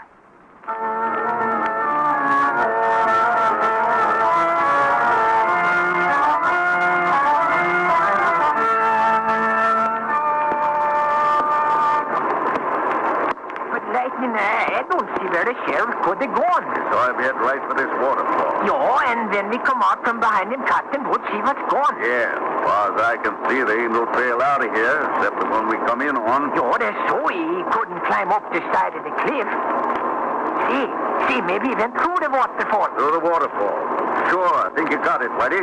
There could be a passage behind that water that leads out on the other side of the cliff. Yeah, that's what I was thinking. Well, if there is a passage, the sheriff could have gone through the water. And if he did, I reckon we can do the same thing. Adam Thunder, come on, boy.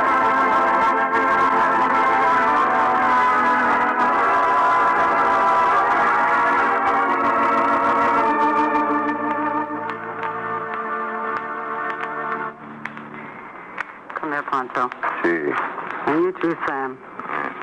What's the doc doing? Well, after he took the bullet out of my shoulder, he laid down in one of the bunks and fell asleep. You want to go back tonight, but I say no. Good. Now, here's what we're going to do. Me and Poncho are going down and meet the gold train at the water tower east of Elk Lodge. But, Lil, I ain't gonna be much good with this arm. Don't worry about that. Me and Poncho can take care of getting the gold. Sam, you stay here and keep an eye on the dock till we get back. Do you think the two of you can work it? Sure. The train will be stopped at the water tower, and this time we won't bother with the passengers. See, it's a good idea, senorita. Poncho, did you bring the dock up through the waterfall? See. Well, there's two ways to get out of this valley. Through the waterfall, or out the back path that goes down by the river. Poncho, it's possible somebody might have followed you in the dock through the waterfall. They'll be waiting back there for one of you to come out. So I figure we had to go out the back path this trip. See. The senorita is very smart. You gotta be smart if you want to keep ahead of the law, badges. Come on, let's go.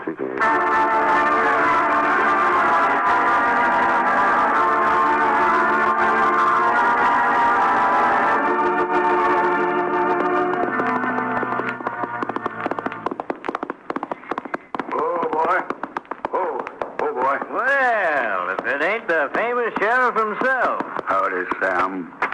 Where's Lil? She and Pancho went down to the water tower to get the gold train. Gold train? Yeah. Pancho heard they were sending out a gold shipment on a special train tonight. Didn't you know about it? No. Did Poncho bring the doc up here? Sure. The doc fixed up my arm. Yeah? Where's he now? Inside, sleeping. Pancho's taking him back tomorrow. Listen, Sam. Lightning Jim and the deputy are on your trail. Lightning Jim? Yeah. And there's a $5,000 reward on Lil's head. Looks like this is the end of Texas Lil's gang. They won't catch up with Lil? Yeah. Yeah, that's right, Sam. And I don't figure to let Lightning Jim get the credit for this job. For I'm aiming to put an end to it and the gang myself. Oh, so that's it. Fix the double cross us, huh? Yeah, and I'm starting right now.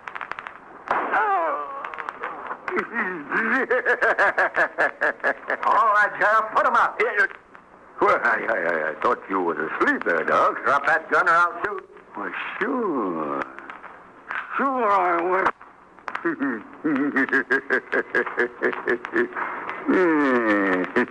It's too bad, Doc. Gee, I'm sorry I had to drill you. But you heard too much, and dead men can't talk.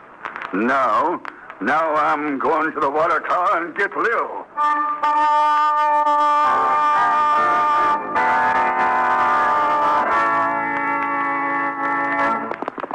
Wolf, Thunder. Two, boy. Yeah. Two. Don't be him, Lightning. Look there on the ground. Yeah, was a gunfight, all right. You all must be shooting we heard coming up, huh? Yeah. Well, this Jasper's dead. Oh, and there's another one over there. Yeah, let's have a look at him. See, you think this is Texas little skank? Don't know, Whitey. Well, looks like this fella's gone too. Yeah. No, he's alive. No, throw him over. Yeah, take it easy now, Whitey. There. Oh, yes. Don't be a minute. It's the doctor. Doc, is that you, Lightning? Yes, Doc. Oh, Texas Lil is robbing the gold train at the water tower. Easy now, Doc, easy. Oh, he got me, Lightning. And you got him, Doc. He's gone, but you're going to live. He got away. What? Get him, Lightning. What's he talking about? The other fellas? Yeah. Listen, Doc. Can you hear me? Yes. Did you see the sheriff? Yes. It was the sheriff who killed that other man. What? I tried to get the sheriff, Lightning, but he got me first. Don't be him, Come on, Whitey. Let's take the doc inside the cabin. And then we are going after the skunk who shot him.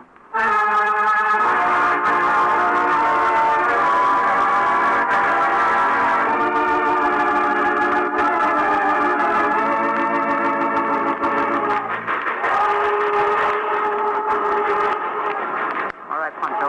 Here comes the train. Si, senorita. It's dead by the water tower. Will give us cover till the train stops. We'll get the drop on them, and you keep the crew covered while I make them unload the gold box. Yo comprendo, si. And mind you don't do no shooting unless you have to. Always our luck has been good. We never have to shoot. Yeah, and I don't want no killings if I can help it.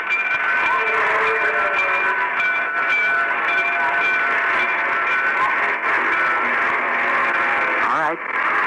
Don't move out till I tell you. Comprendo, si. All right, boys. Let's put the water on the boiler. Yeah.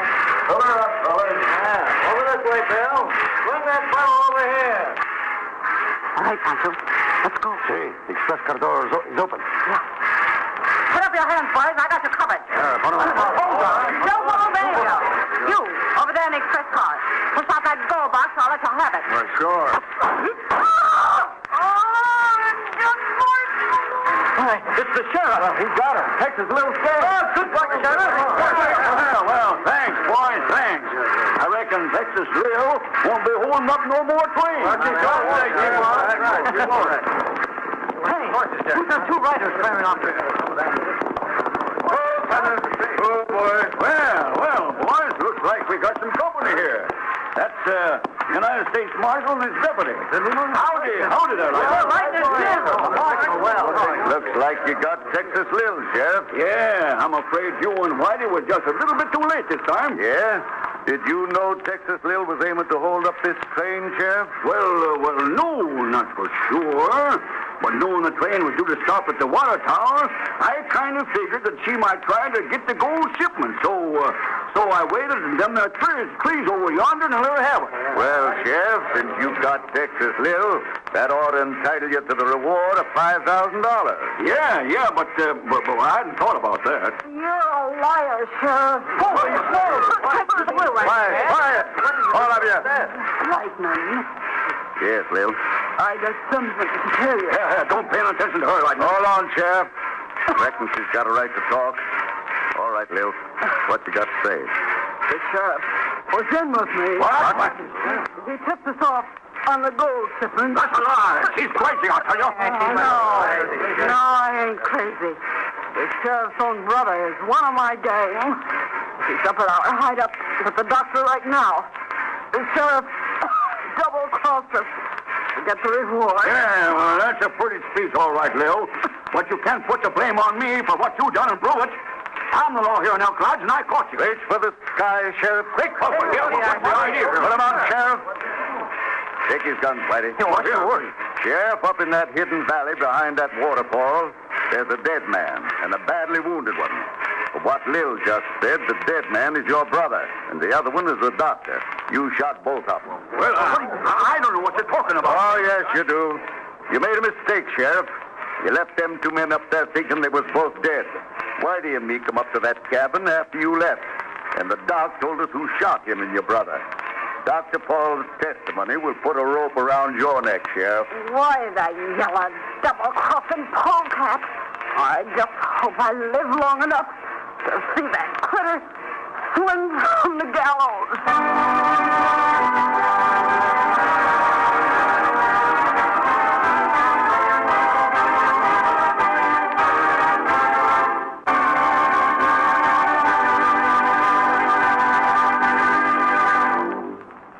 And so ends another thrilling chapter in the lives of United States Marshal Lightning Jim Whipple and his deputy, Whitey Larson.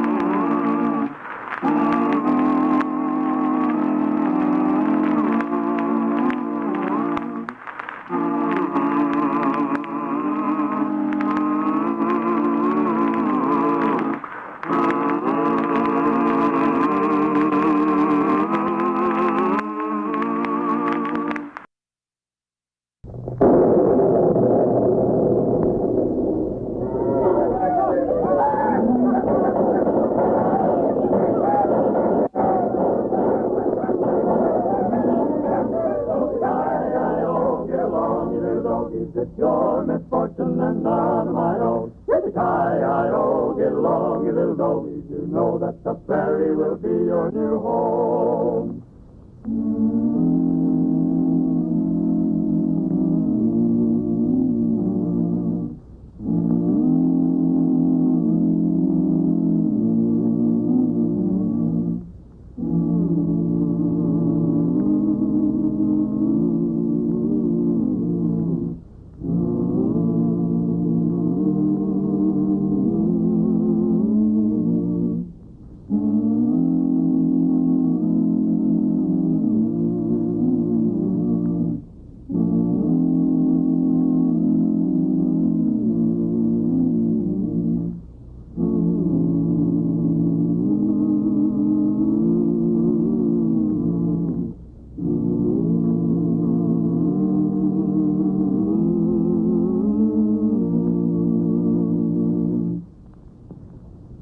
And now for the thrilling adventures of Lightning Jim. One of the most exciting events of the Old West was the discovery of gold in Deadwood Gulch in the Black Hills region of the Old Dakota Territory. It was the colorful era of Deadwood Dick, a shotgun guard who helped protect the early shipments of gold by stagecoach and a national hero among the boys of his generation. Into the gold-mad country came United States Marshal Lightning Jim Whipple and his deputy, Whitey Larson. Yes, Whitey, that's Deadwood Gulch down there below us. You're Lightning, I'm certainly glad we come out here. I hear so much about all the gold we're getting here. Now maybe I get the chance to see some of it. Yeah, I reckon you will, Whitey. Where there's gold, there's always trouble. You're Lightning, maybe we see some of that, too. Yeah. There's been a few holdups lately, and we're heading into Deadwood to see what we can find out about them. I know the sheriff in Deadwood. Oh, is that so? Yeah. Seth Martin came up here from Kansas. What you looking at, Whitey? Them two yiggers down there on the creek. Well, what about them? Look how slow they are working. See, they ain't going to get rich working that way. No, we ain't going to get into Deadwood if we mosey along like this either. Come on, Thunder.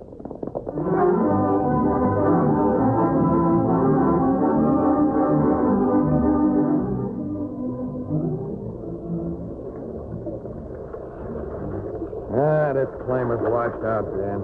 Yeah, but that's a pretty slick idea you had, Ike. Taking this claim and working it so the boys wouldn't catch on when we hold up the stages. Yeah, but it ain't gonna last forever, Danny. Hey, there's a money stage going out tomorrow. I figure we can take it, come back here and lay low for a few days, and mosey out quiet like. Yeah, if we was to clear out the same day as the holdup, they'd have a posse hot on our trail. Hey, someone's coming. Well, howdy, boys. Nice weather we're having. Well, if it ain't Chicago Charlie. What do you want up here? Oh, well, nothing in particular. Just thought I'd drop in and see how you were. And we don't like visitors, mister. What's that box you're carrying? This? Well, that's a camera, that's all. A what? A camera. Haven't you ever seen a camera before? What do you do with it? Why, we take pictures. Oh, yeah, I heard about them picture boxes. Don't point that thing at me. It won't hurt you. It don't shoot nothing but pictures. Well, this gun of mine does. Get moving and take that picture contraption with you. Hey, sure.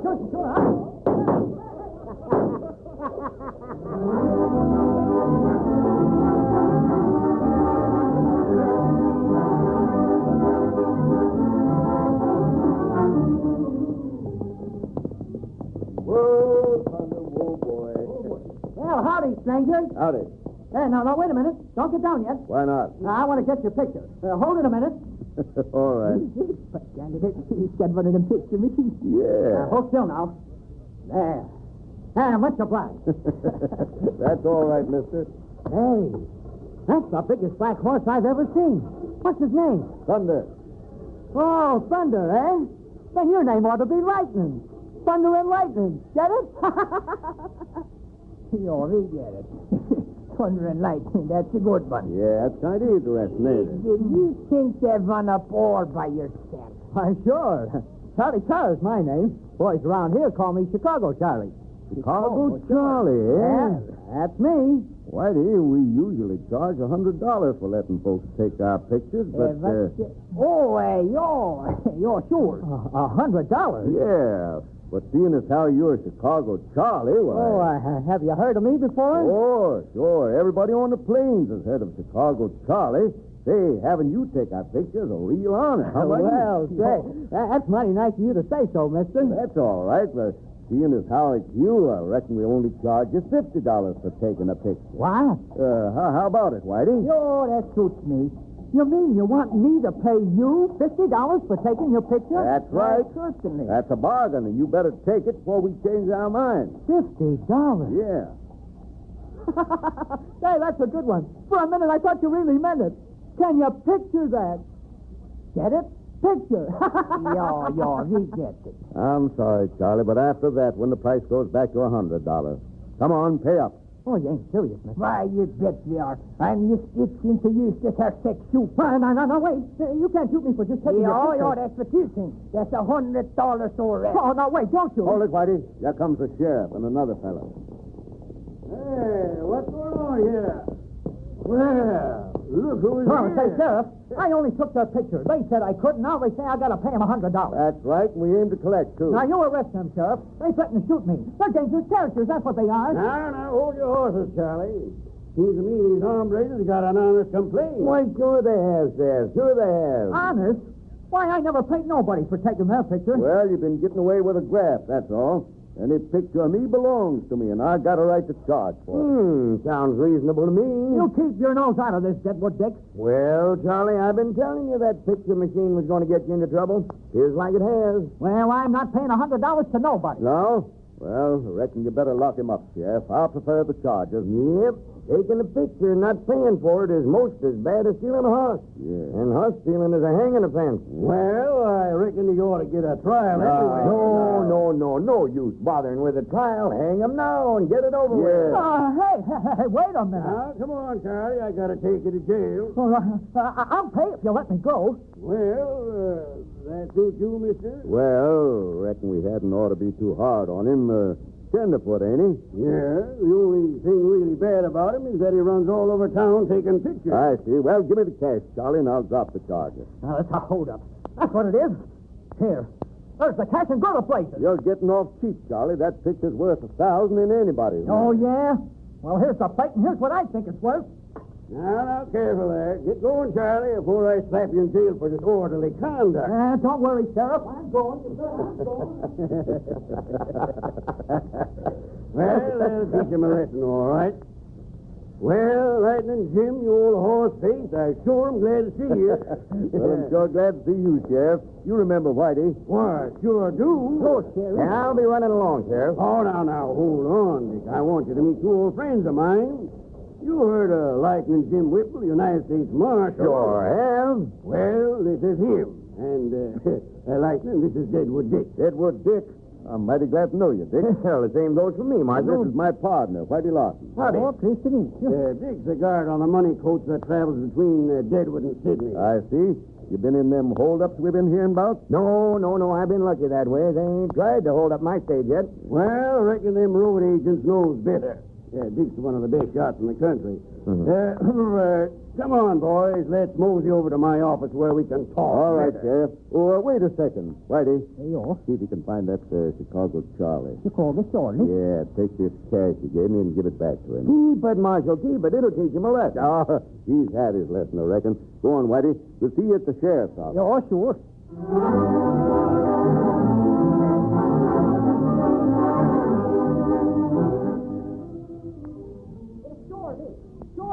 Oh, it's you again, eh? Well, don't come near me. I don't want nothing to do with you, you blamed highway pilot. Take it easy now, Charlie. Yeah, take it easy. Your partner stole $100 from me. No, he didn't. That was only you. Oh, a joke, huh? Well, I can't see anything funny about that. Well, how would you like to have your money back? Oh, don't make me laugh. Listen, Lightning Jim says if you did... Did you say his name was Lightning Jim? Yo, Lightning Jim Zipper, the United States Marshal. Oh, suffering catfish. Why, it can't be. Yo, but that is. Lightning was just having a little fun with you. Here's your money. Now, what do you think of that? Say, that's a good one. I got to remember that to tell the boys back in Chicago. I'd have known he was only joking. Imagine charging me $100. $100. Here, wait a minute. You mean that our picture ain't worth $100? No, not now. Why, I ought to bust you in the nose for that. No, wait. I said not now. I broke the plate so there ain't any picture. And if there ain't any picture, it ain't worth anything. Get it? Oh, that's true. Well, Sid, that was worth that much. Oh, sure it was. Say, I lost a screw off my camera. Oh, there you lost it? Well, I'm not sure, but I think it was up in the Gulf a ways. I was taking their pictures there with Ike and Dan's claim. Oh, who's Ike and Dan? Oh, Hard Rock Ike and Bummer Dan, the boys call them. A couple of prospectors. Oh? Have you ever seen them panning for gold? Well, no, not real close up. Well, come along with me, and I'll show you how it's done. Maybe we can find a screw for that camera. Oh, I do that. Good. Say, you know, that was a good joke I pulled on your partner.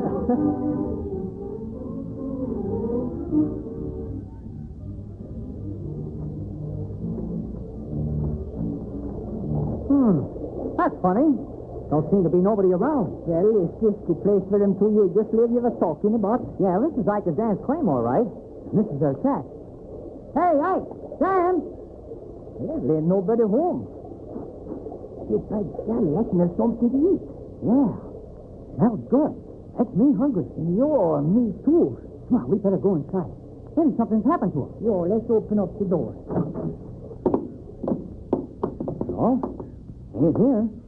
Hey, look here on the stove. Well, a big pot of beans. My, they sure smell good, boy. And they look good, too. Yo, see, I wonder if they're too cooking. Well, here's a spoon. You try them. Yo. Boy, oh, boy. Good, huh? Yo. Let me take some, too. Yo, here you are. Give me some more. You get your own spoon. Sure. Here, on the table. Boy, this here, you sure know how to cook beans, by golly. Never did like Ike and Dan personal.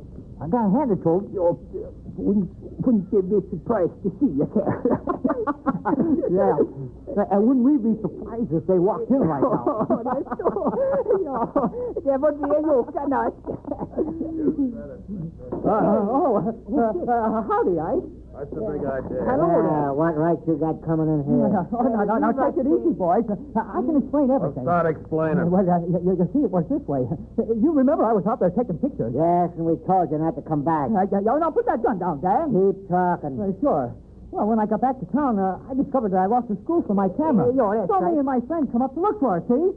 No, I don't see. Oh. That don't explain what you're doing in here. Well, we thought something might have happened to you. That you might have been sick or something, you know. So, we came up and the beans smelled so good.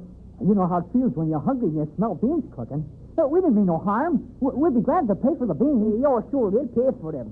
See, they're good beans, mister. We ain't interested in what you think of the beans. You're on private property. We got a right to shoot you down. Oh, now, you wouldn't do that. You wouldn't shoot us for eating a few measly old beans. A few measly old beans. Thought you said they was good beans. Oh, of course they're good. You're just trying yourself. Here, I'll get you some. No, you don't. Stay right where you are. Take that Jasper's gun, Dan. Sure. Hey, no, come here. Shut up or I'll shoot your head off. Sit down. You know, listen, boys. Be reasonable. Sit down. Yeah, let's see that way about it. All right. So you boys like beans, huh? Sure, if they're cooked right, I do. But you do like these beans. Oh, yes, indeed. And we ought to shoot you for being such a pest with that picture machine and for coming in here. But I got a better idea. What are you going to do, Ike? Bring that pot of beans over here, Dan. Sure. Yeah. Put it on the table between these two hombres. Here you are. Now, both of you start eating them beans and don't stop till every last bean is gone. Hey, mister. No, see here. We can't eat all them beans. Take your choice. Either you eat or we drill you. And when you get through with this pot, we'll have some more ready for you.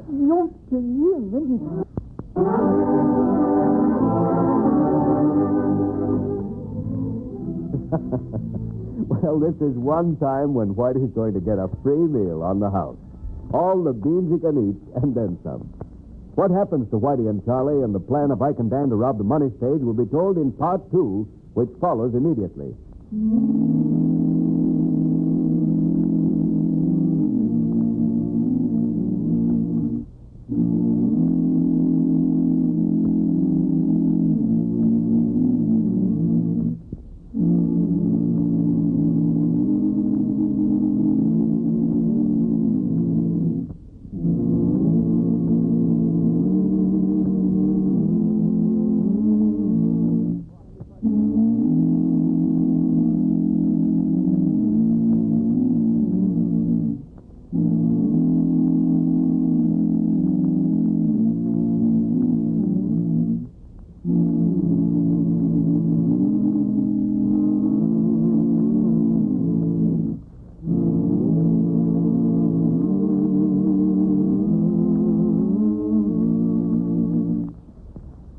And now for part 2 of the thrilling exploits of United States Marshal Lightning Jim Whipple and his deputy, Whitey Larson.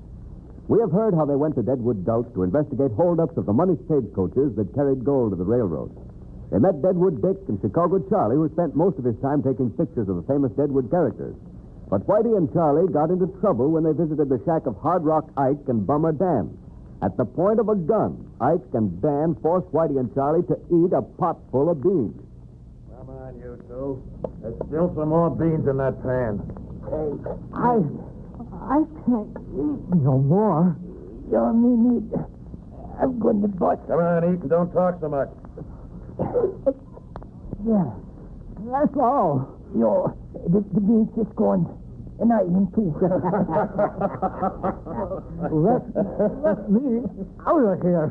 Me too. All right, get out and don't come back again. Yeah, come on, vamos. You regret this, gentlemen. Yeah, make them dance, Danny. Yeah, the bullet there. Yeah, that'll teach them a lesson. I reckon that's enough monkey business. We got serious business to do now. Yeah, we got to figure out about holding up the money stage. Yeah. Well, now, here's what we'll do.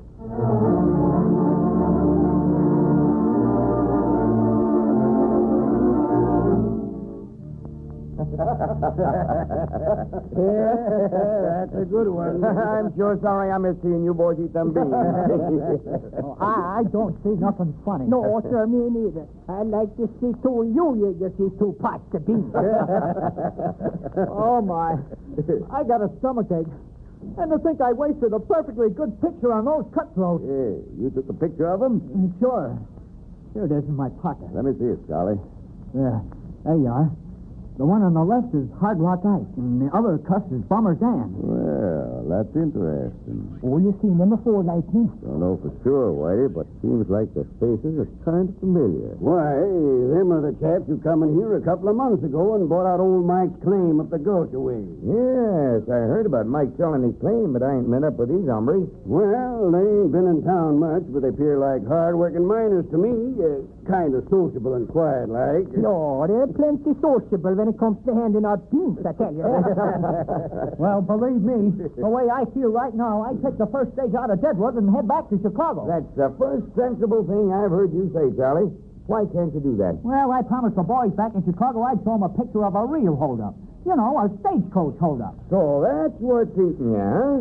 You want to get a picture of a real holdup, eh? Yes, me. Why, I'd give my right arm for a picture like that. Take it easy, Charlie. You might live to regret that. Oh, not me. Good luck, Charlie is my name. See you later, boys. Yeah, crazy galoot. He's going to fuss around when somebody butts that picture machine over his head. Well, get him in trouble, all right. Say, boys, I got an idea. Well, Charlie says he'll go back to Chicago as soon as he gets a picture of a real stagecoach holdup. All right. Let's see that he gets that picture, huh? Yeah, but how are we going to do that? Why, that's easy. Charlie's been pestering me to ride on the money stage for a long time. Figures he might be on hand for a holdup. Oh, say, that's a good one. Well, I'll be doggone. He's got more nerve than sense. That's what I told him. What's your idea, Dick? Oh, I just got a laugh to think of it. Now, come on. Get to the point. Sure. Now, listen. The regular stage is due to go out of Deadwood at 9 o'clock. Now, I'll fix it with the boys to hold up the regular stage, and I'll take out another stage instead. Yeah, but where does Charlie come into this? I'm getting to that. I'll tell Charlie I'm making a special trip, and he'll be sure to ask me if he can go along. Now, here's where you boys come in. Fix up some masts, get your horses, and sneak out the stage trail a few miles and wait for the stage. Oh, so that's it. You want us to pull a fake holdup. Right. Charlie gets his picture, then we get rid of Charlie. That's all right. What do you say, Lightning? Well, this business of running down the criminals is kind of serious most of the time, and I reckon we hadn't ought to pass up a chance for a laugh once in a while. You can count me in, boys. Good. I see now. It's almost 8 now. Now, that gives us an hour to get ready. Come on. This is going to be rich. What's trouble, Whitey? You look kind of pale. Well, I was just thinking about them critters who made us eat them pinks. By Dallas, I'm going to get even with them if it's the last thing I do.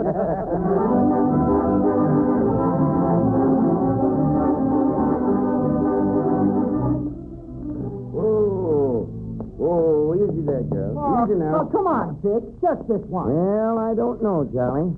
Supposing we was to run into some road agents and they was to hold up the stage. Oh, say, that'd be wonderful. I've got my camera right here. You let me go along, and I'll give you this watch that I bought in Chicago. See? It's almost new. Yes. Well, all right. Give me the watch and jump in. Oh, thanks, Dick. You're a real pal. All right, come on, get in. Sure. Say, where's the money box? Money box? Right there on the floor. Yeah. Now, if there's any shooting, keep down low. Well, I hope there is a holdup so I can get my pictures. Get up there. Come on, girl.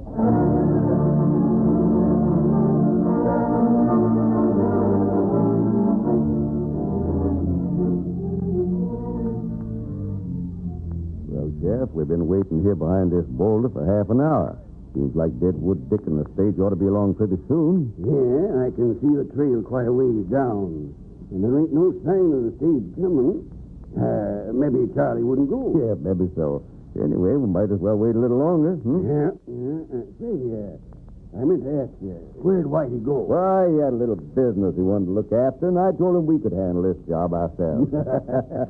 Yeah, we sure can. It'll be worth a year's salary to see the look on Charlie's face. Hold on, Jeff. See dust raising over the trail back yonder. Yep. Here comes the stage. Just but a mile ago before they get here. Come on, Lightning. Let's ride down and meet them. Come on, Thunder.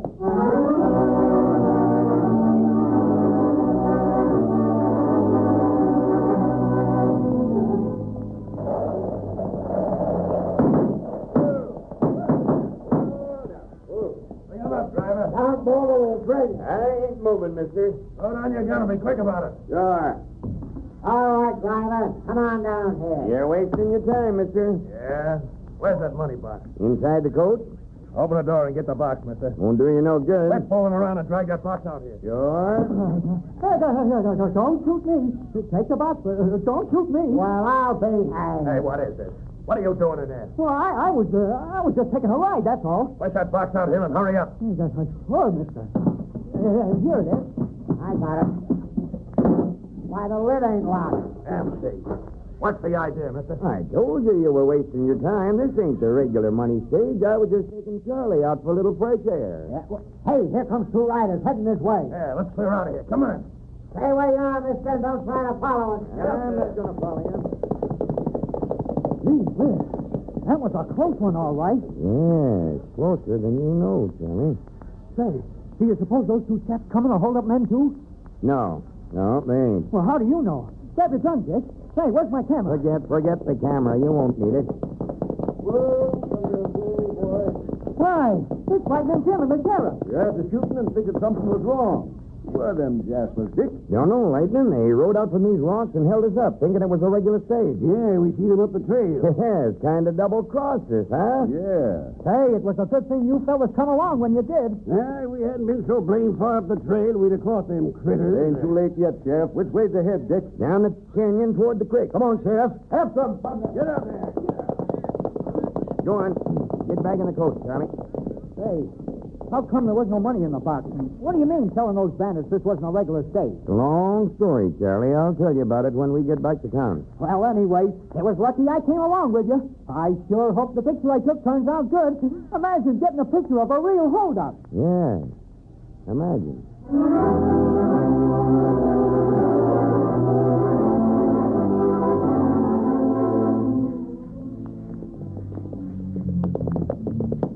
Well, Sheriff, looks like the end of the trail right ahead of us. Yep. Them hoofbeats lead up to, suffering snakes. That's like a damn shack. Yeah. Come on, the horses are still saddled. Yeah, and there's smoke coming out the chimney. Yeah. Smells like cooking. Hey, you two in there. Come out with your hands in the air. Reach for the sky. Howdy, boys. Why, it's Whitey. Where's Ike and Dan? Oh, they're right there. Come on in. Hey, what in blazes going on here? Well, Sheriff, you are looking at two honest miners eating a nice big mess of the finest beans that was ever cooked in Deadwood. I ain't eating them ways, rotten beans. Oh, I can't eat them. Well, sir, you keep eating them beans or I bust you on a snoot. You ain't through until you eat every last bean in that pen, by golly. Oh, help me. Help me, Sheriff. Oh, I'm dying. Well, Sheriff, you're right, Dan. Looks like Whitey's getting even with you for what you done to him and Charlie. Yo, that's too bad Shorty ain't here to get a picture. Hey, did you know Whitey was coming here like that? Yes, Sheriff. When I saw that picture Charlie took of Ike and Dan, I thought the faces was kind of familiar. Wasn't sure where I'd seen them, but I figured they might bear watching. So I told Whitey to come up here and keep an eye on them. Yo, sir, while you fellas was out giving Shorty a stagecoach ride, I come up here and found out that Ike and Dan was out somewhere. Hey, keep eating them beans, sir, will you? Well, I seen there was a good chance to get even with them, and I cooked these beans and wait for them to come back. Well, maybe you don't know it, Whitey, but these hombres held up the stage carrying Dick and Charlie. No, what if they call it what they hold up? That's right, and the sheriff and me trailed them back here. Well, sir, that ain't all, though. When they come back here, I heard them talking about getting the cash they took from the stagecoach hold-up. Ah, so they were the critters done them jobs. Yo, they had it buried under some rocks outside, and when they dug it up, I got the drop on them, and I brought them into this nice upper here. Well, there's all the cash in that box on the floor. Good work, Whitey. Hey, you fellas ain't through yet. Eat them, they're beans. Oh, help me. Oh, help me, Sheriff. I'm dying. Well, I'm sorry, Dan, but this is one time I'm not interfering. And when Whitey gets through, I'm taking you to jail. You're sheriff, and you be sure that 3 times a day you give them plenty of beans.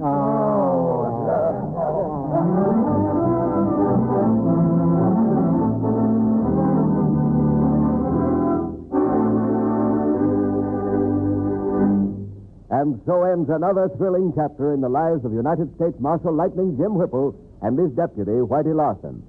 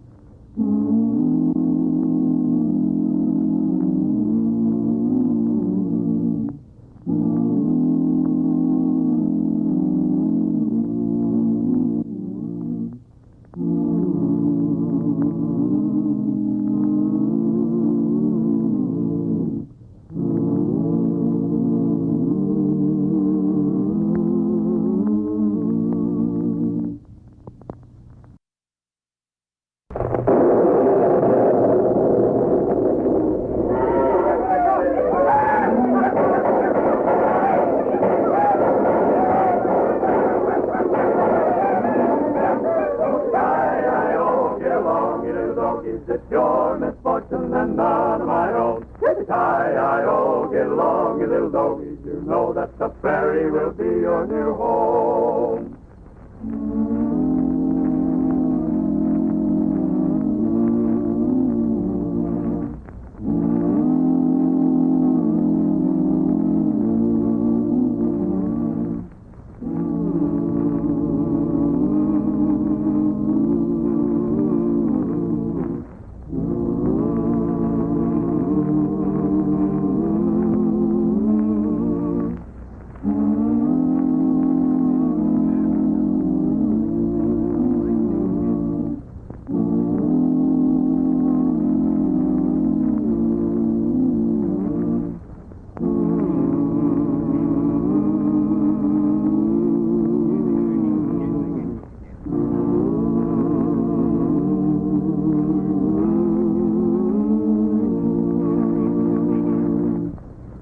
And now for the thrilling adventure, Lightning Jim and the Mad Killer Dirk. A stagecoach rumbled along the stage trail as a masked rider suddenly came out from behind a protecting boulder.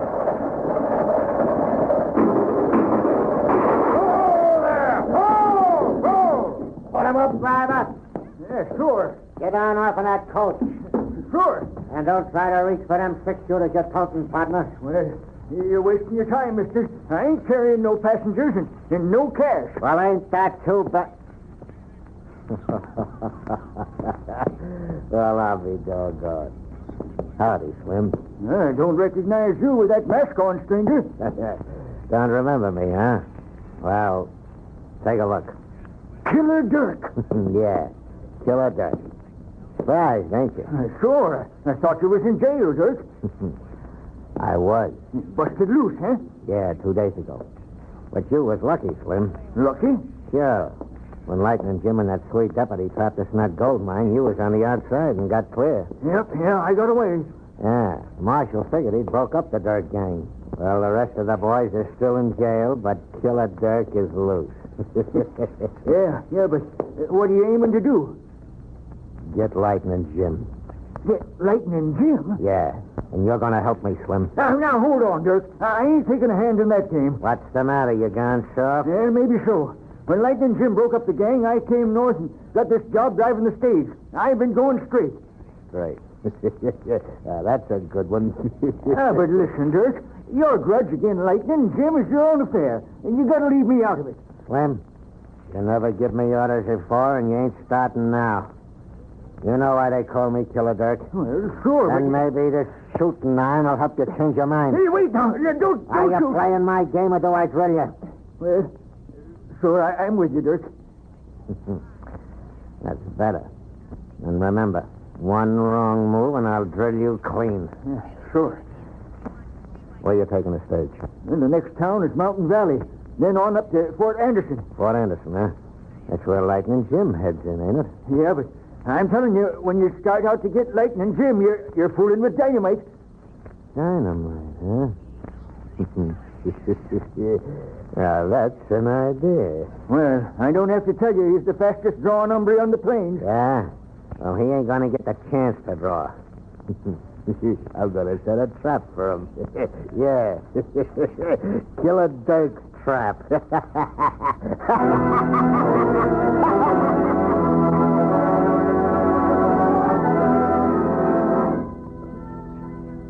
The criminals and desperados of the Old West both feared and respected the reputation of United States Marshal Lightning Jim Whipple.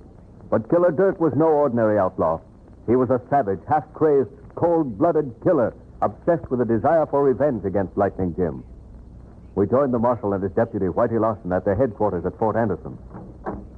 I almost forgot something. What?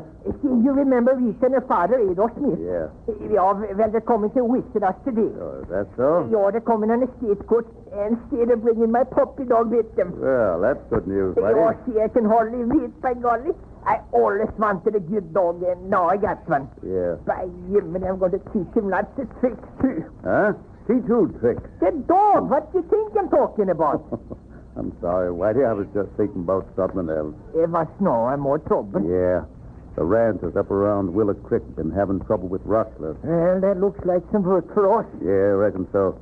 Get the horses, Whitey. We're going up to see the sheriff at Bardesville. Ja, but what about Rita and Adolf coming today? Well, we'll follow the stage trail up past Willow Creek, and most likely we'll be running into Oh, them. yeah, see, that's good. I want to see that puppy dog, and the sooner the quicker.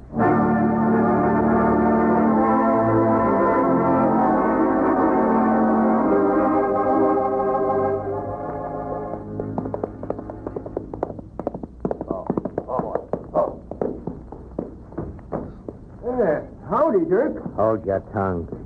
When you talk to me in front of people, my name's Smith. Sam Smith. Get it? All right. Taking out passengers. Reckon so. Any cash? Nope, not this trip.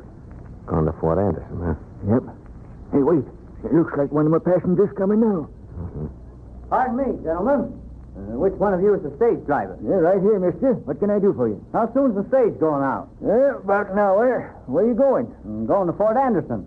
Come in on the stage ahead of you, but she broke down. They told me I'd be riding with you. Sure. Say, what's that box you're carrying, partner? Why, this is a camera, mister. A camera? What do you do with it? Take a picture. Oh, yeah. Yeah, I heard of them picture machines. Hey, how does it work? Well, I got her all loaded. And say, I'll show you. Does that thing shoot? Shoot? Oh, sure. It shoots pictures. That's very funny, mister. Yeah, I thought so, too. You see, all you do is just point it like Don't this. point that thing at me. Well, it won't hurt you, mister. I just want to take your picture. Put that thing down or I'll blow your head off. Don't shoot. I didn't mean no harm. Honest, I didn't. Listen, Greenhorn, don't you never point that contraption at me again, you understand? Sure. I get you, mister. Oh, there. Oh, boy. Come on, Rita. Get out. All right. Come on, Pup. Come back here. Get that dog out of here. Stop it. Come here. Get out of here. Hey, what's the idea of kicking that dog, He huh? was aiming to bite me, wasn't he? Why, he's only a puppy. He wouldn't bite you. You have no right to kick him. Is that so? Well, any dog that barks at me is going to get kicked, and if that ain't enough, I'll drill him and make sure he don't. Oh, no, you don't. You try to shoot that dog and see what happens to you. Why? Hold on, folks. Ain't no use losing your tempers over a dog. Oh, stop it. Do you hear me? If you want that dog to live, you better be tying him up. Now, driver, come over to the eating house before you pull out. You know that man, driver? Why, sure. He's all right. He got a trigger temper, and I reckon he don't take much to dogs. Don't worry about him. Well, he had no right to kick the dog just because he barked. That's what I say, ma'am. Why, he was going to shoot my head off just because I wanted to get his picture. Can you imagine that? By golly, he ought to be in jail, that's what. Where are you folks going? Fort Anderson. Why, say, that's where I'm going. Glad I'm going to have company. Charlie Carr's my name, but the boys out here call me Chicago Charlie because that's where I live. Glad you know you, Mr. Carr. This is my daughter, Rita. How are you, ma'am? Howdy. So you had a fight with that bully, too, eh? I sure did. Thinks he's mighty handy with the shooting iron. Well, he ought to meet up with someone I know. A man who really knows how to handle a six-shooter. Who's that? Lightning Jim Whipple, the United States Marshal. Do you know Lightning Jim? Do I know him? Say, him and me is old friends. Why, that's why I'm going down to Fort Anderson, to see him and his deputy, Whitey R. Larson. Is that so? Did you hear that, Rita? I sure did. Mister, we know Lightning and Whitey, too. No. Yeah, it was Lightning Jim who saved my life. He caught a fellow who killed my brother and wounded me. Yeah, by golly, we know him. Well, it sure is a small world. Imagine all of us meeting up like we did and finding we're all friends of Lightning Jim. Yeah. And me and Pa are going down to Fort Anderson to see them, too. Well, it looks like we're going to have a big reunion. Yeah. Oh, I almost forgot. We're taking this dog to Whitey. Our sheepdog, Jenny, had a litter of pups, and I promised Whitey he could have this one. Well, say, he's going to be mighty tickled, because that's a fine puppy. Yeah, he wants to shake hands, by golly. Pardon me, folks. I got a little business to do before we pull out. I'll be back in a little while. Yeah, that's all right, mister. I got to take this down to the livery stable anyhow, the team.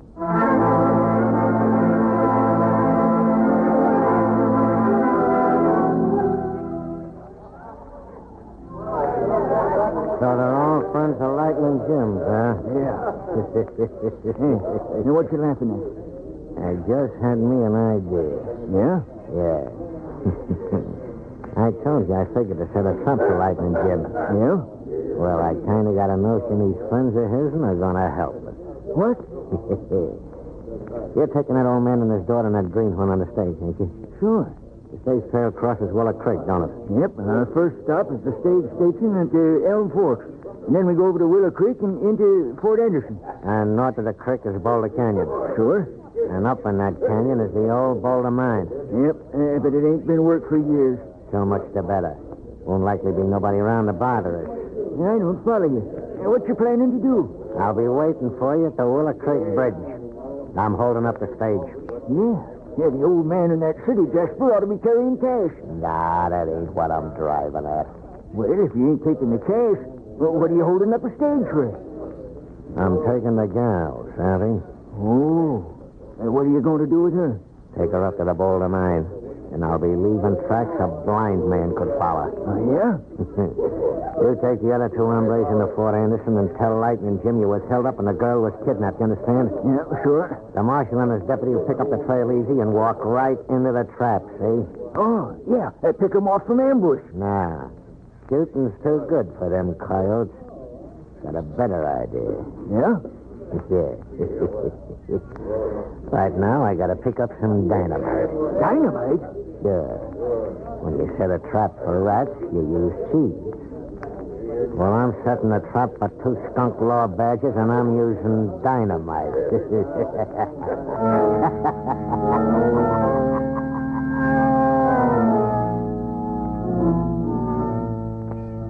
Will Mad Killer Dirk be able to carry out his plot to get Lightning Jim? The exciting climax of this thrilling story will come in part 2, which follows immediately.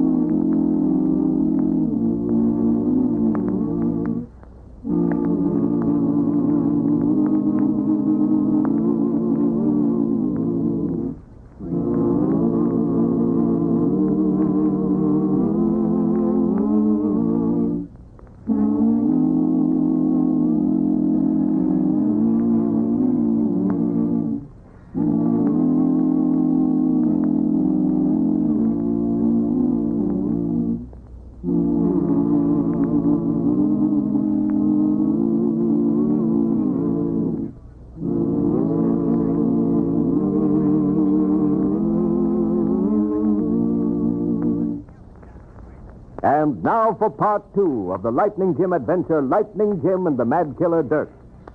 The stagecoach that is taking Rita, Adolph, and Chicago Charlie to Fort Anderson pulls up at a stage station along the trail. Whoa there! Yeah, this is the Elm Fork Station, folks. As soon as we change teams, we'll be moving on to Fort Anderson. Good. Well, let us get out and stretch a bit. Come on, Pop. Gosh, I'm stiff as a board. Yeah, by golly, these stagecoaches got hard seats. By golly, here comes two riders. Yeah, and when you look who it is. Oh, thunder, oh, boy. Where's Lightning Jim and Whitey? Howdy, folks. Hello there. Welcome, boys. Yeah, it is good to see you again, by God. Hold it, boys, hold it. I want to get your picture. Thunderation, Whitey. Will you look who's here?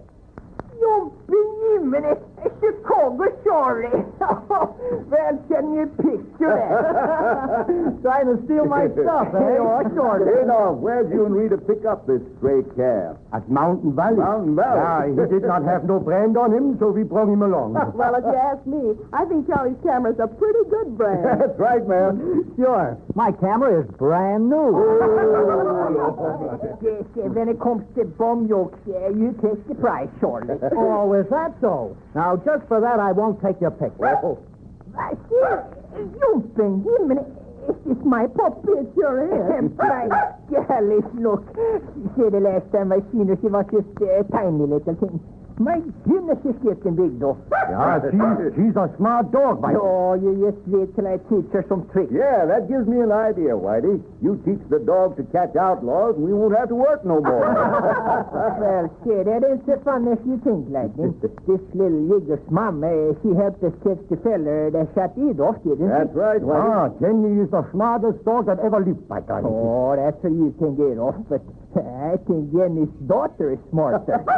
Hey, Lightning, wait. Get back on your horses, will you? Oh, here comes Charlie with his camera. Yes, sir. I want a picture of Lightning Jim and Thunder and Whitey and his new dog. Well, see, that ain't such a bad idea, Lightning. Sure. We'd like a picture like that, wouldn't we, Tom? Yeah, sure. There, you see. Go on, get on your horses, boys. Come on, Lightning. All right. Come here, Thunder. Come here, boy. Come on. That's the boy. Lightning. Thunder's the prettiest piece of horse flesh I ever saw. Oh, he sure is, ma'am. Who's Thunder? Say, Mr. Smith, will you hand the puppy to Whitey? Well, you want me to hold the dog up here on the saddle? Oh, that's right. Yeah. Come here, Pop. Here. There you are, Mikey. You got to sit still, huh, Pop? The kid makes me my face. Now let's have some action, fellas. Pull out your 6 shooters. All right, Charlie. How's this? Ah, good. Now, hold still. Quiet, puppy. Don't worry, Whitey. I got the picture before the dog moved. Oh, it was a great picture. That's fine. I hope that turns out good. Well, wait till you see it. All right, folks, we're ready to go. Oh, hello, Marshal. Howdy, driver. Oh, Lightning, are you and Whitey going to ride back with us? No, ma'am. Me and Whitey got a little business over at Bardville. And that's just a few miles from here. And then we're coming back to Fort Anderson. So make yourselves comfortable and take a look around the town when we get back. Yeah, we will do that, Lightning. Yeah. Sure. Maybe I'll have the picture developed when you come back. See, Lightning. What is it, Whitey? You think maybe we could take the puppy with us? No, I don't think so, Whitey. We got work to do. She ain't old enough to trail after us yet. I suppose. Goodbye, puppy. You and me's going to be real pals, ain't you? See, I think I'm a pretty lucky fella.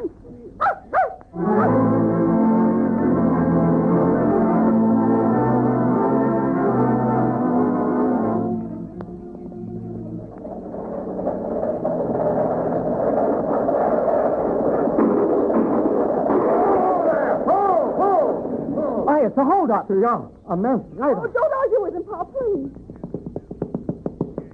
Get down off of that coach, driver, and keep your hands in the air. Sure. All right, folks, get out and put him up. Get away, you change much. Please, mister, don't shoot him. Lucky for him, he ran back at them rocks. Now turn around and face the coach, all of you. All right. Well, you ain't carrying guns. Reckon I'll be taking your cash. Listen, mister, that's all the money I got. Shut up, Charlie. You want to get killed? Yeah, you don't want to get killed. Now, you two hombres, keep your faces to the coach and don't move or I'll drill you. Now, miss, you'll be getting up on that horse of mine. What? Get up on your horse. Yes, and don't try no funny business or I'll drill you and your old man, too. You getting? Oh, You can't do this. You hear me? You can't do this. Behind you. You Get can't. up, you. Come back here. Hey, Jack, he kidnapped her. I'm going after her. Yeah, but she ain't got no horse. No, but you got horses pulling the stagecoach. You want to hit one of those horses. Yeah, that won't do you no good. You ain't got no guns. Yeah, that is so. Say, you got guns. Why didn't that outlaw take your guns, huh? Well, I reckon he must have forgot him. So he forgot them, huh? Listen, I know who that fella was. He was the fella you was talking with back at Mount Valley. He was the fella that kicked the dog. Yeah, I could not see his face, but I know his voice, by golly. Now you're talking through your hat, mister. If that's so, it was you and him that planned it. You give me that horse and the gun, or I break every bone in your body. Now you're plumb crazy. I ain't giving you no gun, and you ain't taking a horse. Why, you low-down coyote, I'll show you. Stay right where you are, mister. I got you covered, and I'm shooting if you move a step. So, I was right. Good boy, Charlie. Yeah, I hit him on the head with my camera tripod when he wasn't looking. Yeah, you knocked him down, by golly. He wouldn't give me his guns, so I take them. Say, are you really going after that bandit, Adolf? Yeah, you bet. First, we get a rope and tie up this tool cap. Yeah, that's right. And then we put him in the coach. I'll take one of the horses, and you drive the stage to Fort Anderson and wait till Lightning Jim comes back. You tell him where he was held up, and he can follow it to the trail. Sure, I'll do that. Say, where's the dog? Oh, I don't know. Maybe she followed after that bandit. Well, maybe so, but we ain't got no time to worry about that dog now. We got to save Rita.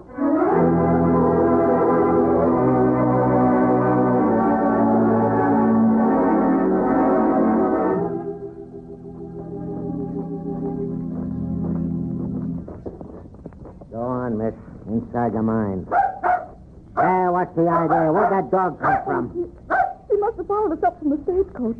Please don't hurt her. She's just a puppy. Well, I don't like dogs, see?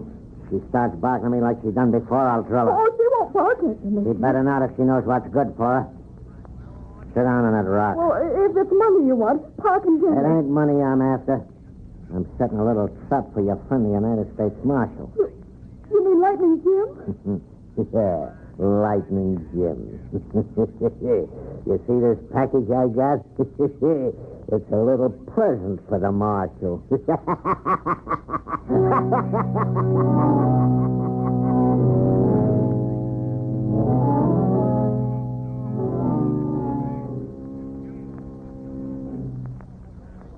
And that's the way it happened, Lightning.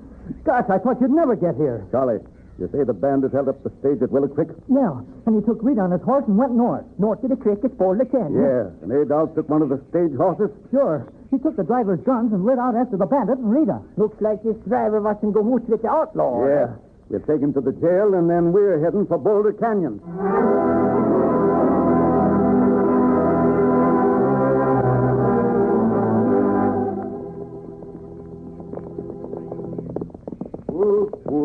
Boy. Oh, boy.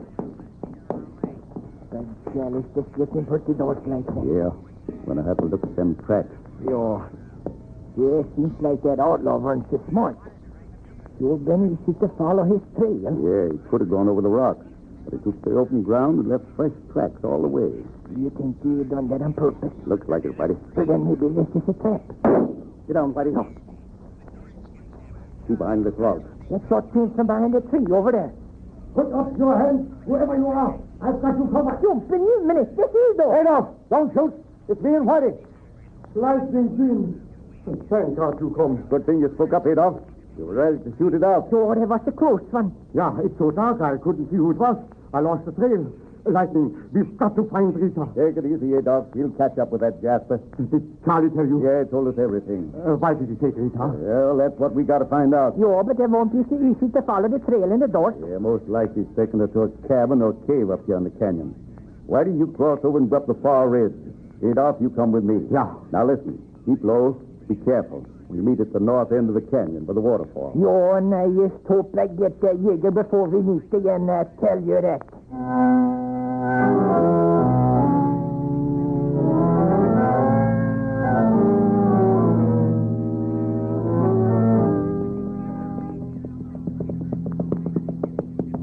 Oh, boy. Easy, boy. Hands up. One move and I'm shooting. All right, mister. What are you doing up here, partner? I was just going up to Bartswell. Well, that's a good one, Swede. I know who you are, Whitey Larson. Where's your partner, Lightning Jim? Oh, he's around, I guess. No, is that so? Well, I want to see him bad. Yes, what you do that for? You two must have been together, so maybe them shots will bring him here.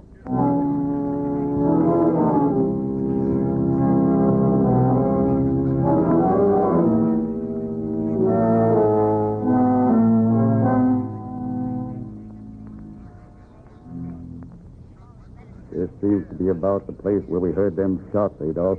Yeah. By golly, it looks like a cave. No, Adolf, that's the entrance to an old mine. It's been deserted for years. We forgot it was here. Don't move, Adolf. Look, beside that rock. Yeah. Did you get him? No, the rock saved him. You think he's alone? Can't be sure yet. No use shooting it out, Lightning Jim. I got the girl. And just sweet peppery. You hear that? He got Whitey, too. Yeah. You better come out peaceable or I'll drill these two. Why, the dirty loot. Hold on, Adolf. Sounds like a crazy man. Can't take any chances. All right, mister. Keep your hands in the air, Marshal. Sure. Come on, Adolf. When we get up to him, you call the reader.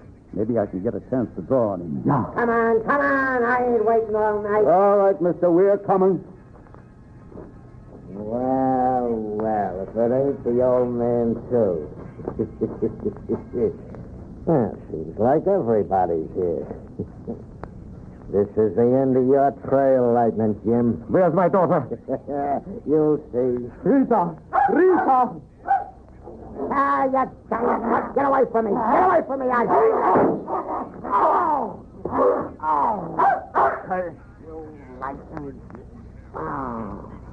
You got him, Lightning? Yeah, thanks to the dog. Quiet. Quiet. Is he dead? Yeah. Good Lord, Adolf. I know this, Jasper. It's Killer Dirk. Rita and Whitey must be inside. Come on, quick. Yeah.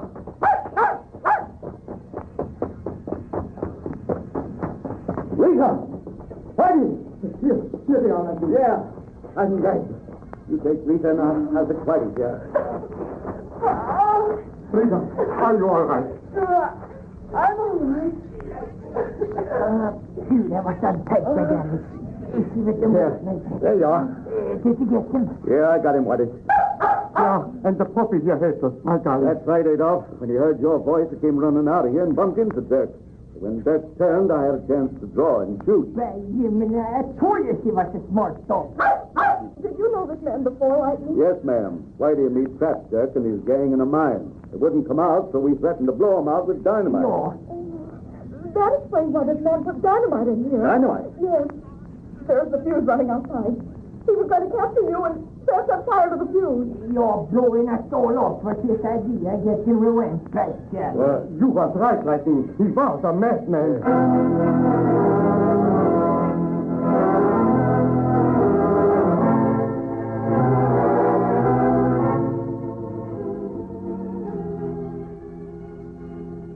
So you see, Shorty, that was my dog that saved the day.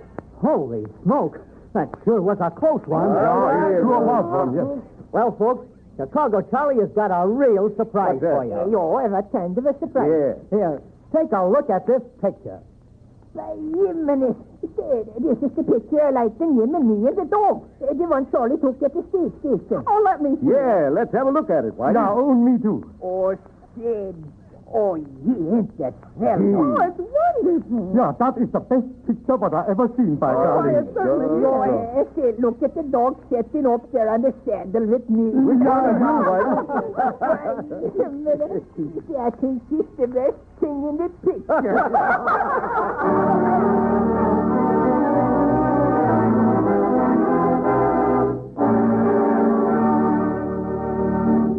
And so ends another thrilling chapter in the lives of United States Marshal Lightning Jim Whipple and his deputy, Whitey Larson.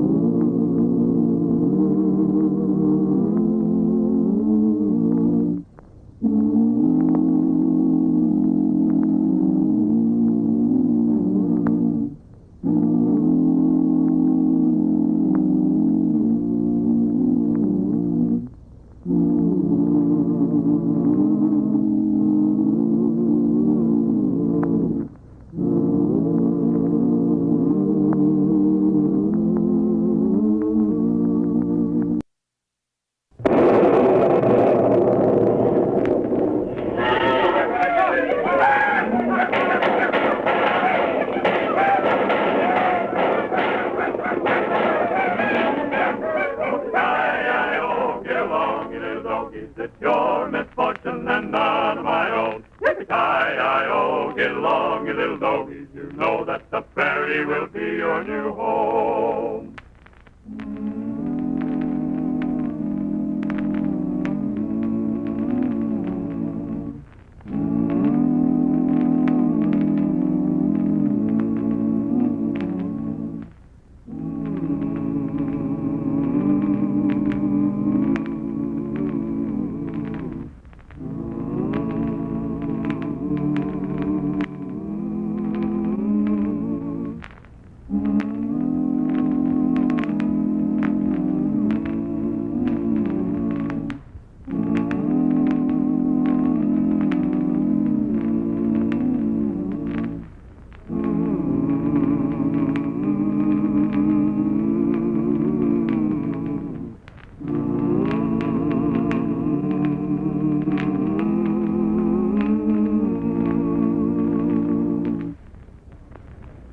And now for the adventures of Lightning Jim.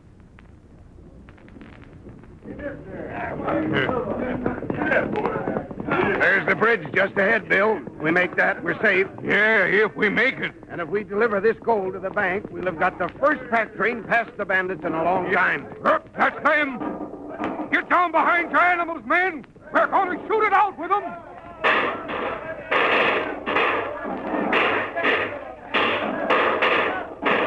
Charlie. They got me, Bill. Better let them have the gold. They'll kill the rest of you if you try to hold out any longer. I guess you're right, Charlie. Them murdering coyotes. Here, hold it, men, hold it. All right. Move back and keep your hands up. We're coming down after the gold.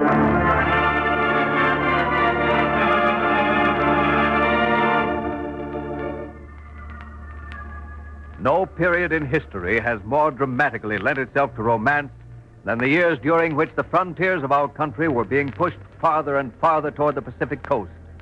Westward, the star of empire took its way. But the story of its ascendancy is not one of romance alone.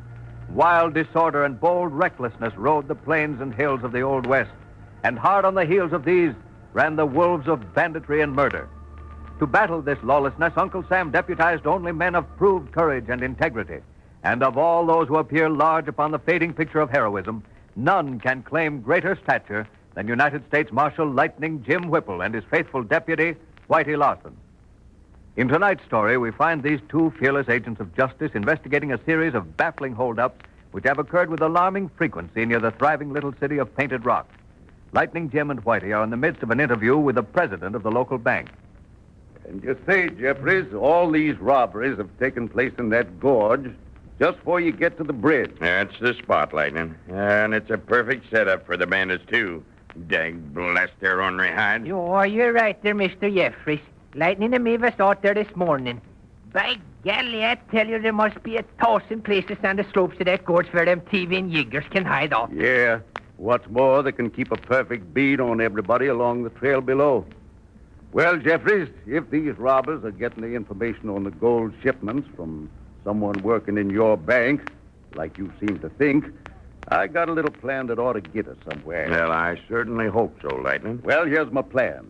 You tell every man connected with the bank that I've ordered the Good Luck Mining outfit to go ahead and ship that gold. Yes? Tell them the gold will be on its way tonight. That would bring it in here about midnight Friday. But, Lightning, we can't get any men to bring gold through that gorge by day, much less after dark. There won't be no gold, Jeffries, or any pack train for that matter. You just say there'll be. Oh, then whichever one of my men is selling the bank secrets will tell the bandits. Is that it? Yo, and we'll be out there waiting to introduce ourselves to them. No, Whitey, because we won't know which side of the gorge they'll attack from. The way I figured was this. Long about dark, Jeffries can tell his employees the truth. It'll only be natural for the guilty man to rush straight out to warn the robbers of the trap. So we'll just tail him and get the whole gang.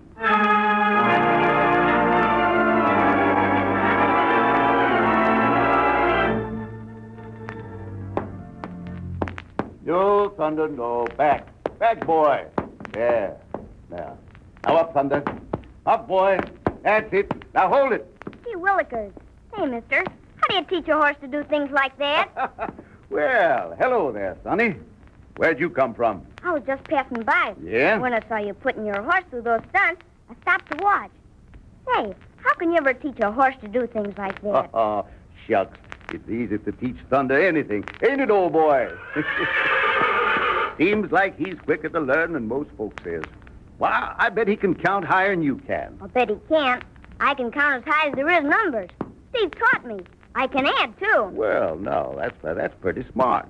But so can Thunder. He can? Yes, sir. All right. Thunder, how much is 3 and 2? See, he can't do it. You were only fooling. No, I wasn't fooling. But you see, I have to tell him, Bud. He won't do it for nobody else. Come on now, Thunder. How much do 3 and 2 make? 3 and 2, boy. Gee whiz. What to tell you? Good boy, yes, he was. Gee whiz, that's just like me. Steve can make me catch on to anything right off. But when I went to school back in Philadelphia, couldn't seem to learn fast at all. So, you lived in Philadelphia before you come out here, huh? I could tell by your lingo you was from back east somewhere. What's your name? Harry Vincent Wesley Foster. Vinny for short. What's yours?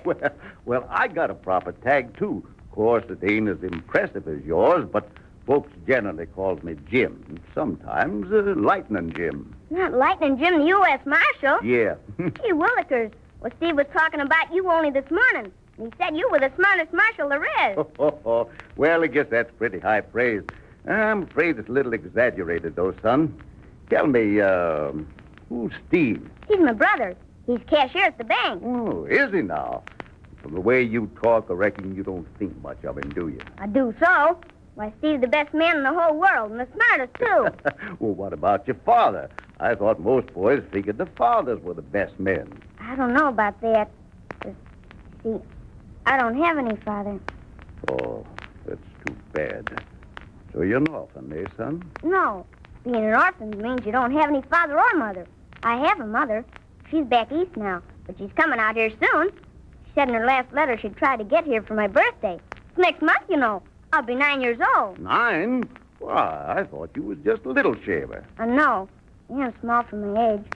That's because I've been sick so much. You sick? Well, you look healthy enough to me. I'm not sick. Well, not anymore, I mean. Sure you ain't. See, that's why Steve took the job at the bank out here in Painted Rock, so I could grow strong and big like the other fellas. I have, too. Just feel this muscle. Wait till I roll up my sleeve. All right. Hey, Vinny, Mrs. Wilkins has been looking all over for you. Come on, it's almost supper time. Oh, Steve, come over here. This is Lightning Jim, and I've been talking to him a long time. Mr. Lightning, this is my brother. Glad to meet you, Steve. And I'm glad to meet you, Marshal. Well, come along, Vinny. But I want to show Lightning Jim a muscle, Steve.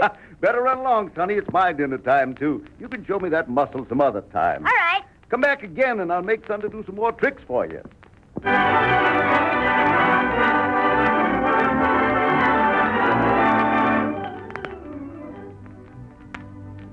That night, at a deserted shack some distance from the town, the bandits discuss with Steve Foster the news that the young cashier has just brought.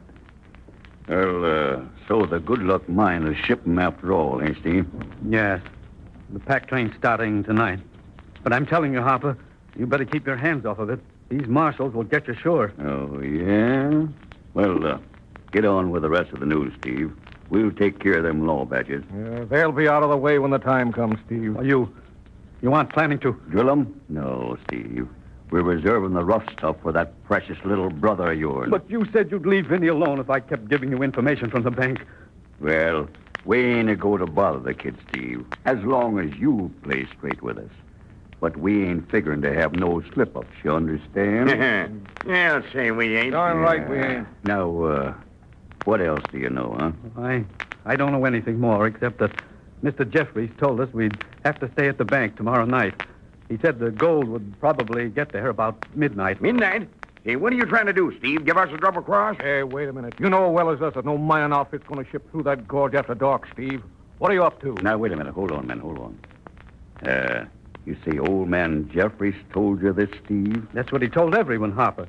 He said the marshal figured no robbers would suspect the gold was coming through that gorge at night. Anyhow, they'd be on hand to help guard it. Don't sound good to me, Harper. I think you're wrong, Spike. You know, this here goes with a lot of things I've heard about Lightning Jim.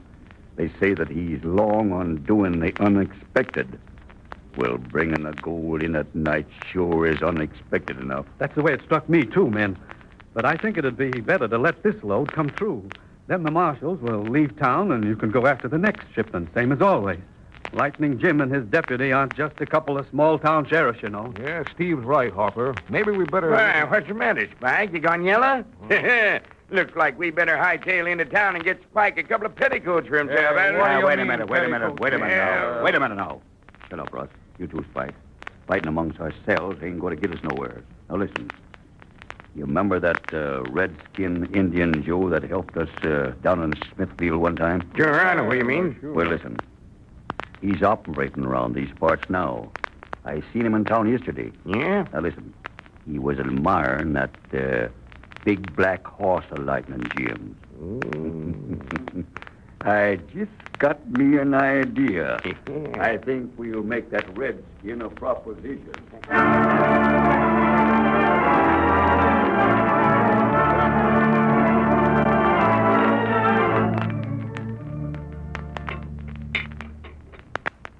Better hurry up and finish your breakfast, Whitey. See, Lightning, look. Where? Look at the calendar. Look at the date on it. Friday the 13th.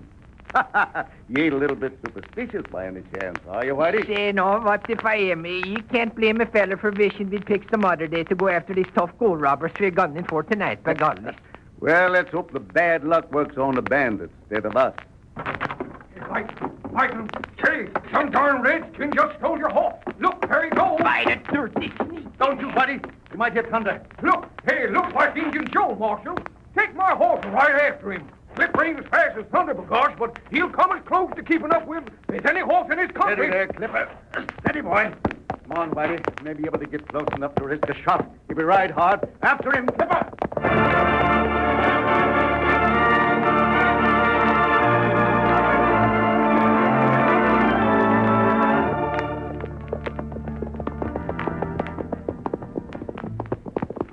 See, beat them in a Lightning.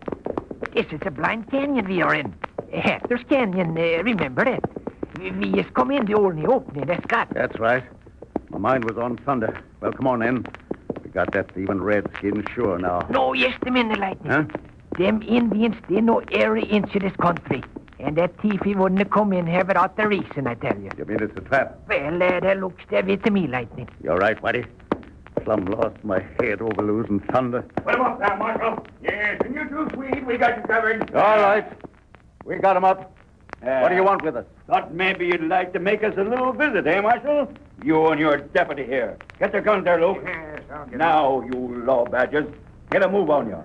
And don't try to make a break for it either. Because me and the boys are keeping you covered. Now, come on, get going there. Well, I hate to say I told you so, Lightning. But I just can't help reminding you that it's Friday the 13th.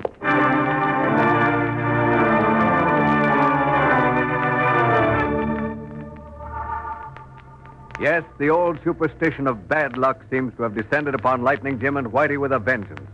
Will it continue to work against them as the day goes on? And what will become of Thunder? We shall find out in part 2, which follows immediately.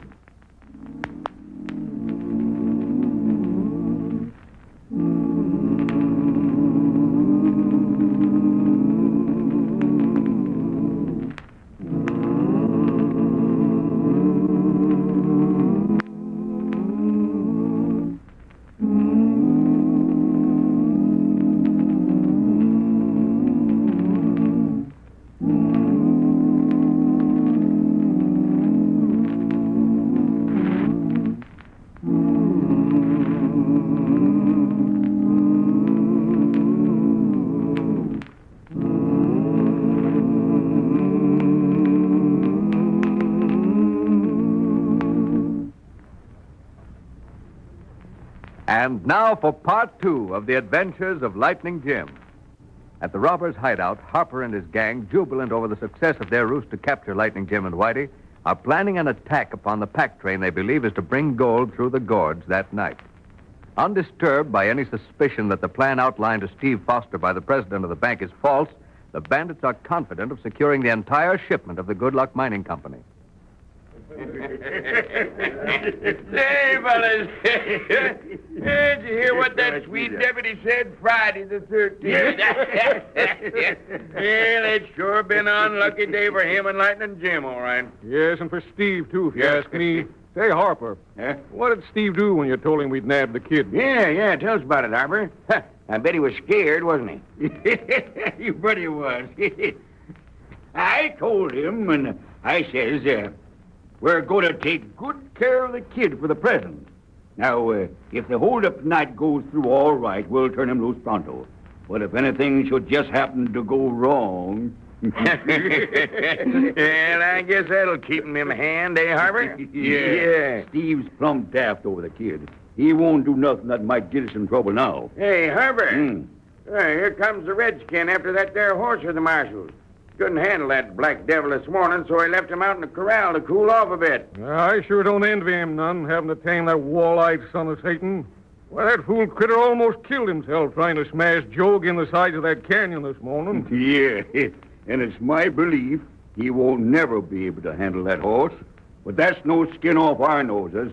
He wanted a horse, and we had to have the Marshal. What happens to the animals, no concern of ours. It's a law of badges that's been wearing me.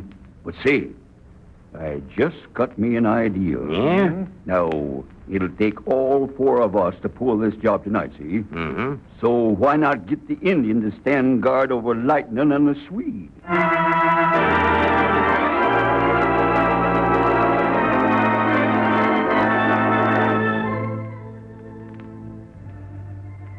Meanwhile, back in Painted Rock, Jeffries, not knowing that Lightning Jim and Whitey have been captured by the bandits, proceeds with the plan that the marshal outlined on the previous day.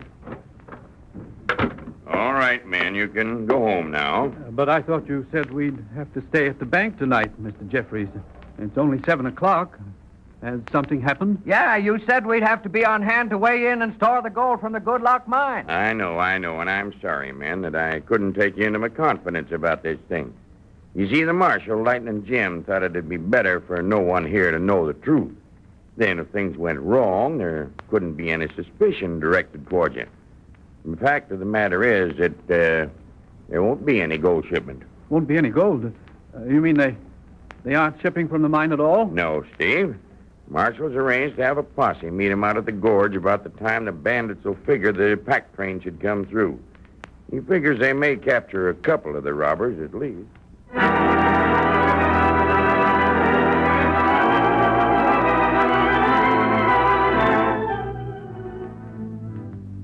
Realizing that Harper and his men, if fired upon by a posse, would assume that he had double-crossed them and might kill Vinny in revenge, Steve mounted at once and rode frantically toward the hideout, hoping to arrive before the gang left for the gorge.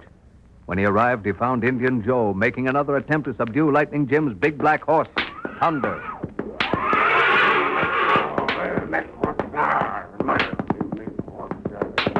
Hey, Joe! Joe, where's Harper? Hello, Steve. Boss man gone. Gone? What'd they do with Vinny, the boy? What'd they do with the boy, Joe? Huh? Boss take boy with him. Say you no follow or him shoot boy. But I've got to get word to them. The gold isn't coming through, Joe. Do you understand? Better not go. Shoot boy. Boss man say shoot boy if you come. Then you'll have to go on them, Joe. Huh?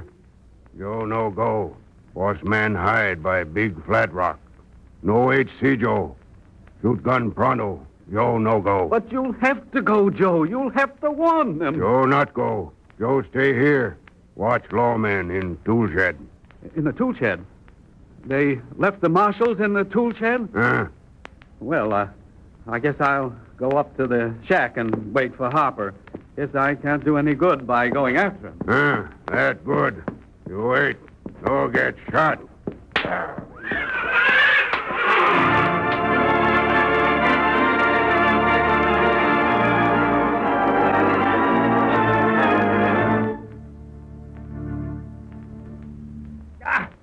That dirty redskin's been whipping Thunder again. Poor old Thunder. Kill him. He'll kill the horse if he keeps that up. Oh, blast it, Whitey. I can't budge these ropes. No, me neither, Lightning. That feller Luke sure got us trussed up tighter than a Christmas goose spaghetti. Yeah. No use training these ropes, Whitey. We're just tearing our wrists to pieces. Yeah. And only pulling the knots tighter. Say, Lightning, maybe you'll be a little superstitious yourself after we get out of this mess. Friday the 13th must be awful lucky day for the bandits, though. Lightning. Who's there? Lightning. Who's there? It's me. Steve. Steve Foster. Steve Foster? Yes. I'm going to try to let you loose, Lightning. They've got Vinny, my brother. They'll kill him. You've got to help me. You mean Harper? Harper has your little brother? Yes. What are they doing with Vinny? What did they take him for? On account of me, Lightning. They've been making me keep them posted on the gold shipments to the bank. Said they'd kill Vinny if I didn't. Yeah? I did it, Lightning, but no, they've taken him anyway. And they said they were holding him to make sure I didn't double-cross him. I didn't. I didn't mean to. I thought the gold was coming through tonight, like Mr. Jeffries told us it would.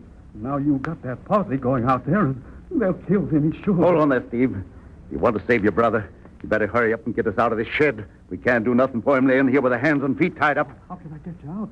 The door's padlocked and there's no window. See, Lightning, that redskin's got the key. That's right, he has. Listen, Steve, you got a gun? Yes, 2 of them. I picked them up at the shack before I sneaked down here. But I don't know how to shoot, Lightning. I brought them for you and Whitey. Well, if you do just what I tell you, you won't have to do no more than just pull the trigger. I want you to hide back of this shed and fire one of them pistols. That'll bring the redskin on the run, because he'll think one of us did it some way. As soon as he gets to the door, you pop around and hold a gun on him. Make him unlock the door, free us, and then we'll take care of the rest. But what if he doesn't put his hands up when I tell him to? What if he starts shooting? You'll have to risk that, Steve. You want to save your brother, don't you? Yes, I've got to save Vinny. All right. I'll do it like you said, but if anything goes wrong, you'll have to get loose somehow. You'll have to save Vinny. Harper and his men will be hiding right under that ledge known as Black Flat Rock. It's on the east side of the gorge. We know where it is, Steve. Go ahead and pull that trigger. Put up your hands, Joe. Steve, what you do here? Drop that gun, Joe.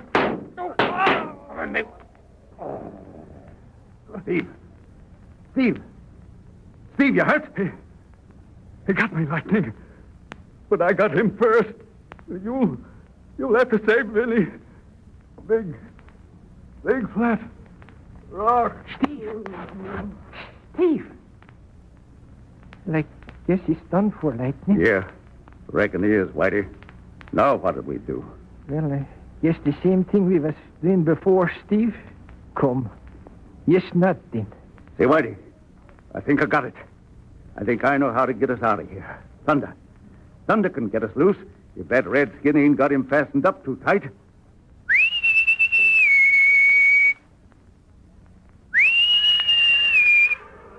There he is. He got it. Yo. Here he comes. Yo, look at him, right. There he is, Whitey. Thunder, old boy. I need you. You got to help me. Now, steady there, Thunder. Steady, boy. Steady now. Now, kick, Thunder. You. No, not that way, boy. Come here, Thunder. That's it. Now, back up, boy. Back up. That's the idea. Now, kick. See, come on. Kick like dynamite. Yeah, again, old fella. Steady now. Now, kick, boy.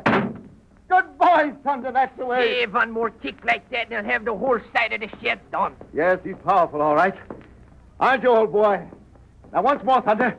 Steady, boy, now. Steady there. Back up. Now, kick, Thunder. Kick, boy. Yo. That's got it. Yo, he got it. Good boy. Good old Thunder.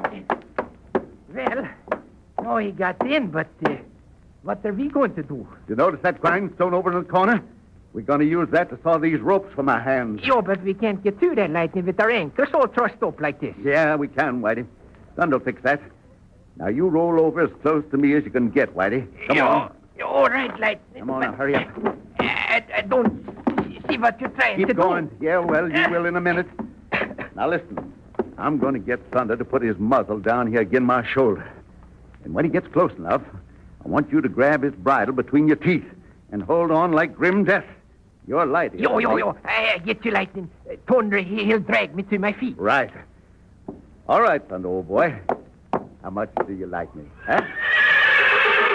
Give me a kiss now. Come on, give me a kiss. Yeah. Now get a hold, Whitey. Yo, I got it. Got it? Yo, go ahead. All right. All right, now up, Thunder. Up, boy. Up. That's the boy. Yo, we made the lightning. Now for that grindstone in the corner. Yeah, good old Thunder.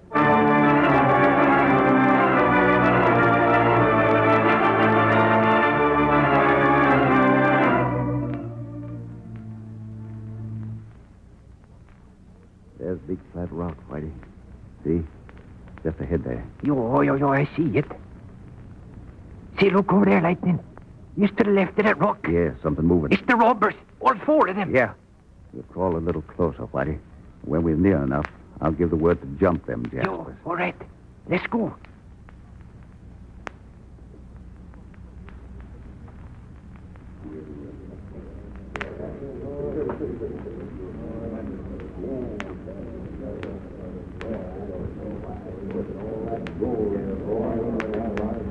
Now, Whitey, reach for the sky, all of you. Yo, and be quick about the two. It's the Marshal. Lightning Jim! It's them law patches. How in the blue blazes did you get here? That bumbling redskin. When I get my hands on Get him... your guns, Whitey. Yo. Harper Indian Joe's past worrying about what you might do to him. Where's that kid? Well, he's tied right there alongside the bushes. All right. Now keep him covered, Whitey. I'm going to untie the boy. Yo, sure, lightning. Poor kid. Got this gag in so far you can hardly breathe, can you? There now. There you are. There you are. Oh, Mr. Lightning, I knew you'd come. I just know you or Steve would come for me. Well, you can thank Thunder for that, Vinny.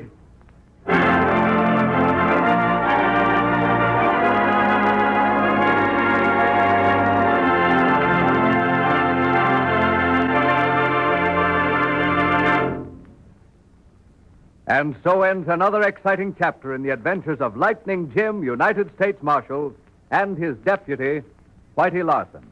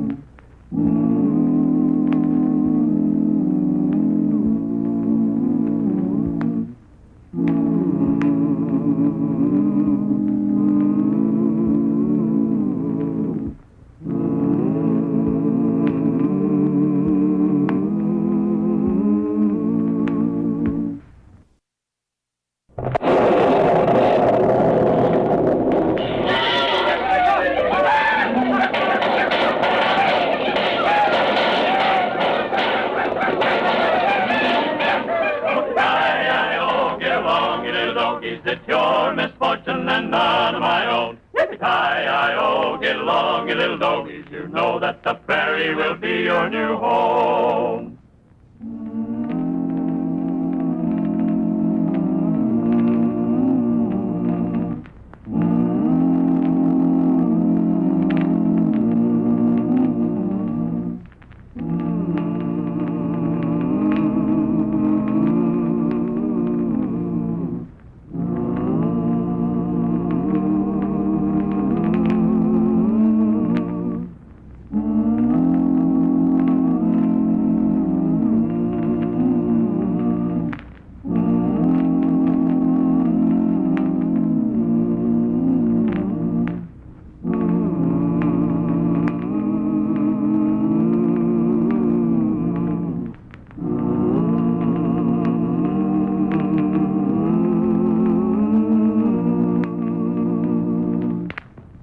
And now for the thrilling adventures of Lightning Jim. All right, Tom. I got me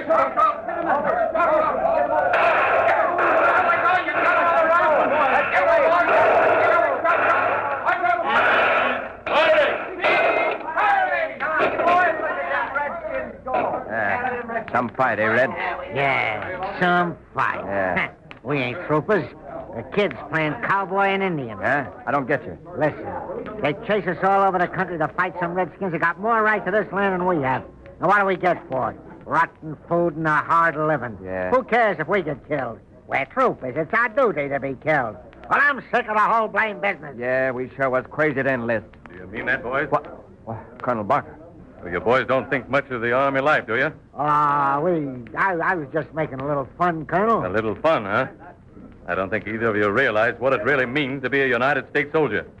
I'm giving both of you 10 days in the guardhouse to think it over.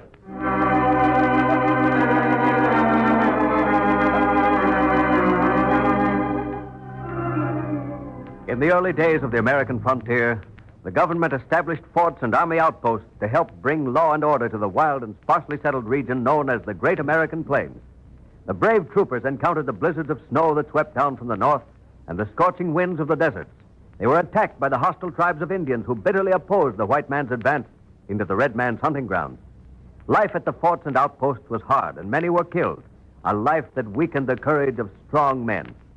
Assisting the troopers and local peace officers were the fearless United States Marshals, the G-men of the Old West. The thrills of those history-making times come back to us in the adventures of United States Marshal Lightning Jim Whipple and his deputy, Whitey Larson. We join them now on the road leading to a busy frontier town called Indian Lodge. By golly, Lightning, I'm so doggone hungry I could take a bite out of my saddle and think there was a piece of beefsteak.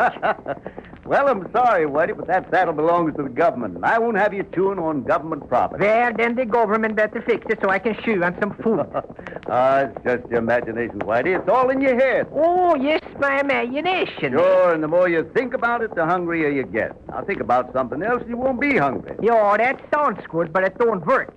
My stomach is so empty, my backbone is where my stomach ought to be. Whitey, listen.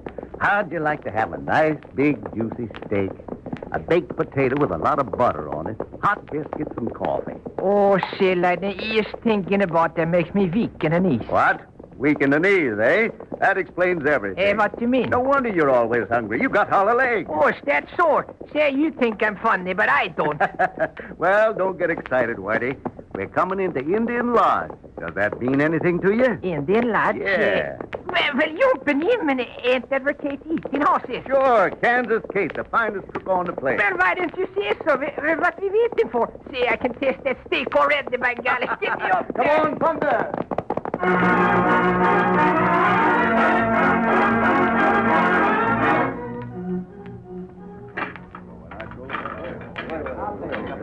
Another piece of pie, Kate. How about some coffee? Sure, and you can have all the pie and coffee you want. Anything more for you, mister? I reckon not. You must do a pretty good business here, ma'am. Oh, sure, and I can't be complaining. What with the new silver mine starting up, I've all I can handle. Yeah, where there's miners, there's always plenty of cash. Yeah, look through the window in. Howdy, Lightning. Here's your cash for the Well, wait, mister, you got change coming. Well, of all things. Well, what's trouble, Kate? Well, Jasper went off without waiting for his change. Well, the one who just went out the door? The same. Who is he, Kate? Well, I don't know his name. Only been in here a few times. Why? Have you seen him before, Lightning? Yeah. Yes, say, Lightning, can't you forget business for just 1 minute? I come in here to eat, and I want the steak dinner. Good for you, Whitey. It's no time to talk business when a man's got an empty stomach. Oh, that's right. That goes double for me, my God. All right, Kate. 2 steaks. You say, and all the trimmings too, Kate.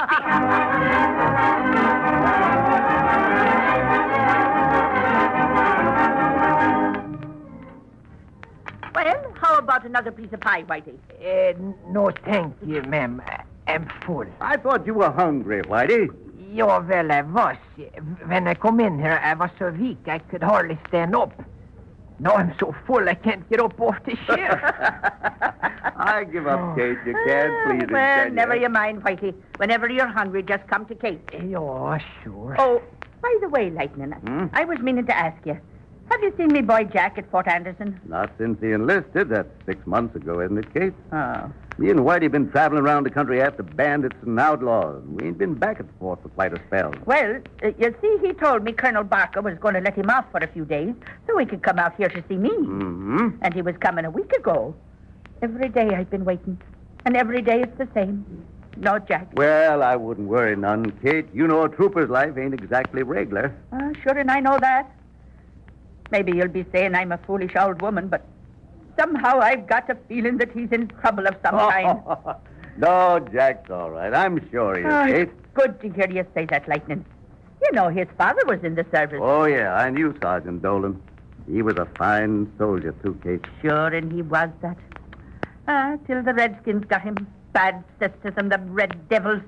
I'm praying the same thing won't come to Jack. Oh, don't think about the worst side, Kate. Just remember he's doing his duty serving his country, and you can be proud of him for that. I am, Lightning. I'm mighty proud of that. You know, me father always said it's your liver makes you think bad things. So I guess it's me liver that's putting the devil in me thoughts. Same old Kate. Well, now, will you look at Whitey, will you? Fast asleep? Yeah, look at that mouth. I got a good no, go easy on the lad. He's tired out, that's what he is. Sure, and he sounds like one of them locomotives. Hey, Whitey. Whitey! Wake up, Whitey. How about another steak? What's that? I say, how about another steak? Steak? That's the way I feel. No, I think there would be a mistake. Oh.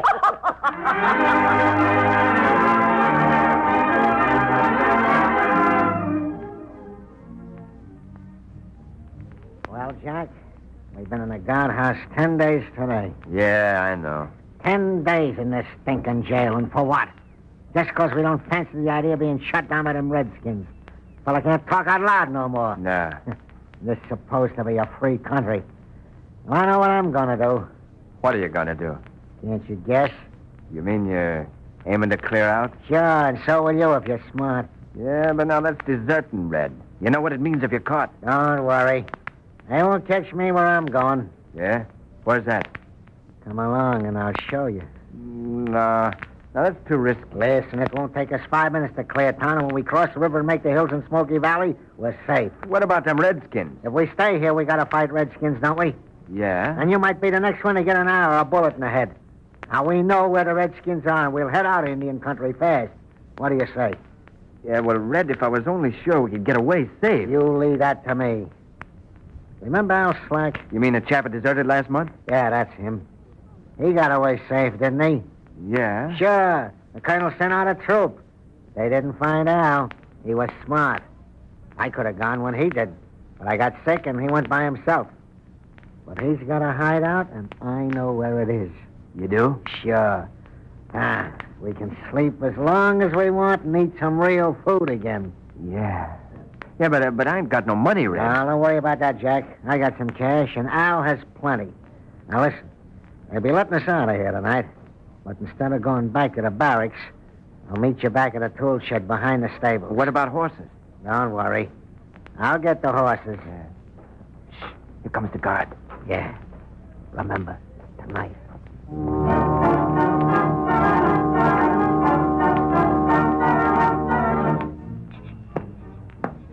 Hey, Jack, over here. I got the horses. Yeah. Hey, listen, Red. I've been thinking this over. I can't do it. Oh, backing out, huh? Yeah. Oh, I don't blame you for feeling like you do, but I feel the same way, but I just can't go with you. Don't be a fool. This is your chance to get away. Halt! Who goes there? The sentry. We're caught. Oh, no, we ain't. Who goes there? Come on. You can't back out now. Get on that horse. Stop or I'll shoot! Oh! Red, you killed him. Well, it was him or us. Now, come on. Yeah, they'll have the whole barracks after us. Purple of the guard! Shut up. Come on. Get moving. Come on. Get up there. Come on.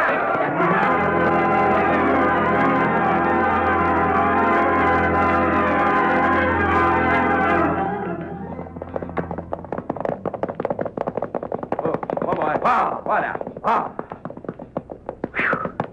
Well, we sure had to run for it. Yeah, but where do we go from here? Up this canyon, North Indian Lodge. Indian Lodge? Yeah. Al's hideout is 5 miles from the town. Hey, look. Where? Down there by the river. Yeah. It's the troopers. They found our trail again. Yeah, but from here on, we're taking the rocks in the creek bed. Get up. Come on, get up. Come on.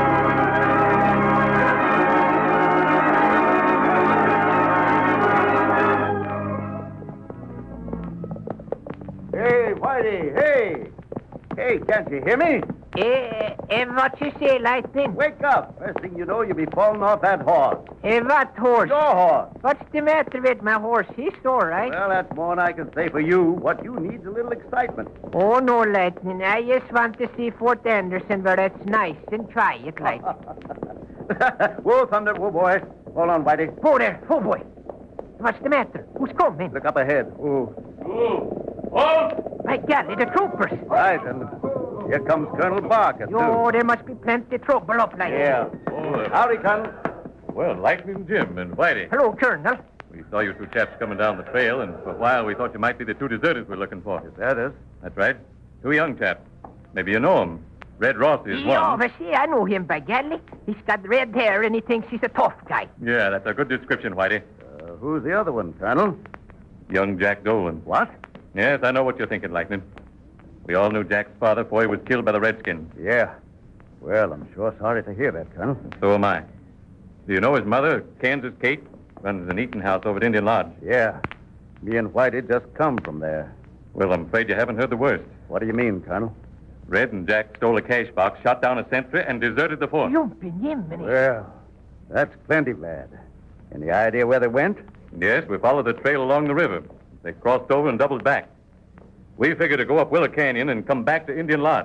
Jack might try to get in touch with his mother. Yeah. Colonel, maybe Whitey and me can help you on this. Fine. You want to come with us? No, I got another idea. You go on up the canyon, and me and Whitey will head back to Indian Lodge and keep an eye on Kate's house. All right, Lightning. And if you don't mind, Colonel, I'd like to be first to talk to Kate about it. I know her pretty well, and maybe I can break the bad news kind of gentle-like. Sure, Lightning. And I don't envy you the job. No, me neither. I tell you, she thinks a lot of that boy. Yes, Whitey. It's enough to break any mother's heart.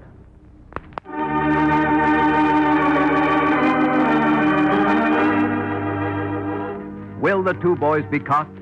Well, what happened to Jack and Red and Kansas Kate will be shown in Part 2, which will follow immediately.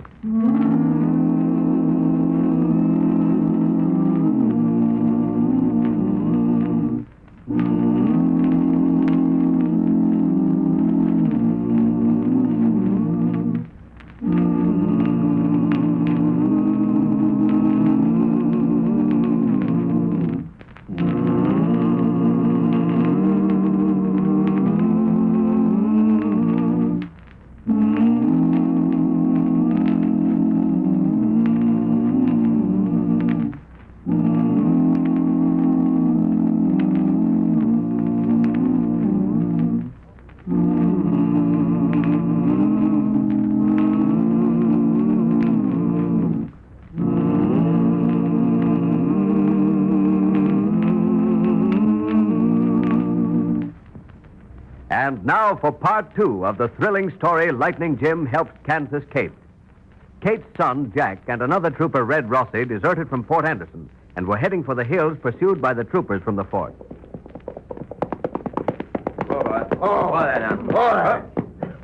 Oh, here we are, Jack. This is the cabin, all right. Yeah. Doesn't look like nobody's here. No, if Al ain't around, we wait till he comes back. Put up your hands and don't move. Hey, don't shoot, Al. That's me. Red. Well, I'll be doggone. Who's this with you? It's Jack from the fort. You remember him. Oh, yeah. Howdy, kid. Howdy.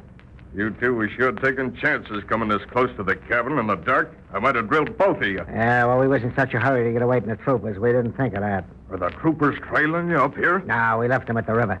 We doubled back up the creek and over Rocky Ridge. No tracks to follow there. Good.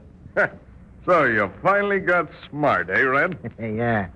The colonel heard me and Jack talking about what we thought of the army, and he gave us 10 days in the guardhouse. So you decided to pull out? Yeah. Had to drill a sentry to get away. Yeah, I sure hope it was musty. Never liked that guy nohow.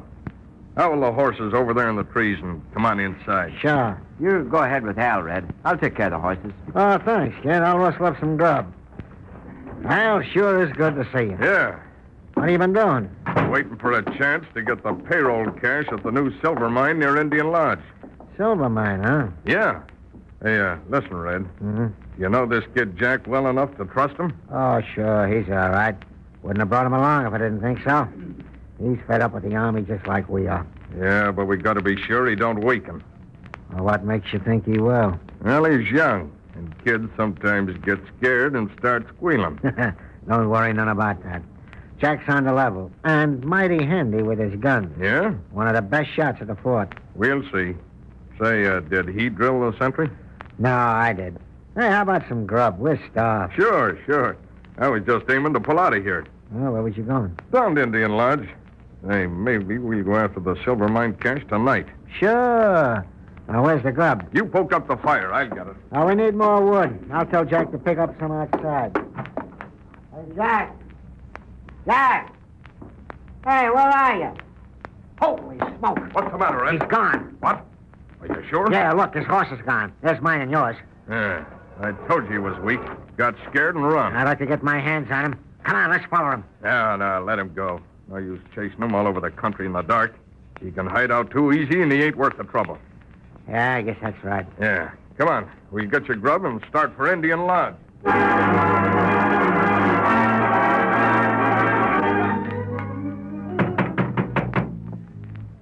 Who's there? Me, Ma. Open the door. Jack! Oh, wait a minute. Oh, Jack, darling, I'm so glad to see you, son. Hello, Ma. Oh, I thought you wasn't coming at all. Where's your hat, lad? Huh? My hat? Oh, it blew off in the river when I was crossing the bridge. Oh, that's too bad. But sit down, son, and I'll be getting you something to eat. No, don't bother, Ma. I ain't hungry. What's the matter with you, boy? Ain't you feeling good? Yeah, I'll be all right. I'm just tired, that's all.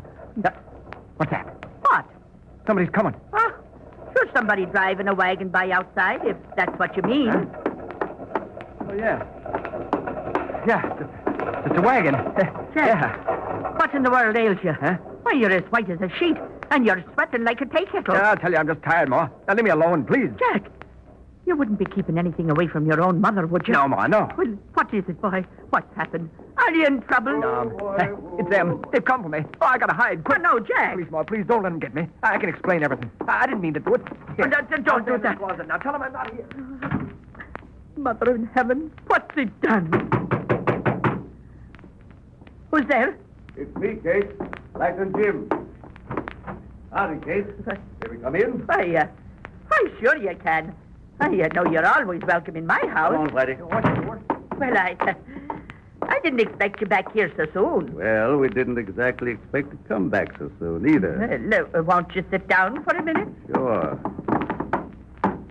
Kate, you told us you were expecting your son, Jack. Oh, sure, and that's the truth.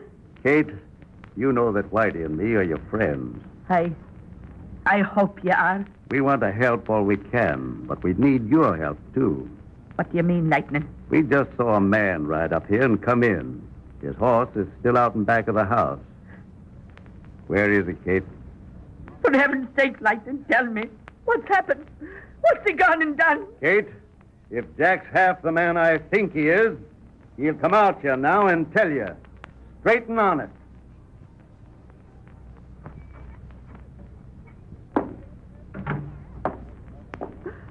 Oh, Jack, what have you done, boy?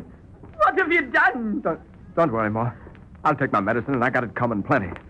I'm a rotten, low-down coward. Oh, no, Jack, don't be saying that. Well, it's true, Ma. I'm a deserter. A deserter? You? The son of a soldier? I can't believe it. My own son, a deserter. I don't know what come over me. I went kind of crazy, I guess. It was Red talked me into thinking that way. It was him planned the whole thing. Go on, Jack. What happened? Well, he was going to get the horses, and we was going to meet back at the stables. And when I got there, something come over me all of a sudden, and I told Red I wasn't going with him. Yeah, well? Well, he said I was crazy, and then it happened. One of the sentries come up, and Red shot him down. Then it was Red done the shooting. Yeah, sure. And then I got scared, and before I knew what I was doing, I jumped on my horse and went with him. Where'd you go? Well, the troopers chased us along the river, but we went up over Rocky Ridge to a cabin belonging to a fellow named Al Slack. Al Slack? Yeah. Say, that's the Jaeger that deserted from Fort Anderson about a month ago. Yeah, that's him. He's a friend of Red's. Well, they went in the cabin, and I stayed outside to look after the horses. But I could hear him talking. Yeah, what'd they say? Well, Al's been laying low, waiting for a chance to rob the silver mine payroll. I don't know what come over me, but I got on my horse and come down here as fast as I could. Oh, my poor boy. Oh, please, Maud. I'll face it out like a man should. Good boy, Jack. I had an idea you talk that way. Just one more thing, though, Jack. Yeah? What about the cash from the fort? Cash? Yeah. What cash? I don't know what you're talking about. Colonel Barker says one of you took a cash box before you left the fort. Well, it wasn't me. No? Red didn't say nothing about getting no cash. Probably figured to keep it for himself. Yeah. Well, Lightning, I'm ready to go back to the fort. Please, Lightning, please. Can't you do something for him? Yes, Kate, I think we can. If Jack is willing. I'll do anything you say, Lightning. All right.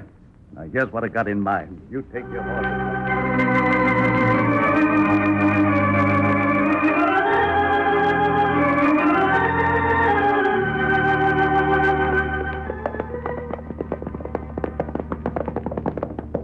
Getting that silver mine payroll was a cinch. Yeah. Oh, boy. Now, what's the matter? Hey, I just happened to think of something, Red. You take the payroll cash back to the cabin and wait for me. Oh, where you going? Down to Indian Lodge. Ever hear of Kansas Kate? Kansas Kate. Yeah, she runs an eating place in Indian Lodge. She takes in plenty of cash. We got enough with the payroll money. Well, listen, Red, no use passing up a good bet. We gotta clear out of here anyways. Might as well get all we can. I'll meet you at the cabin. I can handle this all alone.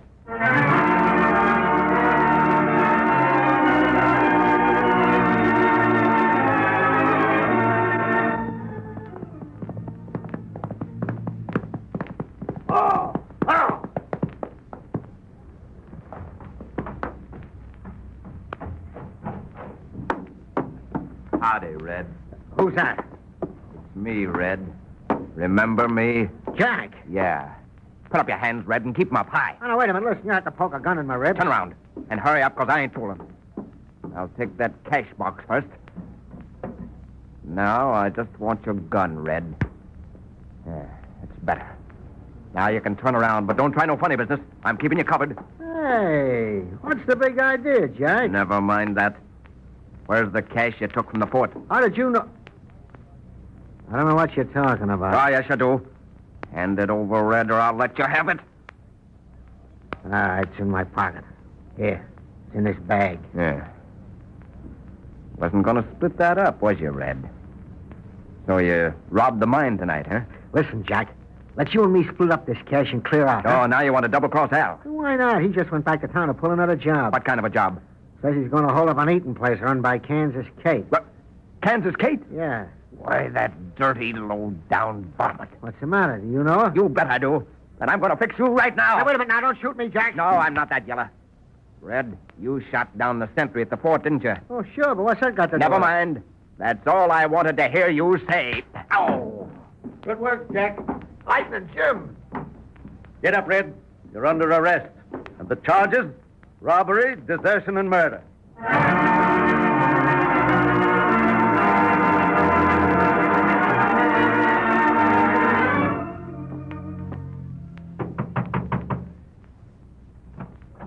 Howdy, ma'am. Oh. Don't be frightened, ma'am.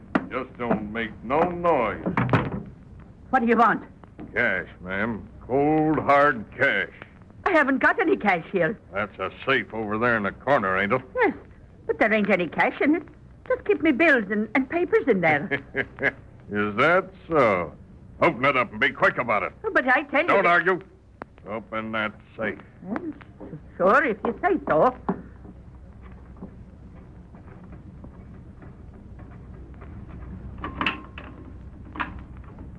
That's better, ma'am.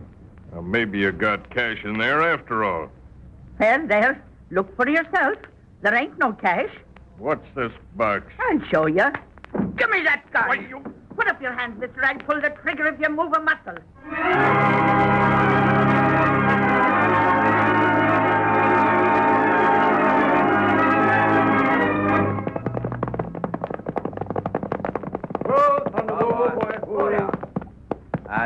Come on, Lightning. Yeah. Keep Red covered, Whitey. You're sure, Lightning. Come in, boys. What? Ma? Ah, I got a prisoner for you, Lightning. Yeah? Pull off his mask, Jack. Sure. Yeah. Red was right. It's Al Slack. Thought he was going to rob me. But I showed him a trick me Dinny taught me years ago. What was that, Kate? How to grab a gun out of a man's hand when he's got the drop on you. Good for you, Kate. Now we got to see what we can do for Jack.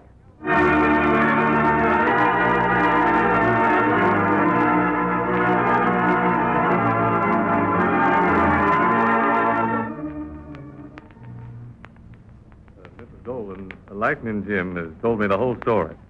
Of course, Jack must be punished. But we're going to give him every consideration. Ah, thank you, Colonel.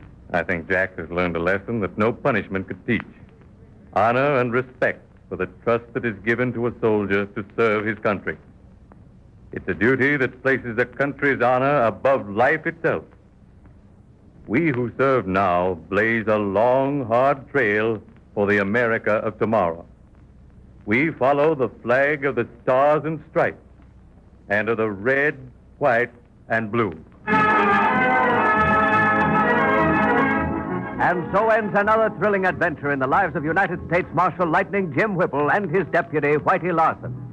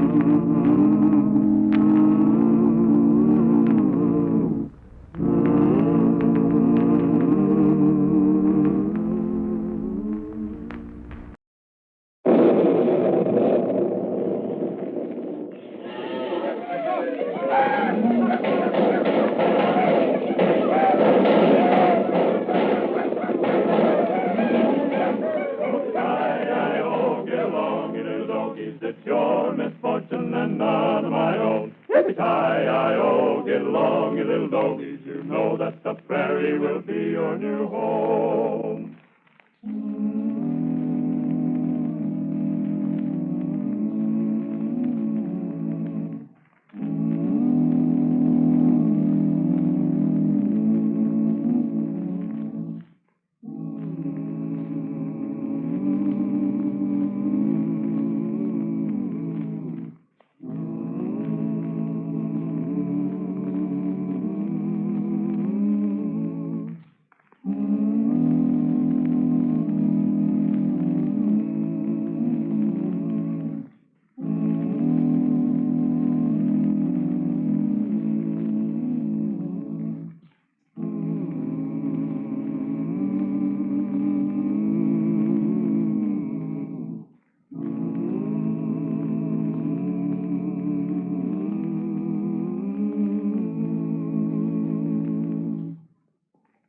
And now for the adventures of Lightning Jim.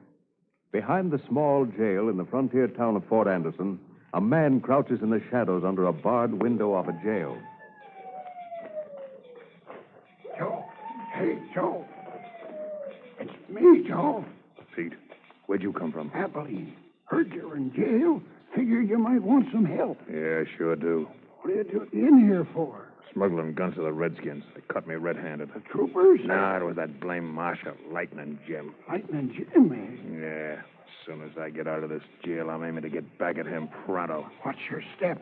He's the toughest law badge on the plains. Yeah, I know. Give me a gun. Sure. Here you are. Good. I'll be out of here in a jiffy. I'll meet you off the fourth trail by Snake Creek.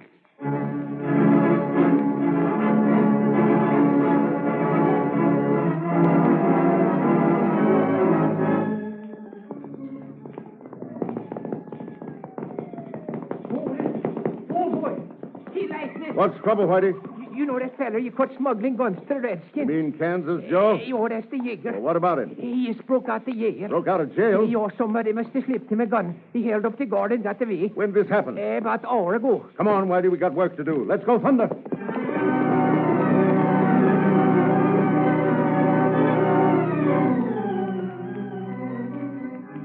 Yes, the bandits and outlaws of the old western frontier both feared and respected the skill and courage of United States Marshal Lightning Jim Whipple and his deputy, Whitey Larson. Through their thrilling adventures, we relive the colorful days of the Old West when desperados and hostile Indians roamed the great American plains. Kansas Joe was a bandit who divided his time between robbing stagecoaches and smuggling guns to the Indians. He was arrested by Lightning Jim, and then, with the aid of his partner, a bandit named Pete, he escaped from the jail in Fort Anderson. We join the marshal and his deputy now on the trail north of Snake Creek. See, Lightning, what makes you think those Yeagers was heading this way? Just a hunch, Whitey. Chief Wolfpaw and his tribe are somewhere north of here, near Cottonwood Gulch. Your Wolfpaw's been giving the troopers plenty trouble, I know that. Yeah, been trying to stir up the other tribes to attack and rob the white men. Seems like Wolfpaw's always looking for a fight. See, what's this got to do with Kansas Joe, though? Well, Wolfpaw's been getting his guns and firewater from Kansas Joe. He was taking guns up to him when I caught him. Oh, yeah? So I figured that maybe Joe would head for Wolfpaw's camp to hide out. Yeah, I can follow that, all right. But see, you can't just walk into Wolfpaw's camp alone and ask the chief to hand over you. No, we ain't gonna do that, but we can do a little scouting to locate Wolfpaw's camp. Maybe find out if Joe's around there. Yeah, and then we can get the troopers select the whole bunch. Whitey sounds like you itching for a fight. Yo, I just want to get my hands on that Kansas Joe. Why, he ain't got the nerve to do his own fighting. Sells fire, water, and guns to the Redskins, and then he lets them do all the dirty work. Oh, Thunder. Hold on, Whitey. Jumping Jiminy. That sounds like a battle. Yeah. Maybe them Redskins is attacking the troopers. Well, we'll soon find out. Come on, Whitey. You wanted to fight. Go, Thunder.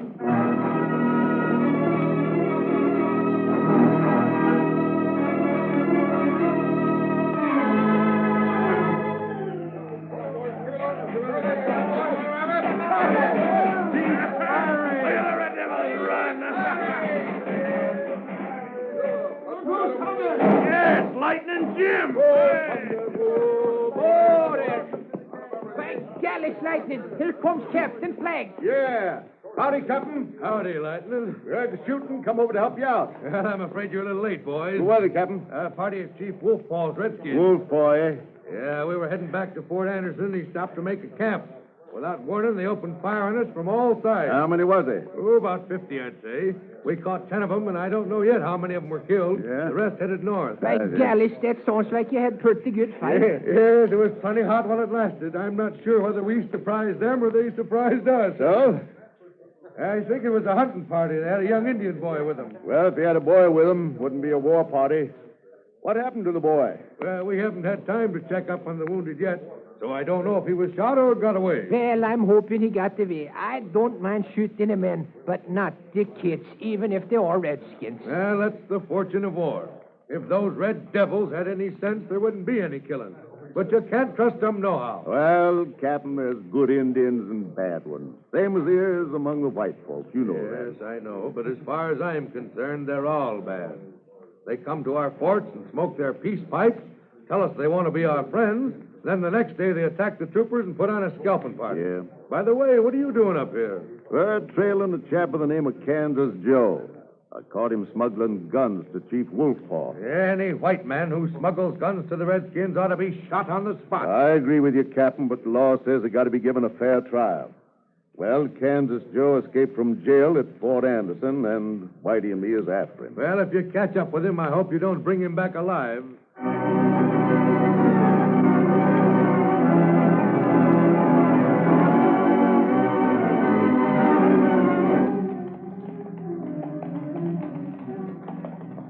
It was sure lucky you come along when you did, Pete. Yeah, got a hold of some guns at Abilene, and I knowed you could get rid of them to the Redskins. Sure. I've been selling guns and firewater to Chief Wolfpaw. Doing right well at it, too. That Lightning Jim caught up with me. Blast his hide. I've heard a lot about Lightning Jim, but I ain't never seen him. They say he's lightning fast on the draw. Yeah, there ain't a man on the plains can handle shooting irons like he can. But like I told you, I'm aiming to get even with him one of these days. How you going to do that, Joe? Well, I ain't figured that out yet.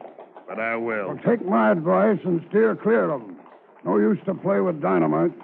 How far is Chief Wolfpaw's camp from here? Oh, about 10 miles north. Better cross over this creek here. Whoa, What's hold the up, matter? Pete. Keep quiet. Look over yonder across the creek. 2 riders coming out of them trees. Yeah, wonder who they are. Jumping Judas. It's Lightning Jim and his deputy. I not Jim, are you sure? Yeah, it's him all right. Well, we better clear out of here. No, they hear us. They can't see us if we stay behind these trees and rocks. We can drill them. No. They're out of range for safe shooting. We're going to watch and see where they go. Whoa, boy, whoa, thunder. You think we better cross over here, Lightning? Well, might be a good idea, Whitey. Water in the creek looks shallow here. Hey, there's something in the bushes. Reach for the sky, whoever you are, and come out of them bushes with your hands in the air. Quick! Not you what, though? Don't shoot, white man. They come. Jumping in, that's Indian boy. Yeah. Little bear wounded, white man. Help, little bear. It's all right, son. Put your hands down. We ain't gonna hurt you. Right, golly, Lightning, his arm is bleeding. Yeah. White soldiers. Shoot, little bear. Or Shika. They're hiding in bushes. See, Lightning, maybe he's the Indian boy Captain Flagg was telling us about. Yeah, but first we got to take care of this boy's arm. Why do you get some water and fix up a fire? Quick. Look, Joe. They're building a fire. Yeah, and I know that Indian boy, too. You know him? Sure. I've seen him up at Chief Wolfpaw's camp. His name is Little Bear. Well, let's get out of here pronto. Yeah. I got an idea, Pete. You mind my saying I was aiming to get even with Lightning Jim? Yeah. Well, this is going to be my chance. What are you going to do? I'll tell you later. Come on, let's go.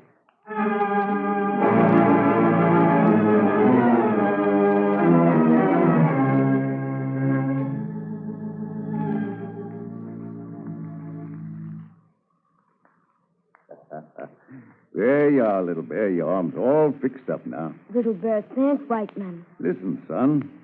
Did you say you were shot by the white soldiers? Me go with Raven and Braves to hunt. Yeah? Quito, meet white soldiers. Big fight. Little bear get bullet ear and arm. The captain was right. Those redskins was hunting by golly. Yeah. Little bear tired. Sleep now. So tired. That's right. You get a little rest, son. You'll be all right. Poor little feller, he's all tuckered out. Yeah. Say, Whitey, notice anything peculiar about this lad? Peculiar? Yeah, you've seen lots of Indian boys, haven't you? Oh, sure. Take a good look at him. Tell me what you think. See, I was so busy I didn't have time to notice much. But now I take a good look. He ain't got high cheekbones. That's right. And his skin looks pretty fair for redskin. Right again. And he talks pretty good English, too. Yeah, almost as good as yours, Whitey. Oh, is that so? Well, nobody can say my English ain't no good. Well, the only difference is he talks English with an Indian accent and yours is Swedish. Say, Whitey, this boy's a white boy. May have some Indian blood in him, but he's mostly white. Yeah, but then what's he doing in Chief Wolfpaw's camp? Dunno. That's something we got to find out.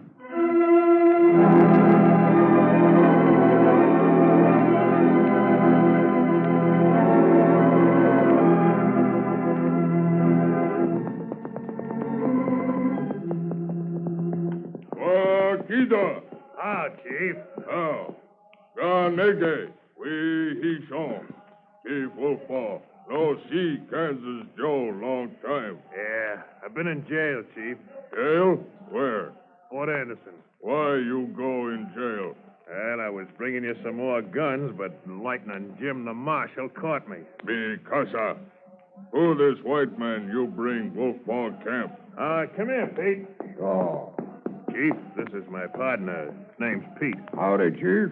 Wakita. You got many gun on horse? Yeah, Pete got him in Abilene. It was him who got me out of jail. Shahi.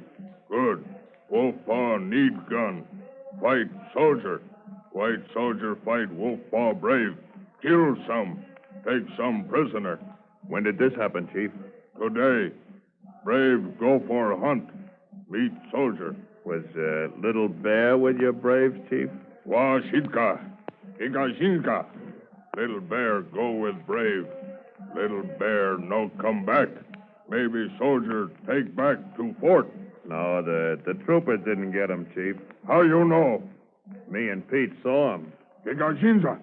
You see Little Bear? Yeah. He was captured by 2 white men. Where Little Bear now? Down on Snake Creek, just this side of Arrow Rock. You can catch him if you hurry. Wolfpaw, go find Little Bear now. Kill white man. Shiga! Higa! Higa! Higa! Higa! Pretty slick idea you had, Joe. Yeah. What are you going to do? Stay here till they get back and see the fun. The way Wolfpaw feels now, he's gonna make it plenty hot for Lightning Jim.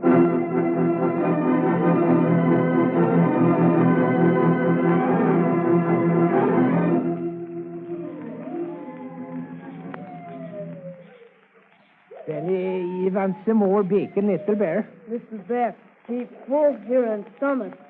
You'll bet.